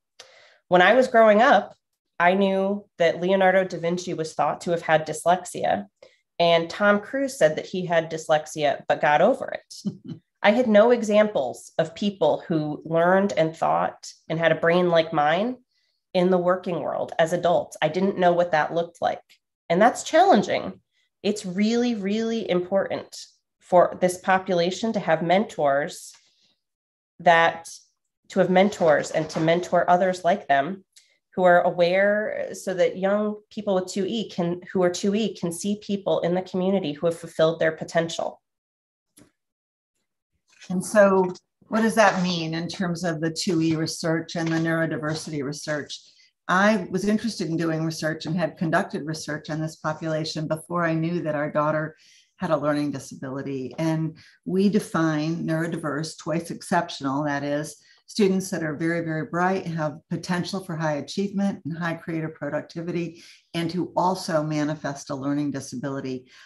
In the packet of materials we've provided, I've sent a new article that was recently accepted by the Journal of Autism and Developmental Disabilities. It has this definition in it. And I just want to talk a little bit about some of the previous research that I did when Sarah was growing up. And again, this is before I knew she had a learning disability. My first large study of students that were twice exceptional all it had to do with students at UConn that were identified and placed into our learning disabilities program. They were all students that had IQs over 120, 125, 130. We were looking at how they got to a competitive university. So that's been a theme in the work that I've done. And what we found was really less about the compensation strategies and how they made it, much more about the challenges and problems that they had experienced in K-12 education, including teachers who were negative, peers that were unkind and negative, enrollment in under-challenging classes. Some of them were retained. Half of our sample of students were retained in a grade. Many of them had inappropriate special education programs. All of them had experienced anxiety and depression, as did Sarah, and poor self-esteem and a lack of confidence. And all of them were later identified as having a learning disability, not till middle or high school, because they were so bright and they oftentimes could test out of some of the various assessments that were done because they were so smart. We also found that many of them made it because of their parents being advocates. And, you know, my husband and I have been public school proponents our whole life. It was very difficult for us because we knew that other parents couldn't do this, to cash in her college account that we'd been saving and send her to an independent school. But as Sarah indicated, if we had not been able to do that, I don't think she would have made it. I think she would have not gone to college. I think she would not be doing the work she is today. And we're so proud of her, and she's helping so many people. But the young people that we studied were certainly at UConn because of their parent advocates. Their parents never, ever believed that they weren't smart. They always saw their talents and not their deficits. So our body of research earlier showed that most neurodiverse students receive more remedial education than anything else. that if we're going to do a good job with these students, we need to focus on finding their interests and talents. Extracurricular activities made an enormous difference, as debate and ballet did for Sarah. The students that we studied had tremendous opportunities in extracurricular activities, and that showed their families, their parents, their teachers, that they had talents out of the academic area. And then last, the use of enrichment and strength-based strategies helped develop a more healthy social emotional development for them, and also develop their academic talents. Our current work, and again, we sent an article in on that, and this is our website, is about twice exceptional students with autism spectrum disorder. This is work I'm doing with my colleagues, a grant that we wrote, Nick Gelbar, Joe Madow, Susan Baum, and a very talented team of doctoral students. And we've just completed the first 2 years of our project. And we've been looking at the use of talent development strategies in this population. So taking the talent development work that we've done at UConn for the last 30 or 40 years and giving talent-focused opportunities. And so let me tell you a little bit about why we're doing this. You know, from this summit and the many sessions we've listened to, the number of students identified with autism in the United States and in other countries is rising. You also have heard there's very little good educational research on smart kids with autism, and that is why we got this grant. I got lots and lots of calls from people asking, what should we do with these young people, these smart young students with autism in high school? What kinds of colleges should they go to? And we had no answers. So our work has focused on trying to understand why students with autism who enroll in competitive colleges, where they should be able to succeed, why they don't, why they leave college prior to completion, and what the cost is emotionally, personally, economically, when so many of these young people are not able to pursue their talents. Listen, we're at a time in our society where we need more people with talents to develop their talents than anything else. So that's why this research is so important. So briefly, we've done 3 different studies. The first was an online, and this is the first 2 years of our grant. The first was an online survey of 140 disability providers, where we found out, according to them, this is what neurodiverse students need most to make it at competitive colleges. They need to be able to adapt socially. They need to be able to have self-advocacy and self-awareness skills, self-determination. We also found that the disability providers have found that their students with ASD in their colleges come in, just as Sarah mentioned, with anxiety, with depression, and many of them are lonely. And also that most of the students that come in with ASD are academically prepared, but again, they struggle oftentimes with these issues. In our second study, we looked at interviews with these service providers at very competitive universities. And what they told us is this is what students that are going to competitive colleges need. They need self-determination, they need contacts on campus, they need involvement in extracurricular activities, they need social interactions, and certain executive function skills, including learning strategies, time management, etc. The third study is the one I'm most proud of, because we interviewed during the pandemic, 40 young people who are at highly competitive colleges who have autism spectrum disorder. So they are 40 young people that told us why they believe they made it through college, and just talk about who they were. 18% were culturally and linguistically diverse. The majority were males, but there were 9 who were women and 4 who were non-binary or transgender. Some of the colleges they went to, NYU, UConn, Cornell, USC, Cal Arts, BU, BC, these are very competitive colleges. How did they make it? So let's just talk about what they told us was really important to them being so successful. So 21 of them were identified for enrichment or talent development opportunities in K-12. So that's a big, big movement forward. Back in the late 1990s, when I did my first study, none of these students were identified as having talents. And now more than half were identified as having a talent and having received some enrichment. So they had a better experience than Sarah did. 90% of them also participated in extracurricular activities, and half of them went to a residential camp program or a residential summer program, as Sarah went to a Northwestern debate program in her junior summer before they went to college. Almost 3/4 of these students took honors or AP classes or took community college classes while they were in high school. And 17 indicated that they went to smaller schools before they went to larger schools. So what we're seeing here is a very different picture than what we saw 25 years ago, most likely because of the increasing awareness of neurodiversity. And this is a good news study. Again, these are 40 young people at highly competitive colleges who are all making it. Many of them talked about how their elementary and secondary teachers recognized their college. Half were identified as having academic talent. So things are getting better. Not that they're all better yet, but they're certainly getting better. So what made a difference to their talent development?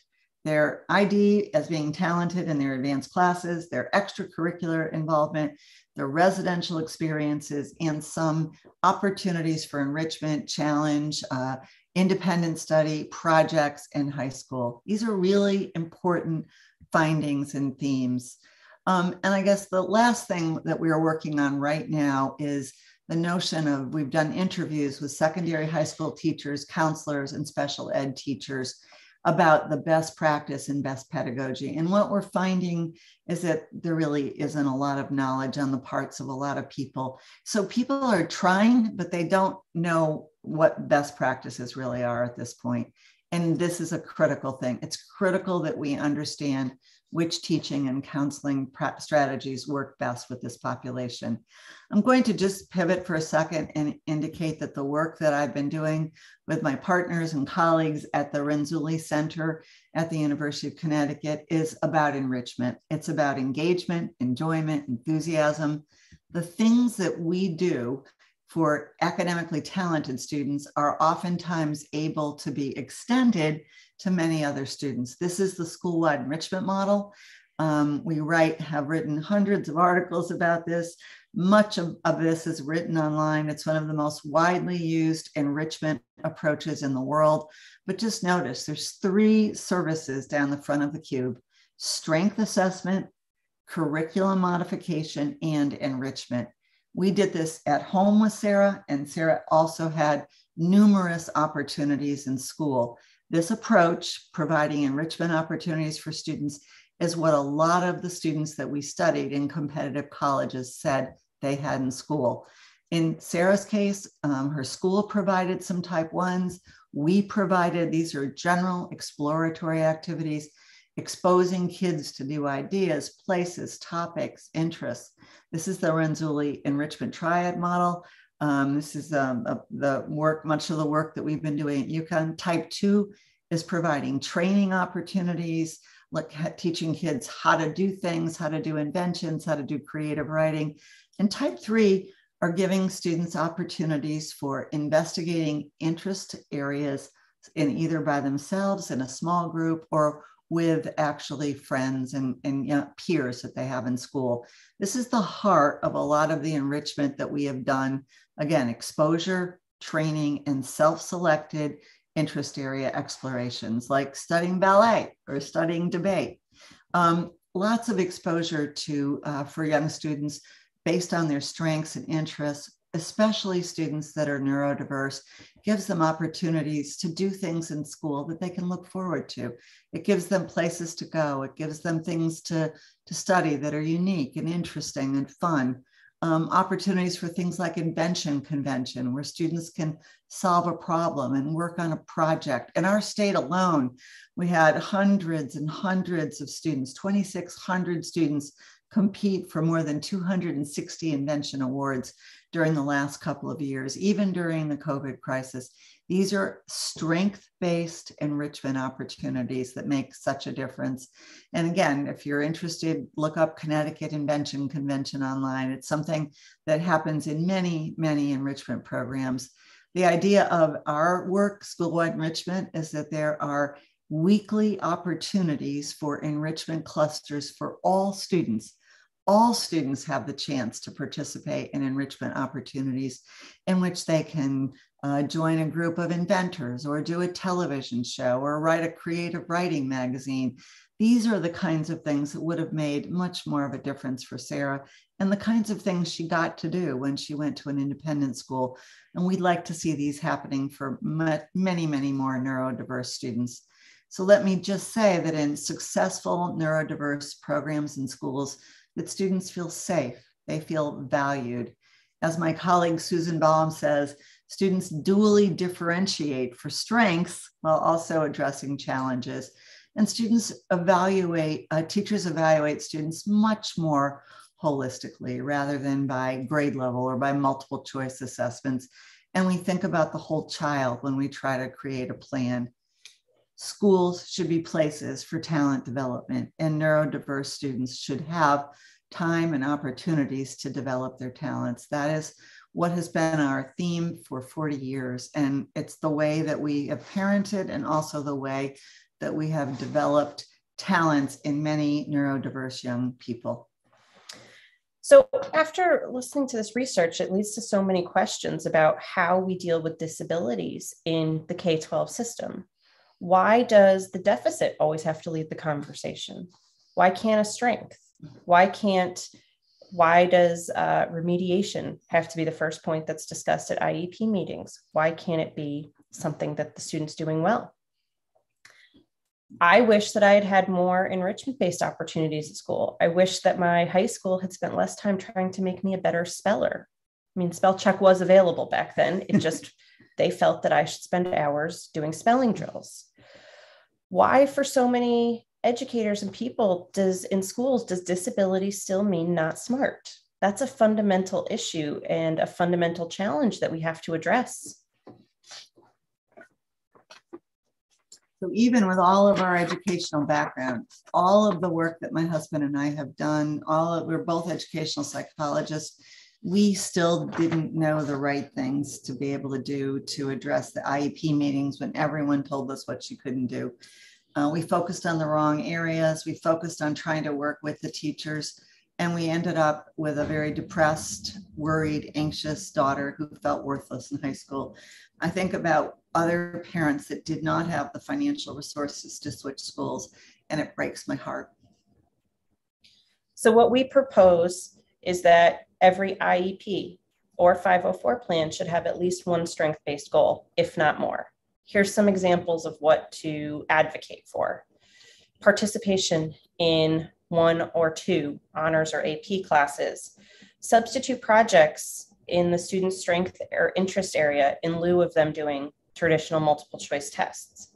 Participate in 1 school-sponsored extracurricular activity in an area of interest. Identify 1 teacher, mentor in academics and meet with them monthly.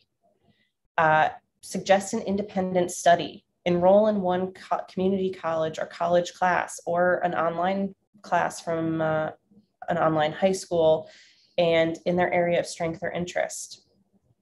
Assume leadership roles in extracurricular activities. But again, we strongly suggest that every IEP in 504 have a strength-based goal so that the student has something that they enjoy going to school for and has something to look forward to. 1 strength-based goal, 1 talent development goal, and that could make such a difference in the life of a young person. Sarah and I recently have published an article on parenting for neurodiverse, twice exceptional children. And so here are a few things that we suggested in our article. First, which we mentioned, is don't assume that 2E students will be identified in traditional school settings. Again, the strengths and their abilities often mask the disabilities. So if you're noticing academic weaknesses or academic strengths or some of social and emotional challenges, you may have to advocate and push the school for testing. Don't compare a 2E student to their friends, other students, or siblings. They're different. They think differently. They'll operate differently, and they're their own person. Don't make that comparison. Work collaboratively and positively with the school personnel, but also be firm about having a strength-based, talent-focused program. As I mentioned in my story, have home be a safe place. Home and school, the student needs to have some cognitively safe places and make home that safe place. Not all compensation strategies work or are appropriate for 2E students. Some compensation strategies they may find offensive if you suggest them, or they may be too basic. They may not want to use them. Don't push them. Let the strategy, incorporate the strategies that work best, but don't make them use strategies. Identify interests and talents proactively and encourage them. School is going to be harder, but not impossible, and it's achievable. But if you have your interest areas, school can be much more enjoyable because you're learning about something that's enjoyable. Even though reading was challenging for me, once I got to learn how to read about dogs, I liked reading about dogs and animals. That was my early interest area. And she loved listening to books on tape and books on CD, which is reading as well. So this is some advice that Susan Baum and I have offered to teachers: understanding 2E students' profiles of strengths and deficits, showing that you care, making sure that students feel valued and respected, shifting teaching practices away from deficits to strength-based by organizing learning opportunities that fit the unique brain wiring of these students. If a student needs to move, let them move. If a student needs to read in a different way, listening to books on Audible, listening to books on tape, let them do it.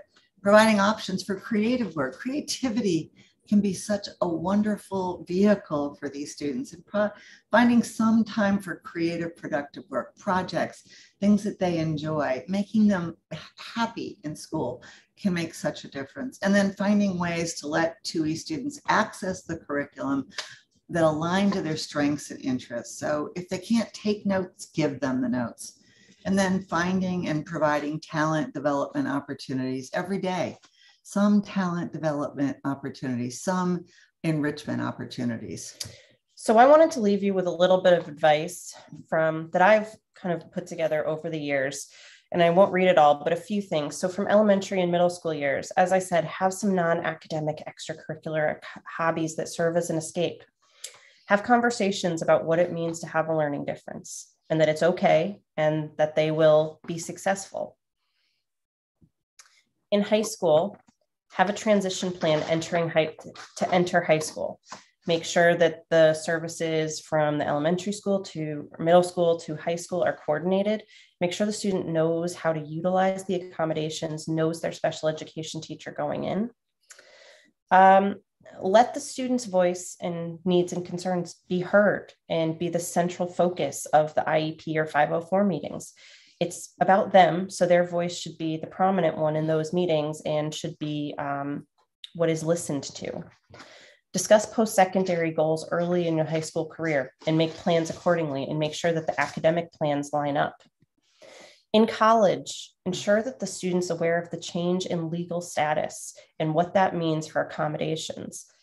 That if you're on an IEP, you're going to be switched under to Section 504 when you enter college. Make sure they understand that and know what that means, and make sure that they know how to utilize the accommodations at different colleges. It's very different, and it can be complex. Utilize the academic resources that are available at most colleges. Advisors, career centers, the disability service centers, they're all there to help, so make sure students utilize them. Begin a post-college plan early in college. Utilize the resources there, such as the Career Center. Talk to mentors and others in the 2E world to learn about companies that are a good fit for neurodiverse individuals. Think about things that would really help them be successful: remote work, alternative interview formats. Once you're in the workplace, determine if the learning difference is going to make any specific tasks that you're doing challenging. And if so, engage in a proactive conversation with your boss or supervisor in which you present a solution, like the one I had on the screen. But again, you know your learning disability the best, so you can also be the one to suggest an accommodation or how to work around the challenge that you're currently facing. I just also want to end by saying that the role of talent development is so important. We always talk about being opportunity makers, offering students opportunities to engage in projects, offering students opportunities to learn more about their interests, I think talent development can happen at home, and I think as well as school. And if you're thinking about your child or your students as young people that are capable of having talents and developing talents, it changes everything. So the dialogue should be that schools are places for talent development for neurodiverse students. That changes everything. Sarah and I would love to thank you for this opportunity. We purposely did save time for questions. We also will be on afterwards if anyone has questions, but during the end of this, we wanted to give you time for 15 minutes or so for any questions that you might have for us. Thank you very much. Thank you. Thank you both so much. This was such an amazing presentation, and I absolutely love the way you wove the research in with Sarah's personal experiences and the recommendations. It really made it come to life. And I can tell by looking at the Q&A and so many of the comments that other people were having a similar experience. So thank you so much for this presentation, for sharing both your personal experiences as well as the research. Really appreciate that and appreciate your staying for some Q&A, and we do have some, so I will jump right into that. So we have a number of educators who are in the audience and commenting and asking questions. One educator stated, "I wish we could help educate teachers better on this. I think much on this has to do with the teacher education lacking understanding of people with differences and how to work with students with challenges." And I know you gave a lot of ideas on educating teachers or helping teachers. I'm wondering if you have any recommendations as well on how to take some of these ideas into a more mainstream K-12 experience, into the educational system. I'm sure that many of the teachers we have here today are open and wanting and will pick up these tips. But do you have ideas on how do we continue to push that and bring this to a wider array of teachers? Yeah, I mean, I do think that having this be taught in introductory special education classes is the answer to a lot of this. All students in undergraduate teacher education take an introductory special ed class, and special education has to be thought of in a much more global and much broader and I think much more talent development lens as well. So that makes a difference. I think the good news is, as I mentioned, the current research we're doing shows that a lot more 2E students are being identified as having talents as opposed to just deficits. And that's an enormous change from 20 or 25 years ago. So I think more of us have to publish on this in more general education and special education journals. And I think more of us have to keep speaking at conferences. Sarah, did you want to add anything? Yeah, I train school counselors, and I think that a big issue is actually the lack of necessity from the accrediting agencies about the amount of courses that future support service professionals have to have in special education. So for example, school counselors technically are not mandated to have a specific course on special education. Programs can do that, but it's not mandatory. That's not okay, because in most states, school counselors are the individuals running 504 meetings. It's true. So to me, there's just the base level that they don't understand 504's disabilities enough. But then furthermore, if they don't understand that, can we even begin to have conversations about talent development for these individuals if they don't even understand what the disability is, or again, what they should be doing with these plans? So I think that advocacy we really need to advocate to the accrediting agencies and to big national organizations about what we're actually training future educators in. That is an excellent point. And we have another sort of question or comment about somebody who is in a public school and tries to advocate these points and is feeling repeatedly dismissed and disheartened and is asking for recommendations. And that sounds like that might be one. Do you have any other recommendations for somebody in that situation? Yeah, don't give up. I need to say that every single IEP meeting that I went to with Sarah, I felt after 10 years of taking my head and beating it on the table, but you just can't give up. And I think Sarah made a very good point by saying, let's start every IEP or 504 meeting with saying one positive thing about the student. So when I train my counselors, I say, you are going to be running 504 meetings. You have the choice of how the meeting has to go. And you are put at that seat. So make everyone go around the room and start with a positive update about the students that they have had since the last meeting, whether that's 6 months or a year ago. And that can totally change the mood of the meeting. Mm-hmm. And then end with, let's talk about a positive development that we'd like to see next time. Yeah. Stop telling us what the student can't do. Again, talk about what she can do. Don't give up. I think, if you go into an IEP meeting and you suggest a talent focused or a strength-based goal, I don't think any parent, student, or other educators in there are going to not be interested in it. They're going to want to know how to implement it. So it has to be something that can be implemented within the resources of the school that's manageable, but it can still be something that the student's really excited about. For, again, the examples we gave were really realistic. Having a mentor, a teacher mentor, doing an independent study with someone. Those are all implementable, but they just have to be suggested. Mm-hmm. Yeah, thank you again for even just highlighting those and for all of those suggestions that you gave throughout. I think that is part of what made this so amazing, is just those many, many suggestions I think so many of us can just pick up on and use. For another question, we have somebody who asked, what can we do to support longer times? And I think this is in terms relating to like the longer times in college. It might take to graduate, so longer times. For learning challenged individuals, support runs out at 4 years often. Also, if they are not diagnosed until later, how do we help them get into 4-year schools? Yeah, those are both very good questions. So one thing I would mention is that I oftentimes give advice that students start part-time at a community college, which doesn't start the full-time counter.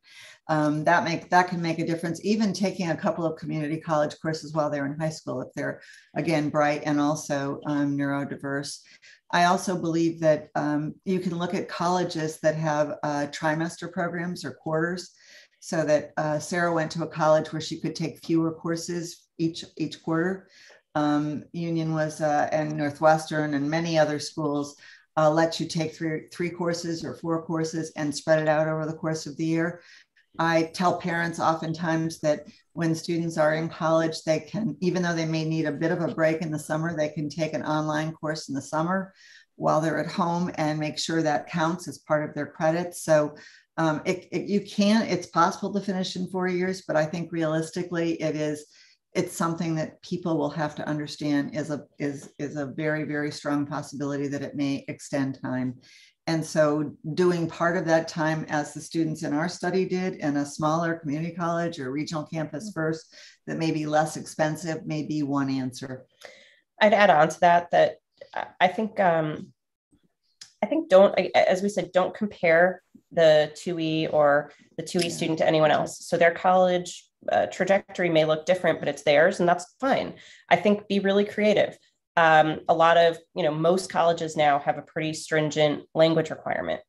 There was absolutely no way I was going to learn grammar in a second language when I couldn't learn it in English. So finding out about specific academic adjustments, and if the college that your student's attending doesn't allow for them, figure out community college nearby where you can transfer in languages, but figure out ways that you can minimize what the coursework they have to do in their deficit areas and maximize the coursework that they take in their strength areas. I went to a college that was very willing to accommodate me. So I took, my science class was the history of physicists. Again, my school really let me focus on my strength areas. I think I took most classes in history and English. That's what I wanted to study. And that was allowed. And that's why I ultimately was successful. If I had to take many lab sciences and many language classes, I wouldn't, and math, I wouldn't have graduated in the time that I did. Mm-hmm. Yeah, that fit between school and individual is so important, and figuring that out and understanding and knowing kind of what might help support during that time is so key. It sounds like, and it sounds like you found something that worked for you, which is wonderful. Transitioning to your private school experience, we have a question here about that and testing. So the question is about how to pursue testing if somebody is already in a private school, and can they go to a public school district to get testing if they are already in a private school?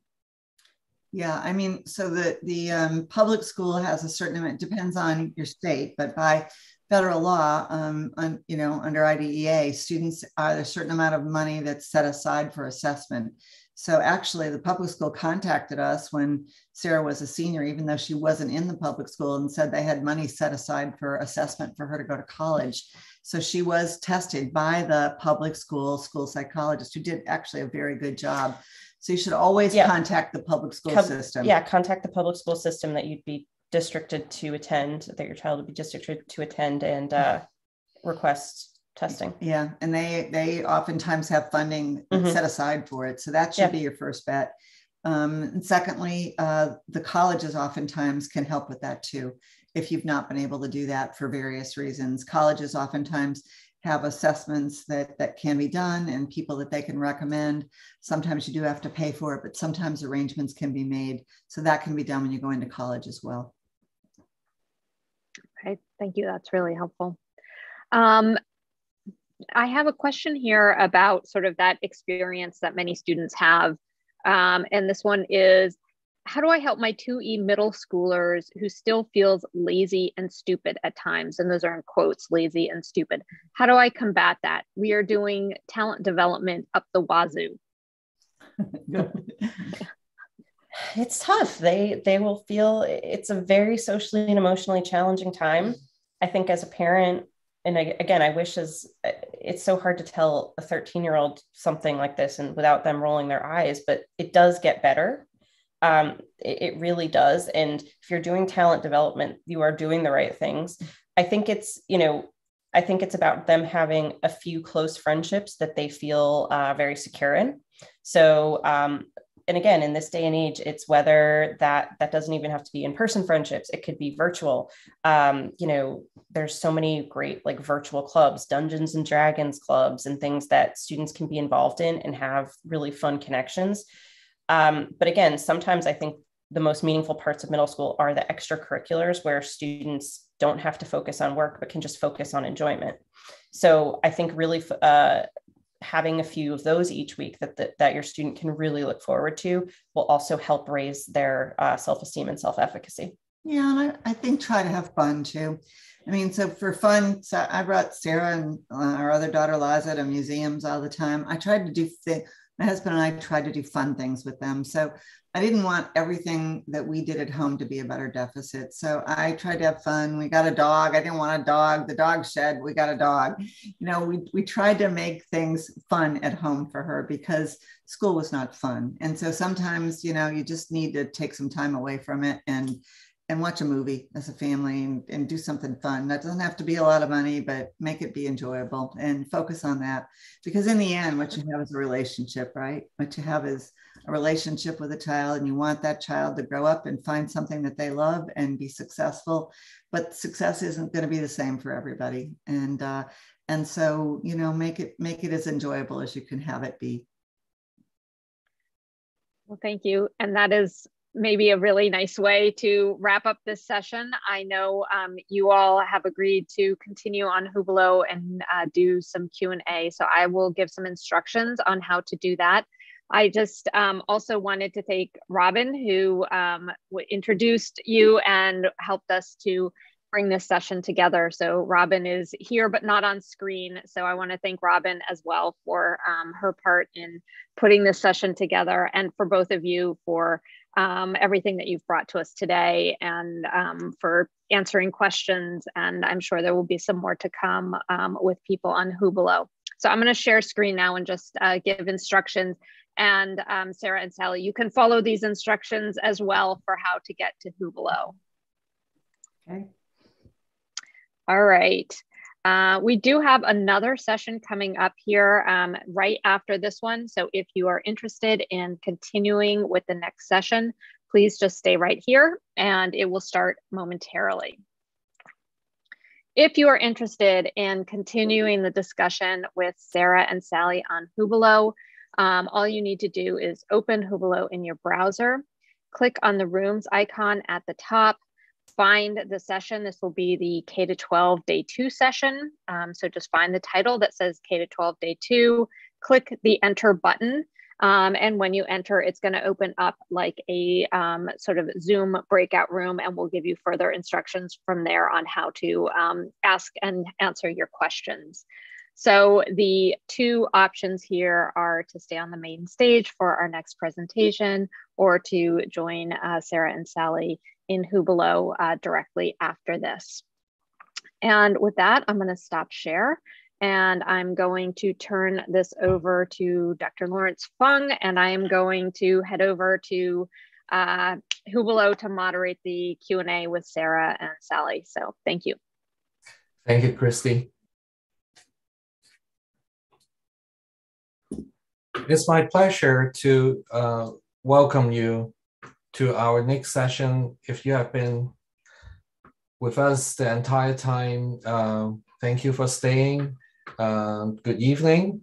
And for those that are just joining us when you're waking up in the morning in India, just like our friends in this upcoming session, welcome to this session. We have been recording all the sessions all along, and they are going to be posted on our website tonight. The recording from yesterday is already posted on our website. Also, if you are interested in closed captioning, please turn on the closed captioning option at the bottom of your window. At this time, I'm going to introduce Mary Barua and Aditi Marijan. Mary Barua is the Director of Action for Autism in National Center for Autism in India. Let me make sure you can start sharing screen at this moment. And Mary is an activist, writer, educator, and trainer who pioneered the autism movement in India. She started the first autism specialist school, initiated the first teacher training course, started the journal Autism Network, facilitated the start of services across South Asia, and helped catalyze legislative changes that include autism. And Mary has been instrumental in the training of several thousand parents and professionals. Her focus is on creating enabling environments for autistic individuals as she advocates for their rights in education, employment, recreation, among others, as equal citizens of the country. Mary is an Ashoka Fellow, an INSAR, or International Society for Autism Research awardee. Mary is parent of Niraj, her son on the autism spectrum. Welcome, Mary. And I would like to introduce the moderator of the session, Aditi Marijan. Aditi is part of the Autism Employment Services at Action for Autism at Delhi, India. She is a trainer in the Employment Readiness Program, which focuses to self-awareness, self-advocacy, and problem solving. She facilitates employer understanding of their neurodivergent employees' needs through sensitizations and identifies gaps and creates systems that adapt the work environment to allow the candidates to be independent. She strongly believes in volunteering and helping one's community. She has completed her master's in biotechnology and is currently pursuing her graduate degree in autism to be a special educator. Welcome, Aditi, and the floor is yours.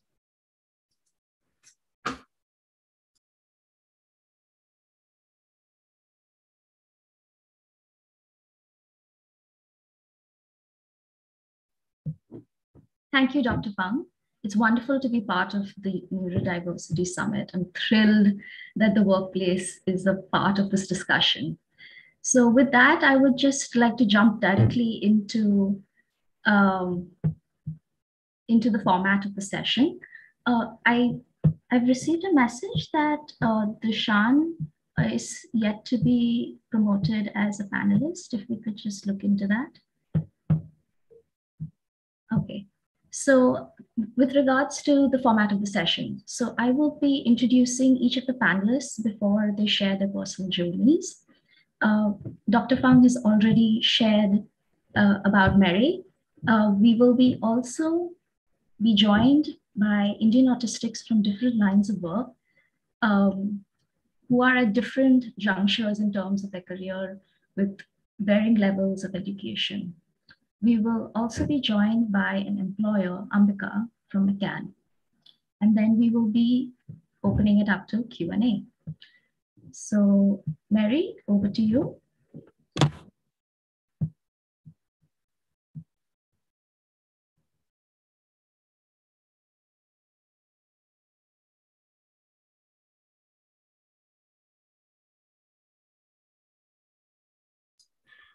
Mary, can you press the button? Oh, I have not unmuted myself. Yes. Thank you. Thank you again, Dr. Fung. Wonderful to be part of this amazing summit. I will quickly try to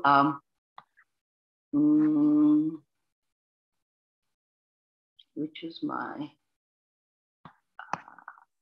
this one. Okay. Right. I don't know how to get it.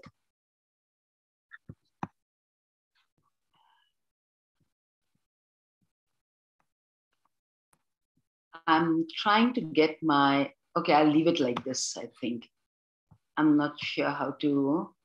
Mary, I can share your slides if you prefer. Yes, that might be. I'll just give it one more shot.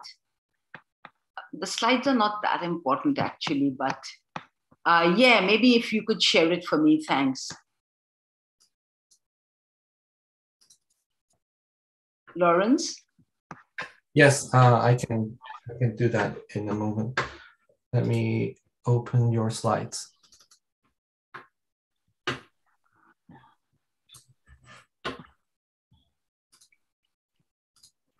Okay, I think I've got it. I figured out how to do it.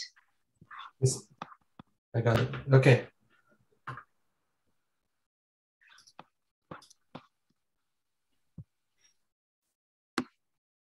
Okay, yes. Thank you, thank you. Okay, so greetings again to everybody from India. What I'm going to do is really talk a little bit about, to give a little bit of a introduction to the speakers who will be following. Because the situation in India, of course, is very, very different from what it is in the US and many other parts of the world. And I think every country has their own ways and own places that we are at as far as neurodiversity is concerned. So India, as I think many of you will know, is a country of, it's a large country with a huge population, and we are a country of over 13 million autistic citizens. And if we take the whole entire region of South Asia, then we are looking at something like a population of 20 million autistic people. We are also a country where we live in close proximity to each other in fairly largish numbers, yet many Indians and indeed many South Asians have never seen or met a person with autism. So as you can see, awareness is still limited and mostly it's there in urban centers. And awareness is one thing, but as far as understanding is concerned is of course even less, whether of autism or neurodiversity.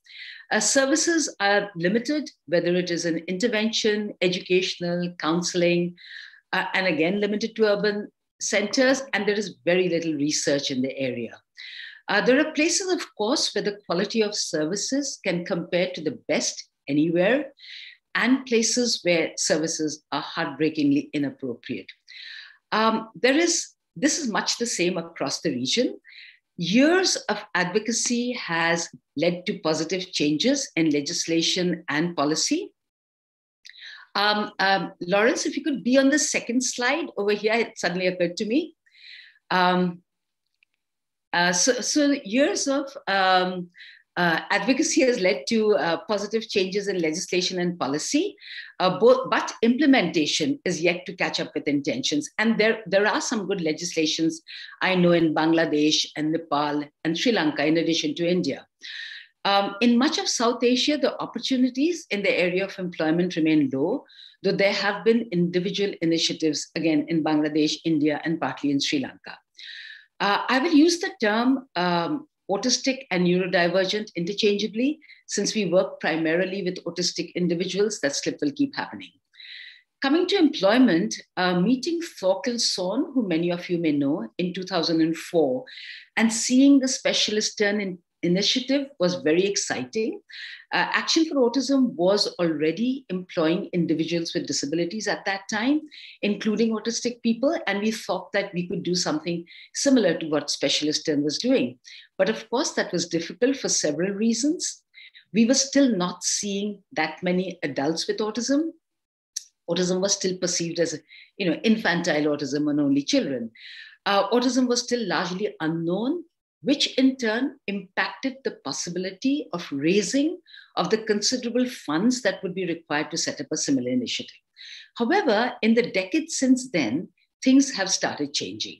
So there have been many changes, but two of the important changes are that there are several companies that are actively trying, both multinationals as well as purely Indian companies that are actively trying to recruit disabled individuals. Most focus on those with limited mobility, that's the term that is used, but some do employ individuals with developmental conditions, and a very small number of these include autistic people.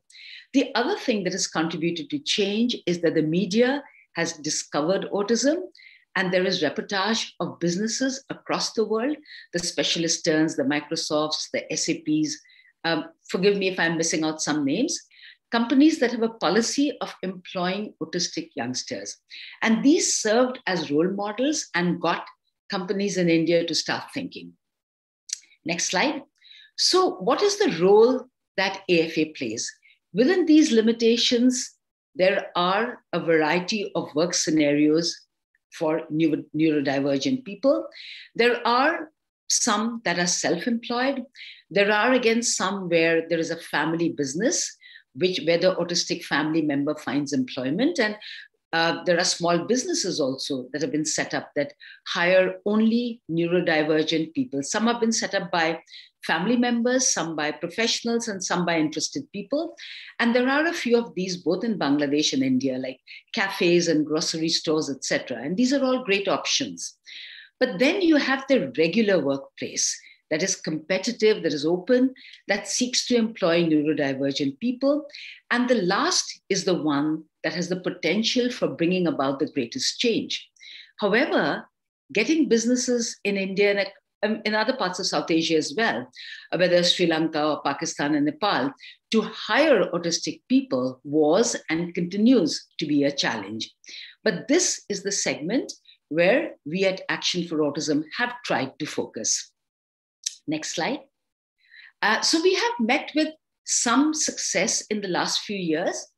We started with 2 corporates, and we are now connected to 7 through placements and internships. And we are in talks with another 17. Some of these companies have contacted us on their own, and in some we make direct contact, which is of course tough to just walk in and say that we want to work on employment. And in some we have wonderful volunteers who help us to connect us with the right people. Next slide. So AFA places some people who would traditionally be called high functioning or low support, but many more of our people require moderate support. And our effort has been to help employers buy into a rights perspective, viewing autism as different and a valid way of being, seeing the differences and not the DSM deficits perspective. So our approach is necessarily two-pronged, and I think it is similar to other organizations that do the kind of work that we do. One addresses the employer and the other the potential job seeker and their family. So we support job seekers by training them in the hard skills and the far more important soft skills, managing time, money, what to do when feeling overwhelmed, and giving them the tools to navigate the workplace. This is really what Aditi does and what Preeti, who's also there, does. We rely on the use of visual strategies to give predictability and to remove and reduce stress. We validate autistic experiences and at the same time, try to give an understanding of neurotypical thinking. With the employer, our pitch is to help share what it means to have autism, the different ways that autistic people process information and the environment, and the strengths that autistic people bring to the workplace. And we try to make these discussions as interactive and experiential as possible. And we help would-be employers understand, as we help them understand the autistic world, we suggest communication and environmental accommodations that they could make, like maybe having a quiet space. There is often resistance to make accommodations because while they understand or accept that a person has autism, because there are no physiological markers, the expectation that is that they should act non-autistic. So we present them simple strategies like being clear and specific in communication, being direct, avoiding sarcasm, setting clear expectations, introducing visual tools to help executive functioning. Also, like I mentioned earlier, giving a quiet space. And companies often realize that the suggestions that we make are things that actually benefit all employees. And that often helps a lot. And the challenge, of course, is really the invisibility of the condition. When we talk accessibility, employers in India are actually quite keen, but most understand accessibility as ramps and grab bars and textured pathways. And we try and draw analogies and help them see that even when a condition is not visible, the need for accommodations is real, and perhaps more than if it were a visible condition.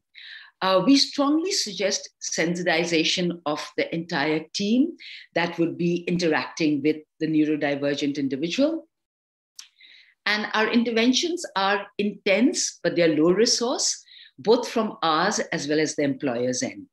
And we try and keep our approach collaborative and positive, neither one of demand nor a favor. We try to present it as a win-win situation. And we feel that it is much better if employers feel that, this seems cool, why not try it? So, of course, there are a lot of challenges. Next slide. There are a lot of challenges.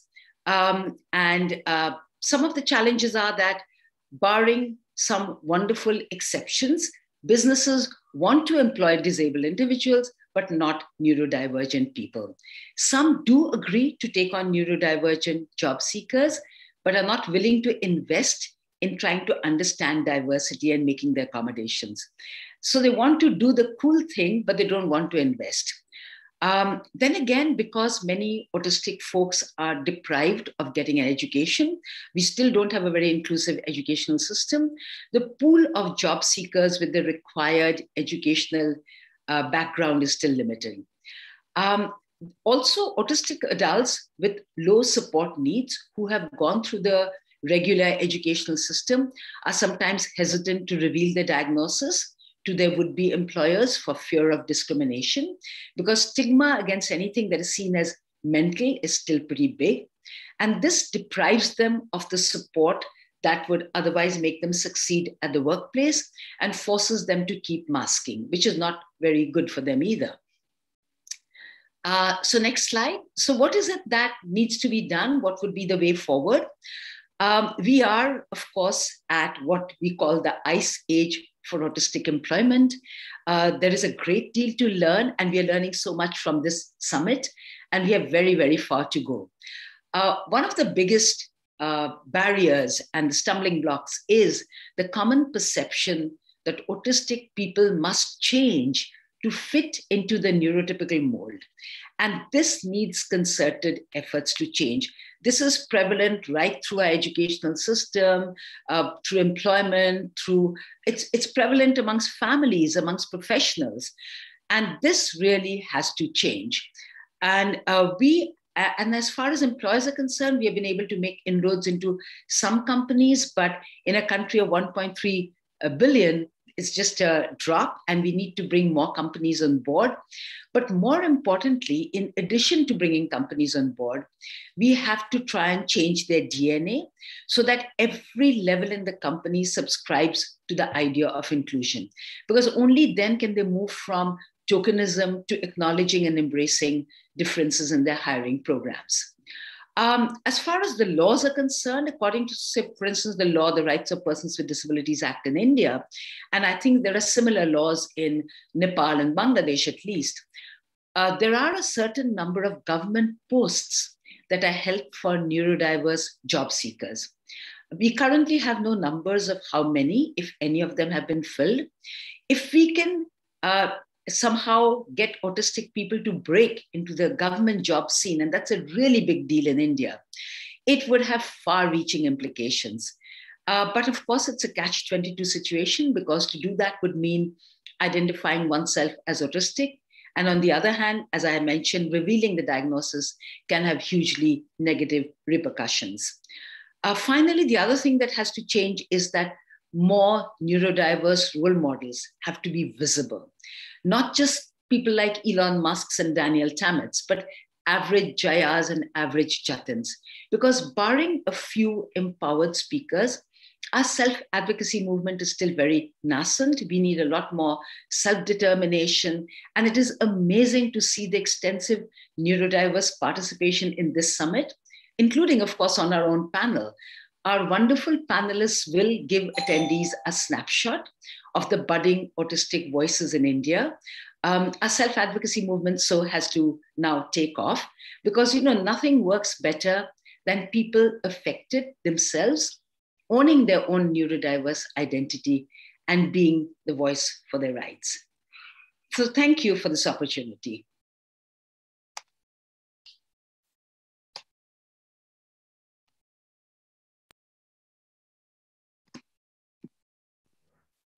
Thank you, Mary. That was wonderful. We will now move on to our next speaker, Rakshita Shekhar. Rakshita is an educator and a consultant for disability rights organizations and schools. She has a master's in intellectual and developmental disabilities from the University of Kent, UK. She has extensive experience as a teacher in both general and special education.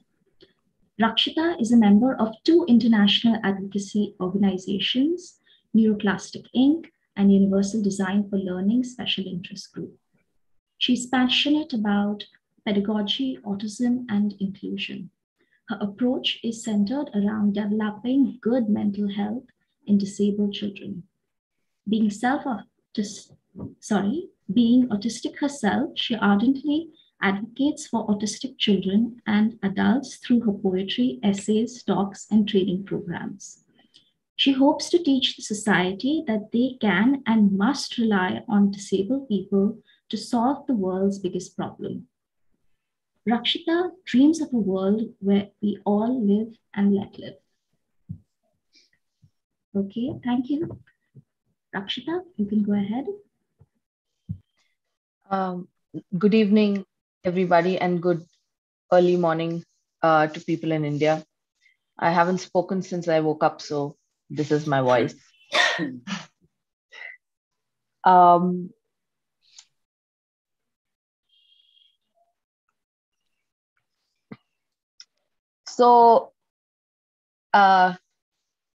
I had excellent help from 2 amazing people to do this presentation today, because I really couldn't get my thoughts organized until last night. So thank you, Anand, and thank you, Alka, for sitting with me through the night and helping me with this presentation. It just shows that autistic people do not have empathy and do not have teamwork skills. Thank you so much. That was sarcasm, by the way. So early last year, the pandemic hit us. Pandemic hit us.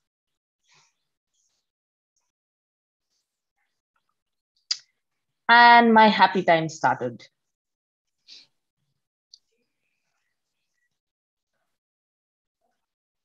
I mean, in the beginning, it was like this.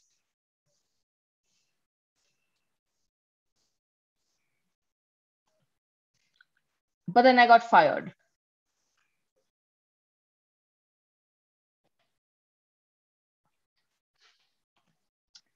Because I announced that I'm autistic.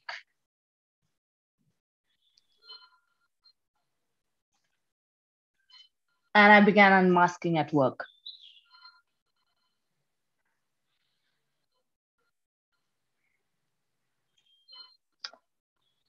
It took me a few rough months after that.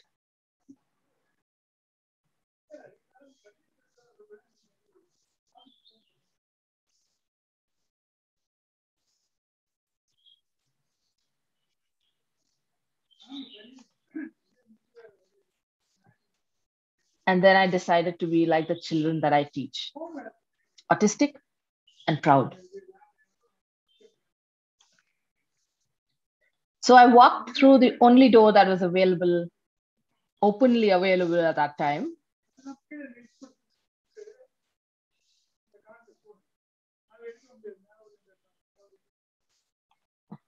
Which is being a freelance education consultant.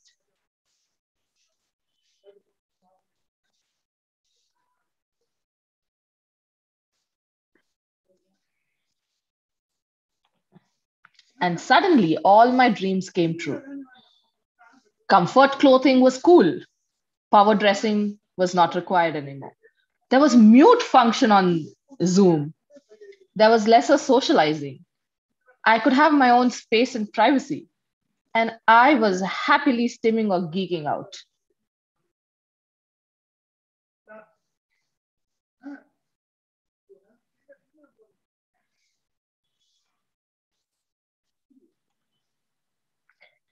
Since childhood, I'd been passionate about teaching. There's also postscript there. If therapists back then knew how girls present when I was young, they would have called teaching my obsession and criterion B, restricted and repetitive behaviors. But please, everybody, repeat after me. M for monotropic tunnel, A for autism, and M for monotropic tunnel, not obsession.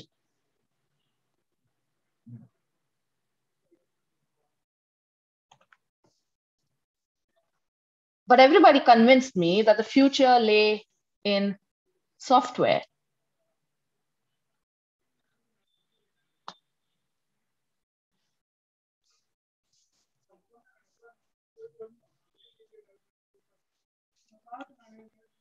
Therefore, I studied engineering and joined a software firm.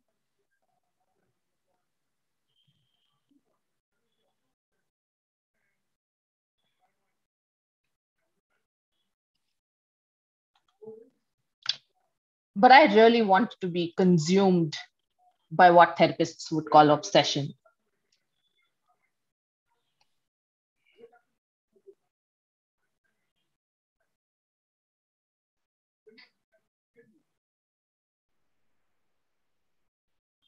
So I started teaching. I got a degree in teaching, and 1 year later, I was teaching. Yay. I will start with school number 3, which was just criminal.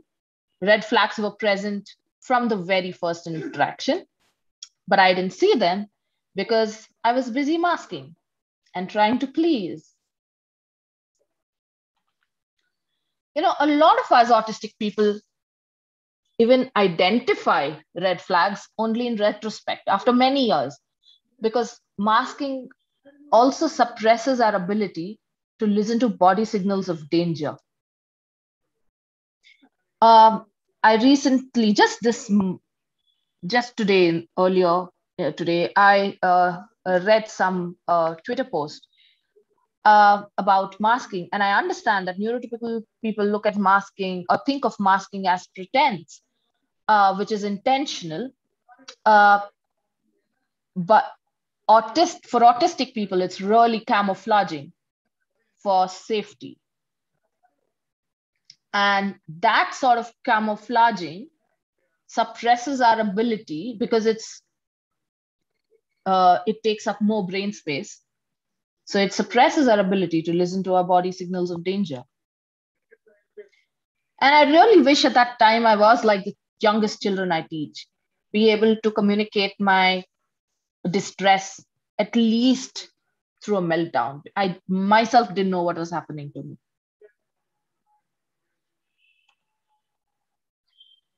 School number 4 was like most organizations today, which had good intentions.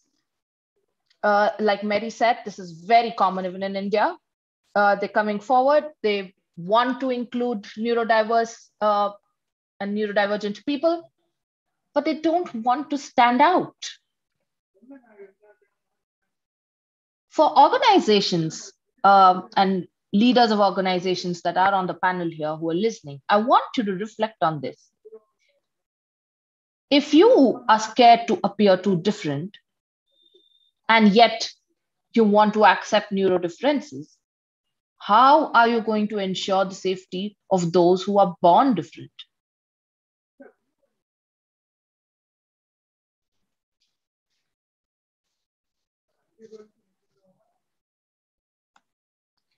To accept neurodivergence, you have to fight 2 battles.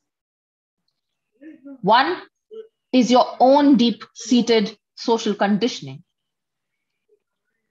And 2, your own subtle but constant resistance to difference. And both at the same time.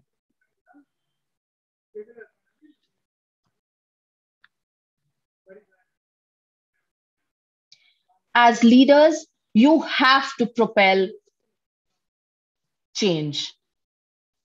But change in 2 directions, not 2 directions, sorry. There are 2 arrows that you have to hit at the target every time. Change your own mindset, and you have to change the collective mindset of the people that you're working, that work in your organization. And this is how you make neurodiverse workplaces work. I also had the good fortune of working in a school where the principal was a very gutsy lady. She let me experiment. She let me fall down and had my back every time. And yet my everyday life at this place was traumatic, to say the least. And I came home crying every single day. And that's because of unsupportive colleagues. They saw me as a predator and attacked me like a swarm of bees out to kill a giant Asian hornet. On the side note, I want to tell you about giant Asian hornets just because I want to give you this information because it's very, very interesting. So recently, people who have logged in from America, I'm sure you know of this. The giant Asian hornet somehow made its way to America, and it became a huge menace to beekeepers because it could finish off or kill a whole hive of around 200 bees in an hour or so. And what they found was, as a defense mechanism, what the bees started doing was when they would be attacked by the hornet, all the 200 bees would vibrate at a certain frequency together to generate enough heat so that the hornet gets burnt alive. And that was my exact experience. At all the schools that I worked at, I was constantly told, don't behave like those autism kids. If I wanted to shut out the noise, if I wanted to not go to the cafeteria for lunch, if I didn't want to partake in small talk, I was told, don't behave like those autism kids. This trauma made one thing very clear to me, that those autistic kids are much safer than the adults that I'm working with. Because those autism kids are non-judgmental. Those autism kids wore their vulnerability with empathy. Those autism kids fought to reclaim their spaces every day, unlike me, who had learned to give up on myself. Autistic children need to have role models who are proudly autistic, so they can become autistic adults, not pretend neurotypical adults. And for that, autistic adults need to follow a journey that fills them with pride. I hope today I've convinced you that I am not a threat to you, that ND people are not a threat. And therefore, I leave you with this workplace challenge. As a leader, how will you change the perception of your tribe towards neurodivergent people? And second, how will you ensure emotional safety of your neurodivergent colleagues? My idea is simple. When they say, don't be like this, be a good role model for children, I'm like, children are my role model. Thank you.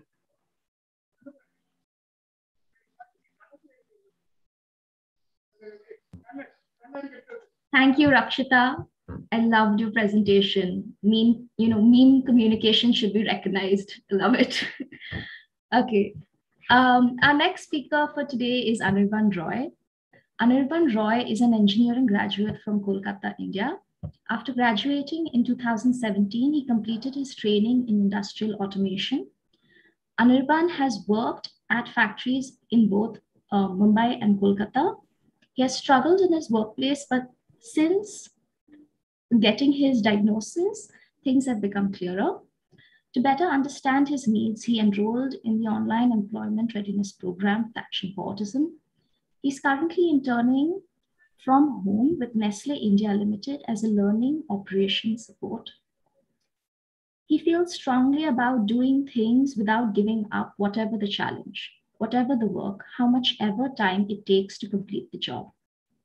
With that, Anirban, you can go ahead. Yeah, thank you for giving me the chance to speak. So let me present my screen. So all of you, let me know if the screen is visible. Yeah. It's not visible, Anirban. Could you try again? Yeah.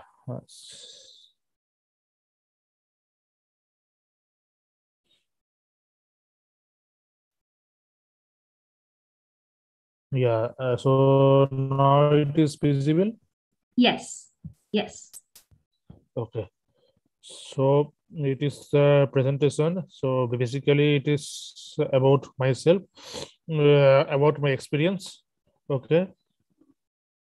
So about myself, my name is Anirban Roy. I'm from Kolkata. So I did graduation as a Bachelor of Technology in Electrical Engineering from Calcutta Institute of Engineering and Management, and now I am working as an intern in Nestle India Limited. And previously I've worked in 2 factories as a trainee. And basically my hobbies are web surfing and listening to music. what are my strengths and what are my challenges. So what are my strengths? So I like exploring to new places and also get to know about the new city and also the traffic routes of the new city. The next is I like to save my money by investing in deposit. Next is I have participated. I have participated in analytical skill in one of the softwares like Excel and in also in Microsoft Power BI. And also I like to cook some recipes by learning from YouTube videos. Next is what are my challenges? I am a bit shy, and also I have some social anxiety, and in some of the speech I stutter a lot when I'm anxious. Sometimes I also feel difficulty in explaining what I mean, and in any difficult situation which it is difficult to think anything or do anything, I react so much, and also I am a bit lazy. That means I'm not easily move out from the comfort zone. And when many steps are told at one time, I also get confused. Next slide. What my diagnosis? So basically, I have a bit of social anxiety that is not mixing with the persons. So after going through the school life and college life, by by interacting very less with persons, even though I faced teasing at school, the main diagnosis occurred after I faced hurdles in the workplace. So my lack of communication skills caused irritation to most of the employees and employers, and they have difficulty understanding me, and because of which I got resigned from 2 previous workplaces. After that, I came to know about Action for Autism, and from there, I got the diagnosis of autism. Next slide. What are my experiences in previous 2 companies? So what I liked in the previous 2 companies. So first one is whatever I studied during the graduation, the related work was almost related to that what I have studied during the graduation. And when I was working in another factory near Mumbai, I also liked the new city, and in that and in there, the employees in the second company, the employees were good. So what I don't like, so basically the factory environment was so much noise, and I don't like the things where they were noise, too much noise. And next is the training was not structured. That means I was not aware what to learn, what to learn and work. So also in the second company, I was asked to use the machinery to operate, but I didn't know how to use it. But and therefore I was shouted by the boss for this. So also recorded in the second organization, I also recorded the information about my work on my phone to understand it better. But when I tried to open the phone at work to use this information, I was shouted by the boss to use the phone at work. And in the first company, I was teased. In the first company, I was teased. They repeatedly asked me for treats from my salary, and they sometimes use the foul languages. On one occasion, the director and other employees asked me to drink alcohol even when I said no. Next slide. My work, that means present work. So my main role at Nestle India Limited is update creation and deletion of the various trainings into the Nestle learning management system, and also update training records of the attendees participated in the training by the company into the system. So based on this, the update of the training records in the system and all. So I do as per the request which comes from the various markets of the Nestle India Limited. And here also I am also a part of the team, and one team managers and most of them are in HR related work, and I'm also given tasks by the few members of the team.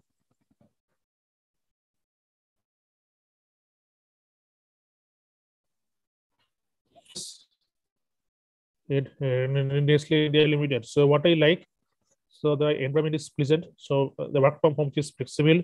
So I got 2 weekends off, Saturday and Sunday. So I got the timely payment of the stipend, and they know about my difficult. They were aware about my autism. Sometimes I get support from my help, and the training was structured. That means they told what to learn. Okay, and various kinds of work is assigned to me. So what I don't like is that most of the times the entry kind of work becomes very monotonous for me. And because of intensive, as I'm intern now, the salary is low in the beginning. So the job is contractual for a fixed period, and after that, it is not sure what will happen, whether I will be, whether my contract will extend or whether I become permanent employee. It is not sure.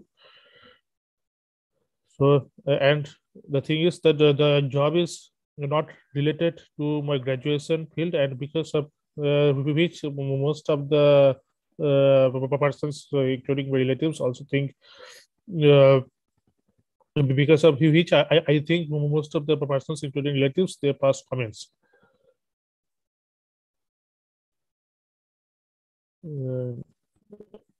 Next slide. So accommodation, what accommodation, then what support I need. So I need a bit relaxation in the first job during the training period, and because of which I now got in the present company. So the work is not so much stressful in the beginning, and because I was asked to learn and train how to do the work. And employees know about my autism in the organization because AFA sensitized them. The structured way of training with the help of one supervisor, and they have recorded videos and which told me what I'm supposed to do. They have written standard operating procedures (SOP), which tells me how to do some of the work. And also I talk to the talking on the job coaches to share how my work is going on weekly basis, and if I have any difficulty with work with my colleagues. And I also got help when there is a problem with work from the Nestle co-workers. So what benefits do I get from a work from home internship? One is there is flexibility of work, and I am not being monitored each and everything of what I am doing during their work and how I am doing their work. So most of the communication is with the employees and managers is done by text or emails, which is easier. And the commuting expenses are saved. Means I don't have to go to our office or back to home. So I'm working from home. I'm working from home. Next is communication to any employee become easier. So I don't have to go from one place in the organization to another area in the office. So in one place via email or chat, I can communication. I can communicate to any of the employee in Nestle India Limited. So how do I choose my field of work? So what are my experience pre and post COVID? So I've taken ERP training from AFA, and I was given 3 to 4 interviews. After that, I got selected in Nestle India Limited, which is referred from AFA as a learning operations support. After joining, I got job offer from another company, and I don't accept the offer because in that company they don't understand my difficulty, and work may not be work is not suitable for me. So what are my next career step? So I will continue to upgrade myself by learning other technical skill. I also tend to improve the communication skill and also the personal development. So that's all about me. So that's all about my experience. Thank you. Yeah.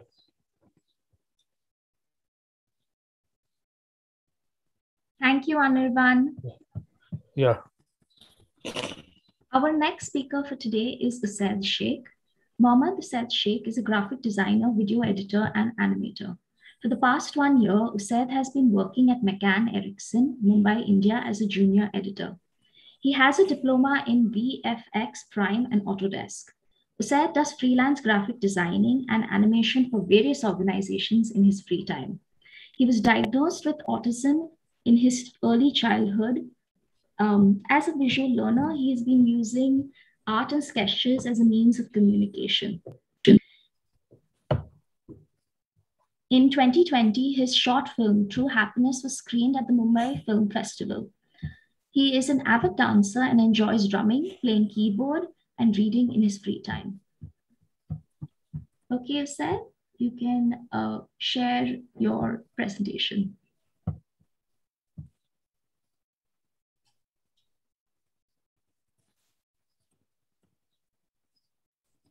Is my screen visible? Yes, it's visible. Hi, my name is Usaid. Thank you for giving me this opportunity.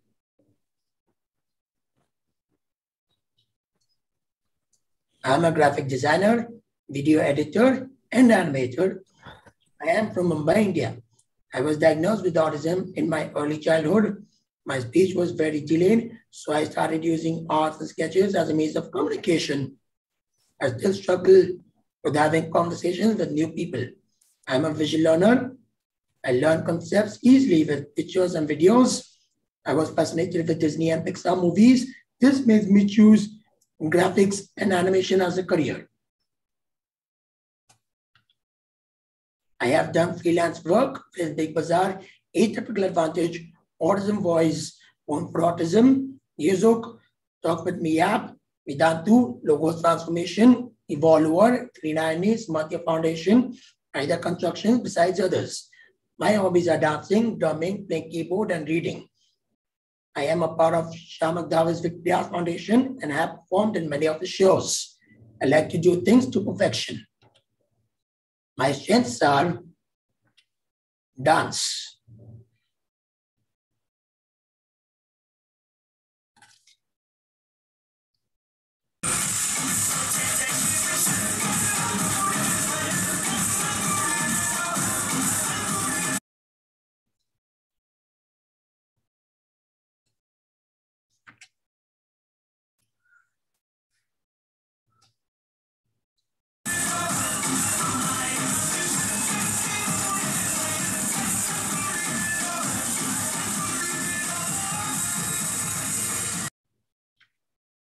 Drumming.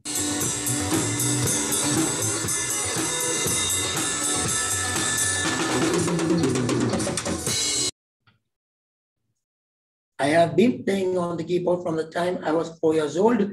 I have cleared level 4 of college music exam. Graphic design. This graphic counts me. I listen to music and visualize myself in Maldives Beach. It is one of my favorite holidays in 2019. I like to write my favorite moments in my journal.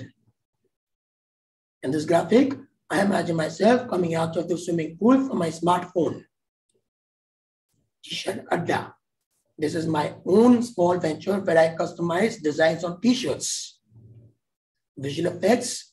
This is a show reel of how I create visual effects.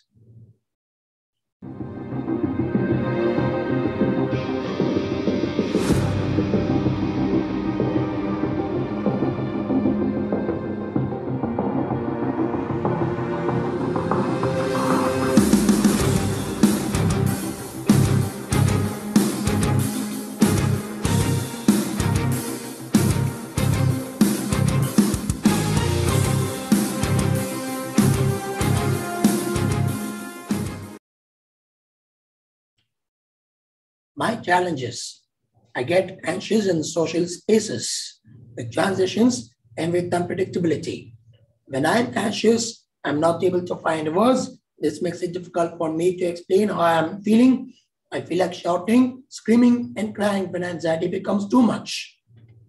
Strategies I use to help myself. I started sweating. When I feel anxious, my thoughts become very chaotic. So I go to my room and switch on the AC. I cover myself with a blanket or pillow. I put on dialogues of Tarak Mehta called Chashma on YouTube on a loop. It calms me. Sometimes I put on some sad music, which makes me feel very sad, and I sob silently. Lavender fragrance also helps me to calm down. My mom gives it to me when she's around. This voice meter animation I created to help me be aware of use, where to use, which voice levels.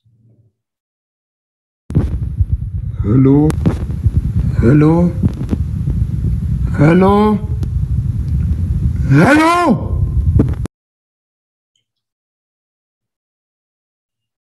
I animated the zones of regulation to help me understand which zone I am in. The zones of regulation framework has been created. Lee Cooper's.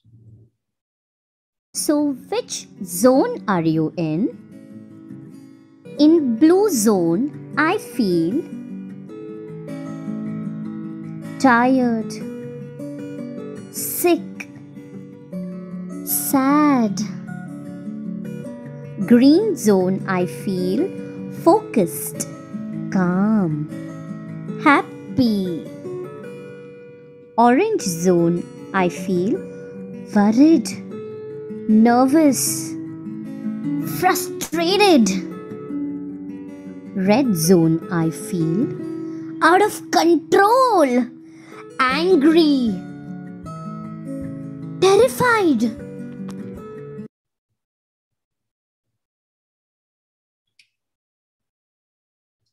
This visual of the iceberg, which I made with Imam, helps me understand and express why I am feeling anxious. My job. I am currently working with McCann Erickson India as a junior editor.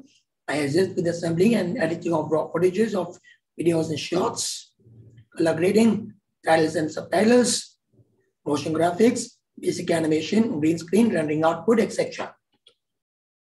Job colleagues and support system.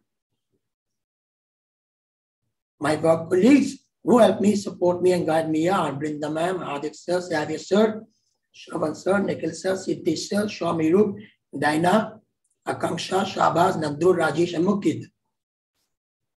I have learned a lot of new tools and skills from my work. Colleagues are McCann. I get job training, support from Team ISIA, that is Preeti Savach ma'am, Aditi ma'am, and Shubhani sir, Action for Autism.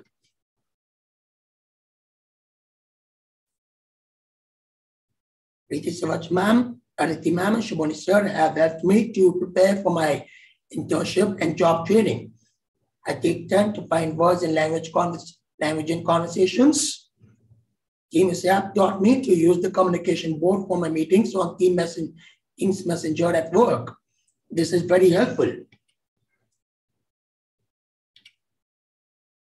I have regular counseling sessions with Team ISIA every week and share all my anxieties, worries, feelings, problems, and achievements with them.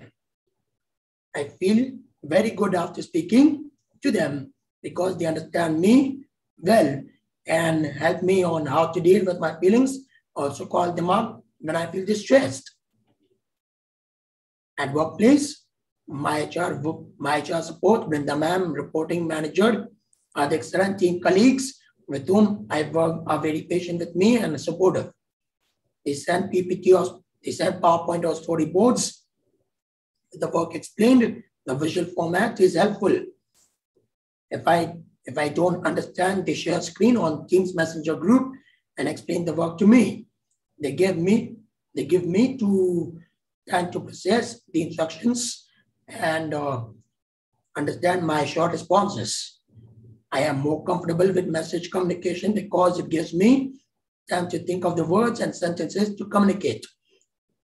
I am included in team meeting and discussions on projects. It is overwhelming, but I am learning a lot by listening and watching them.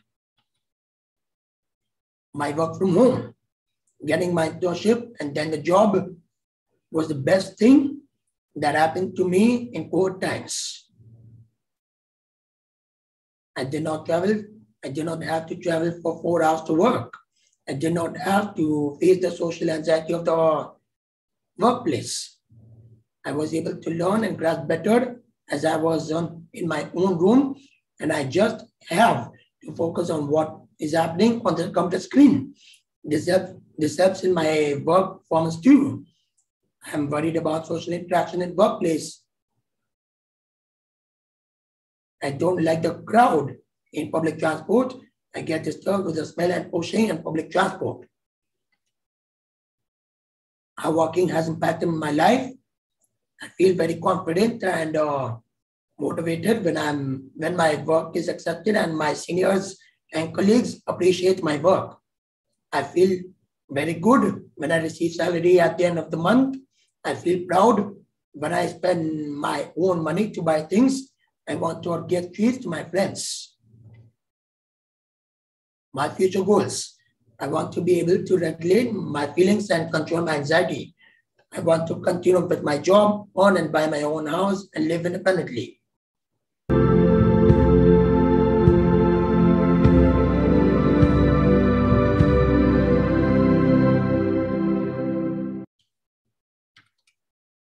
Thank you.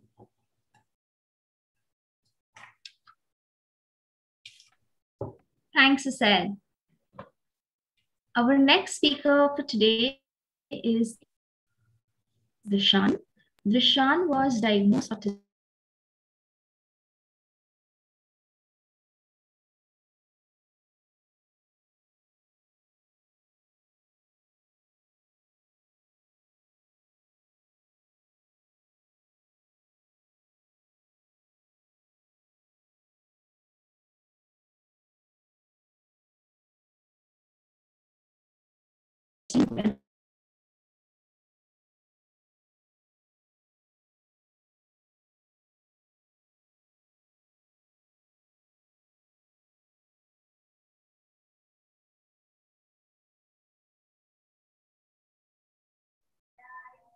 We're having some technical difficulties. Please be patient.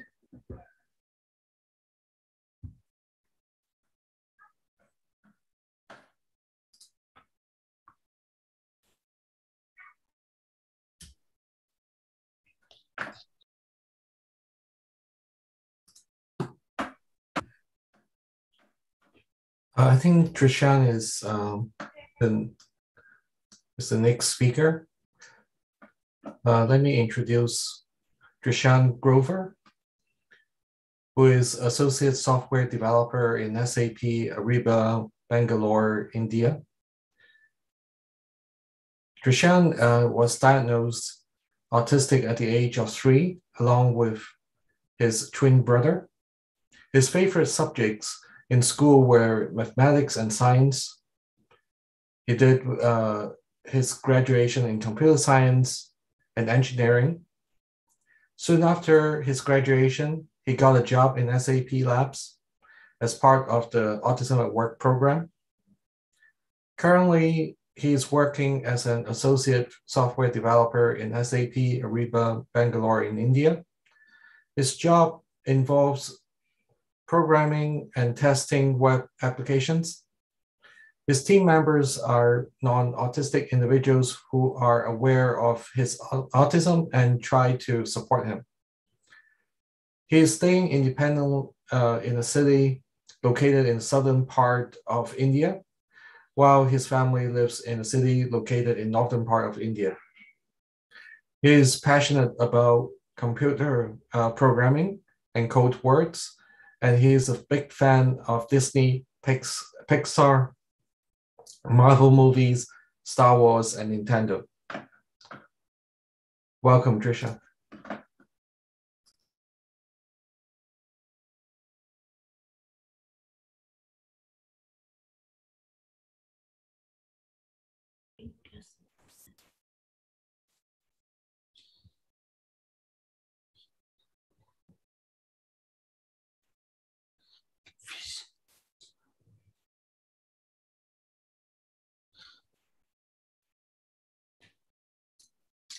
There's a little button at the bottom right next to the minus sign. Yep.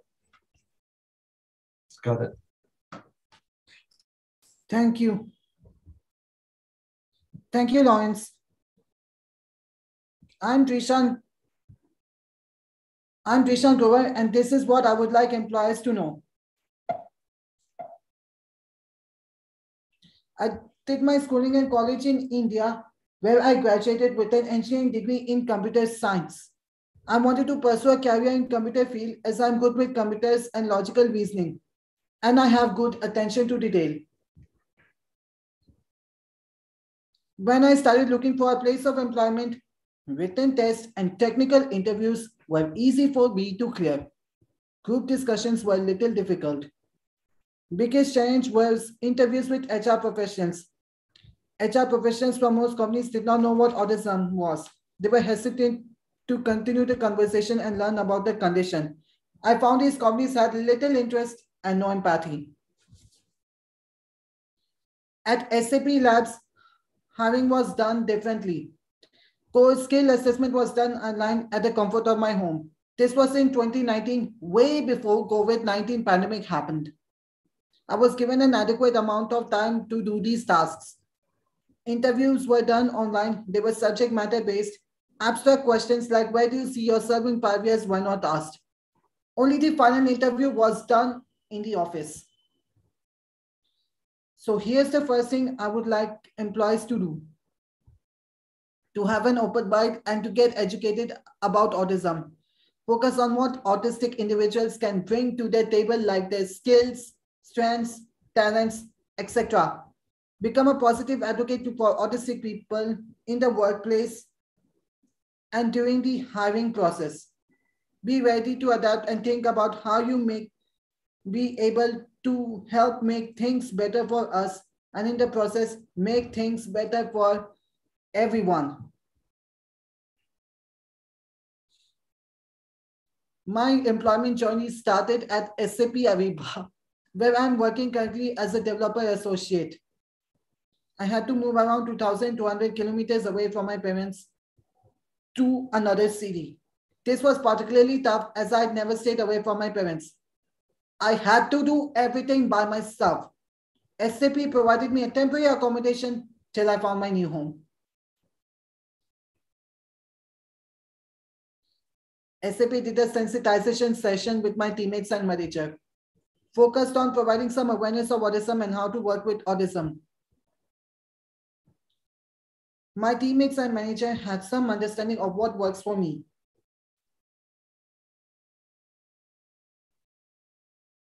Initially, my manager and teammates gave me an overview of the project.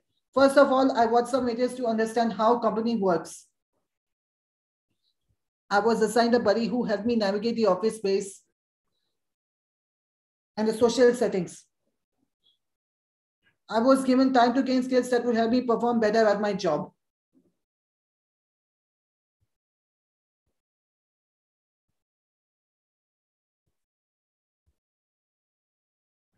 There were meetings and feedbacks from my teammates and manager, which helped me immensely as it gave me a background, a context of my work was, and why was I doing what I had to do. By not directly launching me into work, they gave me some space to deal with the huge change of moving away from my parents and allowed me to settle when in the city.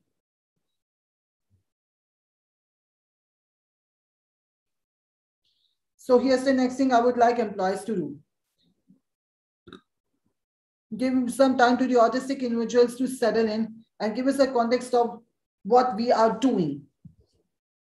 When settled, we are less anxious and are able to work well. Giving the context helps us see our contribution to the end product, helps us see the bigger picture, and makes us feel motivated. My manager and teammates are very amiable and supportive of me. They always meet up with me and check to see if I have any problems with work and offer support from this side. We have team lunches and a lot of fun events.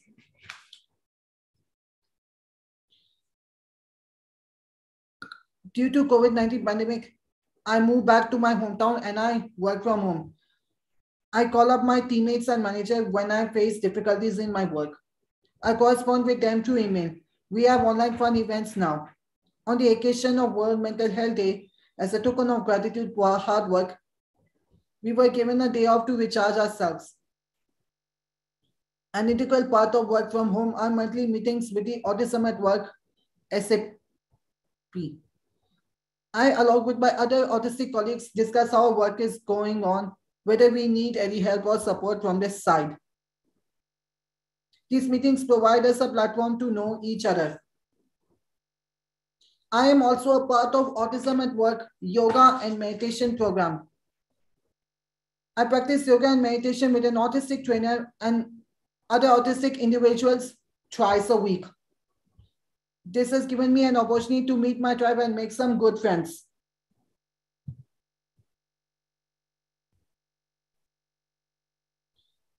So here's the next thing I would like employees to do, to give us opportunities to interact with others. Non-autistics may make a small talk and interact with other non-autistics over washing hands in the washroom, over water breaks, or while punching attendants. Autistic people may require events to bond. It is a myth that autistic individuals do not like to interact with others. Most of us like to mingle, especially with our neurotypes and also with understanding allies.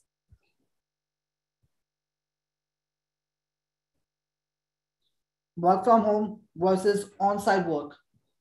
No two autistic people are the same.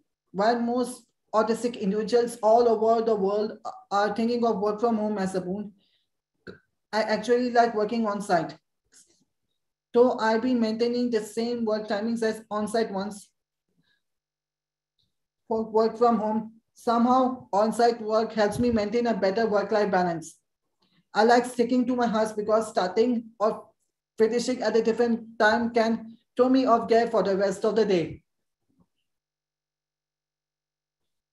I'm overly sensitive to sound. I need somewhere quiet to be able to do work. Sometimes I may play with things or move around during meetings to balance it, to help balance out sensory issues.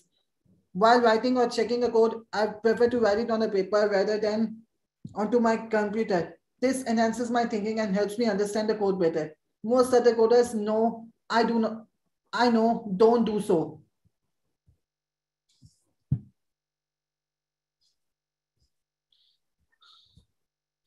Here's the next thing I would like employees to do. To best support and help autistic people in the workplace, I would want employees to be open to having a conversation with us to discuss our needs and be willing to listen. Our needs are very individual. What works for each one of us is different.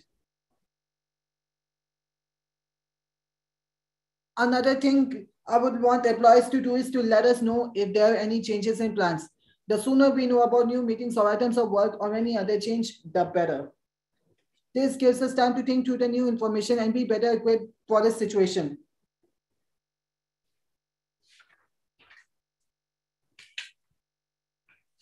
Because of my different mannerisms, my unique thinking and conversation style, my actions or words may be misinterpreted and I may be thought of as challenging. This can be hugely detrimental to my self-worth and future career path. Listen and understand all aspects of the situation. Give us a fair chance and listen to our part as well. Like all other human beings, we want to grow. So help us maximize our strengths and give us opportunities to progress in our careers. Accept, appreciate, and understand us. We have a lot to offer. Thank you.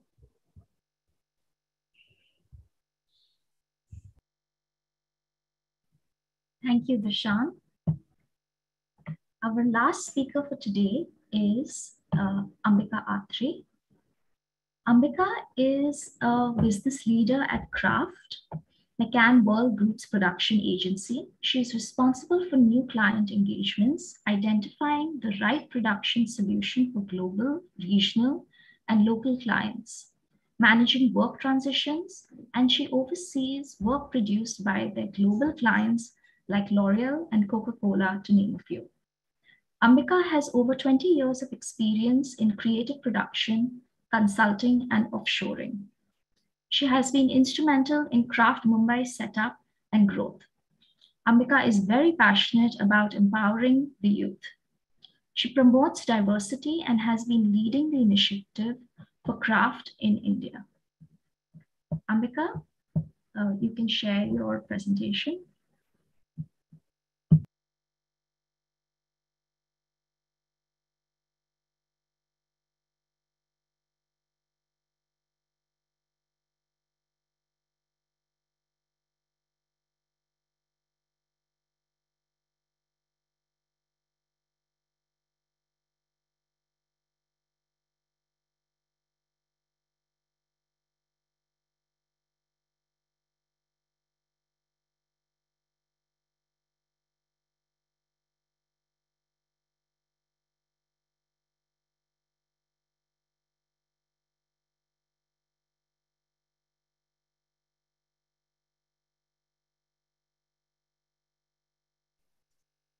Hi, Aditi, are you able to see my screen yet? No, not yet, but we can hear you. Could you try again, or maybe we can share from our end? I'm going to try once again. It's a new laptop. My apologies, but let me just give it another shot.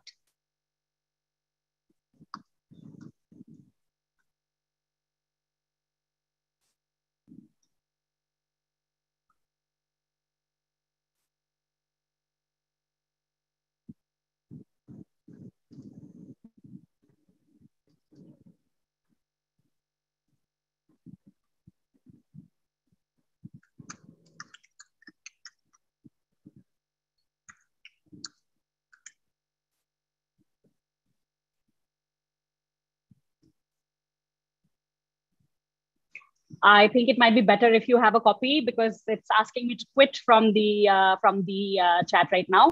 So would you mind presenting it if you have it? That's lovely. Thank you so much.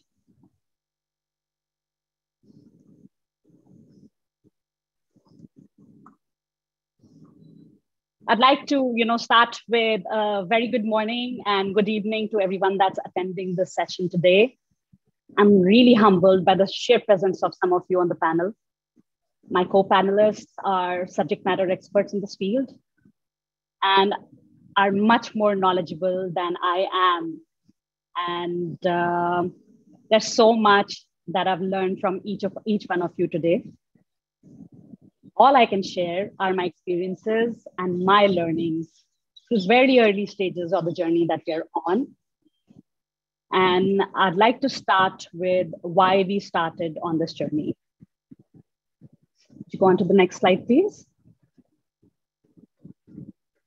We at McCann World Group and Craft have taken a lead to ensure that our teams are taking measurable actions to make our organization a better place to work, and each one of us is accountable to ensure diversity at workplace. Every step in the creative process must be diverse, equitable, and inclusive. And that always begins at home.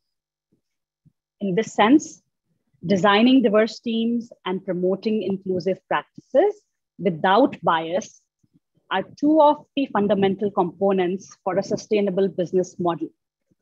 That's why those are priority matters for McCann World Group and for us.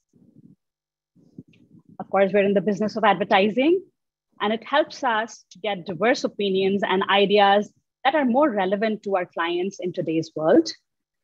Through a spirit of belonging, connection, and shared purpose, we trust that inclusion will unleash the creative power of talents and make society grow as well. And in my experience, neurodivergent individuals have a superpower that some of us struggle with all the time. It's their ability to focus and the attention for detail. And these are very attractive abilities to us. Diversity is not just a nice to do thing anymore. It's essential for us. It helps us to create meaningful work, and it helps us drive operational efficiencies for us and for our clients. Next, I'd like to talk about what did we do to embark on this new journey.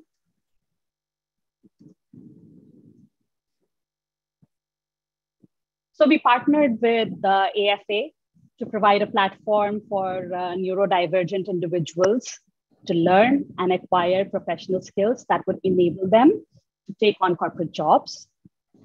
Since this was all during the pandemic, and while we were still working from home, the transition for our new colleagues was easier, as they could work from the comfort of their homes.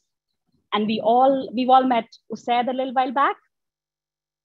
He interned with us in our broadcast team, and he's now a full-time employee with us, and he's creating fantastic content for some of our top global brands. Likewise, yet another colleague of ours, Nikunj Kharbanda, completed his internship as a regression tester earlier this year, and he has now been hired as a quality analyst as part of our digital team. And he now debugs major enterprise websites. And this is just the beginning for us. We're committing ourselves to train at least 10 neurodivergent individuals every year. And hopefully a handful of these individuals would enjoy working for us and would want to continue as part of the team. So how did we prepare ourselves and create a more inclusive environment at work? At McCann World Group, we promote a culture of conscious inclusion that nourishes the organization and is present at different decision levels, from recruitment through practices that mitigate unconscious biases to have, and how to manage our business, develop our product, and generate solutions for our brands. Being an inclusive leader is an active role to play. Every year, we conduct a global employee event called A Day for Meaning. It is our attempt to tackle a number of issues, with unconscious bias being top of the list. It has become a meaningful experience that allows us to meet, to evaluate, and jointly create new plans that will positively impact our employees, our customers, our product, and hopefully the society. and to integrate neurodivergent colleagues in our team. We create the right environment for them by sensitizing and training our employees. We get to know them upfront, their strengths and their weaknesses, so that we can give them the right kind of environment and sensitize our teams towards them a little more. We arrange for a thorough induction. We introduce them to people and the policies at work. We assign a mentor to them, one they could reach out to whenever they need support, someone that could guide them and help them through the early part of their tenure. Feedback loops are very important and should be made constructive, keeping the end goals in mind. Also be open to receiving feedback and make necessary accommodations where required. We provide them with clear directions and a prescriptive brief, visual aids and storyboards where possible, and they do definitely come in a lot handy. We plan activities in advance, whether it's a meeting, a deliverable that they need to work on, or recurring tasks like reporting or other quality and process requirements. We've learned that emails and messages work much better than conference calls and meetings, as it gives them some time to respond and they don't feel pressured to provide immediate responses. We provide them with opportunities to observe other colleagues and learn. That's why we try and first have an internship session, which would warm them into the job, help them understand the environment and what is it that they're signing up for. And if they feel like this is something that they would want to do, that can be converted into a full-time opportunity. And lastly, work from home has really helped us to give the required time for settling into the job and getting to know other colleagues, and is a tool that can be leveraged. I'd like to read this extract from an email we received from Usaid's mother. I'm just going to read out a few points, which I've put here on the slide. The team at Craft is very supportive and inclusive, at the same time keeping in mind Usaid's need for support in communication. They are very patient when explaining the projects to Usaid, since he is a visual learner and takes time to process auditory instructions. The team gives him visual storyboards, PPTs, and reference work, which help him to understand the work better. Shravan, by the way, Shravan was Usaid's mentor and buddy. So Shravan used to share screen on Teams calls and explain the projects and work to him. If there was any type of work he didn't understand, Shravan taught him and explained to him which tools to use. He is given a variety of projects to work on, which has led to a huge learning curve for him. This in turn has boosted his confidence. He is included in team meetings, though he is taking time to grasp and understand all the dynamics of the meetings. Still, he is getting a chance to listen, observe, and learn.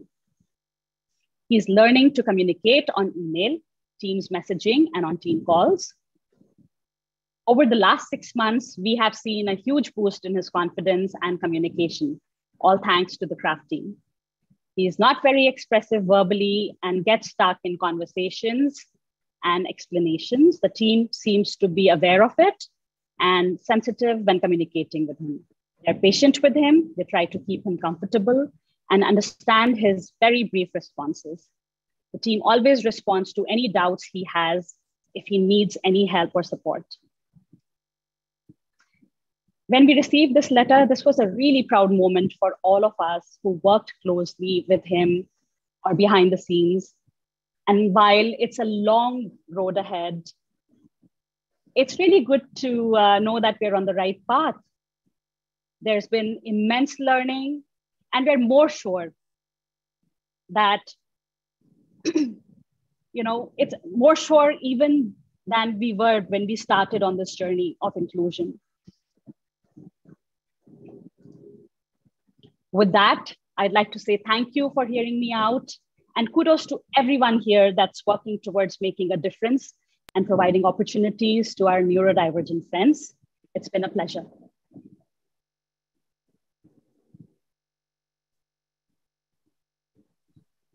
Thank you, Ambika. And thank you all the panelists. We've heard a lot of great points. And now the important thing that we need to do is to acknowledge that all of the speakers' experiences is data, and to use this data and to look into what can be done to make workplaces inclusive, not just as the exception, but as the rule.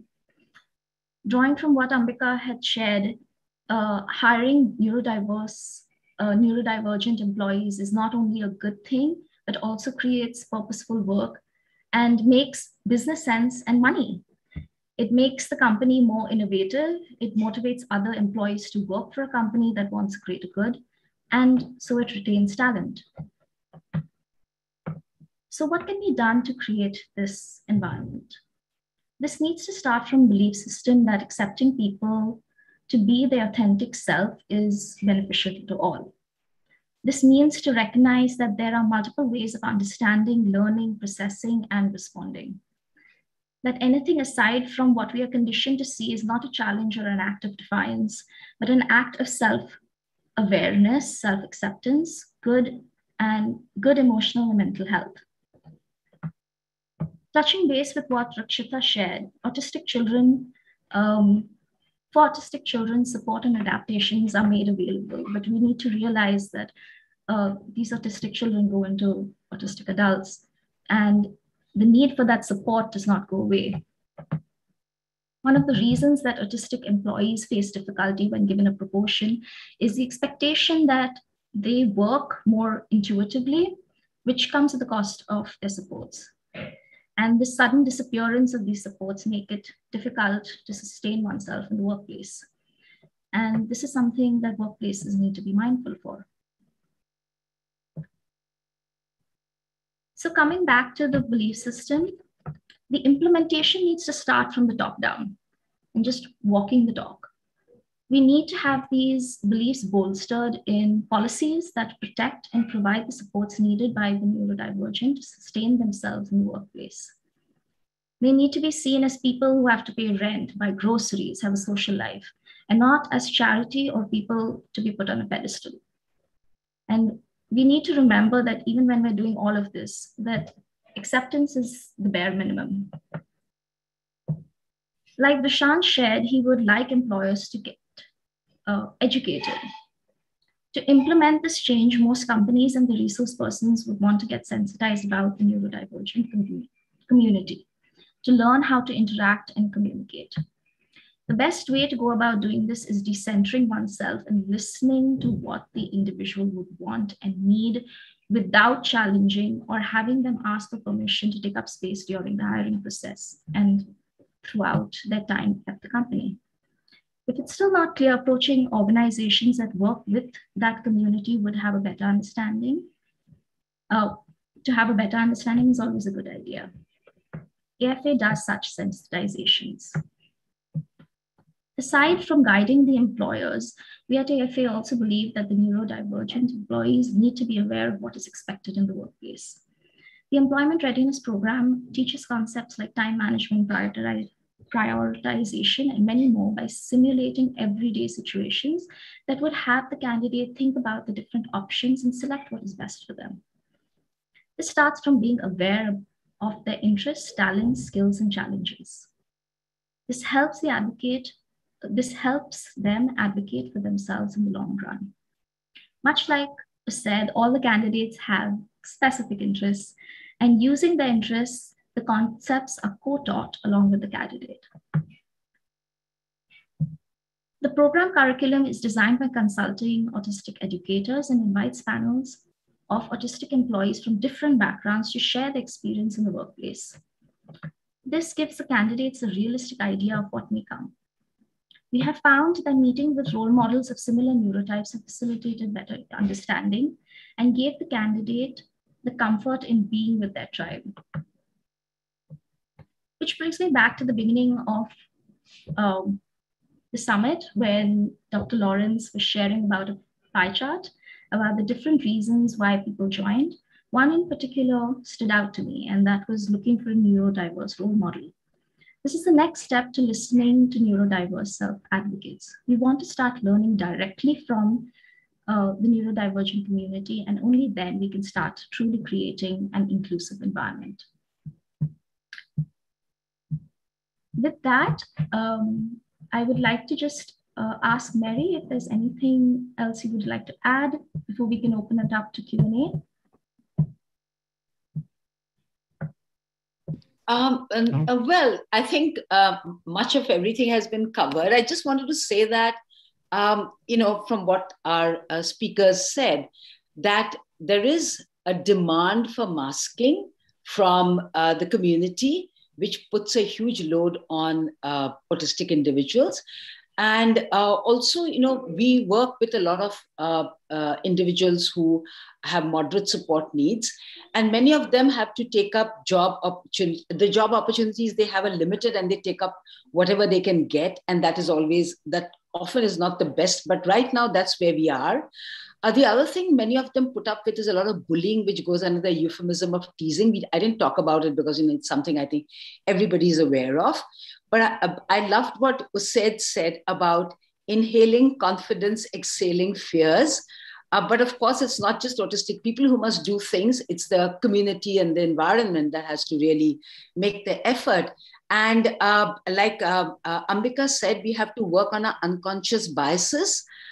Which means using a lot of mindfulness. And I hope that we can move from unconscious biases to unconscious inclusivity. That's all I have to say. Thank you so much. So we have a few questions, which I think have been, we've had a few comments about the presentation and the appreciation for the presenters. Thank you so much. And I think some of the questions have been answered, but I'd just like to bring them up just in case some of the other panelists would also like to respond. So our first question I think is for Rakshita. Is the issue with masking causing issues with body signal of danger true for those who A, are diagnosed late, and B, who have other conditions like PTSD as well? Thanks, Alison, for this question, because this is such an important part of my own discovery and my own healing. The answer to both your questions, A and B, are the answer is yes, especially so, because as late diagnosed people, we are often not given supports from an early age. Just a second, my son needs my attention. Just give me a second. I'll carry him.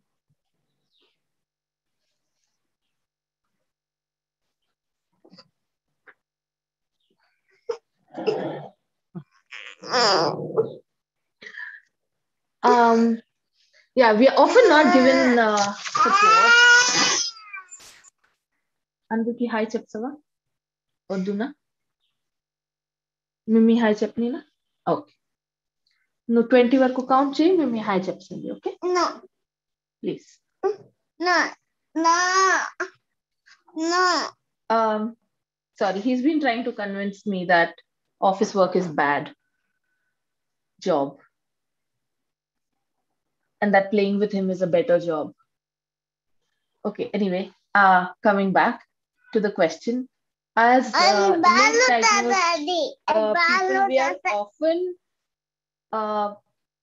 denied supports, or our support needs are not recognized from an earlier age, which also means that we ourselves don't recognize our support needs.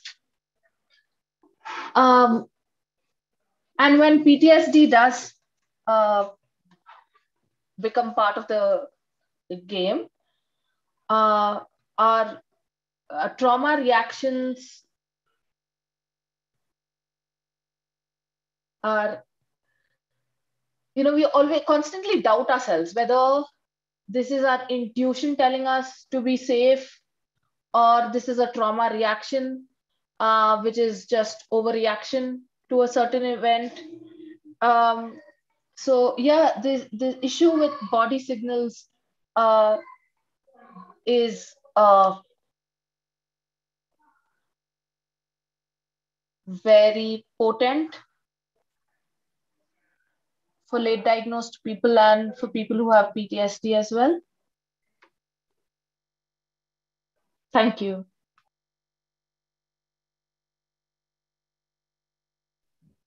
Thank you, Rakshita. There's one more question. I think this is for Mary. I ask this as an Indian autistic. Do you all really think Elon Musk is someone to aspire towards? That these politics will help the cause of autistic liberation?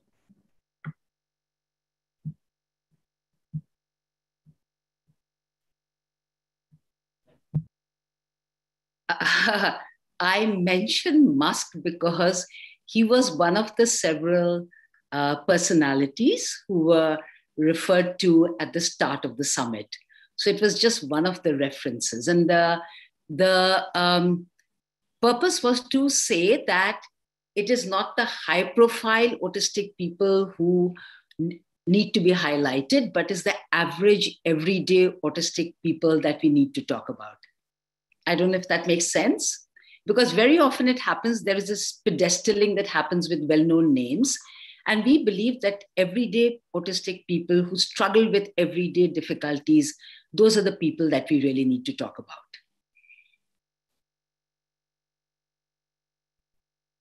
Thank you. Thanks, Mary.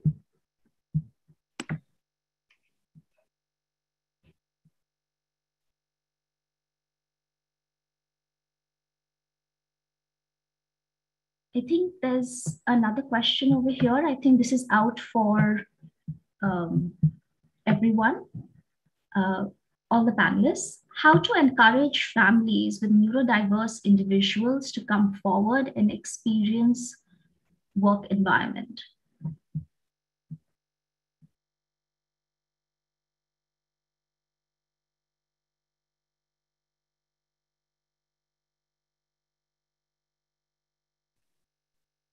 Shall I just respond?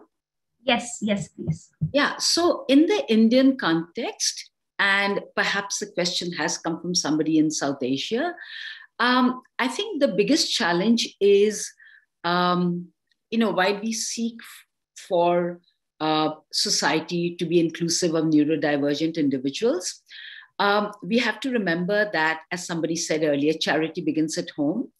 And it's families ourselves who are often critical and find it hard to accept the differences that our autistic family members display. And we are constantly telling them to mask themselves. It's families who force autistic people to be masking a lot of the time. So I think firstly, as the immediate people around autistic individuals, families will have to change and show the acceptance. And when that comes, then it is much easier to step out and demand the same acceptance from society, from schools, from employers. That's one response. I'm sure others will have other points to add to this.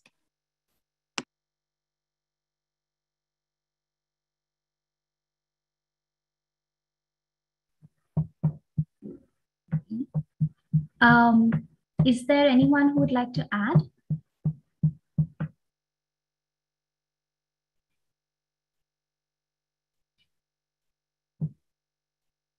Okay, we'll move on to the next question. I believe somebody was asking from where they could, and this is the question for, I think, Used. They were asking about where this animation was from and if they could share it with them. I think this was the volume one, which Used had in his presentation. So Used, would you like to share where you got the video or if you made the video?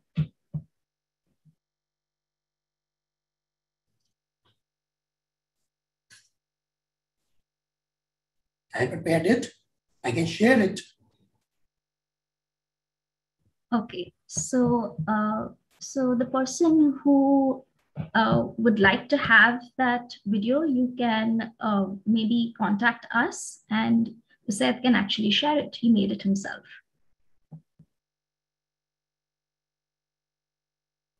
Thanks, Seth. Please share email.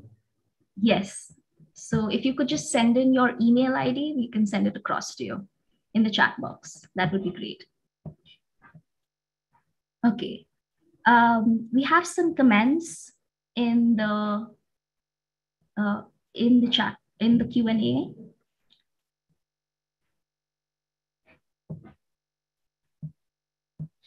Okay, we have one more question for Mary. Can autistic people who are on panels and discussions and can express themselves be the voice of everyday autistic individuals who have much greater struggles? Can parents of autistic children learn by listening to them even though they appear to be very different from their children? Yeah, absolutely, yes. It was mentioned in my introduction that I have a son, and my son is very high support needs, right? But I learned a great deal in the early years from Temple Grandin's writings, because in those days, my son is 40 plus. So in those days, there were not that many autistic speakers. And now I learned from people like the young people who were sharing today. I learned from Indian autistic people about how to, how my son experiences the world, because very often he's not able to express what his experiences are. But because I've learned from the others, I now know how to ask him so that he's able to articulate his experiences and feelings and emotions. So yes, of course, the experiences are in many ways very, very similar, despite the fact that some may have more support needs and some may have smaller, lesser support needs. Thank you. I hope that answers your question. Okay. I think there's a follow-up question to that, Mary. How can I encourage my college son to embrace his differences? He is only willing to disclose that he has ADHD at school. Yeah. See, there are many, there are several reasons why youngsters often don't want to disclose their diagnosis. Part of it comes from what they've picked up from the environment, perhaps at school, perhaps amongst their friends, that autism is the diagnosis autism in this instance? ADHD. ADHD, okay. Achha, the diagnosis is ADHD. Yes. Sorry, then I misunderstood the question. Could you repeat it again? Sure. One moment. How can I encourage my college son to embrace his differences? He is only willing to disclose that he has ADHD at school. You mean he's not willing to disclose it at college? Is that the question? I think that is what I understand as well. Okay, all right. So, well, if he does not want to disclose, perhaps he has a very good reason for not wanting to do that. Maybe the college, I don't know which college it is, but sometimes the environment is not friendly to someone who discloses their identity. And perhaps he's afraid that he will be discriminated against if the college finds out. So I think it'll be important to talk to him and understand why he does not want to disclose it, so that we can then move forward from there. So he certainly has a reason why he's not doing it. So we need to understand that, I think, before we know how to help him in that or suggest that he disclose. I'd like to add to what Mary said, Georgia. I hope I'm pronouncing your name right. I like the sound of your name. Anyway, the simple answer is he will only embrace his differences when he feels safe, like Mary said. The longish answer, or the more complicated answer, is that you as a parent, you have to make sure that you provide the space for him to be whoever he is. If he is the person who is scared to be autistic, that's fine. If he's scared to have ADHD, it's fine. If he hates his autism, that's fine.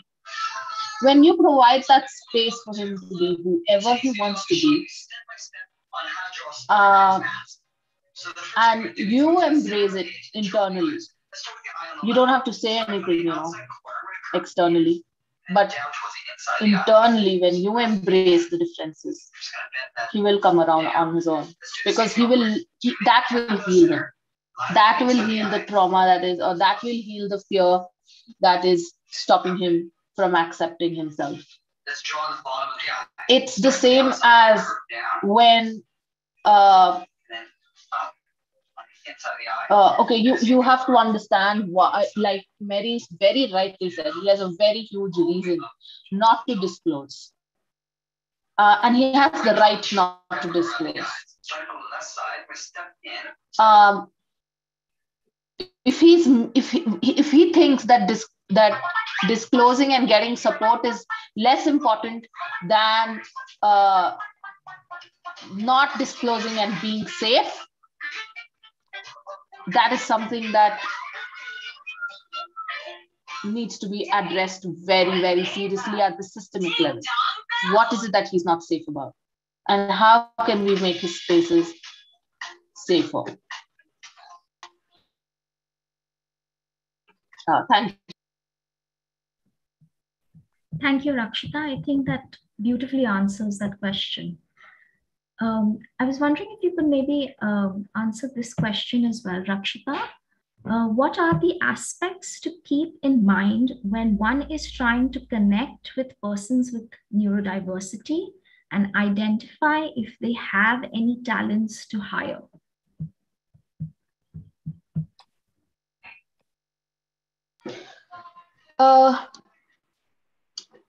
Connection with persons of neurodiversity is the same as connection with other people, in the sense that when you deeply want to connect with another person, it's based on genuine interest in that person and genuine acceptance of that person.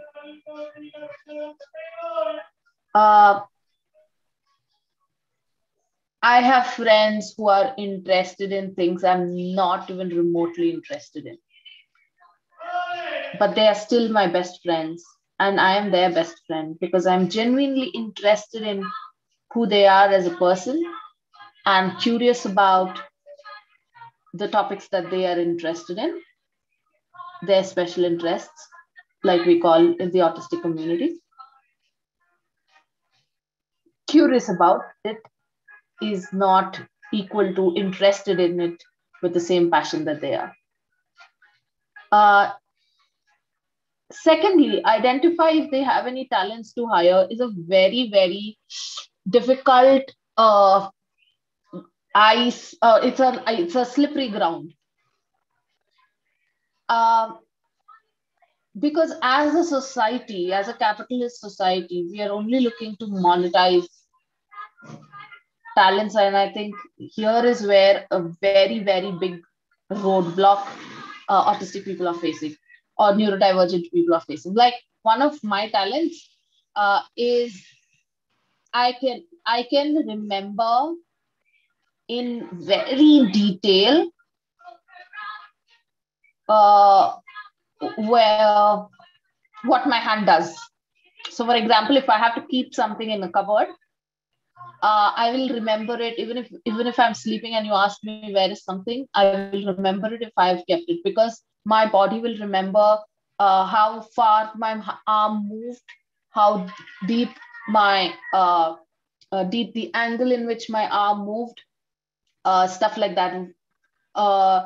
I still till today I remember my mother taught me who built the Qutub Minar in Delhi, Qutbuddin Aibak, and I was having a very tough time remembering this, and she taught me this by doing squats. So my body remembers the name very well.